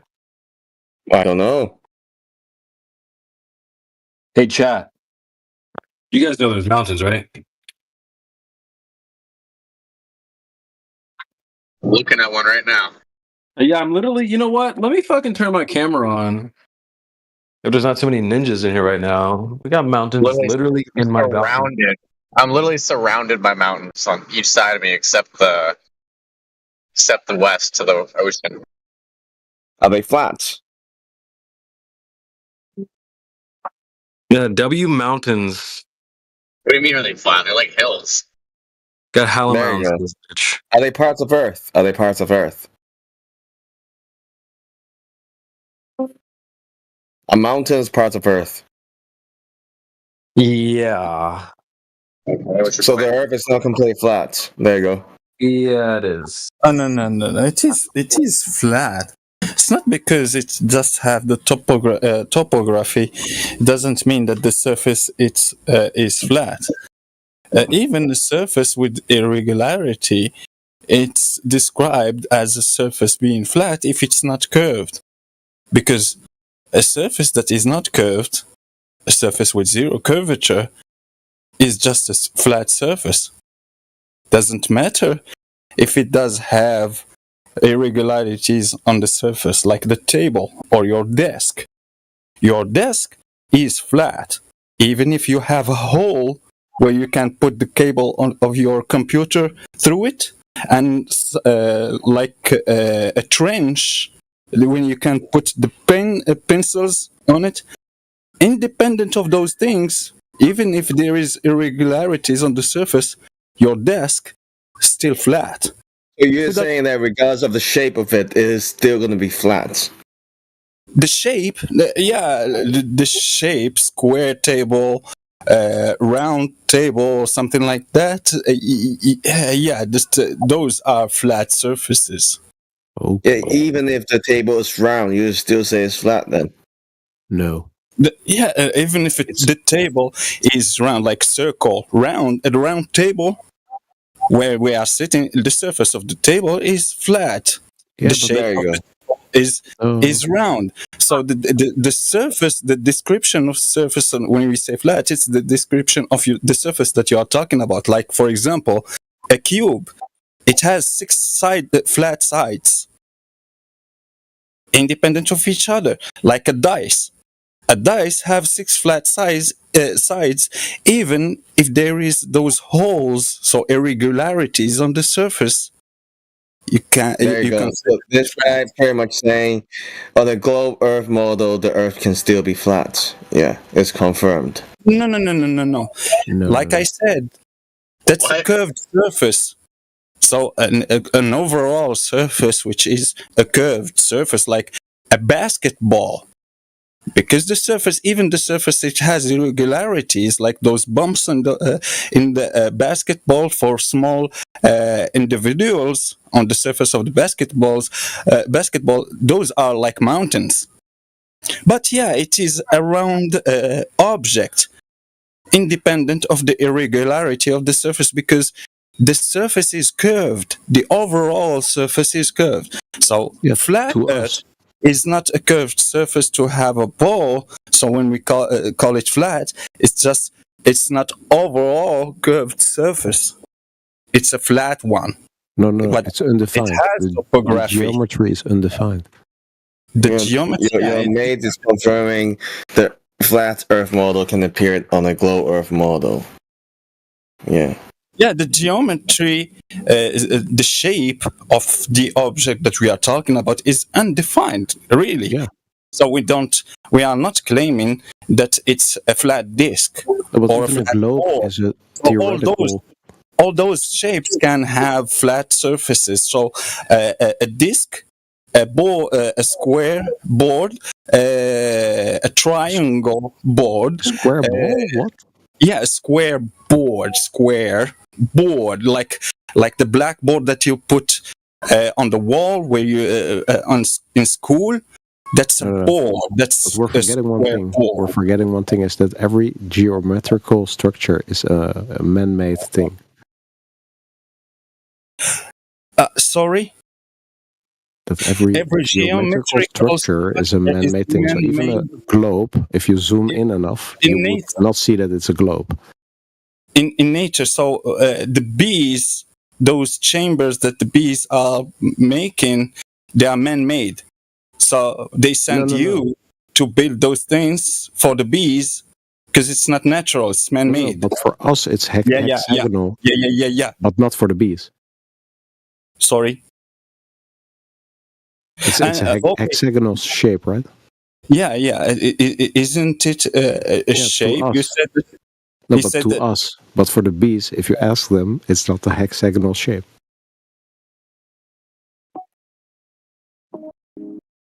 Are you talking about the language? Yeah, language is just human thing. The idea of the geometrical structure is human-made. The idea? I don't understand. The idea of a globe. I mean, if you have let's take Earth. I don't understand what you mean about the idea on a shape for human, but the shape for something on itself or for itself or for something else. Does this geometrical shape exist objectively or subjectively? Are you talking about the name or are you talking about the shape itself? No, let's say the Earth. It's a globe, right? The Earth. Hexagonal shapes doesn't let's take the hexagonal shape. Doesn't exist just subjectively. No. Do the hexagonal shapes are they subjective or objective? No, because I can find a hexagonal shape in nature, and you can find it too. And anyone can find it. Is it subjective or objective? The hexagonal shape. Anyone can find a hexagonal shape in nature. So what is it? Anyone can find a hexagonal shape in nature. So it's objective. Yeah, because it's not dependent to me.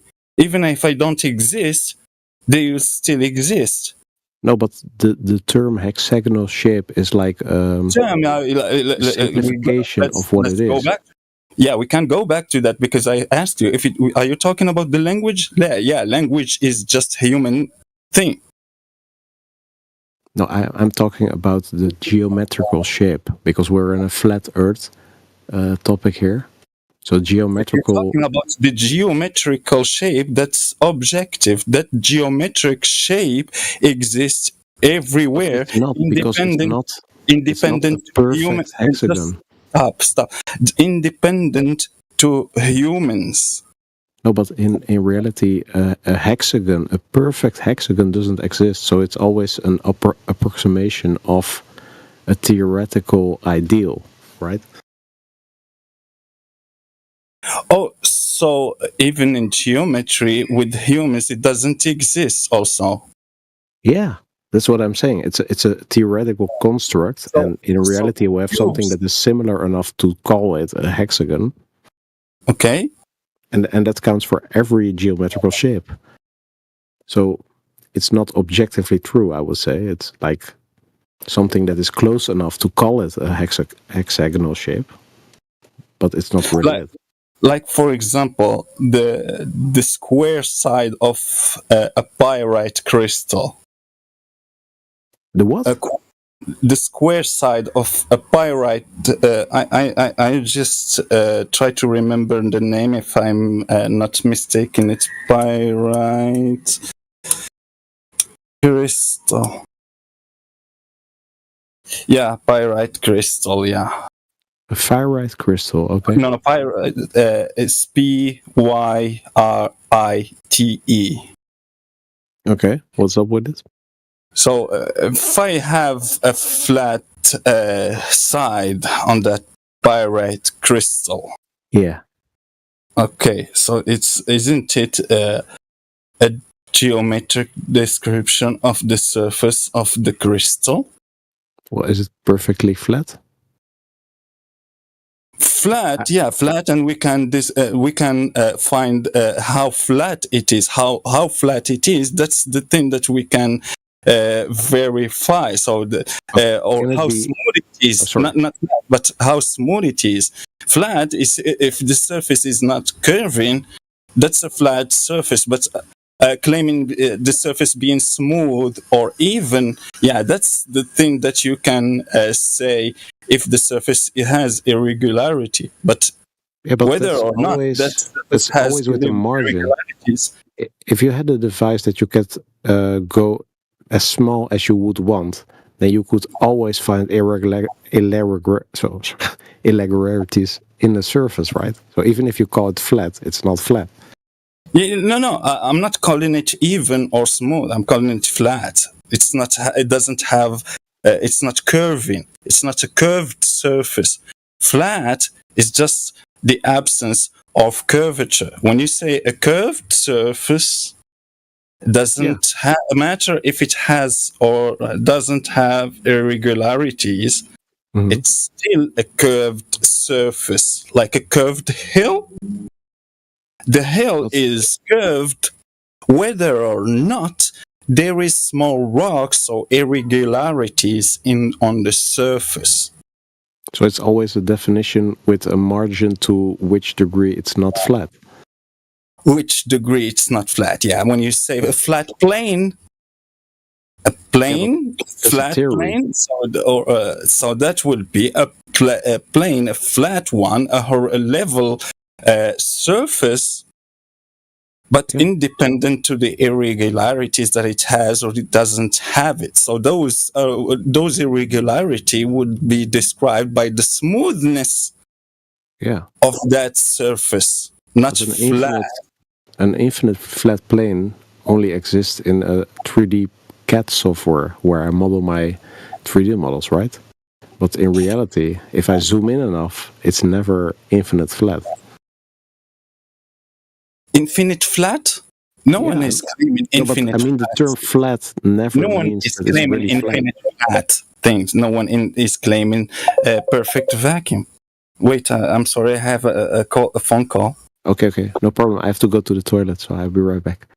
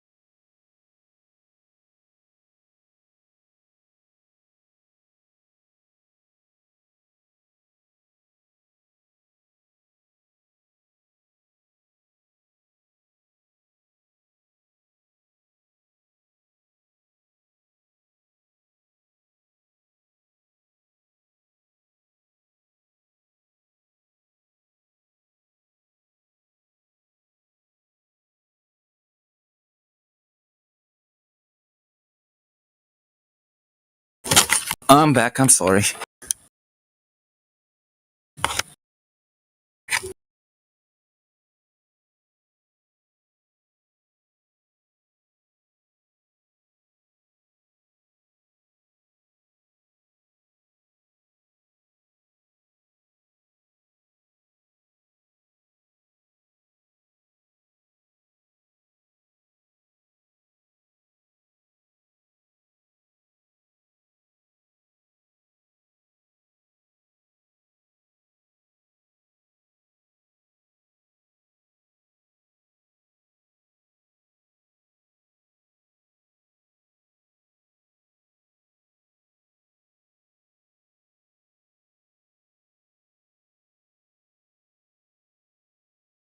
Hello?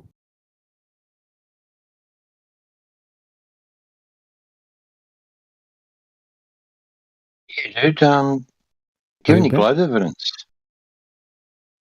Is it you? You have any globe evidence, sir? What? Do you have any evidence for your globe Earth? What's your evidence? Do I have evidence for my globe? Yeah, I don't think you do. Just asking anyway. Yeah, no problem. I'm in it to have a What you got? discussion. So you're a flat earther? Yes, measured flat. So how flat is the Earth? It's observably flat. From the ground or from an airplane? How flat is it? Yeah, how flat is it? There are mountains and valleys. They're all measured. The depth of valleys and the heights of mountains are measured in reference to That's not sea really level. flat. They're measured in reference to sea level. Yeah, and Sea level? it's dependent to places. It's not everywhere smooth. It's not everywhere where you have mountains. So there is some, like for example, I don't remember if it is Kansas. Yeah, I think it's Kansas, who is described as being flatter as a pancake. For example, there is Umir. There is Umir compared to Kansas, which doesn't have that much irregularity. So the most amount of irregularities that you have in Umir, so flat salt in Bolivia, it's just an average of 1 meter. But maybe we're looking wrong at space. Like maybe the moon is just a big mountain, and space is material between it. Who knows? I don't know what is the moon in reality. I don't know what is the sun. Some people did claim that those are entities, like the sun is Helios, or for some people it's called Apollo. It's just a mysterious guy. Can I ask you something? It's just a mysterious guy with a chariot with some burning horses. So yeah, you can claim those things to be whatever you want. Can I ask you something, Necros? Yeah, go ahead if you want to ask me something, but you can. You have to wait. You have to wait till I finish talking, and you can ask your problem. The problem is Discord is people are talking so much that you have to like. You don't have to interrupt them, but you have to like try to squeeze something between it. You understand what I'm saying? I'm not interrupting you. I'm not talking over you. I'm like pushing a little bit and see if there's room for Just me looking to... for some globe evidence, dude. What was your best scientific evidence for the globe or anything, But really? Necros, have you been to the moon once? Talking about Discord and people not can't stop talking. I prefer to not stop talking about a point rather than whining about people not stopping talking, like you just did. I can skip that shit. So you don't recognize that? Yeah, you interrupted me. Just hang on there, Necros. You're just rambling on a little bit, mate. Can you just chill out a little bit? Can we just try and get some globe evidence or a claim from this guy that we can challenge? Good plan. If anything, mate. So I say the Earth is a globe. Okay, good. What's your evidence for that? Why do you say I've been in an airplane. I've seen YouTube videos about satellites orbiting the Earth. it makes sense on like the gravity, the way gravity works. Oh, okay. So you watched the video about satellites in an airplane. Yeah, it's three things. I named three things. Yeah, you're sort of galloping there, dude. Plane, video, what in particular? Gravity. Okay. So the plane. What was about the plane that I saw a curvature when I looked out the window, and I realized that it could be the disformation, or I don't know the word for it, but like the glass is shaping the way I see it. Yeah. But okay. So that's out. So what about videos from videos of satellites on YouTube? The videos? Yeah, I mean, I just have to trust them. But my the biggest foundation for my belief is, I don't know what the word, but it's the natural laws, right? The way gravity works. Ah, right. How do you say it? There's a natural. There is a natural law that not chemistry, but the other one. Space actually violates natural law. So having natural law. Let's having if the sky was a vacuum, all the gas we breathe would just instantly fill that vacuum, and we would have 10 to the minus 17 tall vacuum at sea level. So if you've got an infinite vacuum next to gas pressure, yep, but it will just fill the vacuum. Yeah, so that's we can't. Space violates natural law. But how do you fill the vacuum? With what? Gas would fill the vacuum. With balloons. Gas would fill the vacuum with balloons. Okay. No. But as much as I would like to talk about this, I have to go to work tomorrow and I have to go to bed. So I will have to go. But did you want to have a final word with Necros there? Final word with? With Necros, because you guys were talking and I kind of butted in, sort of thing. So did you want to round something up with Necros? Where's Nicholas? I don't see him. He's got. Oh, he's on. Yeah, he's on different. But well, Nicholas, you win this battle, okay? But tomorrow I will be back, and then I will appreciate win the battle. I appreciate your chilled vibe, dude. Really appreciate that. Okay, guys. Have a good night in the flat Earth or the globe Earth, whatever you believe. Bye. No, thanks, dude.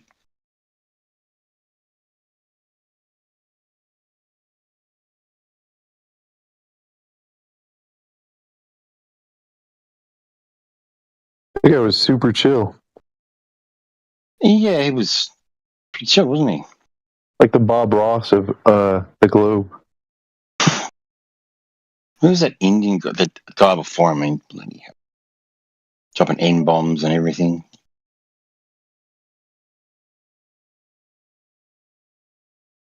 I wonder if I think I have a pretty convincing evidence for the globe here, up where I live.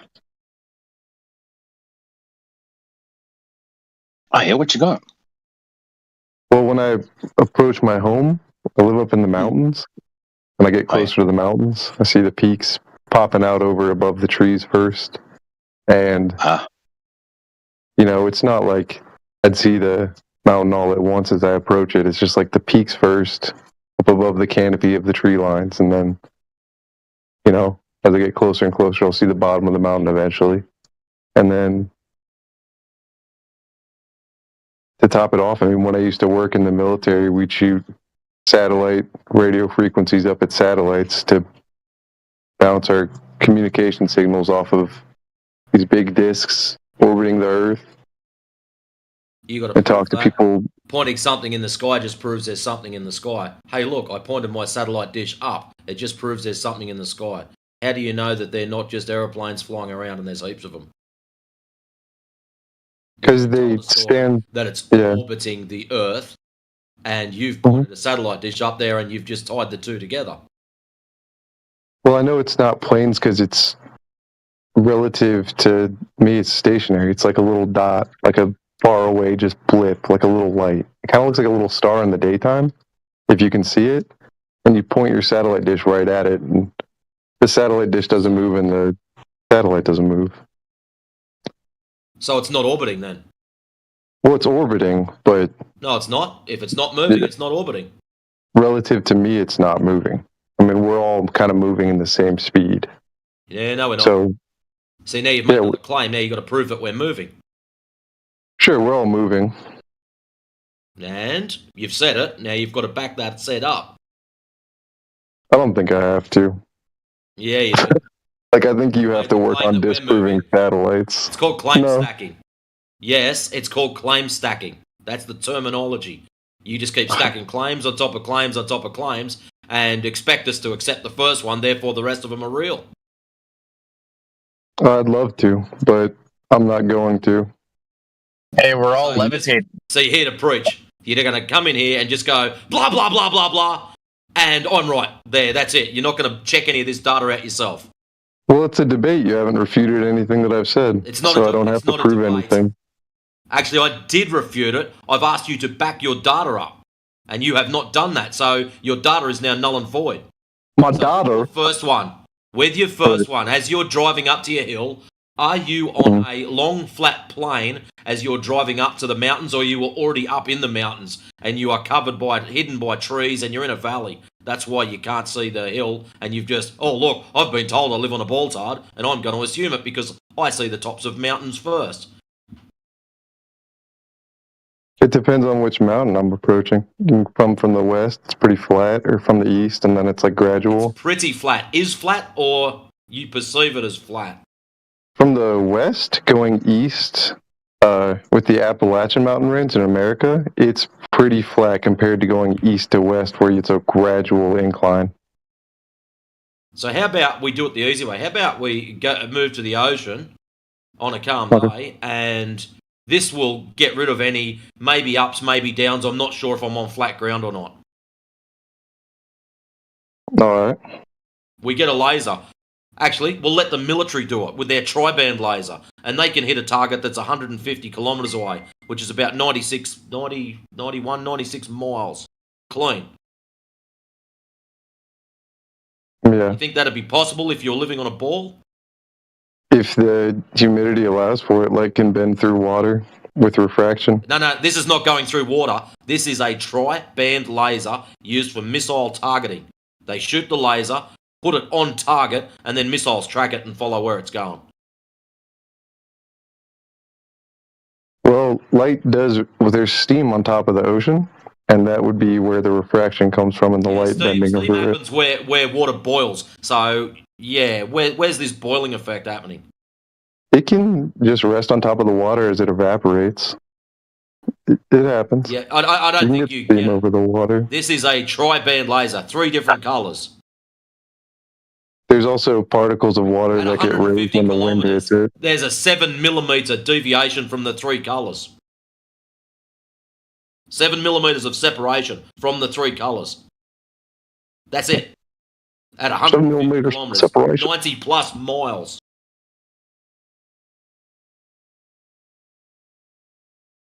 That's pretty interesting. I wonder if we can shoot a laser all the way across the Pacific Ocean then. Do you think we could? Go and put one together and see if you're capable of doing it. No, you can't. I mean, that's why they're trying to lay underwater cables across the Pacific Ocean. Microfiber Trying costs to lay billions of underwater dollars. cables. They're not trying to lay underwater cables. They already have underwater cables. Some of them, but they're still trying to. It's incredibly difficult. Right now, microfiber underwater cables is just they already have experimental.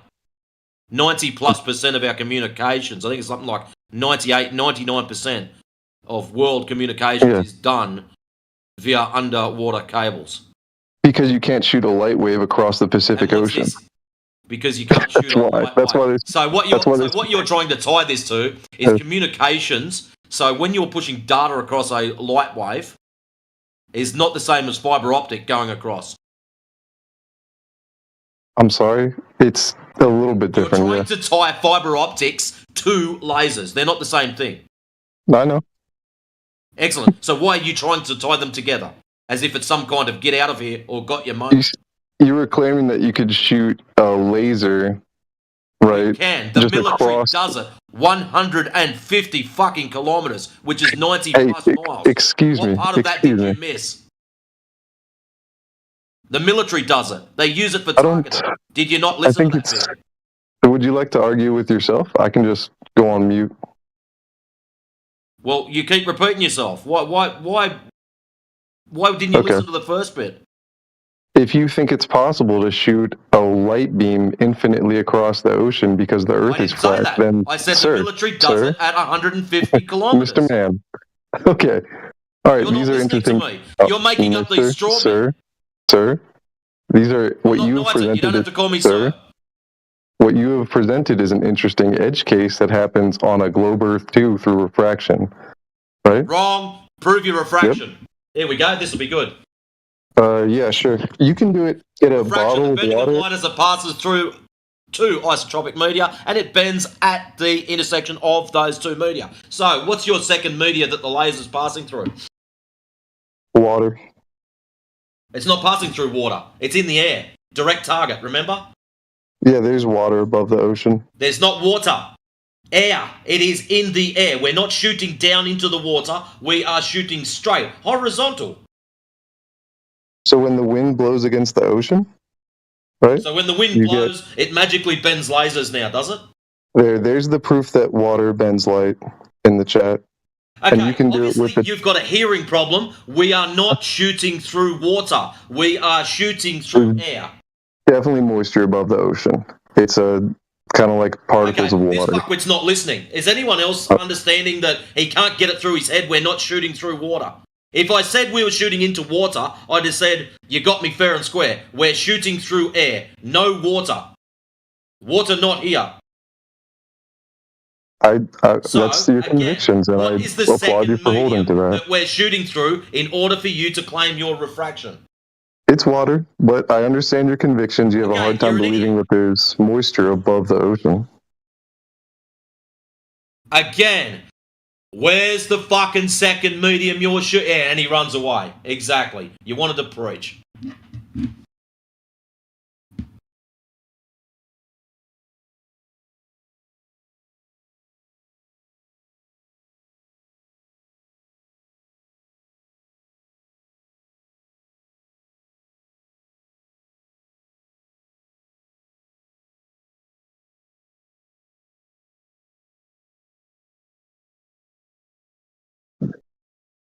Yeah, that guy's definitely not used to having to go back on his claims.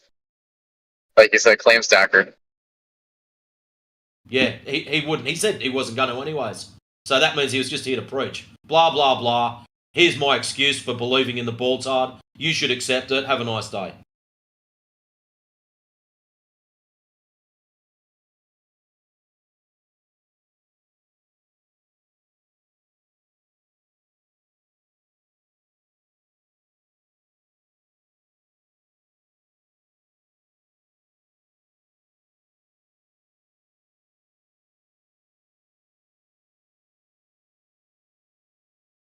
Anyways, have I missed any excitement in the last couple of hours?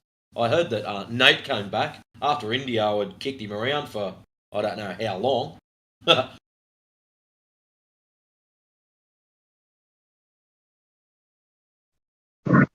At least a couple of months. I mean, it's pretty egregious what he did.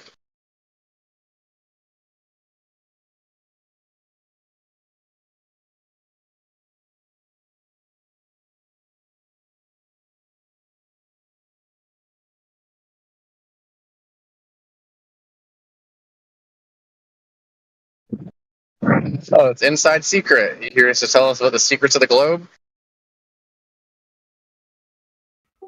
No.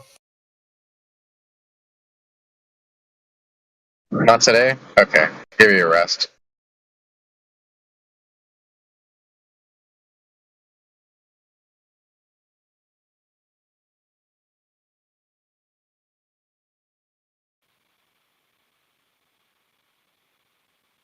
The inside secret is there is no globe.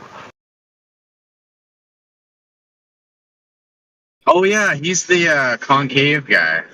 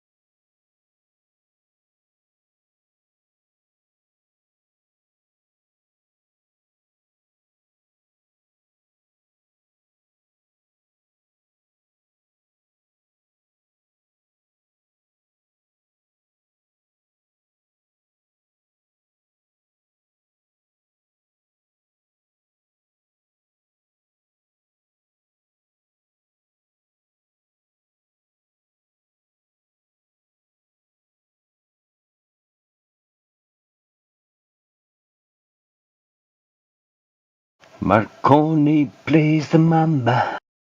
Listen to the radio.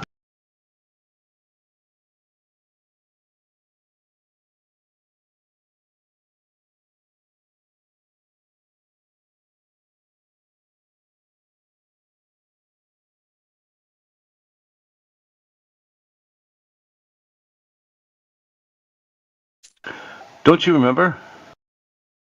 We built this The city Earth is a on globe. The Earth is not a globe.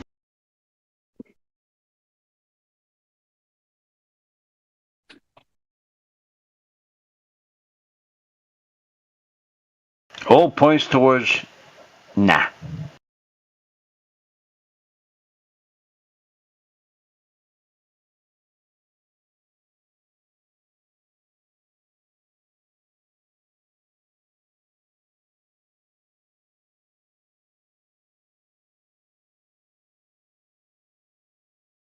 Let's see.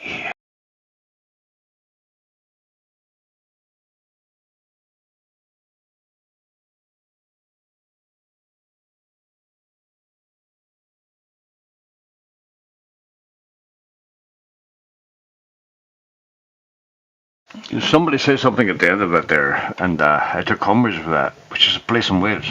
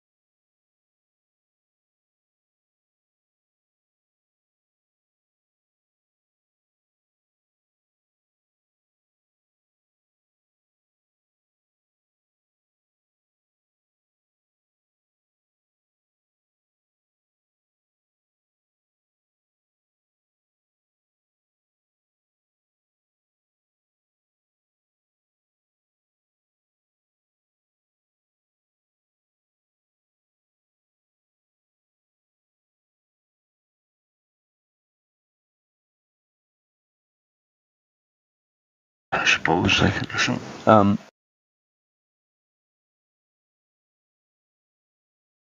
When I first heard about flat Earth, I took it as a joke. I thought it was the most stupidest thing I ever heard in my life.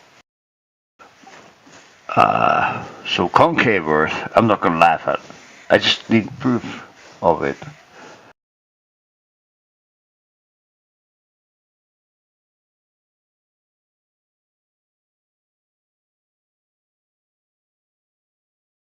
We're dealing with flat and round, and now you're going to go inside.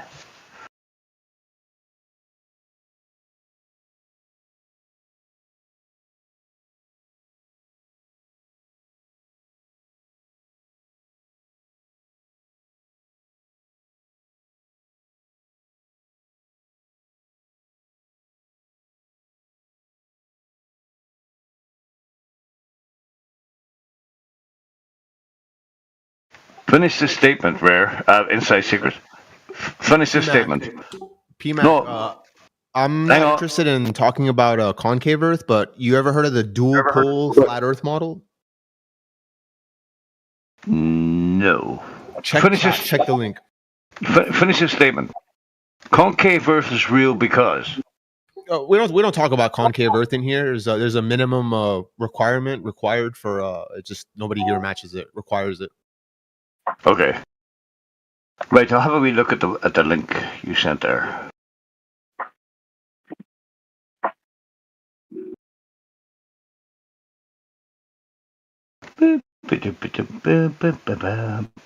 Presenting the dual pole flat Earth.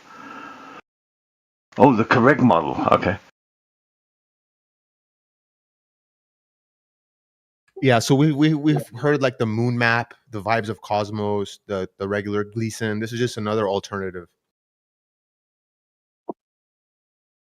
So, are you an alternative conspiracy theorist, or you are a conspiracy theorist? Or I'm one to not put in a box, which is what you're trying to do right now. So just focus on the material. Yeah, it's a scene from a movie, right at the start. Right. Okay.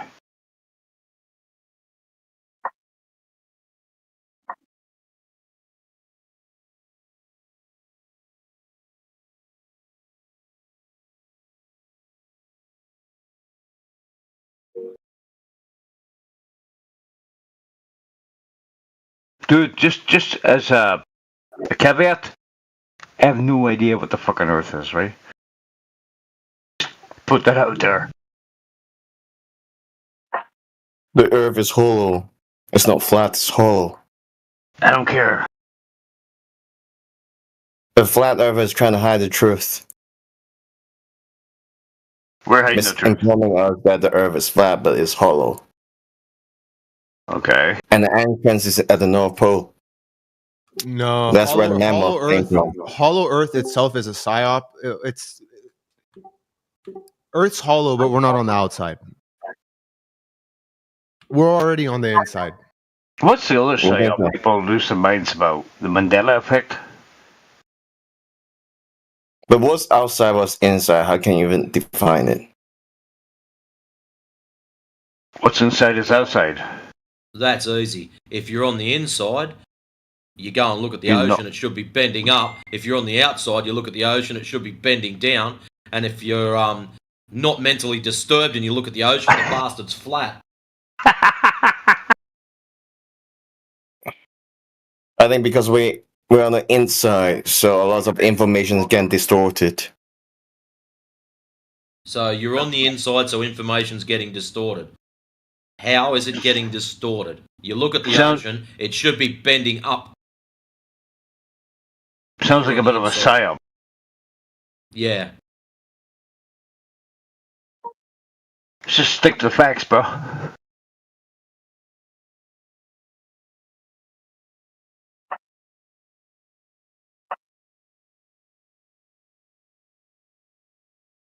Yeah, there's like a force at the center that's bending the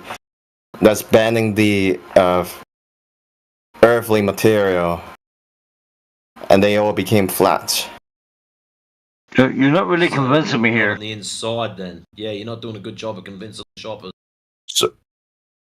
Well, you can never tell what's inside outside until you get to the entrance in the North Pole.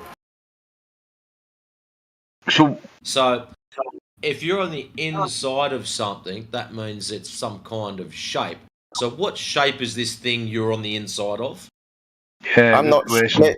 Maybe it's a total different reality. That's why they spend so much money on Antarctica and not allowing people to get inside there, because that will literally take us to another dimension of reality.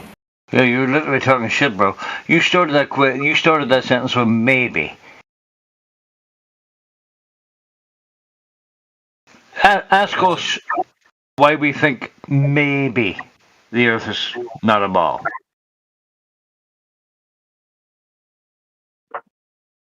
Maybe the Earth's not a ball because we don't measure any curvature. Possibly. But inside and outside, loads of measurements, right?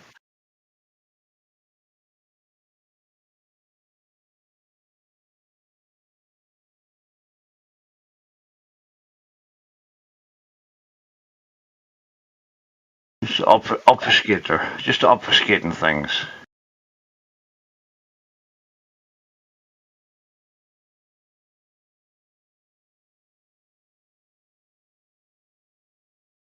I would say the globe Earth is probably more fucking scientific fact than your inside world or concave shite. It's probably got more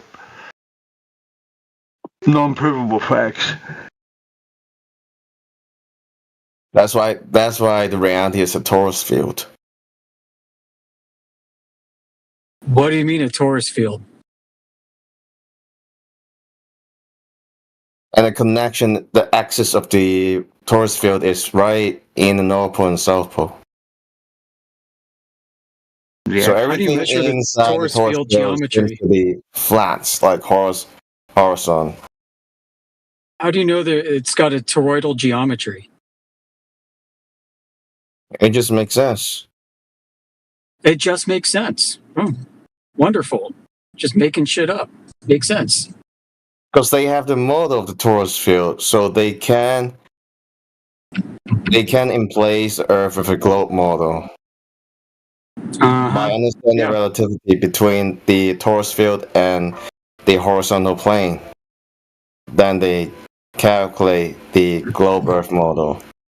And the rest of the job is to prohibit people to enter to Antarctica, so they will never know the truth. That's actually a good point. Cool story, dude. Sounds like flat Earth sci-fi to me. But the thing, you people fail to provide what's on the edge of the Earth. So I don't care what's at the edge of the Earth. I don't even know if there is an edge. Who fucking cares? That's why the theory of flat Earth crumbles when people ask you what's the edge of it. There's no. It's like asking for the edge of your Big Bang cosmology. Who the fuck knows and who cares? Exactly. It's measurements, but.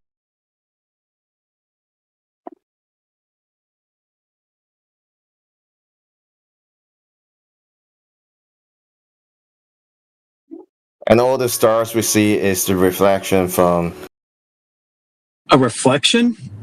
A reflection within the hollow Earth. That's what are you talking about? A reflection? What? Yeah, like the galaxy and everything is right inside the Earth itself. The stars, what everything. is reflecting? How is it reflecting inside the Earth if it's all outside? Because the Earth is hollow. Oh, so you're saying the Earth is concave and it has a toroidal field? And transparent? Holy fucking shit. Yeah. Whatever, dude. But when we're in the inside, everything appears to be horizontal. Appears to be. Okay. So again, how do you know there's toroidal geometry? You said it just makes sense. I mean, that's all you got going for you? Because the flat Earth failed to provide the model where the edge ends and the torus field complete the. Stop. Listen. We don't benchmark our claims to a model like you. That's fucking retarded. We benchmark our claims to what's observable and measurable. Yep. Yeah. You guys failed. Yeah, you guys failed to provide. Yeah, so you build a model and benchmark it. You benchmark your claims to something you fucking made up because it makes sense to you. We bench our claims to objective reality. That's a big difference, isn't it? Well, but I can imagine things, okay? I know you do. That's why you're in here imagining shit, making shit up that, you can concoct on a moment's notice, and then you benchmark your claims to that. And guess what that's called? That's called a reification, a concept reification fallacy. And that's why we got fucking globers. I like some fallacies. It's circular logic. We're sitting here waiting for globers to tell us how it works, and you're coming in with imaginary concepts that you're benchmarking your observations to. There's zero basis in reality at all. Right. Right. Do you see the problem here? This is why we ended up with the globe in the first place, because of this kind of thinking. By benchmarking claims to models, exactly, and concepts and ideas. But instead, we can go to objective reality and benchmark claims to that. Let's Well, test there's the no surface. objective reality since you have never been to Antarctica and prove me the Earth is not whole. Who cares about None of us- Antarctica? Yeah, that's why it makes sense when people Why does ask you Antarctica hold a secret for you? where does the ash lies, and then I will tell them, yeah, the ash lies Why where the does the Earth is edge matter? hollow. I'm sorry. Did you know that a concept of there being an edge to reality is itself a philosophical paradox? And the torus field complete the paradox. What torus field? Dude, torus field of what? Magnetism? Of the reality. Of at least our reality. Okay, what is the SI unit for this field of energy? I'm not sure. Oh yeah. Okay, so I can't go measure it. Okay, fantastic. But there is an admiral that actually been to Antarctica, and they say he was. Why do you believe him? Why do you believe him? Because he wrote it on a journal. He wrote it on a journal. Oh, he's a military general, so trust him, dude. Just trust the United States military. Okay, cool story. Well, and that You see wasn't how supposed to fucking be crazy this published. sounds, dude? He wrote it in his journal, and his grandson It wasn't discovered supposed it. to be published. Why do you Yeah, sound and his different, Leaf? grandson. You smoke some crack? You realize Admiral Byrd's journal is I a snore forgery, it. right? I don't smoke crack. I snore crack.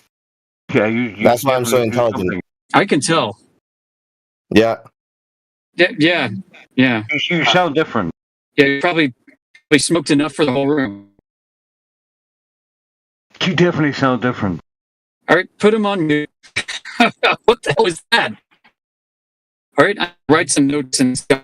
Profile notes.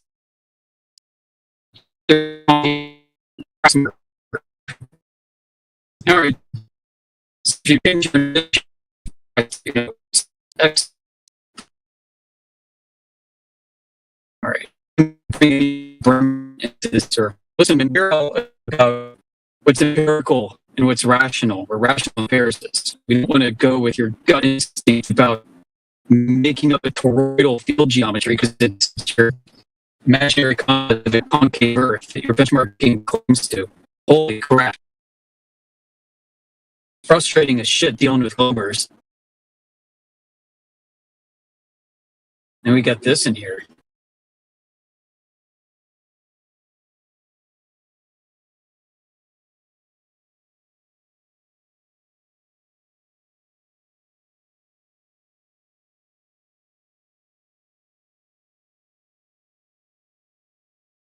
Anyway, how's it going, folks?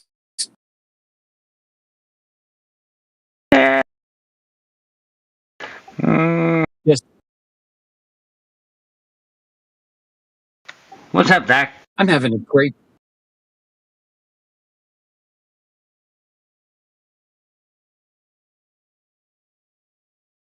A great word, sir. You cut out there. Yeah, my bullshit. Are you roboting there, Amish?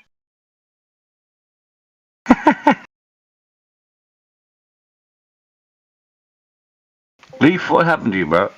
Maybe I'll mute him. You sounded perfectly fine before. You were asking perfectly legitimate questions that were answered one by one, and you were scrambling. And now suddenly you're back with concave Earth. What the fuck happened to you, bro?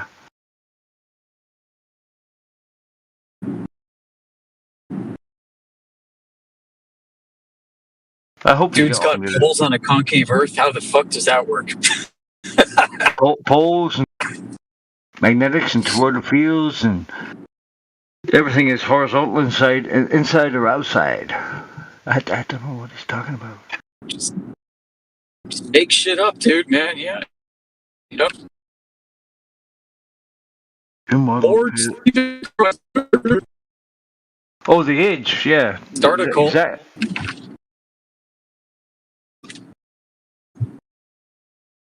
I mean, these guys are trolls just like the dev group is, I think, you know? That's okay. You're welcome. You're welcome to troll us. We don't care. Who cares for an age? I actually don't give a shit, like.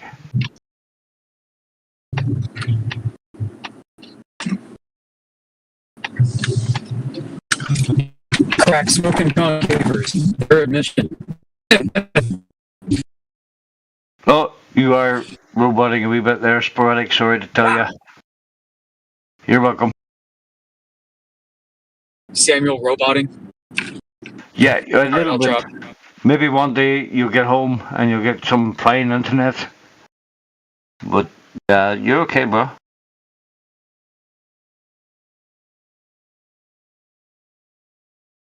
Well, Leaf. All I've heard, right, in the past fucking 8 years, is people asking other people questions. Flat Earth, not asking other people questions, and there's no fucking answer. So the only reason I'm here, right, is because concave, convex, triangular Earth could be true, right? I don't care.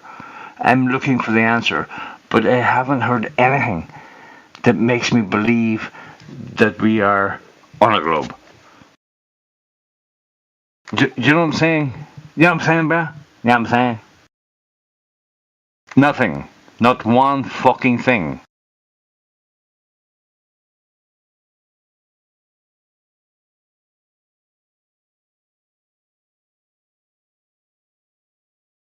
There's no need to bring concave, convex, and all other kinds of fucking shit into it. We're just trying to figure out what it is, and it's definitely not a fucking globe, because that is observably, provably a fact.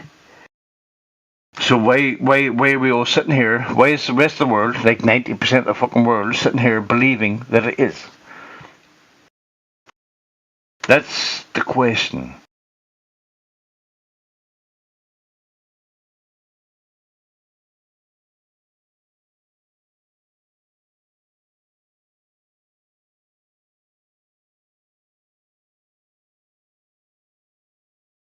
You can type anyway, so if you think of something fucking clever to say, please fucking type it. I'll try to answer in my best possible accent.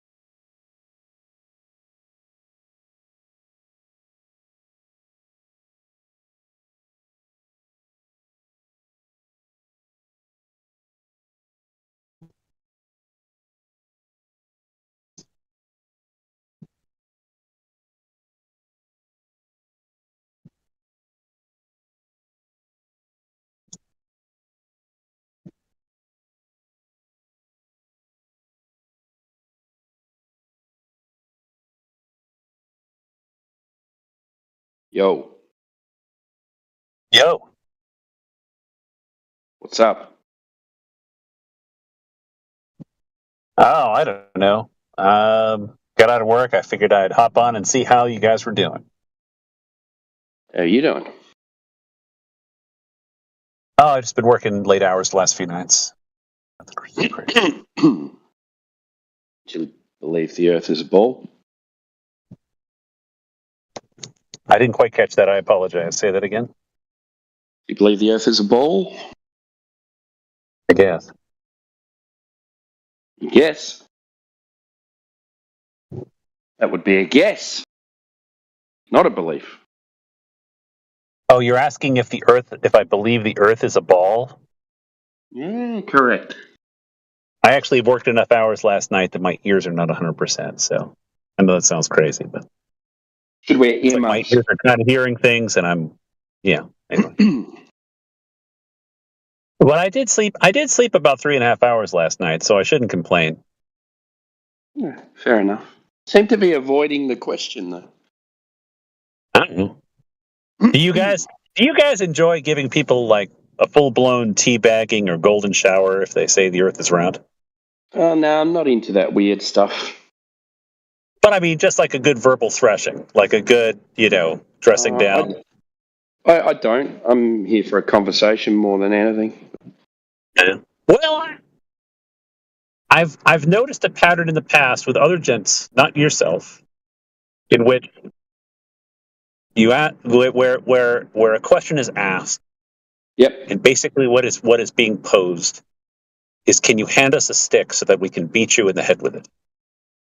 Yeah, okay. I think you're referring to, is there any scientific evidence the Earth is a globe? That one? Anything. It could be anything. Yeah. Okay. So why are you avoiding the question that I'm asking? I don't know. I'm not looking for an argument. I'm not arguing. I'm just looking for a discussion. It's not that you're arguing now. It's that this is kind of like a 3-step dance. Yeah, I'm not dancing. I'm just wondering why you believe the Earth is a ball. I don't know. I just don't have enough fun laying out that the Earth is flat yet. You don't have enough fun? Yes. Sometimes things are an acquired taste. Sometimes it's an acquired taste. I firmly believe that every man on this planet has to have the opportunity to get his redneck on at least once a day. Okay. Maybe once a week at the longest, but once a day is good. All right. So do you believe that you live on a ball? Well, I don't think it's a ball. No. Okay. Nope. What do you think it is? A ball would be inflated on the inside. It would be hollow. I don't think it's a ball. Okay. Do you think you live on a sphere? Is that better? I don't think it's a really perfectly round anything. I think it's probably more elliptical or oblong. I don't think it's spherical. Well, elliptical would be a flat surface. Do you mean elliptoid? I don't think it's an evenly round ball. Nope. Okay, what would be your evidence for that? I just don't think so. Well, you say okay. All right, fair enough. So it's just like so you live on a thought experiment. Well, I used to play beach volleyball, and I used to do Wilson top flights that are hand stitched. You sometimes, in order to keep them round, you'd have to tie a belt or rope around them pretty tight, or inflate them really hard in order to get them to stay. I'm not really talking about beach stay volleyballs. actually round. Otherwise, they start looking like two turtle shells put together, and it's kind of okay. Now I see what you're doing. Now I understand. So I think nature is far too random to come up with a nice, perfect cue ball. All right. So you think nature would inflate from the inside and turn it into a beach volleyball? Is that what you're saying? Yeah, I think it would. I think it would end up being more randomly shaped than a nice, perfectly round. Okay, so you should be able to measure that then, yeah? No, I can't measure it. No. So what gives you the idea that... So you're talking like you've got all these flat things on a surface joined together to make it look like a sphere. I don't see a lot of flatness day to day. I mean, I've seen concrete and pool water. Where do you? I don't see that much Don't see flatness. flatness. No, I don't see that much flatness. I see lots of bumps and ridges and dips and valleys and. Yeah, but that's not what we're saying. You know that's not what we're saying when we say the Earth is flat, though. Yeah. Well, I just don't see a flat Earth. So when you go out to the water, what do you see? Waves. Okay. Do you see a curve? Do I see it curve? Well, if I'm looking at my woman, I see a curve, but I don't know if I see a curve if I look at the sea. I don't know if I can have a conversation with you or not. You just said you started your conversation with I come in here and you guys start all these questions like you want to have an argument. I said I'm not here for an argument, I'm just here for a discussion. So then you started taking the piss about two turtles on its back, and then we don't believe that. And then you proceed to keep taking the piss out of it. So the only one that deserves getting any shit is you. So either you're here for a decent conversation or you're creating an argument so that you can say that we're always argumentative. I'm not saying you're always argumentative, but the tone you're taking is definitely gearing up for an argument. There's no doubt about that. Oh, so my reaction to your piss taking is starting an argument, is it? I have admitted to you that I slept about 3.5 hours last night, and I wasn't in the mood for an argument. And you're trying to push me into an argument. I can see it. I can see you're trying to push me. I already told you. Okay, just fuck off then. Hit the red button and fuck off. Yeah, I don't appreciate your fucking stupid comments. Just hit the red button if you don't want an argument and you think I'm being argumentative. Hit the red button and fuck off. How about that?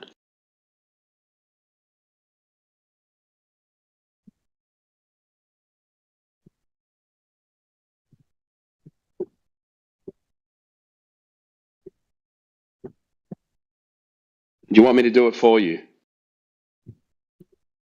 No, I really think that if you're in a pissy mood and it would make you feel better to shit on me and kick me out of here, that you should do that. You should get that off your chest.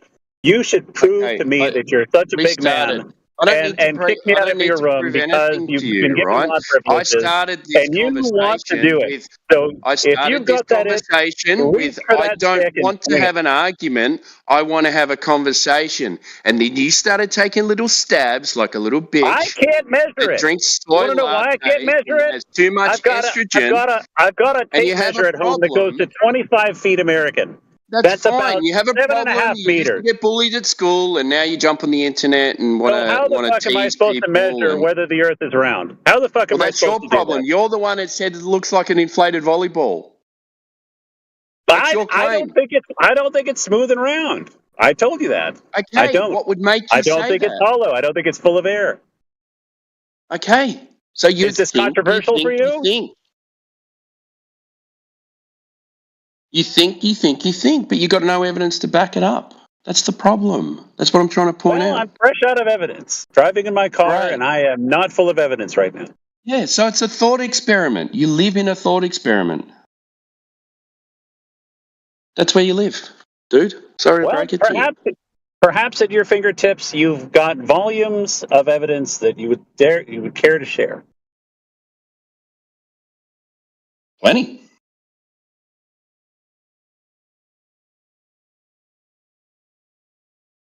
I mean, no one's developed a compendium after all of the time here. It's open 24/7. I think you'd at least have a booklet by now. Yeah, it's on its way. I mean, I've seen upwards of 50, 60, 70 people here. Yeah, I know. It's a popular topic. You should easily be able to get at least a dozen pages put together. Yeah. Yeah, there's a whole book coming out. You'll be on the mailing list. All right. Archives of stuff on the home server. Yeah. There's books and books and experiments and observations and citations from, your own physicists and scientists. I don't have any physicists and scientists. Yeah, you do, because you have to believe in a certain thing. Otherwise, I have a billing expert. I have an HR person. There's a security guard for the building. There's a maintenance guy down the hallway. Okay. And what's I that don't got to do with have a anything? scientist, or I don't have a scientist. And nobody cares. Okay, well, maybe that's why you believe that you live in an inflated volleyball with some flat edges here and flat edges there. I just don't think it's even. I don't think the Earth is even. Yeah, and I asked you what would tell. Of course, it's not even. What do you think? It's like a fucking 2D surface. That would be retarded. I mean, I think of a nice round bowling ball, but it's just. If you think that we think there are no hills and valleys, then that makes you look dumb. I didn't accuse you of anything, sir. I know, but you're saying I look at it and it doesn't look flat. The flat is not a 2D surface. The flat is a horizontal reference plane that all heights and measurements are taken from. That is the flat part. And you've been here a few times. Well, I've never been a surveyor, so I can't claim experience in that. Great. Okay. But you do experience it that way, though, don't you?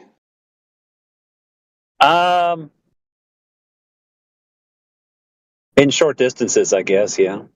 Well, not even in long distances. In long distances, you do as well. You can't say, I live in a fairly flat part of my country, which is Texas. We've also visited places like Florida, which are also pretty darn flat. But even then, it's not flat over long distance. You say, I experience it as flat in the short distance. When in long distances do you experience as not a horizontal reference? Everywhere. Where? Give me an example. Everywhere I go. Just one example, then. Well, I mean, okay. I probably went over 3 ridge lines in a 10-minute drive heading towards home. Mountains are not curvature of the Earth. They're not. We just spoke about a horizontal reference plane. The way you get that height of the mountain is from a horizontal reference plane. So you're not using a curve anyway. Well, I don't have an altimeter on me. I know. I just asked for an experience. You said if you go long distances, you experience not flat. Now we've already spoken about flat not being flat. It's the flat horizontal reference plane. So the mountain would be measured from that horizontal reference plane. The mountain is not curvature of the Earth. Drop over distance, change of angle on distance too. So as you move across the surface, if it's curving in all directions, your angle would change as you move from horizontal to perpendicular. Well, you'd Don't have to have experience a this. you'd have to have a pretty high vantage point to notice this. It wouldn't be something I know. you'd That's be why I'm able to saying. perceive at the surface of the I Earth. know. That's why I'm saying you don't experience it. You'd have to be up about, I'd have to guess, probably a mile, maybe 5 miles. I don't know. You'd have to be up pretty high. Okay, so if you go up on a plane, can you see the curvature of the Earth then? Then do you experience it as a curve? You'd have to be a pilot to really see it, I think.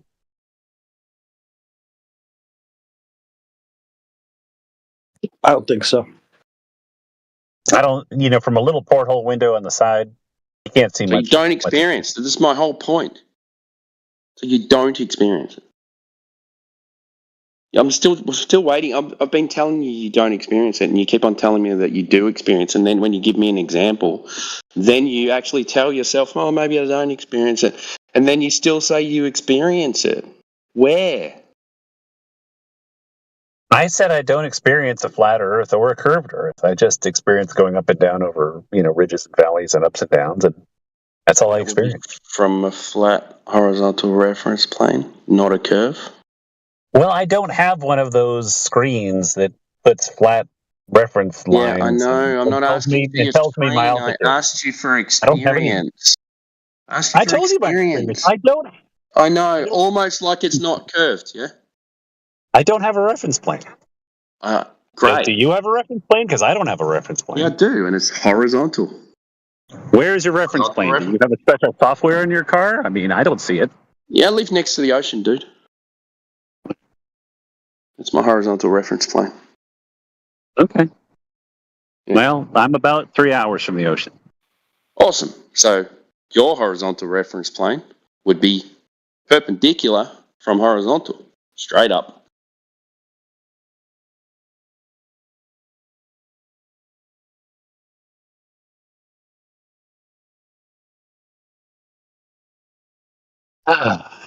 Well, yeah. Picking up some Asian food for the way home here. Good. Maybe you can look at some pancakes, get some Chinese pancakes, duck on them. And that'll, lay it out flat on a plate, put the duck on top. That'll be your horizontal reference plane with mountains. There you go. Possibly.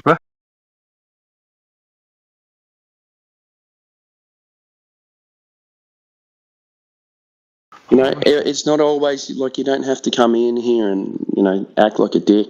Like I'm pretty willing to have a decent conversation with you, man. As soon as you start taking stabs and stuff like that, that's when people get pissed off. And that's when people get pissed off and start fighting back, and then it ends in an argument, and then it's not worth having the conversation because both of you are just going to start screaming shit at each other, and then it never gets anywhere. So next time, maybe be a bit more humble, and we can have a good conversation. I'm not your enemy, mate. It's not your idea that the Earth's a globe. Someone else's idea that you've taken on board and you argue for, and yet you've just proven you don't know anything about it. So it's not your idea. You're fighting for something that's not your idea. Just get it, man. Good point.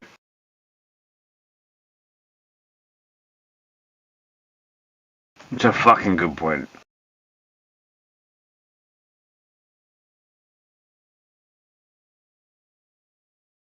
You didn't come up with that all by yourself, did you?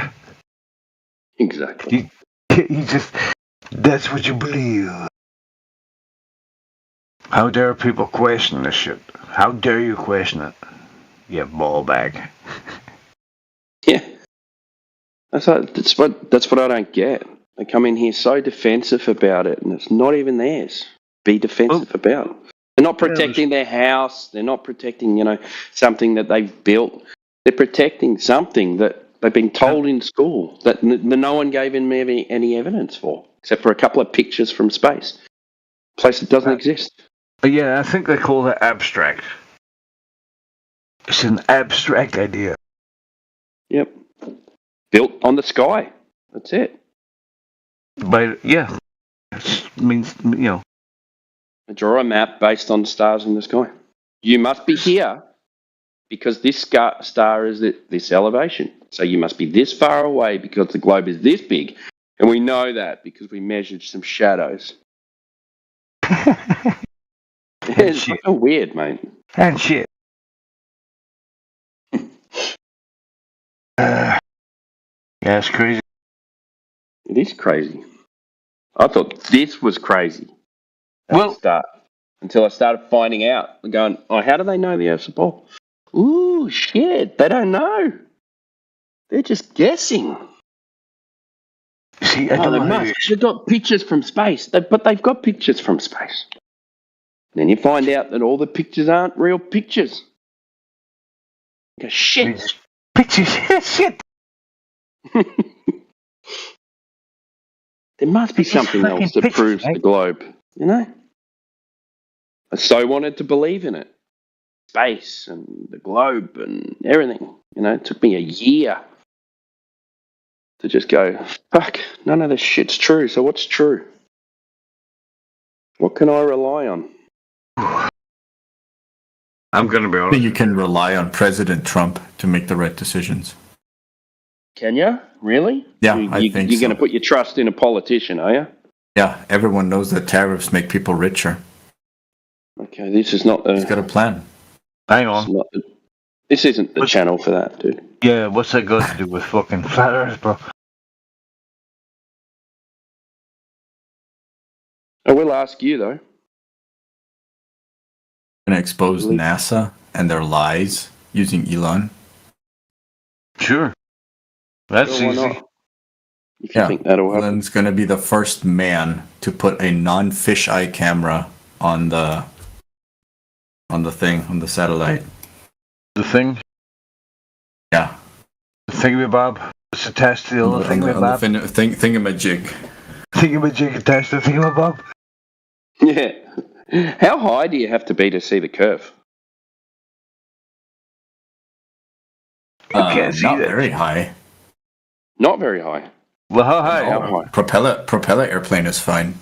As a matter of fact, if you're standing on the Mediterranean, on I think the fuck, what's it called? The one that Britain took, the rock. South of Spain, there's a big rock. If you stand on top of it, you can see. Yeah, Gibraltar. That's it. GG. Yeah, what about it? You can see it on the ocean. You can see what? A little bit, yeah. See what? See what? Curvature. Curvature, what, left to right? From Gibraltar? Yeah. If you make a photo, is it only right? If you're standing on top of the rock from the ocean. Left to right. You see a curve left to right? Can you hear me? I'm just shitposting. I don't fucking know. Yeah, fucking shitposter, yeah. So only on the rock of Gibraltar you can see the fucking curvature, eh? Holy shit, I thought you could see it from the moon. So, Big Button, do you believe you live on a globe? Of course he does. Like that thing that they show you. Now I need to be more specific. You know that thing they show you that they say this is where you live. I played Kerbal Space Program, right? I'm an expert globe man. Okay, nice. You're going to be another one that doesn't it. want to have a conversation, are you? What do you mean? You can have a conversation with me. Okay. Technically, Kerbal Space Program is a good fucking game to teach you this shit. Okay, do you want to answer my question or not? What question? Do you believe you live on a globe? I said yes. Oh, you do? Okay. Yeah. What evidence have you got of that? Have you ever been in a helicopter That's not or what I asked. I airplane didn't or ask you boat? where we were going. Answer the fucking question. Yeah. Have you ever been? Because one of the things that is blocking your signal to the other boat, if you're trying to talk to another boat, if it's far away, is the curvature of the Earth. Because you gotta go through gotta bounce it off the clouds. Otherwise, you can't reach it. Can you show me that? Yeah, sure. You just have to go on my boat. Oh my God, dude! He's asking for you to show him evidence that that's the case. In other words, is it written down somewhere? Is there some information we can look up? Written down can be faked. An image can be faked. Bro, that's not what he's asking for. He's asking for the evidence behind your claim. So if you made a claim, right? Now you're gonna have to substantiate the claim, and that you're gonna have to provide some documentation to follow up what you're saying. It's not just you saying it. I can provide him GPS documentation, but all of that can be faked. Bro, it's not GPS. It's not GPS. What you're stating is something entirely different. You're making up something of your own mind, and wanting him to accept what you're saying is not just evidence of the thing existing. You have to prove it. This room exists because people are going to ask questions, and if you have a claim, you're going to have to substantiate the claim, and you're going to have to prove what you're saying is true. You can't just say that things are bouncing off clouds. Sure. Define proof then. What you just stated, things are bouncing off clouds, show that in some form of documentation. That's exactly what's happening with the technology that you're using. Show that. Okay. So you want me to show you? Yes. You want me to show you documentation on radar? No, what you made the claim of. Your claim. Yeah, that's radar. Yeah. Well, really. It better say what you're saying. How about that? That radar bounces off clouds? Sure. Yeah. Well, put it in the text chat. So long as you don't hurl. That doesn't prove a ball either, though. Like don't just because you bounce things off why clouds. the fuck do you need to bounce it off of clouds if the Earth is Don't flat? ask that. You can Yeah, just don't ask look that question. across the Just Earth, right? Listen, dude. Listen. Hold on. You need to go ahead and put what you said happens in the text channel, so we can first identify that you're not just rambling. You're actually providing evidence. Yeah, sure. So do you Google within like just put it, dude. 0.3 seconds or 0.7 seconds? It doesn't matter. Put the information in the text channel so we can verify you're not just talking shit. Oh my fucking god! Sure. So he's not going to help you if you're a liar. Veritas. He's not going to help you if you're a liar. Put it in the text channel, dude. Just do that, and then we'll go to the next step. We're not asking something unreasonable, bro. Yeah, here you go. Here you go. You better have read what here you go. What's that? It's in the fucking text chat. It's on the side chat of the fucking. Yeah, and what does that tell us? What's that telling us? Well, go read it. No, I posted you the information. Now go read it. No, that's called an elephant hurling fallacy. You're throwing something in the chat that you haven't read, and you want us to read it. Have you read this? I know what over the horizon radar is. Have you read this? I need to read the Wikipedia on over the horizon radar. Why do we need to read it? I've been to school. Yeah, that's great. But it's not exclaiming the thing that you said you were about I can take you on my boat. So does it have something to do with a boat and bouncing signals off clouds? Because a boat uses radar. Okay, so you're going to go ahead and have to cite where it says that in that documentation. Be specific. On the Wikipedia that a boat uses radar? No, that you're saying things. Listen to your claim. When you state a claim, you don't even know what the claim is anymore, do you? What did you actually claim? What was your claim? My claim is, in order to see things that are very far away, you need to bounce your radar off the clouds because the Earth is round. In your boat, right? Or if I want to see something far away in my boat using radar, if I want to detect something, I gotta bounce it off the clouds. Okay, so that document should provide evidence of your claim. Now, where does it say that in that document? Right there where it says technology. No, cite it. It needs to be cited. Okay, the frequency of radio waves used by most. Do I need to read the entire thing? No, just the place where it's gonna back up your claim. That's all. Right there, it says technology.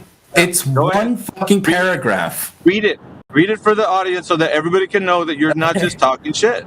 Yeah, the frequency of radio waves used by most radars in the form of microwaves propagate in straight lines. This generally limits the detection range of radar system to objects on their horizon, generally referred to as line of sight. Does that make sense so far? We have So far, so questions? good. Yeah, no. Since the Continue. aircraft, in this case, the aircraft must be at least theoretically visible to a person at the location and elevation of the radar transmitter due to the curvature of the Earth. Any questions so far? Keep going. For example, a radar mounted on top of a 10-meter mast has a range to the horizon of about 13 kilometers, considering atmospheric refraction effects. If the target is above the surface, this radar was increased accordingly, so a target 10 meter high can be detected by the same radar at 26 kilometers. Because you're going up, right? So you can see it better, because, you're higher than on the ground. So far you're reading what it says there, but I'm still yet to hear what your claim was. In that My claim was that the Earth is in the way of the straight line. Yeah, I know, because but it's you're saying round. it's bouncing off of the clouds. That's very hyper specific. I haven't heard that in that document. Okay, not clouds, it's the ionosphere. But Oh, so we're I don't know if you changing know the what story. the ionosphere is. We're Do you know changing what the the story. ionosphere is? That's called moving the goalposts. What you've just done. No, it's called It's not simplifying clouds it. anymore. It's not clouds anymore. It's the ionosphere. What difference does it make? Because you're making a claim that cannot be substantiated. So we don't say clouds. If it was the ionosphere, you would have said that in the very beginning. This is the problem with you guys who think the Earth is a Is the ionosphere to the left of me, to the right of me, or above me? Where is it? I don't know. You make the claim and you substantiate it. Yeah. So where are the clouds? To the left of me, to the right of me, or above I don't me? know, dude. You make the claim and substantiate Okay. it. So you said clouds, and now it's not the clouds. It's the ionosphere. So the clouds are above me, right? If you look up, Is that sometimes the you can see ionosphere? clouds. Is that the So- ionosphere? So the ionosphere is also above me. When Is you it in look the up, you clouds? can't Is it see the it clouds? though. Is it the clouds? You can't see it. The ionosphere Is it has the something clouds? to do with clouds, Is it the actually. clouds? But Yes or no? the Let's say yes or principle no. is the same. No, If it's you not. Shoot No, it's not. a laser No, printer, it's not. a It's laser not. It pointer absolutely at a isn't. mirror. It bounces off the mirror. You're incorrect. The You're incorrect. mirror, in this case, You just want to is- railroad this is conversation. either Don't you? the ionosphere or the clouds. You just want to railroad the Both can conversation. work. No, you just want to railroad the conversation because you want to talk about what you're saying is synonymous to clouds. It's not.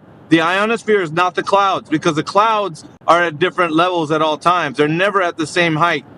So it's not the clouds if you're saying ionosphere. That's something very different. So that means the Earth is flat now if it bounces off something else? that means that your claim is not proven by what you just said before. So your previous claim about it being clouds, being your radar's bouncing off of clouds, is not true. That's what that No, means. the claim was that the radar is bouncing. Off of what? Doesn't matter, it's bouncing. Yes, it does Because matter. The Earth is round. Yeah, but that It does flat. It does matter because it's hyper specific to your claim. If you're making a claim and you want us to think that it's true, then you have to substantiate that claim. And it's not clouds anymore, it's the ionosphere. Let's say it's not the ionosphere or the clouds. There's a dude with a mirror floating above. That's still the same effect. Earth a sphere, right? The reason there can be many reasons for this, right? So if you shoot straight across the ocean, right, you're going to start getting blocked by the atmosphere, so-called. Yeah, by the Earth. If you shoot it, it's a just ball. hang on. If you shoot it in the sky and bounce it off the ionosphere, then you can go further, correct? Are you asking Alpha or me? I'm asking you. Okay. If you shoot it at the No, I ionosphere just and asked you a reflect question. it, It wasn't- yes, it wasn't goes your further. turn to ask I'm a question. I'm specifying it. Okay, so how does that bouncing it off the ionosphere make it a sphere? What the fuck else would it be? That's not for you to ask, dude. That's not for you to ask. You have to What, a state how cube? it correlates. You have to state how it correlates to the Earth having a geometric shape, such as a sphere. So I Okay, was giving because you because the hold on. reflection of Hey, the ionosphere hey, is hold on, the same hold on. anywhere. Hold on, dude. So, do we have to mute you for you to hold on? well, you're gonna So, mute me anyways. Yeah, the problem is when you make a claim, you can't substantiate it. That's point number one. point number 2 is what he's bringing That's up. not how TW is evidence showing- works. Point number 2, no, it doesn't. So point number 2 is the fact that what he's telling you is it has nothing to do with a geometric shape. It could be bouncing up and down on a flat surface horizontally all the way across. But you're making it sound like it has to be a sphere. So it doesn't necessitate, dude, it doesn't necessitate a sphere. That's point number 2. Point number 1, I was getting you to be hyper specific. Point number 2, it doesn't necessitate a sphere. And that's the clarity of like the reason why you can't just automatically But it assert does that it's a sphere. necessitate a sphere, though. No, dude, because it could be bouncing up and down. It could be bouncing up and down on a horizontal surface all the way across. No, it couldn't because the Earth Yeah, you're itself saying it is not can't. perfectly horizontal, saying- is it? listen, dude, You've got you're saying- mountains, you've got rivers, you've got hills, no, you've got no, it flats, doesn't you've got matter. all kinds of stuff It that doesn't will matter, dude. instantaneously interfere You with have that on the radar. globe. You have that on the globe. It doesn't matter. You have that on the Exactly. globe. So you're not bouncing up and down. You're bouncing once Dude, over how the does, what does a bounce ionosphere. mean? What does a bounce mean? What does bouncing mean? Bouncing once. Reflection. Yes, Once? you are reflecting Are you off sure the it's bouncing? mirror on top You're of making you. it sound like it's and only the bouncing Earth once. is not mirrored. Go look, yeah, the go look at Earth the is diagram. very rough How does it get indeed. to the other Wait a side of a sphere then if it's only bouncing once? Yeah, It doesn't get to the correct. other side of the sphere. Yes, it does. Dude. No, it doesn't. You Hold cannot on, hold on. detect Hold on, something hold on. 20,000 Australia. kilometers away. Dude, England hold to on, wait a Australia. minute. Wait. Hold on. You need can't to radar look at detect diagrams. from I England think to I'm Australia. gonna have to hold on, dude. Fucking just shut the fuck up, dude. You need to look at a diagram for once. Look at a diagram and what it shows because it's gonna prove you wrong in this particular argument of yours. But You I just can't sent just you say the that- diagram that proves me right. That's not what, dude. Bouncing once is not what it does. A bounce means that it's going to keep going and doing that thing until it reaches its destination. That's not part of It the doesn't- argument. The argument was it reflects off the ionosphere because the sphere You said that it is can't in the happen way. on a flat Earth. You said it can't happen on a flat Earth. Well, if it's bouncing, yes, it If can. it's on a flat Earth, then there wouldn't be any need to bounce it off the ionosphere because it's Why flat. not? Because I can just Why look not? up and Explain see that it. to you. Because if Why I not? stand on a mountain and the Earth is flat, nothing is in the way. Yeah, so the same thing for a globe, dude. No, You're making it- because you're if making I'm on a exclusive to globe and flat I Earth. look It's not exclusive to flat horizontally, Earth. then the globe itself is. Dude, you need to fucking just listen to what you're saying. It's not exclusive to the globe. It can happen on a flat Earth as well. What you're saying is not exclusive to a sphere. So it's not conclusive. The answer is not conclusive. People don't just think that it's a sphere because you think it is. You have to provide evidence of a geometric consequent. And what you're saying bouncing up and down is not going to prove that. It's not going to prove that the Earth is a globe. That was point number 2. All right, so how is it that radar is not infinitely stretchable in any direction without bouncing it off the Yeah, ionosphere? this is the thing, though. You're asking us questions. It's not us to prove to you. It's not us to prove to you how it's not. Well, the claim is my claim is the Earth is a sphere, and if Yeah, I but shoot a radar it's a baseless- at one it's a direction, baseless then at assertion. some point the sphere will be in the way. It's a baseless If there was assertion. nothing in the way, how It's would a that work? baseless assertion because it's bouncing up and down, and in your paradigm, I'm not shooting it up and down. It's bouncing, dude. If it I'm bounces shooting up it and down, horizontally. listen, dude. If it bounces up and down, then that just means that it's just working itself It over the doesn't bounce terrain. up and down. It bounces once. It goes up, bounces, That's and not then it goes down, possible. and that's it. Doesn't go up again. It just How did it go reflects off from the the ionosphere. UK? And if How I did it right go? now shoot a radar Okay, horizontal, you're avoiding what I'm saying. All right. How did it go from the UK to Australia in his long distance? Marconi. radar doesn't go from UK to Australia. Oh my God, this guy's retarded. What the fuck do you mean? The kind of radar I'm talking about doesn't go from the UK to Australia. You're brain dead. Okay, so everything else, just Your because brain you're is talking leaking about out of your ears. You are just more talking about a certain radar, then every other long distance radio wave gets thrown out, does it? We were talking about a specific. You said specific. Okay. Can you so pronounce have we specific? sent- Can you so spell have it out for we me? sent What are the? long-distance radio waves across the world? You need to be specific. We are asking for sent specific. low frequency radio waves across the world. My example was a specific. No, it wasn't, Okay, dude. You were. so your short range example throws out all the long range examples, does it? You need to calm down, moron. sir. Yeah, he doesn't. He's not listening, dude. Like, when it comes time for him to explain, he says he's very specific, yet he's not specific because he said earlier that it's bouncing off the clouds, and then he shifted to it's bouncing off the ionosphere. He's not specific himself. So how does he want to say now? He just said radar too, so that can be anything.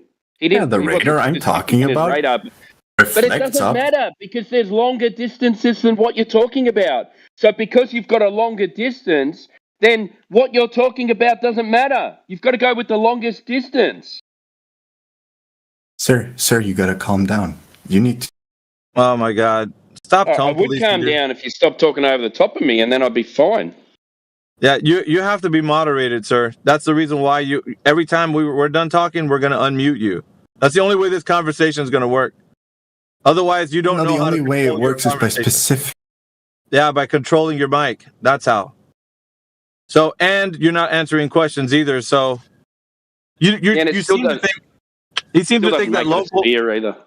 Yeah, He sorry, seems to mate. think that his local radar is going to give him specifics on how the Earth's shape is, but in no way is it conclusive that the Earth is a globe.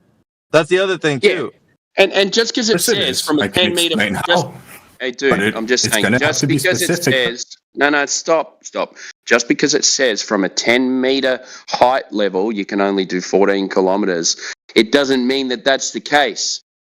You'd have to show that. Now, then you go to, okay, they just bounce it off the ionosphere. All right, they bounce it off the ionosphere so they can get further because as you shoot directly across the ground, the atmosphere is thick and you lose strength. So they shoot it up and bounce it off to its location that does not prove a sphere. That it's not exclusive to a That sphere. makes zero sense. No, it does. That's the most because it's not retarded shit.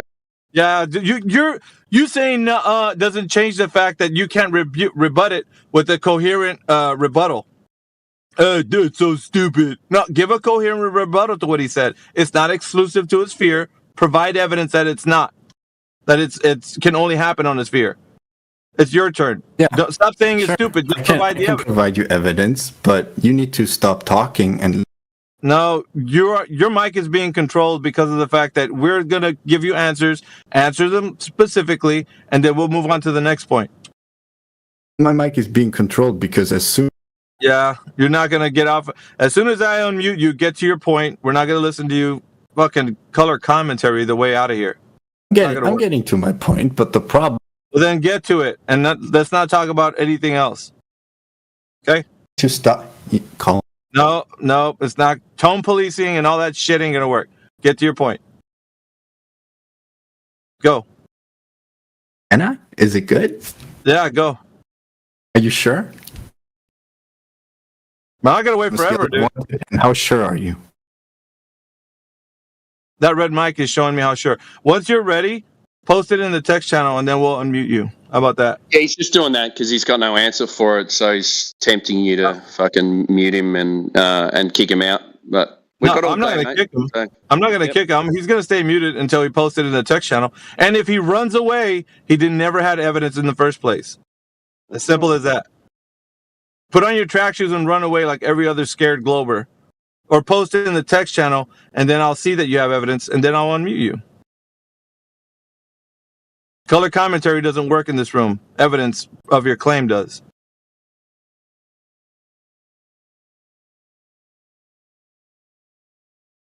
and that 10 meters to 14 kilometers doesn't actually match the ball either.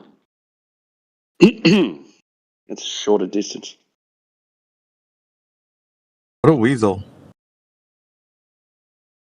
So the Wikipedia article was wrong about the curvature of the Earth too.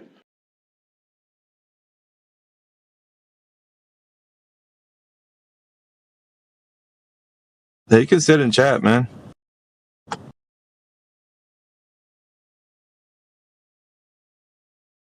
What's up, Adreno? Yeah, I did say that.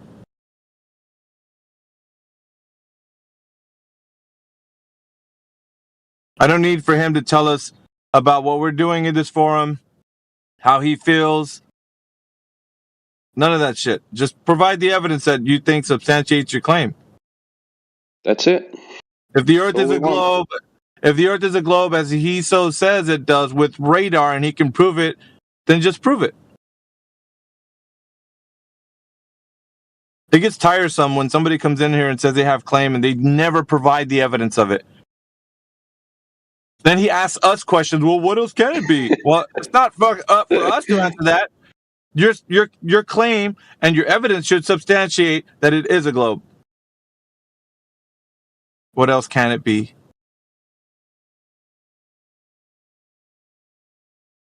I'm looking at the chat.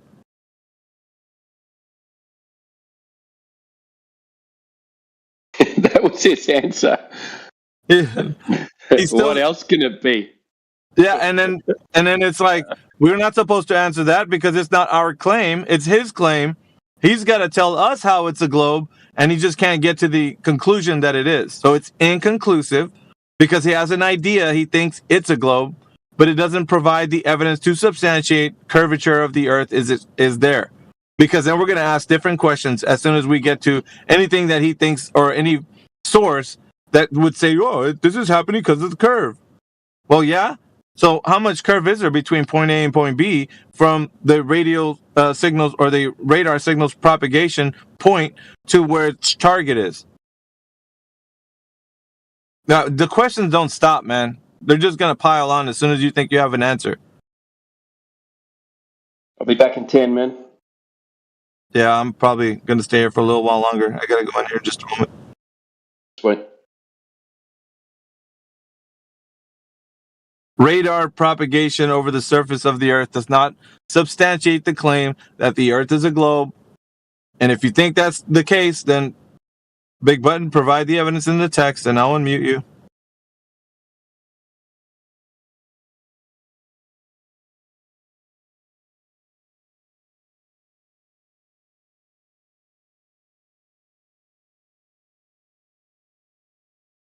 I need to keep screaming, dude. I just need to mute you and control your mic. That's all I got to do. So,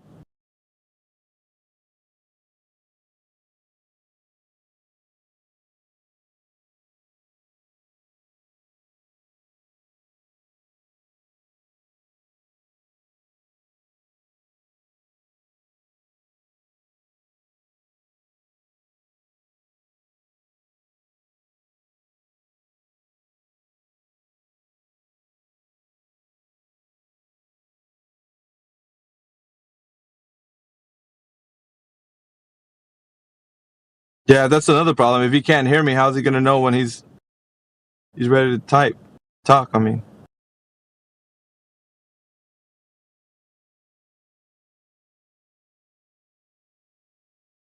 Well, it's up to him. Then I guess he's never going to post his evidence.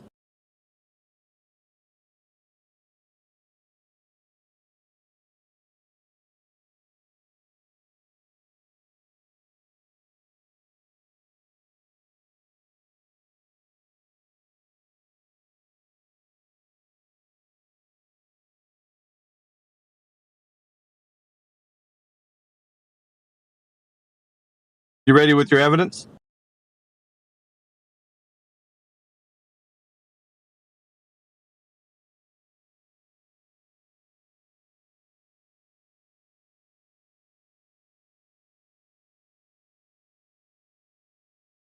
That's what happens when you mute everybody. You don't know that your mic's unmuted.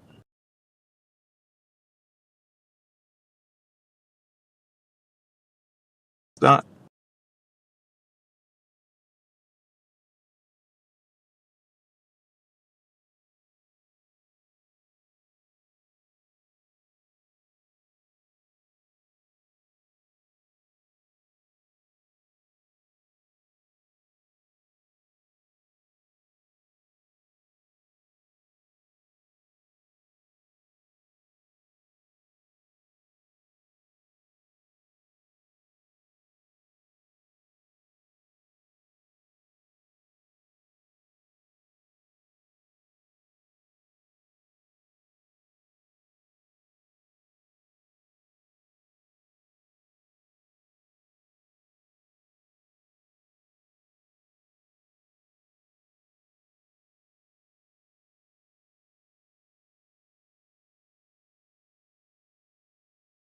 For anybody that's here that wants to carry the argument, Big Button's bringing an argument for radar propagating over the surface. I guess in a way, he's saying that it's proving that the Earth is a globe. Radar propagation over the surface, providing evidence that the Earth is a globe. He gave one source that had nothing to do with his previous claim. His previous claim was that radar from his boat is bouncing off of clouds back down again to the Earth. And then he We've switched gotten it. brave enough to have the conversation again. If you want, I can explain it to you. No, we don't need your color commentary. So I'll unmute you when I'm done explaining what your position was. So essentially, he's saying that radar is propagating over the surface, proving that the Earth is a globe. And he's first used clouds, bouncing off of clouds. And I said, so provide evidence that the radar is bouncing off the clouds.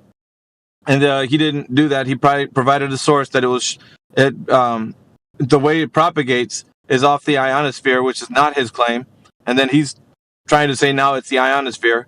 But he said it's no difference in the clouds. But so he's not making a distinction whether he understands how it works. He doesn't. Sounds like it. He doesn't. He can't provide evidence of that he has knowledge on how it works. So he's all twisted up trying to prove that that it's bouncing up and down. He said basically one time. Radar bounces up once and down once. According to him, only once. And we know that diagrams have been shown that it just has multiple leaps, as it bounces. So what he's saying is incorrect on that stance. On the other, it's not conclusive that he's going to be able to provide that it shows a geometric consequent, which that it denotes that the Earth is a sphere in any way or there's curvature of the Earth. So he can't assert that it is. So he's going to have to provide that. So if anybody wants to shoulder the argument, you can. Because I have to take off. So there you go.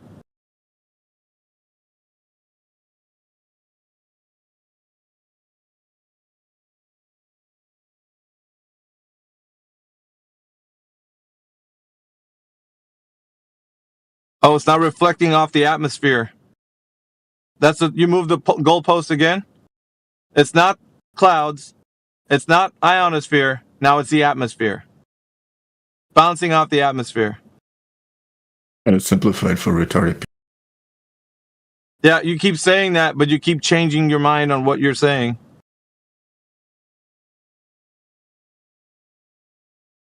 Idiot.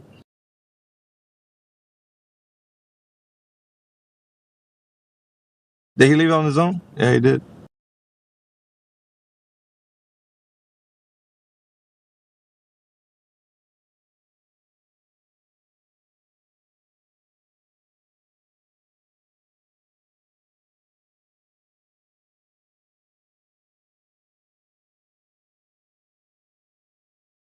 That's funny. He actually got banned from. Looks like God Ain't Real, Prove Me Wrong channel. So he got banned off of their channel.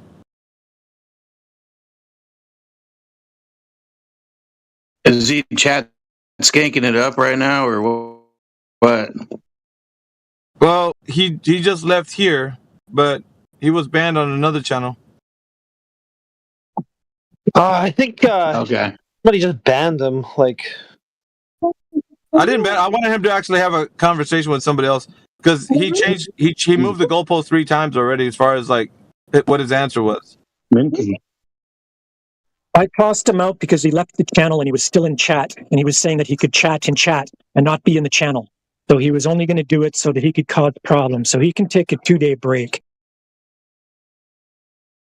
Yeah, he was actually banned from another channel too. I'll just mention that. So sounds like a troublemaker. Sir, I didn't mean to ruin your fun, but that's just dumb when you do that. I'm trying to go easy on the bans because I want to kind of show how dumb they are with their claims. I'll mute him. I'll control him with the mute button. But then he muted everybody else, and I know we can't allow that either. Because then how will he know when it's his turn to talk? So he was doing that as well. Yep, he made a point of putting that in the chat that he muted everybody. So he's gone. You can take a 2-day break. I'm sure he'll come back. I think he'll definitely come back.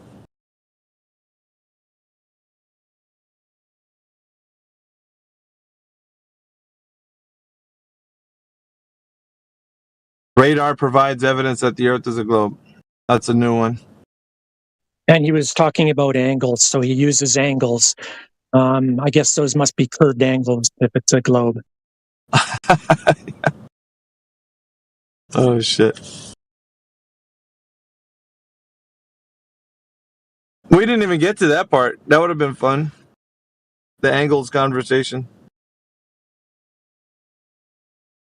You know, speaking of the angles, one of my best friends, I was trying to explain celestial navigation to him and elevation angles, and he basically was like, well, that doesn't work. I'm a math guy. You know, you got to have two side, or what do you say, like a measurement and two angles, or two angles or one angle and two measurements. And I was like, dude, that's not what it's about. You're not trying to solve for the entire triangle. The 90 degree is a given. It's what I'm talking about is the formula. You know, you take your elevation angle, your bottom has to be flat. You're trying to find the GP of the star. That gives you your 90 degree angle. It's based off of a right triangle, and it's a formula. You know, you minus your angle from 90, and then you times it by 60 nautical miles, and that's the ground position of that star. And then you do it at least 2 other times, and you can compass it out on a map and see where you are, where they intersect. Yeah. Well, the important thing too is that it is. Well, think about it like this, Travis. It is creating a triangle because of the fact that whenever you are viewing the sun in the sky, if you're at 90 degrees and you're at the GP, that's different. But as you move away from the GP, you do create a triangle because you're viewing the sun at an angle. So whatever angle that sun is viewed at, you still need a ground position. So that from where the observer is to the ground position and your angle to the sun, it creates that triangle. So the thing is, if you do create the triangle and you're at an angle away from 90, then the problem is when you create that triangle, is that the bottom, what is it called? What's the bottom line called? The adjacent baseline? Yeah, the adjacent. So the adjacent would have to be either a straight line or a curved, like a curving line. If it's a curved line, then that's not a triangle no more. But if it's a straight line, they're going to have to find out how much drop away from that 90 degree angle from where the GP is to where you're standing. So in other words, if it's a straight line, that means that if you move away from the 90 degree, then every distance away from that 90, that straight line is going to start going above your head. You're going to be, because you're going around the curve, yet there's going to be a straight line from that horizontal from where 90 degree was taken. Do you get it? So that means that you're walking on the curved surface of the Earth if it's a globe, and then you're going to have to figure out how much drop over distance there's going to be away from 90 degrees. You get what I mean? So, but if they're saying that the surface is curved, then you're going to say that it's not a triangle. Because in order to have a triangle to figure out the GP, you're going to have that 90 degree, and it has to be where the adjacent's not curving. Straight line. So there's two things, right? Yeah. I that first point you were saying, I was following you to a certain point, but yeah. So think about it like this: you're setting a triangle on the top of a basketball. Let's just put it that way. Like you put a triangle on a basketball. Well, there's going to be only one point at that 90 degree where it touches that basketball, but that bottom of the adjacent of that triangle is going to go straight off into, let's say for this case, right? It just goes straight off into space. But the curve of the basketball will still, like if you were walking on that basketball, you'd be walking around the basketball, but the bottom line of that triangle will still be going off into space. So as you walk away from that 90 degree where it's touching the basketball, then you're going to be walking away from the straight line. So essentially around the curve. They're going to have to figure the drop over distance if that's the case. What is a drop away from that straight line? You get me? Yeah, absolutely. Yeah, you're talking about deviating from the adjacent. Yes, exactly. Anyways, I got to get going, but that's a point. There's 2 points there to look at. Anyway. Yeah, that was the point that I understood. It was the other point that I was not 100% following. Or maybe there are 2 parts of the same point. I'm not certain. Yeah, if it's curving, it's not a triangle. So I got to get going, but see ya. Yeah. Oh, I agree. Well, thanks for your time. Yeah. I love it. Celestial navigation, elevation angles they're just fantastic. They're proven, tried and true. They have they're grounded in geometry, and it's applicable geometry. There's no way around it. You got to have that flat adjacent. What's even for me, this might seem kind of counterintuitive, but before the 10th man even raised the issue of celestial navigation, globalists didn't even know what it was. They thought it was something they do on Star Trek, or like they break out star maps, and how do you get from Starbase Alpha to Starbase Delta? Oh, you got celestial navigate. And you're like, well, no, dude, that's like what people have been doing since like thousands of years, using the stars to move around from point to point. And all of a sudden, then they're like, oh, wait, stars have to be a globe proof. Stars can't be a flat Earth proof. And they're like, fuck. Okay. Yeah, now, isn't that what the... Oh, go ahead. I'm sorry. Yeah, I'm sorry. There was a pause there. You go ahead. Yeah, then suddenly, out of nowhere, they're absolute experts in celestial navigation. A skill set that can land you a 6-figure job. Like, straight up. Like, there's critically short, like, shipping navigators. Like, all these shipping companies, critically short, that if you can demonstrate that you've got the skill set, they'll pay you, they'll pay your way through school. You walk in, day one, like an officer, and you just got to sign a contract that you'll work for them for like 3 years before you jump ship to another shipping company who's going to offer you even more money. But instead, they're in here talking about Earth not flat because of celestial navigation. I'm like, you don't even know what the fuck it is. Either of those things. How are you going to say, oh, I know that somehow like celestial navigation, the top flat Earth killer. Wow, dude. It doesn't, this is the thing. No, it doesn't matter what a flat earther says. It's always nuh-uh, and suddenly they're an expert in it. Yeah, something that they didn't really know anything about before. They'll presume to educate you on it after you've brought it up and demonstrated that you know what you're talking about, and they don't.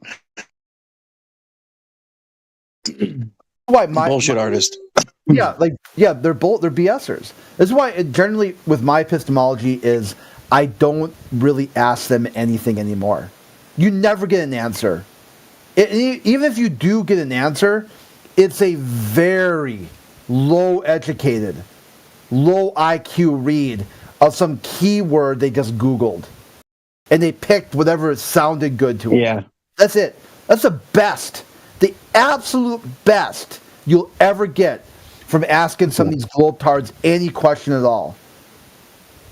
And the absolute worst is they're just going to play Sophix games and they won't know what the number one means anymore. They'll be unsure of anything.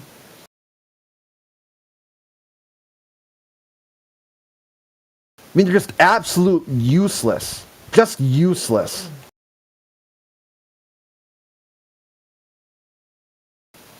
They won't even take the time to memorize their radius value of their globetard. Won't even take the time to memorize it. Yeah.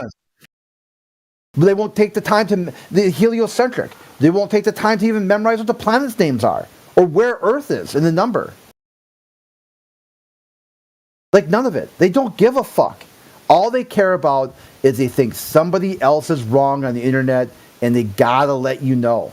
They're artistically compelled to tell people they think are wrong on the internet that they're wrong. I'm like, dude, just look in the mirror. You're on the internet, you're wrong too. Even internally, in their own worldview, where they can only be 99% sure, they're always 1% wrong. Well, it's like they think it's their Glober duty to educate us and try to bring us back to the globe. It's like, you guys have a construct. You guys just have a mental construct. You know, you don't have any real model. Yeah, they would show it if they had it. Show Yeah. your work. Show and tell. See, that demonstrates that that's how bad they are. Kindergarten level. Show, like, you mastered show and tell at like age 6. Show, tell. Can't do it.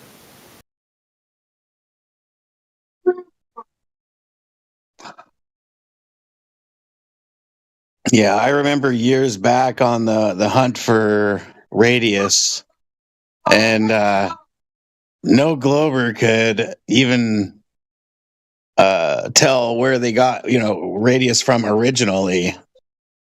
You know, they would try to say, "Oh, it's from Eratosthenes," and which we all know is can go both ways.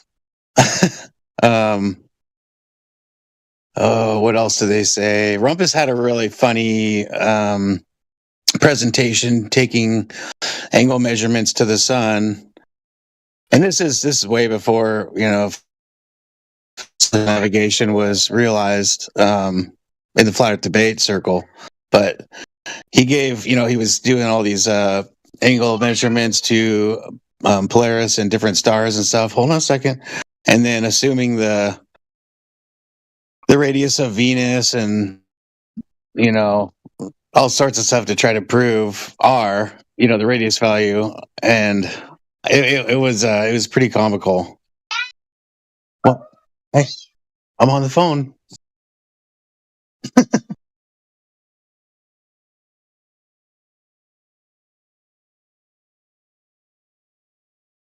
Waiting for QE to get in here too. I got a little bone to pick with that guy. They were about a month ago. They were talking about bringing back Rumpus. I'm wondering, and he wasn't totally against it, so I was, you know, I gave him a little what for. You know, what are we doing? Trying to bring back the Rumpus, man. That's insane. Yeah, I don't mind the Rumpus because I think he's rather funny. And a booger eating smut. It's like he was funny at first. At this point, you know, it's an act. Like, you know, he's fucking around. Like it's like, you know, like it got to the point where even the globalists were having fun with him. They'd be like, "How many others is that?" You know, like, like everything is always stupid. It doesn't matter who he's talking to, and it's like you other. Okay, so that's like 4 or 5 others. How many others? You know? Yeah. Just like the whole he pushes the accent and all the other crap, you know, it's I don't know. I mean, I've talked to him once, like at another server, while I was kind of like the token flat earther, but he didn't know that, and he didn't sound nearly like the accent he pushes. Like, I don't know if he was, maybe he was just tired, you know, like, or something like that. But and he just talked like a normal dude, just a normal British dude, not like. Yeah, I don't know. I don't know. I don't know for sure, but I would say I think it's kind of a gag. It's like a gag he's playing. You know, it's like just for fun. You know, because he's never dropped character. Like, he's always been in character. So it's not like somehow even it doesn't matter who you are. Like, sometimes you're out of character, even in your own worldview. Like, you just, especially if you're on Discord all the time, sometimes people are just out of character. It's just you're having a bad day. Like, it seems like he's always been in character. Yeah, I figure the guy doesn't have any friends at all in real life, just because of his personality. I mean, he is just annoying. I mean, it was funny at first when they'd rip him around by his nut hairs, but I don't know, man. It got to the point where it was just absolutely annoying having him, you know, at least in the flat earth debates, and he'd just sit there and say the same old crap over and over again and just mute, you know. Like, dude, you've been absolutely demolished. Your position's untenable. You've been made a fool of countless times, and you still come around. And then somehow they got rid of him. And then they want to bring him back. I can't believe it, man. Give me a break, dude. I'd rather have Gem Panda, little hobgoblin Glover.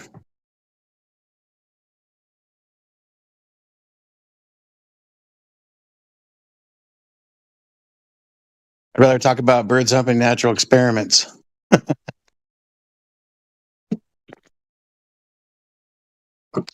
Daddy, choose one. Do a blue, white, or orange.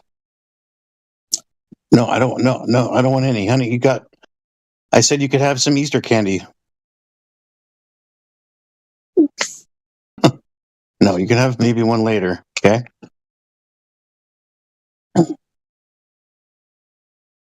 Yes, Daddy. Yeah.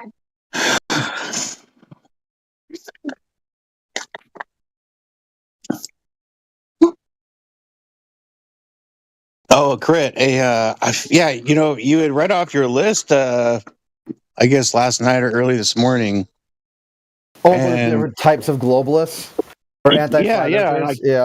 Yeah. I don't know. You disappeared after that, and I was trying to get your attention, but I could have just messaged you. But yeah.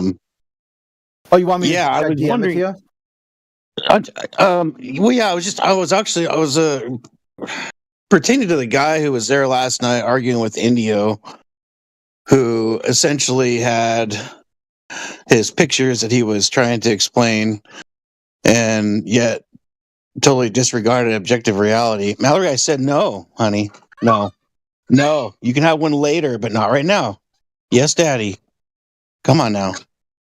Sorry about that. So yeah, he essentially started out, his opening gambit was, that there is no objective reality, and then you're pretty much dead in the water after that. That means there's nothing that you can actually agree with anybody on. And how do you objectively know that your picture that you're talking about is objectively true? All of a sudden, everything is subjective. But your second point in your list, I felt pertained a lot to that gentleman.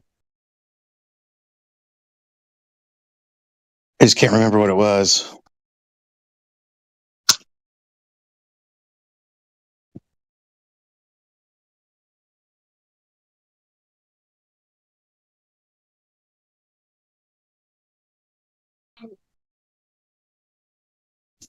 Daddy.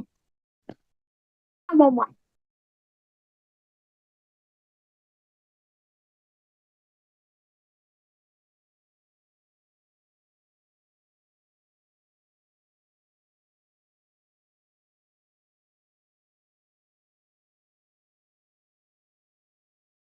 Hey, I had to take my headset off for a second. Someone in the room was talking to me, and they get really pissed if I'm listening to both at the same time.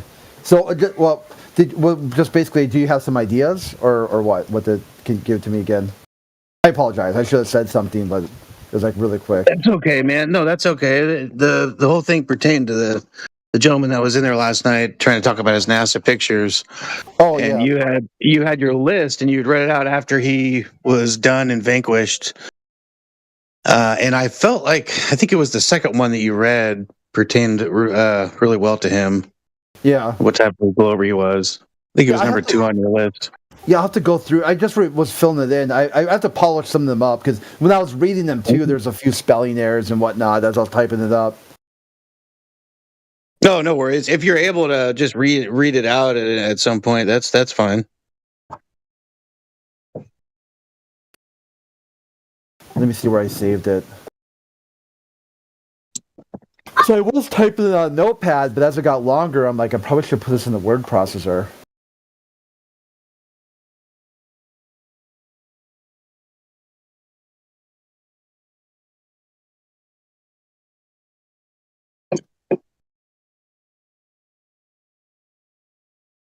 Okay. Oh, no worries. I thought you might have it.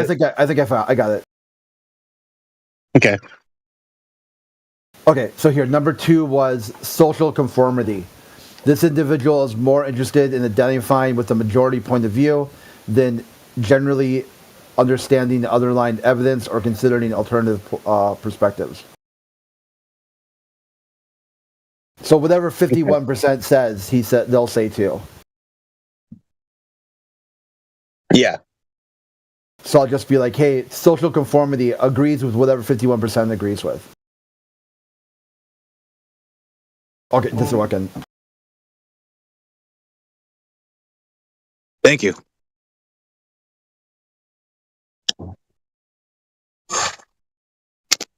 Dang conformists. I still think it's a mixture of all of those things. Plus that, yeah.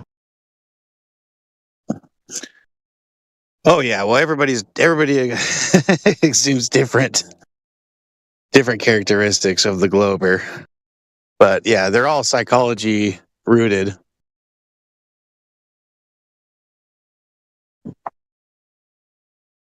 Like when there's a lot of Dunning-Kruger in there. Which is funny because it seems like I heard the flat earthers calling globe earthers Dunning-Kruger.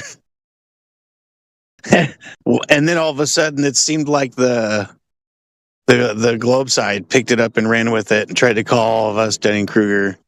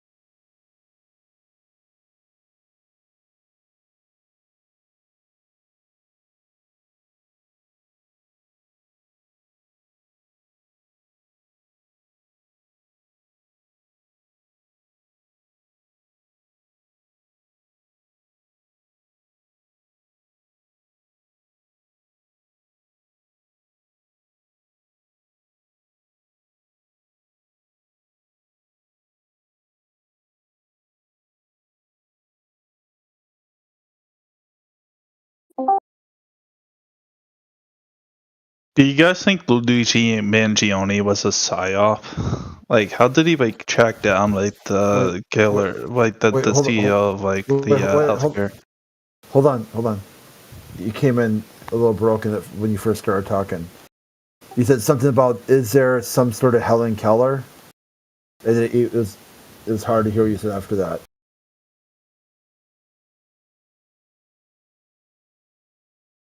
Yeah, do you think like Luigi Mangione was like? Oh, that's not the topic. Better try again. Let's give him another try. So like the healthcare like CEO shooter. Oh, so that's not the topic. Okay, let's see if he can try again. All right, give it another shot. So the Italian dude named Luigi. Oh, that's not the topic. Let's see if he reads the room name and then figures it out. Let's give him another try. So Luigi Mangione. Oh, so that's not the topic. Okay, so check the room title and try again. Did Bill Cosby rape those women? Okay, so that's not the topic. So check the room name and then try again. Yeah, the room topic is 24/7, like flat Earth, right? There you go. Okay, so do people live on a flat Earth? Yeah. Okay, so if people live on flat Earth, then so does Luigi Mangione. Yeah, that's too much of a reach. How's that a reach? Well, can you People make don't live on- can you make him somehow directly relevant to the flat Earth? Yeah, exactly. So Luigi Mangione lives on the flat Earth. So, like, was he like a psyop from the government to kill the Now that's healthcare going guy? off on a tangent. So if you can keep it relevant to flat Earth, Yeah, but people do live on the flat Earth. but if you're going to make the main topic Luigi, whatever his name is, then you're going off on a tangent. So if you're going to discuss him with respect to flat Earth, that's fine. Try again. Yeah, I am. I'm saying he's a citizen of flat Earth. No, now you're talking about him. So talk about the flat Earth, and if somehow he's involved, but the overarching topic is flat Earth, then that's okay. Try again. Yeah, I'm just saying people live in flat Earth, right? That's nice.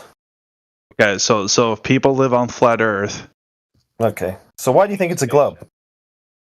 well, I'm just saying Luigi Mangione. Why do you think it's a globe? Can Luigi Mangione help you with that?